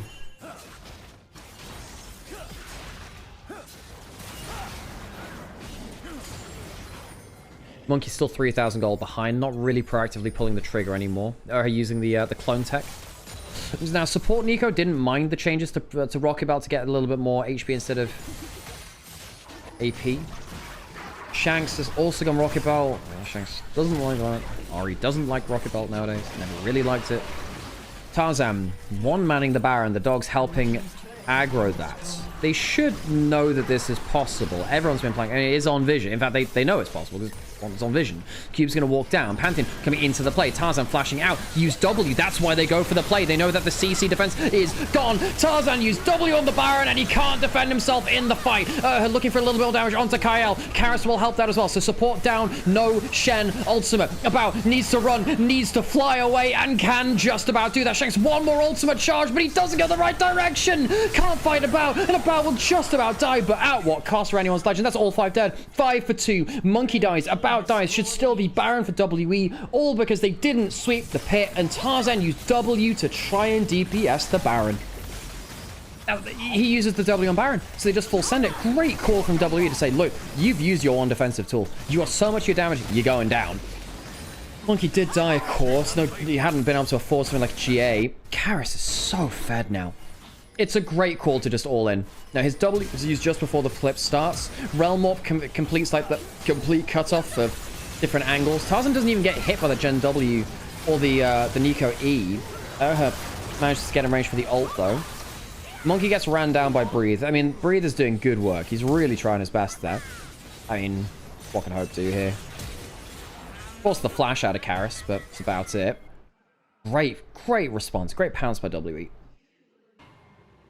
Which side composition do you favor more in the late game? I think WE on the whole. There's not that much CC from anyone's legend. Even though the Ziggs is kind of nasty, I think the Mundo's kind of huge. He's also got a Heart Seal now, 275 stacks. Nice. Has a Spirit's Visage. 3 items for Karis. 4, sorry, rather. Baited by the Seraphs at the end of the infantry. Dragon started. I mean, the heal and shield power and the tenacity is... Oh, gets it. 31 HP. Hope trying to steal it. Shanks pushing topside. I don't think Shanks ever does anything to the Mundo. You need a Leandri's build to do something to the Mundo. There was an argument to say go for a Leandri's build for Ahri this game because there's triple HP stackers on topside. If you're hitting the bot laners, fine. Yeah, go full burst. But I think if you're hitting topside, just go Leandri's. Ooh, Monkey getting wrapped around on here. Maybe a play over the wall. He has ults. Where's that? No. Choosing to stick away from Fog of War. That's hang on, they spot Shen in the bush here. Gonna get the full kill onto him. I think he just recalls in vision, doesn't realize he's there. Has the blast go? Not enough. Last auto attack will take him down. Good play on the vision. Doubly respecting the Fog of War and then using their own little bit of vision to get a pick of their own. They still have so they have the Baron for another minute. No, Baron for another minute is what they have. Can they break the base anywhere? Very important to do that versus the Ziggs. I don't think they can. This feels like an economy Baron. They're now 2,000 gold ahead. Anyone's legend. The late game has evaded them here. WE, we thought their composition perhaps a little bit better in that regard. The composition. In terms of the play, anyone's legend they've had a brain fodder too. They have done, but I thought that was more historic, really, rather than current. The Fury running out the Mundo. Oh, hang on, teleport coming through. Jumping forwards onto the Ziggs. They want to get rid of the wave clear. They're going very, very deep onto it. It's very, very close. Can't get a range for the Q. Punky doesn't have the flash. Can't get far enough forwards. Tower goes down. Teleport coming in from Breathe. He's trying to get his way onto the backline. However, Ahri has just dove in and died. What's the trade for that? Another person goes down. Karis going golden. Not sure he can disengage from the Olaf before the Ragnarok comes through. Cube, the only person left alive now in terms of people who can actually do damage. 3 dead from WE, 3 for 1. Hang on a second, that's a lot of damage from the Mundo. I think Mundo actually can do a lot here. Very, very close. Has the ultimate running. He's doing a ton of work right now, even with the Black Cleaver shredded onto him. First Q hit, second one. Well, the briefcase is scary. Doesn't kill him though. Cube stands tall. Nasty stuff. That Mundo, very hard to kill from anyone's legend. Just 3 dead. Base is broken. Don't quite kill Hope in the fight. Very close to it. Monkey, if you'd just gotten that Q on target, Ziggs would be dead. Wave clear gone. Don't think it changes the score of the fight, though, really. To update the stream title. Yeah, I can do that. Yeah, I can do that. It's fair play. I left it from the IG one. Yep, fair play. I'll do that. Thank you for the little, the update there. Cool. Alright. Now, late game. 1,000 gold is the difference. It was an overpush from them. I think Oha makes the right call here, by the way. If you kill Ho, it's a mega play. Very nearly one-shot him. Ziggs ult comes out. Now, if About had opened up with a shot from his ult first, I think they just cleanly get out, by the way. I think About makes the mistake in not opening up with a curtain core. Shanks dives in and misses everything. Classic Ahri gameplay.exe.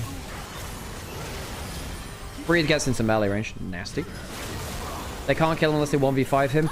And maybe, well, I mean, in that fight, they didn't have everyone damaging him. Hang on, Panther's coming in. Breathe does have ult, does have flash, does have ghost. They really want to take down the Olaf. He's going into melee range. They're jumping in. They're responding well. Karras goes low. Karras goes down. And Bowers now jumped onto by Tarzan. It's gone too far. And even though the Nico ultimate is strong, it's not enough. I think W have misjudged their late game fight. Cube can't do enough. Breathe had everything and used everything to turn it around. The Death Stance was even in that fight. Teleport from Ziggs towards the top lane. They might try and end the game through this. Cube trying to regen as best he can. Does do a lot of damage. Takes him down into the GA. Has the ultimate down coming up. Cube is doing his best. Has himself a lot of HP to work with. I think this will be a delaying action though. 1v4. Surely you can't do it in a 1v4. The auto attack dodge field comes down. Cube has a lot of extra healing coming through. Will finally die for only the second time this game, but now has 700 stacks on the Heartsteel.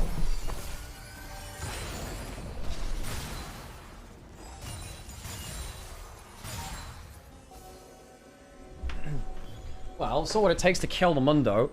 Ziggs didn't even get the top lane turret, by the way.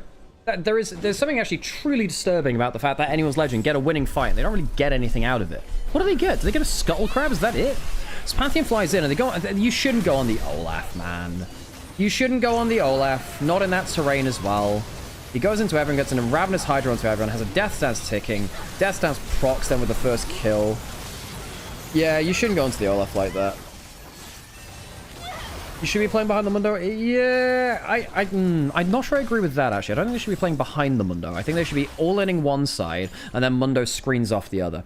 Like, get Mundo just stood in front of, like, Ziggs or Ari, and they can't do shit against him. They can't. The Thornmail is in for Cube, by the way. He's 3.5k down, but you wouldn't tell it. He's the most powerful person on the Rift. Chase on the Mundo was totally worth for W. It was. Yeah, it was. Hang on a second. Monkey finds Tarzan. Shen ult coming through. Good damage from the Jhin. They're actually jumping forwards. They'll have the Shen coming in after. They'll dunk him with the Ziggs ultimate, but they don't kill him dead. Kyle goes down. Trying to get out. The Olaf ultimate surely running out now at this point. Behind enemy lines is Tarzan. It's a 1-for-1. Supports both die. Dragon is available, but it's only the third dragon for each team. Cube can tank this indefinitely. They have themselves kept the Honey Fruit as well. About feels very happy with this now. It's going low. Does Tarzan want to go into the pit? If he does, I think he dies. And I think if he dies, W might chase them down. Get the Baron. Curtain Call open up. There's no Ragnarok here. No slow onto Tarzan. An extra shot onto Breathe. Actually, that's 3 out of the 4 shots landing there. Shanks behind enemy lines, playing off a vision, perhaps looking for a kill onto the Jhin. He doesn't have flash or cleanse. Oh, he's walking up to, he misses the Q. Oh no, Shanks, that's a me kind of Ari play. He misses everything. Oh god, he doesn't have everything left now. About can just walk with him. Hook goes down. Tarzan can't do enough. Now, that is a GA blown onto Monkey. Breeze's doing good work there. Cube can probably chase him down. Rise will be able to get enough. There he's back into melee range. The Ragnarok, not enough. The ultimate coming through from Tarzan. Shanks has his ultimate, does manage to get the kill back onto the, I believe that was onto the Jhin. Double kill for Karras, gets some there, but they're still losing the fight.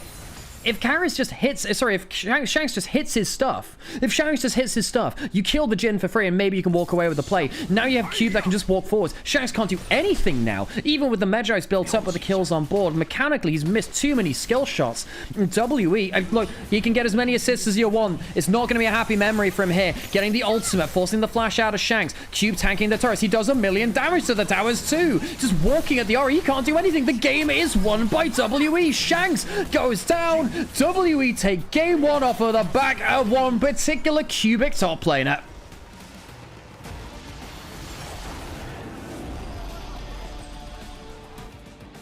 Cube, I mean, he's had so much crap thrown at him over time. That has got to feel pretty damn good, hasn't it? Jeez. Shanks through that. Shanks definitely did not help in that last play. I know that he got the W, like the double kill, but he should have killed the Jhin for free. Because he didn't, it really threw them into a bad spot. Really, it did. Oh, gosh. That's a killer. That's a killer.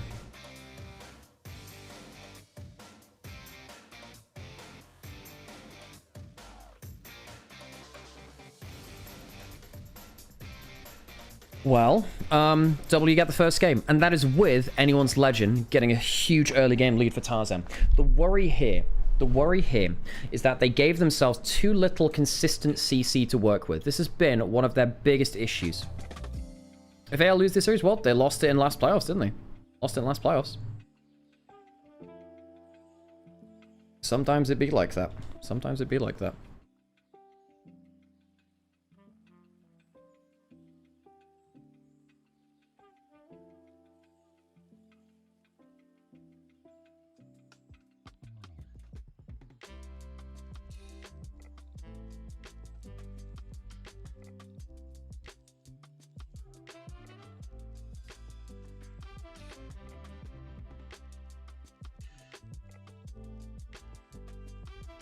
Pure Mundo 1v9. It was a very, very good Mundo draft. That last pick for top lane, it completely blew open this draft. Very well played. Very good Mundo pick. We saw what we could do at MSI for Zeus. Worked really well for them. Worked really well for them. I mean, we've had a couple of Mundo top players. Well, we've had a couple of Mundo jungle players across the LPL. We don't often have Mundo top lane players, though. Not often. Not that I can think of.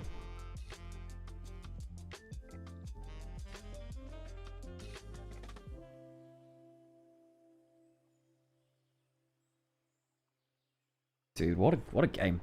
Hyper late game. Oh, Breed did his best. I think that Breed still played a good game, by the way. This was still a good Breed game. It's not really on him. I'm not gonna throw it at him, really. I think it's fair to.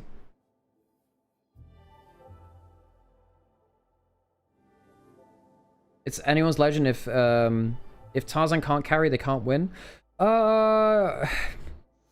Yeah, you're broadly speaking quite right. Yeah, broadly speaking. It's not always as easy as that. Obviously, there's always going to be a bit of room for maneuver on that, but you're broadly speaking not wrong. It's fake damage against Mundo. True. Yeah, a lot of that was in fact against Mundo, for sure.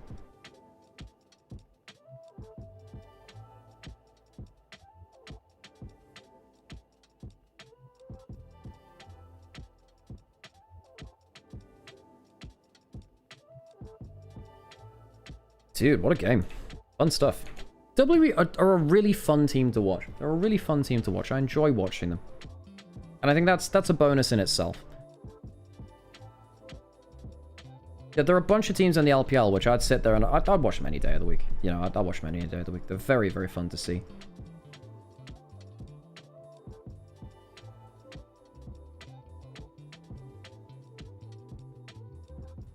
Always blame jungler? Yeah, there's some logic there, yeah.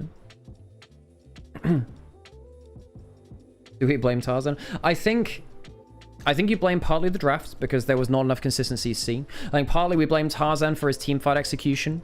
I think partly we blame Shanks, or in terms of execution, you massively blame Shanks more than him. Shanks had some absolute stinkers. Just flew into a rise and died, missed skill shot. Oh god, he misses a charm flash onto him. Yeah, it's a horror show. Fair play. It's a horror show. It's not looking great for Shanks in this game.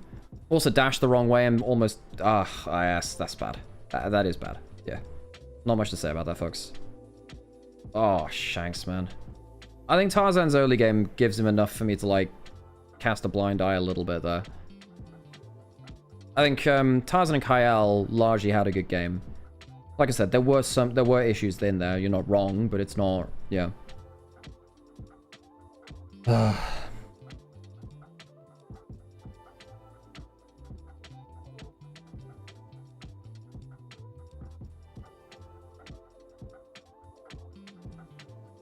What's the scoreline? 1-0 to WE. You can see it on your screen there, buddy. Never mind, can't say much. The Shanks had quite a bad game. Rarity for him, Nymaera. Yeah, he's often solid. I don't think he has the crazy games he had. Like, just look at that play, man. I don't think he has the crazy games he had last year. I think that's not something he's doing now. But he doesn't often have like real stinkers like that. Yeah, that was very disappointing to see. I do hate Ziggs without Camille. I think you need more consistent CC. That's something which I picked up for... I mean, I picked that up for anyone's Legend anyway. They just lock in single CC comps that just don't look good. And Shen as your primary engage is probably just recipe for disaster anyway. Okay, I'm going to put on an ad break, folks, and we'll get into our player of the game and roll on to our next game.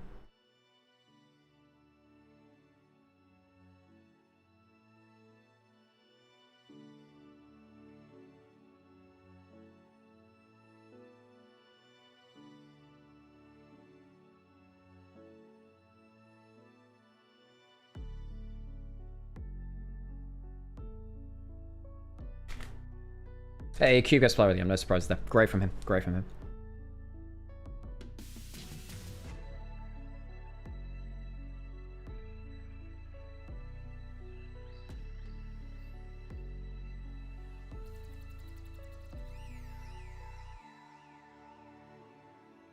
%30 damage. That's nuts.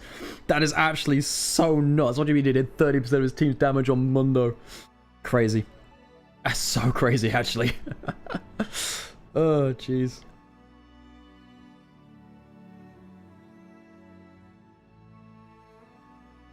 Dude, one day I'm gonna get a fast learner event on Augury. One day I'm gonna get that. It's not this day, but one day I'll get it.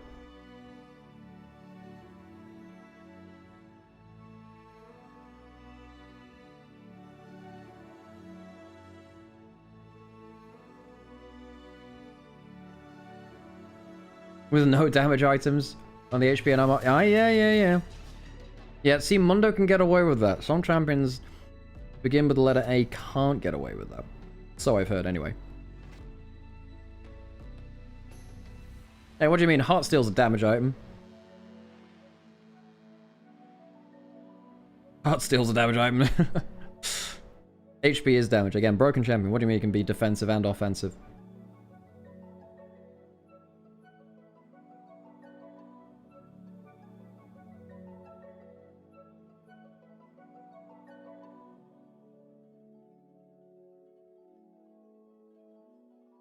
But still, yeah, true. Damn, WE coming in hot though. I like this team. They're a fun team.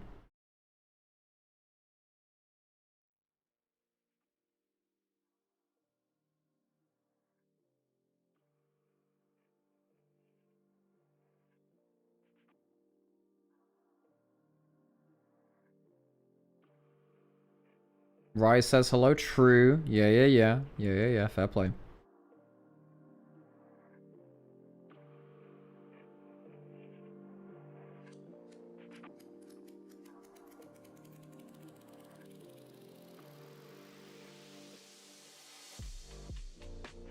As a whole, W as a whole looked so horrible that match though.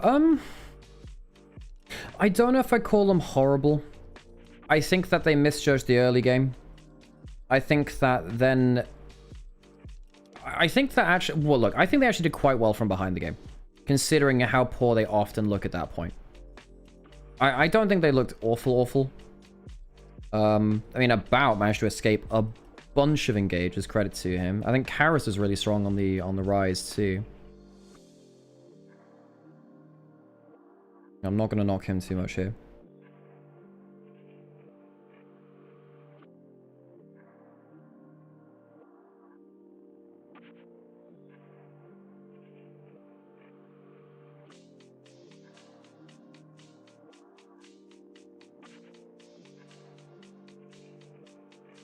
I like the look of that shirt. We'll buy it if I could afford. Yeah. God damn it, I finished 5th in Yastakinen. What do you mean? How? I have like 600 speed and 400 power. Oh, whatever.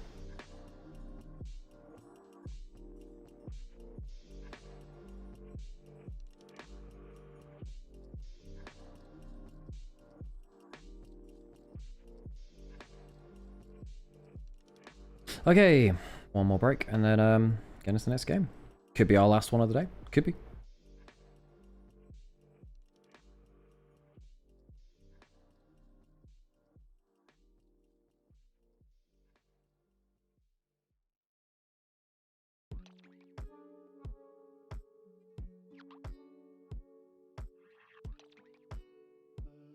Oh, this run is so glue, man.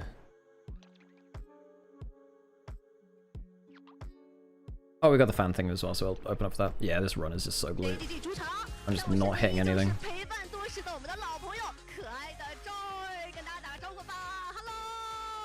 同时，我也注意到我身边有一幅非常火红的旗子，那也想采访一下两位是带着什么样的寓意呢？就是每一任不同的60亿，就是不同的成员，然后不同的签名吧，就是一种传承吧，应该说对。真的是太用心了，相信各位也能感受到你们这个用心。那么现在呢，又来到我们非常喜欢的互动环节了。那这一轮的游戏呢，就非常的直接了，那就是猜英雄技能。等一会呢，我们会在大屏幕上展示一个英雄技能的图标。如果各位召唤师们能够连续答对2道题的话，就可以获得我们的精美礼品哦。这次是有第2关的，要注意了。那各位准备好了吗？好，非常热情。那我们直接看向大屏幕。哦，这是谁的技能？看到这边有抢答的，那我们先找一个 WE 的粉丝吧。我们这边有没有召唤师知道的？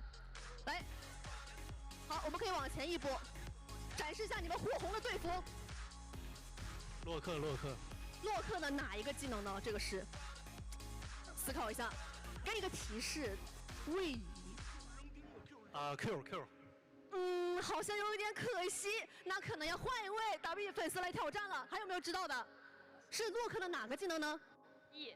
哦，回答正确，恭喜你。那么现在你就要挑战我们第2关了，有信心吗？有吧？没事。那请看大屏幕，放下我们第2关。This is E. 对的，就是洛克的 E。哦，这是谁 Is that Blitzcrank passive? Scrap. 我听到有召唤师回答，但 It might be Rumble. No, it's not Rumble. It's Blitzcrank, right? 自己思考一下。这是谁的？机器人。好像。It's Blitzcrank passive, isn't it? 那还有没有召唤师知道的？那我要询问一下这边 A 奥的粉丝了。A 奥粉丝有没有想要 W 队服想知道的？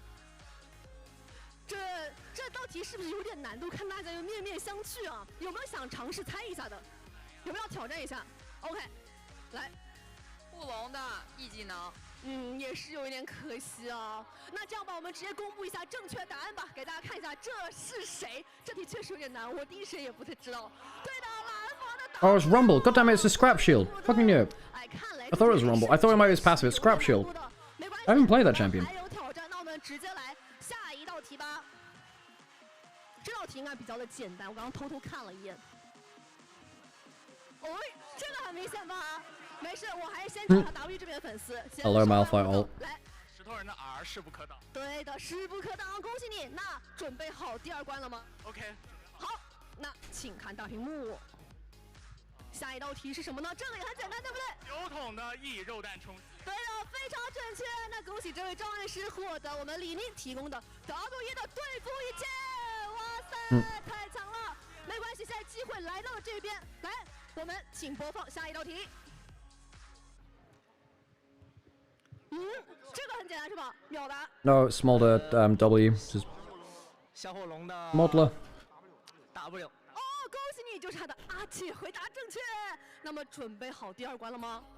希望准备好了吧。那我们可以集众人之力帮帮他，好吗？来，请放下一题。这个其实有点难度，这是我们最后一题了。我听到有抢答了，能回答吗？朗姆的 W。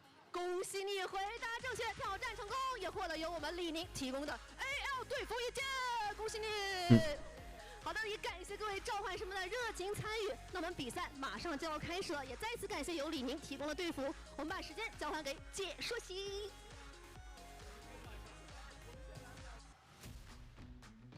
Yeah, shouldn't be too far away from the game now. I did run ads, didn't I?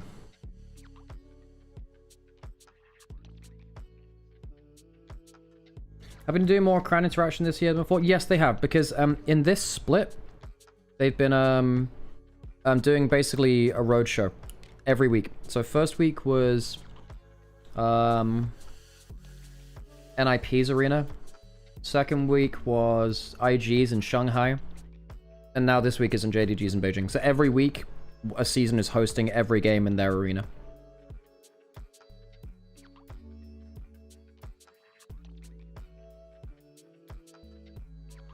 It's cool. I remember, just don't remember seeing the host as much. Yeah, I think it's a cool initiative. I think it's cool. This is more what things like Overwatch League wanted to try and do. I think like having it in a weekly format like this makes it much easier to kind of sell out your arena for 1 week because all the big teams are there. People in the local area will turn up and they'll make an event out of it.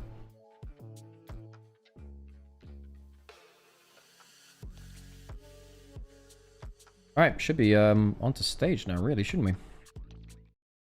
Right, let me change the audio back over then.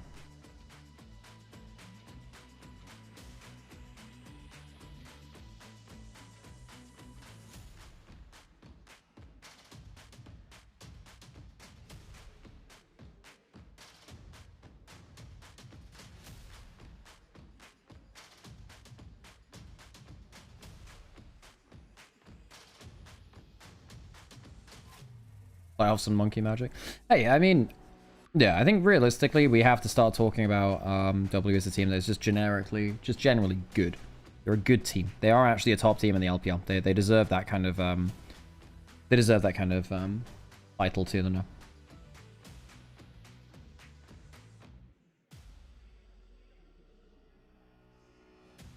I thought the meta was favorable to them. Can't believe W113 last split. What changed? They didn't really believe in the shot calls for a while, from what we've heard from interviews, and they have gone on to be a much more coherent team, like a much more coherent team, basically.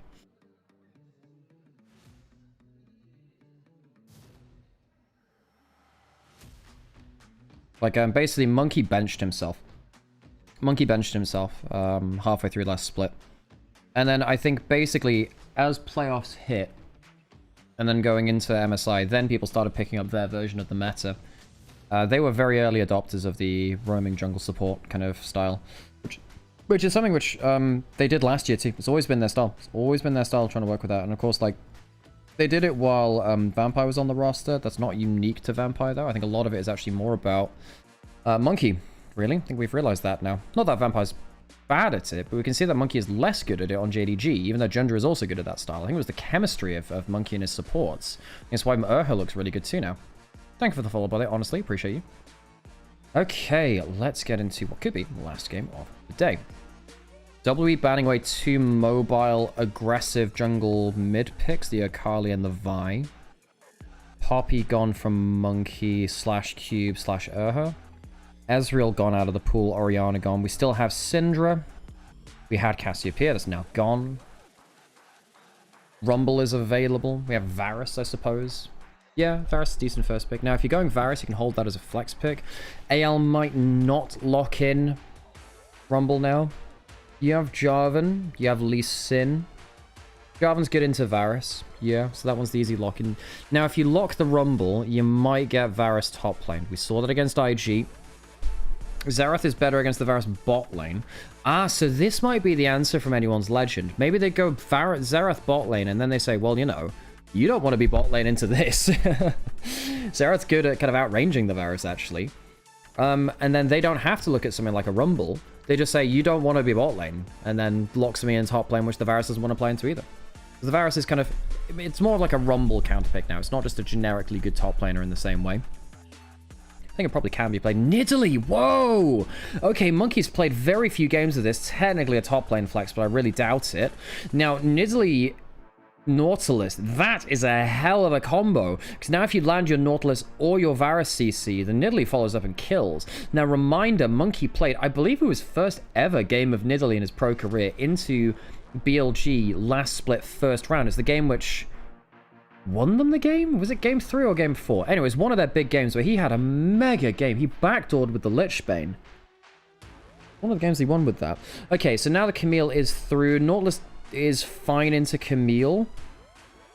Camille's very good into Varus and into Nidalee as well.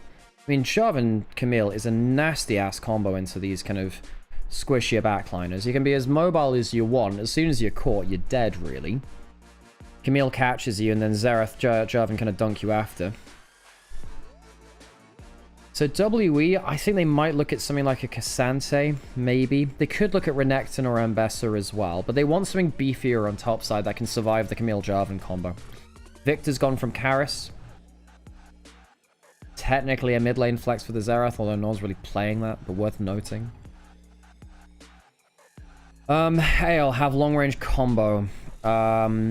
Mid lane, I guess they could look at Aurora. That can do quite well with this kind of comp. Orianna's gone, of course, but the Aurora's now gone. They want long-range follow-up. You have no Ahri, you have no Aurora. Victor's gone for Karis. Is Annie okay for either side? Annie's not great versus Poke, but pretty good versus some of the short-range stuff. Maybe not great here, Annie, actually. Ali's gone. We could be looking at an okay Sylas angle for either team. Good follow-up, decent CC, good ults to steal on either side. TF gone from Karis, that would have also been a decent pickup. Gold card into TF, into Nidalee Spear is disgustingly good. Ambassa banned away.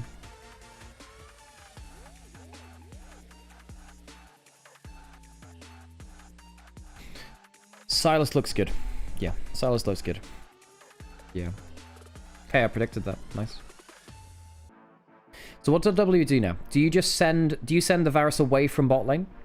If you do, you are putting it blind pick elsewhere. I don't think you want to put Varus in a solo lane versus Silas. I think that's very dangerous. I think that Silas can kill you. Especially against Jarvan. They do lock in Corki though, so it's likely the Varus in solo lane. Is it Varus top? Do you just invade top lane now, top side now, and just say you're not ganking top? And just say, well, you know, Corki Varus will survive.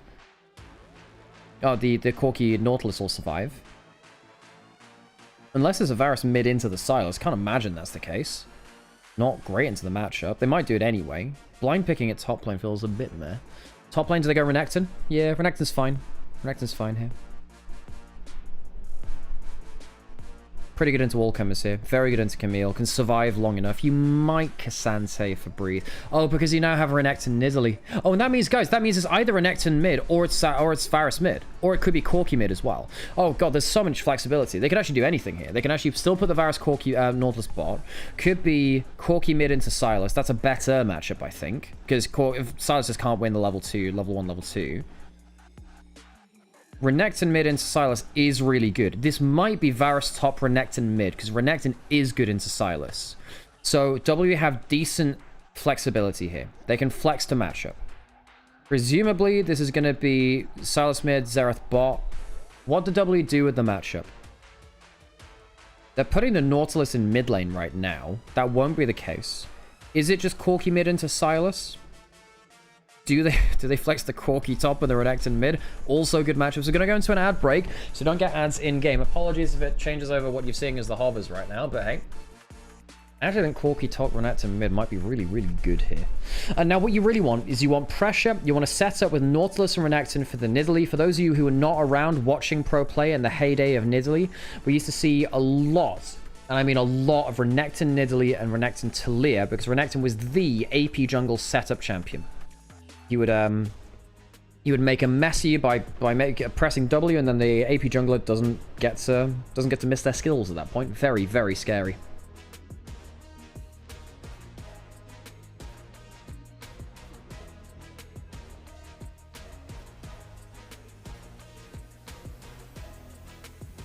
Max poke comp is definitely up there. Definitely up there. Yeah.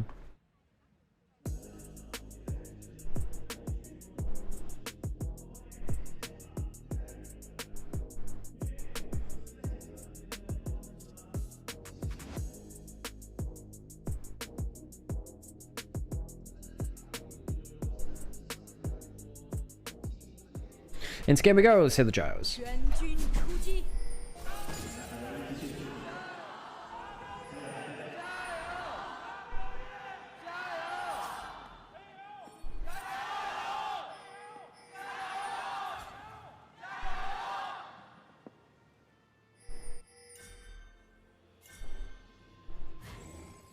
Okay, there's a nice gyros there. Right, level 1. Are we going to see a vertical jungling style? Nidalee starting on Raptors. Jarvan starting on Raptors as well. Xerath gets the level 1 Q, gets the Comet Poke as well. Pretty long range on the Comet Poke. I mean, there's still hope. You can't walk up like that. Gets hit by the slow. Presumably, there's going to be a flash blown. Gets hit by the auto attack. Hook comes in. That's mainly a poke hook. Also allows the aftershock to come in. Gets a bit of damage down and also gets a second passive proc on him. You'll notice that her also doesn't flash. Camille was around protecting the bot side jungle, I think. Monkey cleanly clearing through this bot side jungle. I don't think Hope had any right walking up like that, but he's had to recall already. He's now out of bot lane, so bot lane's in a really unhappy spot. Now, Nidalee looks like... Oh, what are they going to do here? Because they're around on bot side.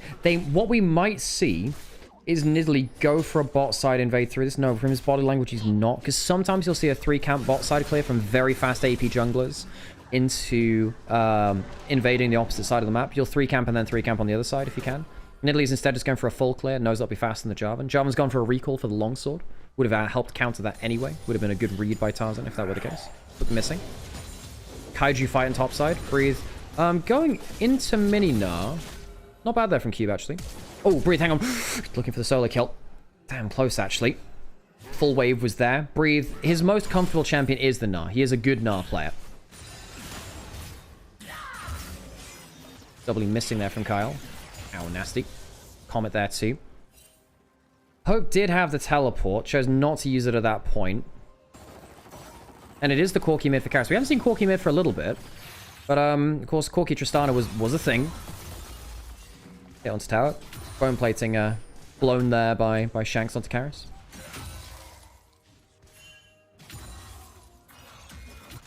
Corki adds a scaling factor, has an early game factor to it too, though. Now, one of the problems that W might run into is that they're very physical damage heavy. Monkey is going to have to carry a lot of the magic damage. You've got 380 lanes. Not that it matters crazy amount. Does matter a little bit. Double scuttle not cheap by either side. Recall coming in from the Nidalee will go in for presumably like a Sheen or alternator. Oh, it's Boots and Amtome. Or yeah, I guess he wouldn't have enough damage for gold for Sheen there at that point. It's not like it's a tunnel of recall. Okay, Tarzan onto his Raptor respawn. Nidalee's not getting a farm advantage. Nidalee really wants farm advantage in most situations. Get the water clear, he does. Halo Blades from Kyle. At least this time they have better engage. Anyone's Legend look a lot better when they have multiple forms of engage. Karis is standing on his dying minions. If you want to have a good tip for how to win lane and punish people for CS, stand on your dying minions as a strong laning champion, and often they have to choose between you and the minion. That was the old mid-beast technique. Doesn't always work, of course, because sometimes they just hit you and the minion. Sometimes. One of the ways you win mid lane, though, is by forcing the enemy player to like use a skill on the wave. It'll clip a couple of minions, and then they end up pushing into you, and then you freeze the wave, and then they feel bad. Always used to be an Aurelia thing or an Akali thing, where it's like, yeah, you can poke me out, but you've hit 3 minions with like your REQ or something. Okay, you've pushed the wave, you die in like a minute. 2 ADCs versus 2 mages? Yeah. 2 ADCs versus no ADCs, yeah. Hey, Mini Gnar is basically that. Hang on, Shanks loses this trade pretty hard, by the way. Yeah, yeah, you don't win against Corki early. Corki's early laning is disgusting. Wonder what boots he builds, actually. That's one plate there. Q does land both procs there. Shanks might give up a bit of HP for that. Ooh, hook onto the Camille. Is Jarvan coming bot? That could be a problem. Is probably dead here. Flash. Dawn to try and go for the flash, but it gets the passive onto him. About does not flash early himself. Good E there. Extra Q doesn't kill. Good escape in the 1v2. Monkey's now here. Spear missing. That could have been a kill, actually. Scary stuff. The Nidalee. If you get a spear on target, each second one missed. Oh, oh no, Monkey flashes away. 2 skills missed there. Now combos up with the Nautilus, but only after the problems come through. Gets hit by everything. The kill does come through for the Varus. About trying to get some extra vision down. Auto attack's not bad. Gets the Varus resets. Sidesteps the Q. Where's his next ability? It's a full stack Q. Hope does manage to stop, but he doesn't manage to get the E. Oh, it's so close. Gets the last auto attack in. Last skill in. Gosh, my words are failing me. Just like the skills are failing Hope. Karis will get the last kill. Ends up being, I believe, a 3 for 3, all things said and done. What a mess of a fight. Words failed me somewhat in there. Shanks roaming topside. Oh, Cube already blue flash. He does have dominance. Do you kill him? I don't think you kill him, actually. Not without Mega Gnar. Now, this is pod racing. You know, funnily enough, in October, going to be doing a Galactic Racer tournament, hopefully on release. That's the plan. We hope to get like a tournament in with like a lot of like people from LFN, hopefully. That's the plan. Be fun anyway. Okay, Dragons started up by WE. Fingers crossed on that anyway. Yeah, well, hopefully we're going to get like lots of people like casting and racing. It'd be fun. So the initial play, I mean, it's the 3v2. Tarzan tries to go for the flash predict. Flashes to get in range. Good passive. I'm not sure if I ever actually got the passive there at first. He flashes out. Monkey misses one skill. One spear. Misses the second one. Flashes from the hook shot. Then doesn't have spear ready for the next hook. And then doesn't get the clean kill. Like, buddy, just use your javelin when the CC's landed. Then what about realizes that I have a Varus reset. I can actually do some mad damage. Sidesteps the Q. Just keeps auto attacking. Still has passive. Gets out of the W from the Xerath. Forces the flash away from that. Very nearly lives. The shocking orb or an auto attack would have killed him. Karis gets an extra kill there though. Damn, crazy kills. Yeah, 3 for 3.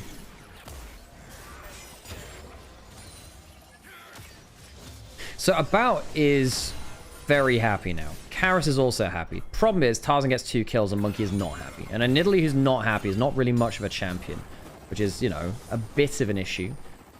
Shanks does have flash. Good big one there.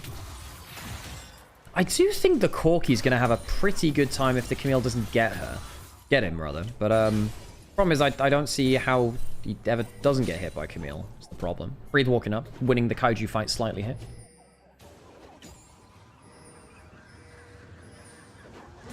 As a bonus, Karis didn't lose out for the roam either. Yeah, for sure. Yeah, he's, well, I mean, he's back to even in CS. I'm trying to remember if he got a slight amount there. Tarzan spotted on his blue buff. Can Monkey get enough done on the Nidalee? I'm getting quite worried for the Nidalee not doing that much. Did get some assists in there, but doesn't feel that valuable, does it? Camille's on the roam. Monkey will take one grub very quickly. Nidalee very good at the single target clear, less good at the AoE. Still okay at that, but single target's where the real speed's at. Neither bot lane are roaming, although the Xerath does have a teleport. Is this just 3 grubs? I think it is, actually. Nidalee's quite good at using grubs too, because she's a ranged jungler. Smite away. No one rowing back in towards mid lane. Shank's back there. Paris didn't go for a cull or anything. Now, About does have ult. In fact, there's a world where he goes for an ult snipe onto Hope. Don't think you can do that now with people leaving topside. After objective goes down, you have to be really wary of people just randomly reset. Breathe. Ooh. Spotting nice wave. He's just used all his cooldowns. Not the happiest time for Breathe. But then again, he has all the stats of Mega now, so he doesn't have to care as much, does he? Not that bad of a trade, though. Only has the tabbies in for damage anyway. Breathe has more base damage on than Gnar.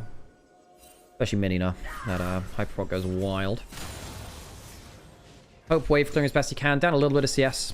About massive outplay in that bot side turret.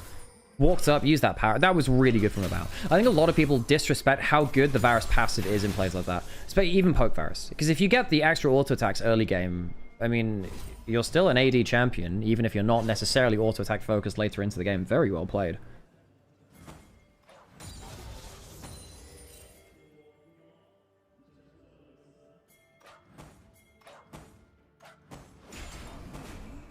Dragon in a minute and a half. First was taken by WE.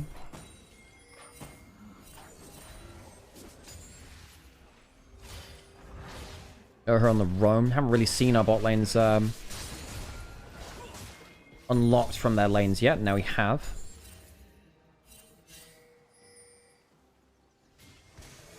I favor the WE draft, though it's probably harder to execute. My problem is, I would favor it on paper on the understanding that Nidalee probably gets ahead of the Jarvan. That's now not the case. And while I think that the Nidalee has a ton of setup, everyone but Corki provides setup. That's not been very useful. Oh, it's not level 6 yet. Can't, like, flash ult, really. Might be able to flash hook, but yeah. Oh, missed him about that. Well, hang on. I might die here now. Pops the heal. 2 shots go wide. 3rd one hits. Shield comes up for the 4th one. That might be a dunk from top. If he does, he maybe... Oh, hang on. No, they can look for a back cancel here. This is bad. Oh, he's probably dead here.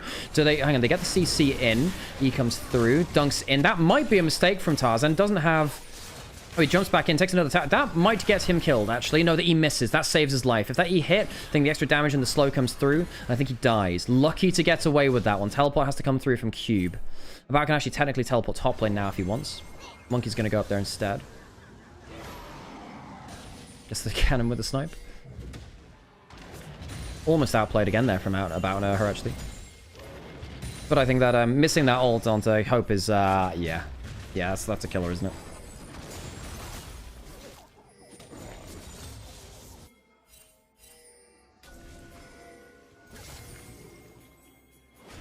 Okay. Alright, Tarzan Shanks walking down to what river? Oh, it's only level 5. Does have flash. He misses. Has the Nautilus ult. Gets over the wall with the Camille's here. Great set of roams from anyone's legend. Goes into river. Tries to get vision. Karis is not safe at all. Has just used the flash. He will be going down. He doesn't have an ult to disengage himself as well. Anyone's legend on the jungle support roams are just so good. Very well played from them.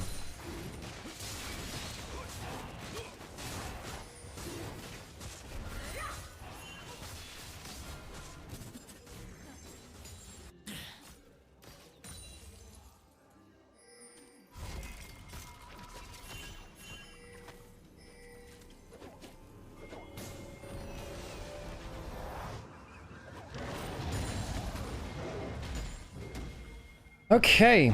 Okay. So anyone's legend. Solid lead. Reminder, they win this, we go to a game 3. Monkey just not getting value out of this Nidalee. I suppose against BLG, I seem to remember it not getting ahead either until it did some mad stuff in team fights as well. But I'm just disappointed that if you're going to lock in a Nidalee and you don't get enough done for the early game. He's not gone for duels. He's not managed to get isolated 1v1s versus the Jarvan. And now you have to play... He's getting flashed on. So now you have to deal with the whole team comp. Hooks the blue buff. Camille was in the bush. Hard to play around that. Nautilus ult comes through. Perhaps Monkey can kill. No, misses the E. Does jump forwards to the Protobomb and messes up his combo. Had the flash. Could not act. It could not survive that. This is looking like a huge snowball for anyone's legend. Great play. When anyone's legend have more than one bit of CC, they are so much more effective. They've got the Xerath with the E, they've got the Camille, of course, they've got the Jarvan, the Silas. They are so much more impactful when they have multiple forms of CC. I can't believe they keep locking in single CC compositions. So dangerous to walk up like this to. You could do this at level 4, you can't do this at level 9, not when you're this far behind. A Monkey even gets hit by the full combo as well anyway. Misses the E, maybe could have killed.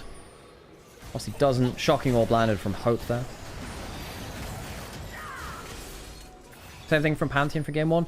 A bit different on the Pantheon because you need to kind of like force plays quite a lot with the Pantheon, I think. I think the Nidalee... Well, I don't know. I think actually his Pantheon was okay. I think that was... That was a little different. Because I think that the Nidalee is kind of obligated to get ahead. The Pantheon isn't necessarily, I suppose. Anyway, I'll think about how to phrase that.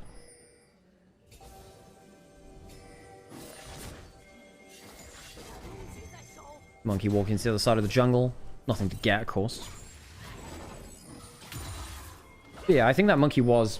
He misjudged his angles a lot in that game too. Look at that scoreboard though. Everything red. Anyone's legend all in the lead here. And I think that composition, now the Jarvan is ahead. Now they have multiple forms of CC into double AD carry. That don't love playing against that. I think it's so hard for Anyone's legend. Even with the outplay from about in bot side, you know, that was also a large part of that outplay. Hang on, this could be a Mega Nine to wall actually. This could just be dead. It doesn't hit the wall though. Close run thing, has the primal surge now, jumping back at breathe. Taking a decent amount of damage here actually. Protobell in range. Monkey can get in range there. Gets W stun. Does it. It's just a kill on the sideline. Good play from Monkey this time. Nice. Walks in at the right time. Heals his mid laner. Gets the play. Second shot will miss. Ignite goes down. Oh, dies to the last shot there. Good kill from the bot lane of Anyone's Legend onto About.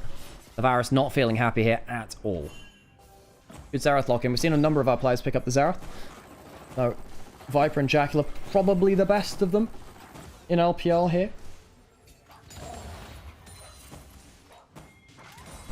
15-minute support quest by Kyle, by the way. Just collected that, just got that Blood Song. Kara's got a big shutdown there because he got the tower as well. Kara's now actually has a gold lead. Has the empowered Merc Treads, right? That makes sense. Into the Silas. Herald takes mid tower. Dragon a piece.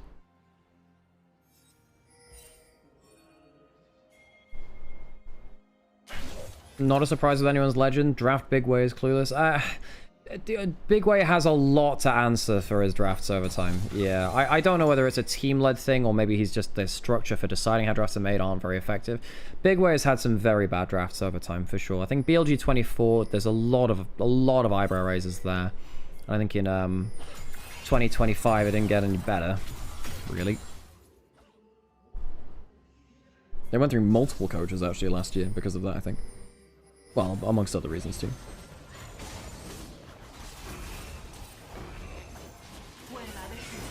Coming through into topside jungle, get the Camille ult down. I don't think he can survive. Oh, and I guess he can. Teleport coming through from the Renekton now. Does have Dominus coming round. Stolen Nautilus ult jumping onto the Varus. They got the Xerath ult, 2 sidesteps, 1 shot, but there's just not enough to be certain. You just don't have enough HP. Great dunk through. That's going to be the Nidalee dead as well. Double for the Xerath. Shanks gets involved, gets another E on target. Cube teleported in and sadly just leaves with nothing. Leaves with nothing. The Camille dies, but it's a 3-for-1. Anyone's Legend, just so much more damage on the table, and W needed to get ahead. They needed to get the Nidalee ahead. If the Nidalee gets ahead, then the Jarvan can't perform in the same way. this Jarvan should be 1,000 gold down, and then dying on the engage. This is not the case here, because Monkey never comboed up with a piece of CC in his lane. I don't think he's actually ever comboed a spear up with a Nautilus hook in this game. I don't think he's done it into a Renekton stun either. If you're going to pick a Nidalee, you need to be perma-invading and then comboing off of these pieces of CC, neither of which happened. And now it's too late. It's too late now. The team comp is behind. You are not designed to be behind with this team comp at Annual's Legend. Real credit to them. They did a very good set of plays around this Xerath to get their Jarvan ahead, to stop the Nidalee having impact. Get Shanks into the game as well. Hope is now 6-1. Very strong game from him. His mages have been the best part of his gameplay so far this split. It's looking like it's heading towards the third game series in a 9-game day. Okay.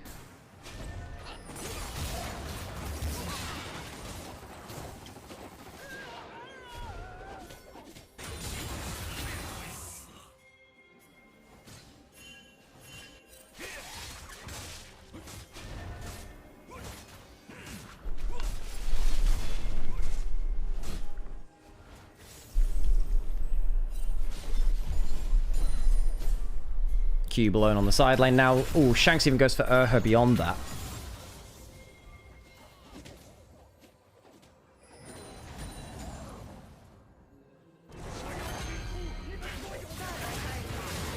Well, that's a Renekton. Goes down. Was alone on the side lane for a long time. Just thought I'd rest my voice for a little bit. Anyone's like, do not rest themselves. So that I don't know why Monkey's there. Just does he get hit by another skill? Don't think he's at threat of danger. I don't think anyone can close him down here. Plays out a wave. Sadly, Monkey's Nidalee not nearly as successful as his first outing, as we saw earlier this year. Xerath is doing so much without being near the fight. Yeah. The big problem that Xerath used to have was that in mid lane, he had to go in side lane at some point, which he hated doing. He just hated playing in side lanes. And that was kind of like a mid laner's job for a while.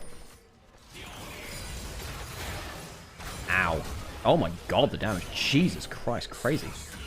Yeah, that's fair.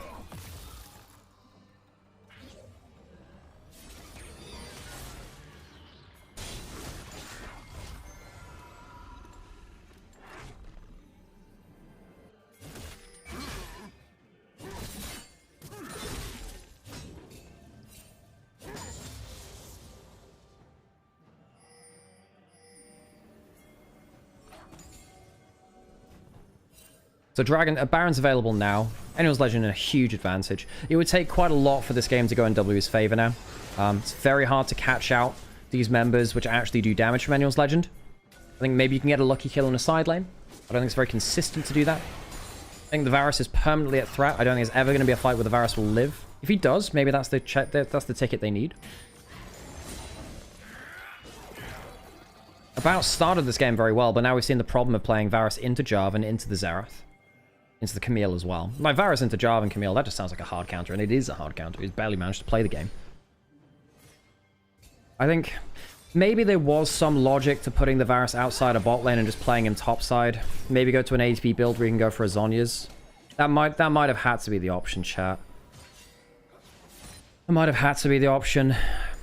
I know he's not as dominant in solo lanes as he was, but I just don't think this bot lane pick was it, really.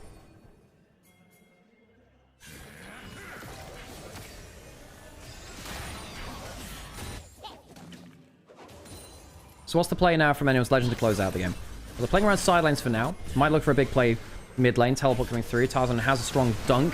It's onto the Varus, who he just dies.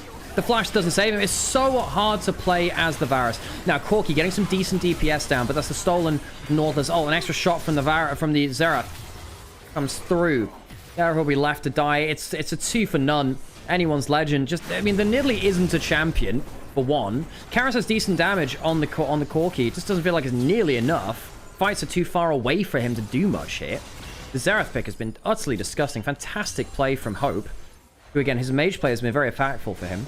He's struggled more on the traditional AD carries. His Ezreal notwithstanding.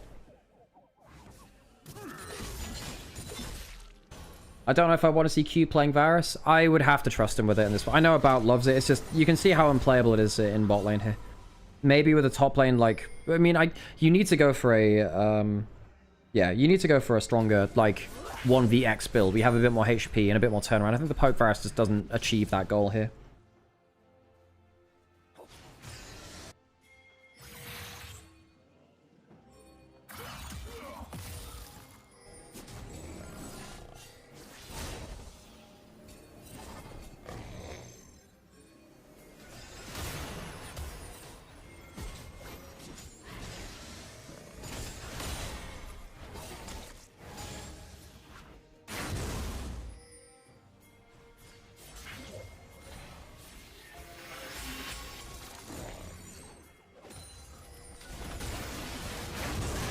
Okay, jump onto the... He's just dead again. What does he do? What does he do? Jumps onto again. Cube might get one kill back, but it's only the Guardian Angel. Breathe flashes forwards, gets the ult onto the Nahu, dies. Shanks has the Dominus, can use that to go forwards and have a bit more HP.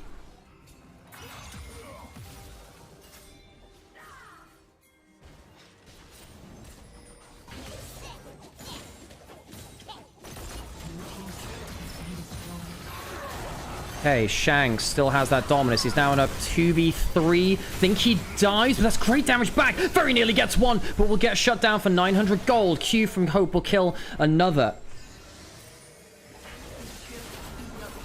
Monkey goes down as well. Oh my god, you just can't escape the Xerath. The Xerath's everywhere, always in range. It is 2 kills for WE, but it's still... I guess the shutdowns make it a better monetary fight for them, but they do lose the objective. And they still can't deal with the damn Xerath. They can never get to him.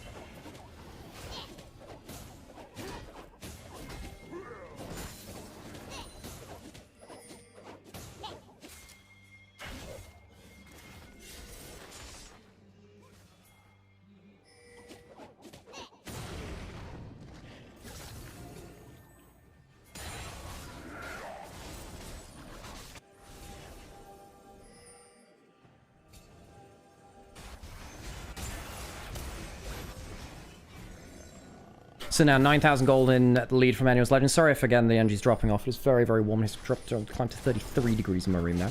10 stack Magi's on Shanks. Soul point from Annual's Legend for Hextech. Can't imagine a worse soul to play against the Xerath. Hextech, oh god, Hextech Xerath is just disgusting. He just always hits his full combo that way. If you get hit by one ult shot, you get hit by like 2 others in succession. Trying to play around the side lanes. Monkey does have Lich Bane, just doesn't have the damage now, does he? Even with the extra gold he got from the shutdown, doesn't matter too much.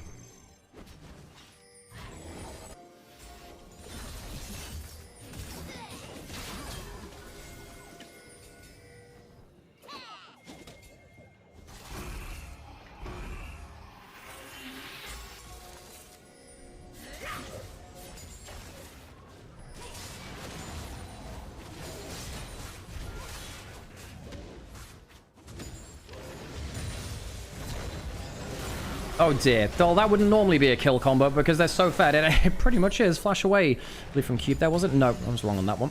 Sorry, I missed that one visually on the bottom of the screen. God damn close though. Cube did have the Dominus at level 16. So much damage. The thing about the Xerath is like, the Xerath is like a better Nidalee, and they're playing it better, where someone is CC'd, someone gets hit by a Xerath Q. On the other side for WE, when someone's been throwing up CC, not connected with anything from Nidalee. I don't think that Monkey's been playing well around that. Baron now started by Anyone's Legend. Technically, look, this is the Hail Mary from W. You have to get a Baron steal. About is probably dead anyway. Trying to sidestep, he is probably quite dead anyway. Flashes to try and escape. Doesn't manage to. Why are you playing Varus?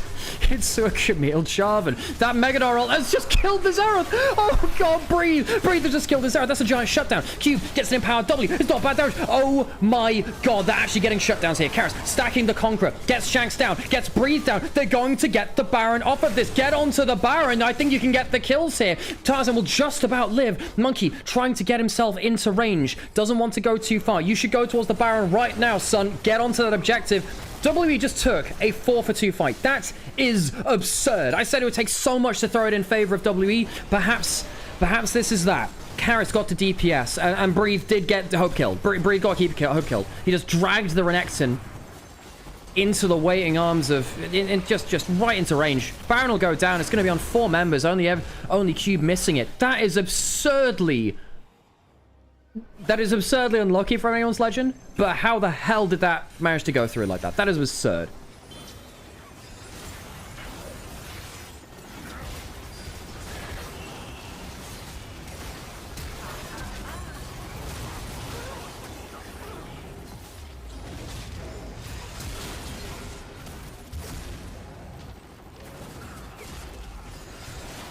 I mean, that Mega Dar ult just kind of kills the game. It kills the fight, doesn't it? Now, the problem is, I don't know if you even get much done against the Xerath wave clear, do you? We need to see what happens after this, because the resets will have come in.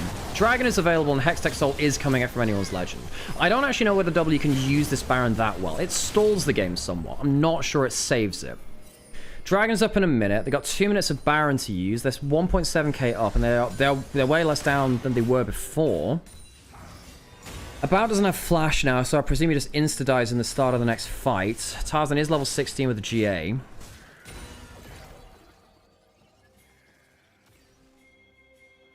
Yes, you can. Thank you very much, Andrew. Appreciate it.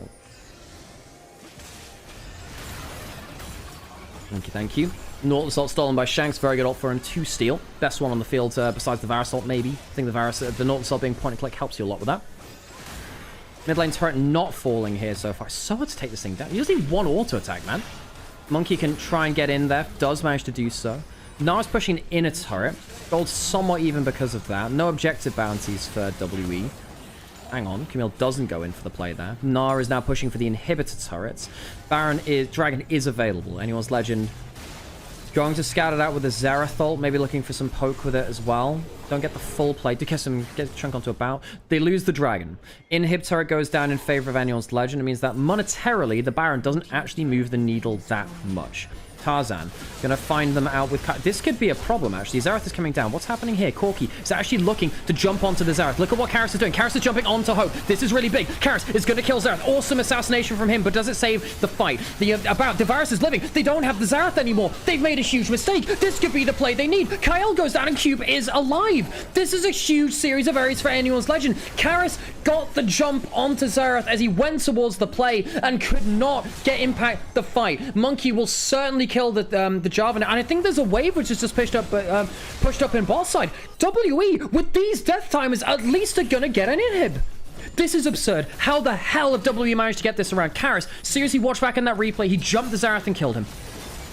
I cannot believe that. Now, the thing is, what Karis did there was just followed in the path that everyone else did. There is a wave on the Nexus. Shanks, I suppose, could teleport in. He's got the Varus ultimate. Good AP scaling. There's a spell shield on about, which makes it harder to play around. He'll have to Protobelt to break there. Here comes Kyle. Some good damage onto him. That's the Varus ult onto the Norks, who is taking tower aggro. Xerath is now respawned. That's a problem. How much can they get here? Kyle's going to die. The second Nexus turret is dead as well. How much can they get done? This is going to get very, very close. They have a literally win the game. They win the damn game. How the hell have they done it? It's just like versus BLG. The Lich Bait now Nidalee gets it done. That is absurd. Oh my god, WE. Oh my god, are you kidding me?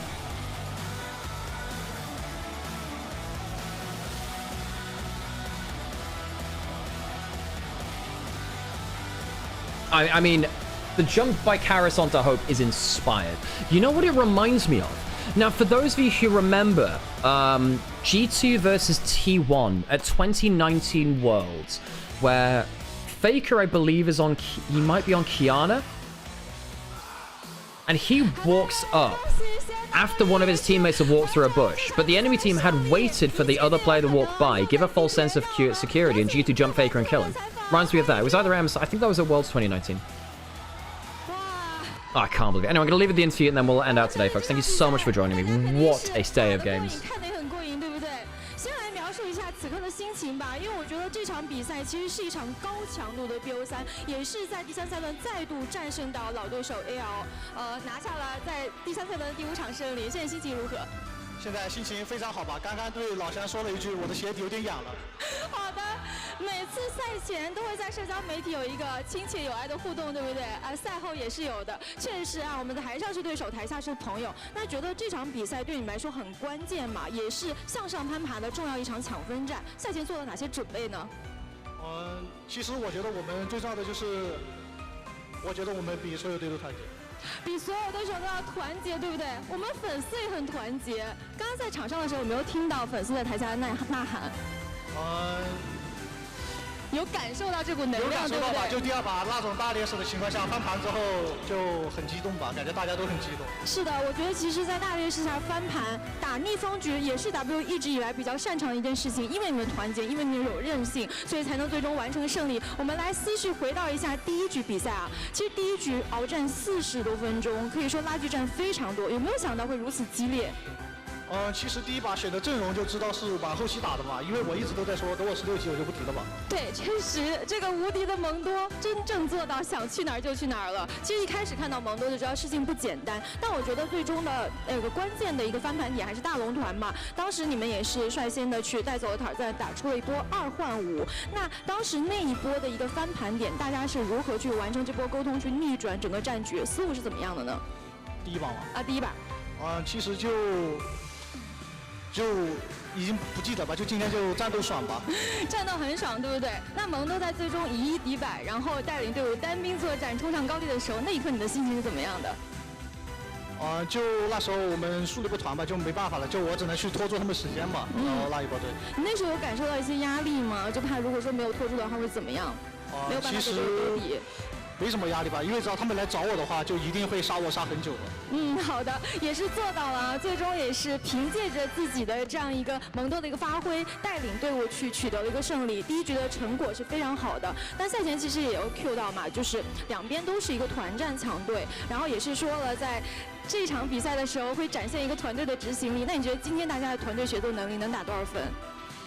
我觉得我们今天打的都非常好吧，就第二把，包括这种就一眼记的局势都打赢了，感觉真的很不容易。好像真的没有什么克服不了的事情了，对不对？其实我觉得大家如果说生活中遇到一些困难，就看看 WE 的比赛吧，没有什么不可能。其实我觉得今天第二局的话也是发挥很出色，因为其实在每一次比赛的时候遇到泽拉斯，其实都是你们遇到了一个难题嘛。那今天这场比赛怎么去限制，怎么去处理的，能够带领队伍走向胜利？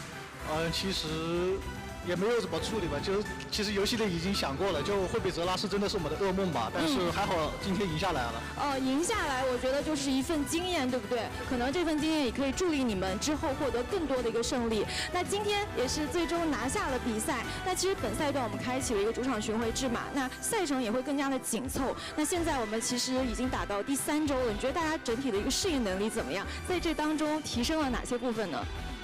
其实我觉得我们每个人都是很有实力的选手，之前只是没发挥出来，就延续了第2赛段的状态吧，就比找到胜利的感觉，我觉得我们就是能打得比较好。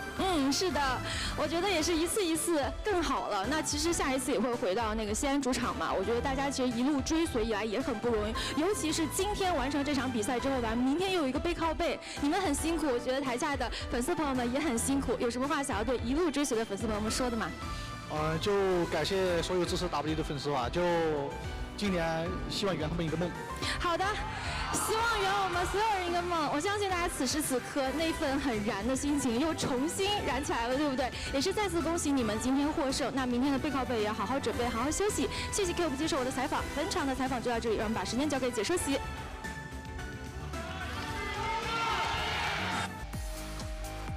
Thank you everyone for joining me for LPL today. It's been a long one. Again, apologies for the lack of energy in the later one.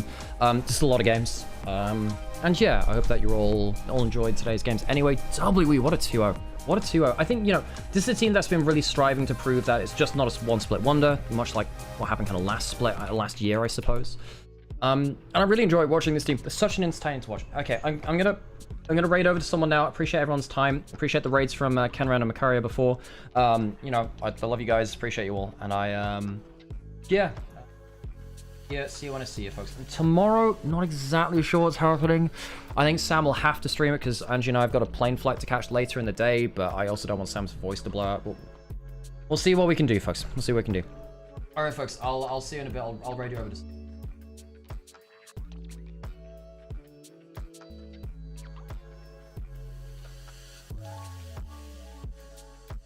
Hey, I haven't raided over to Zoo. You know what? Because Zoo's playing the new Halo game, but he's doing speedruns. Say hi to Zoo for me. You'll enjoy it. Something different, but I hope you enjoy it. See you in a bit, folks. Bye-bye.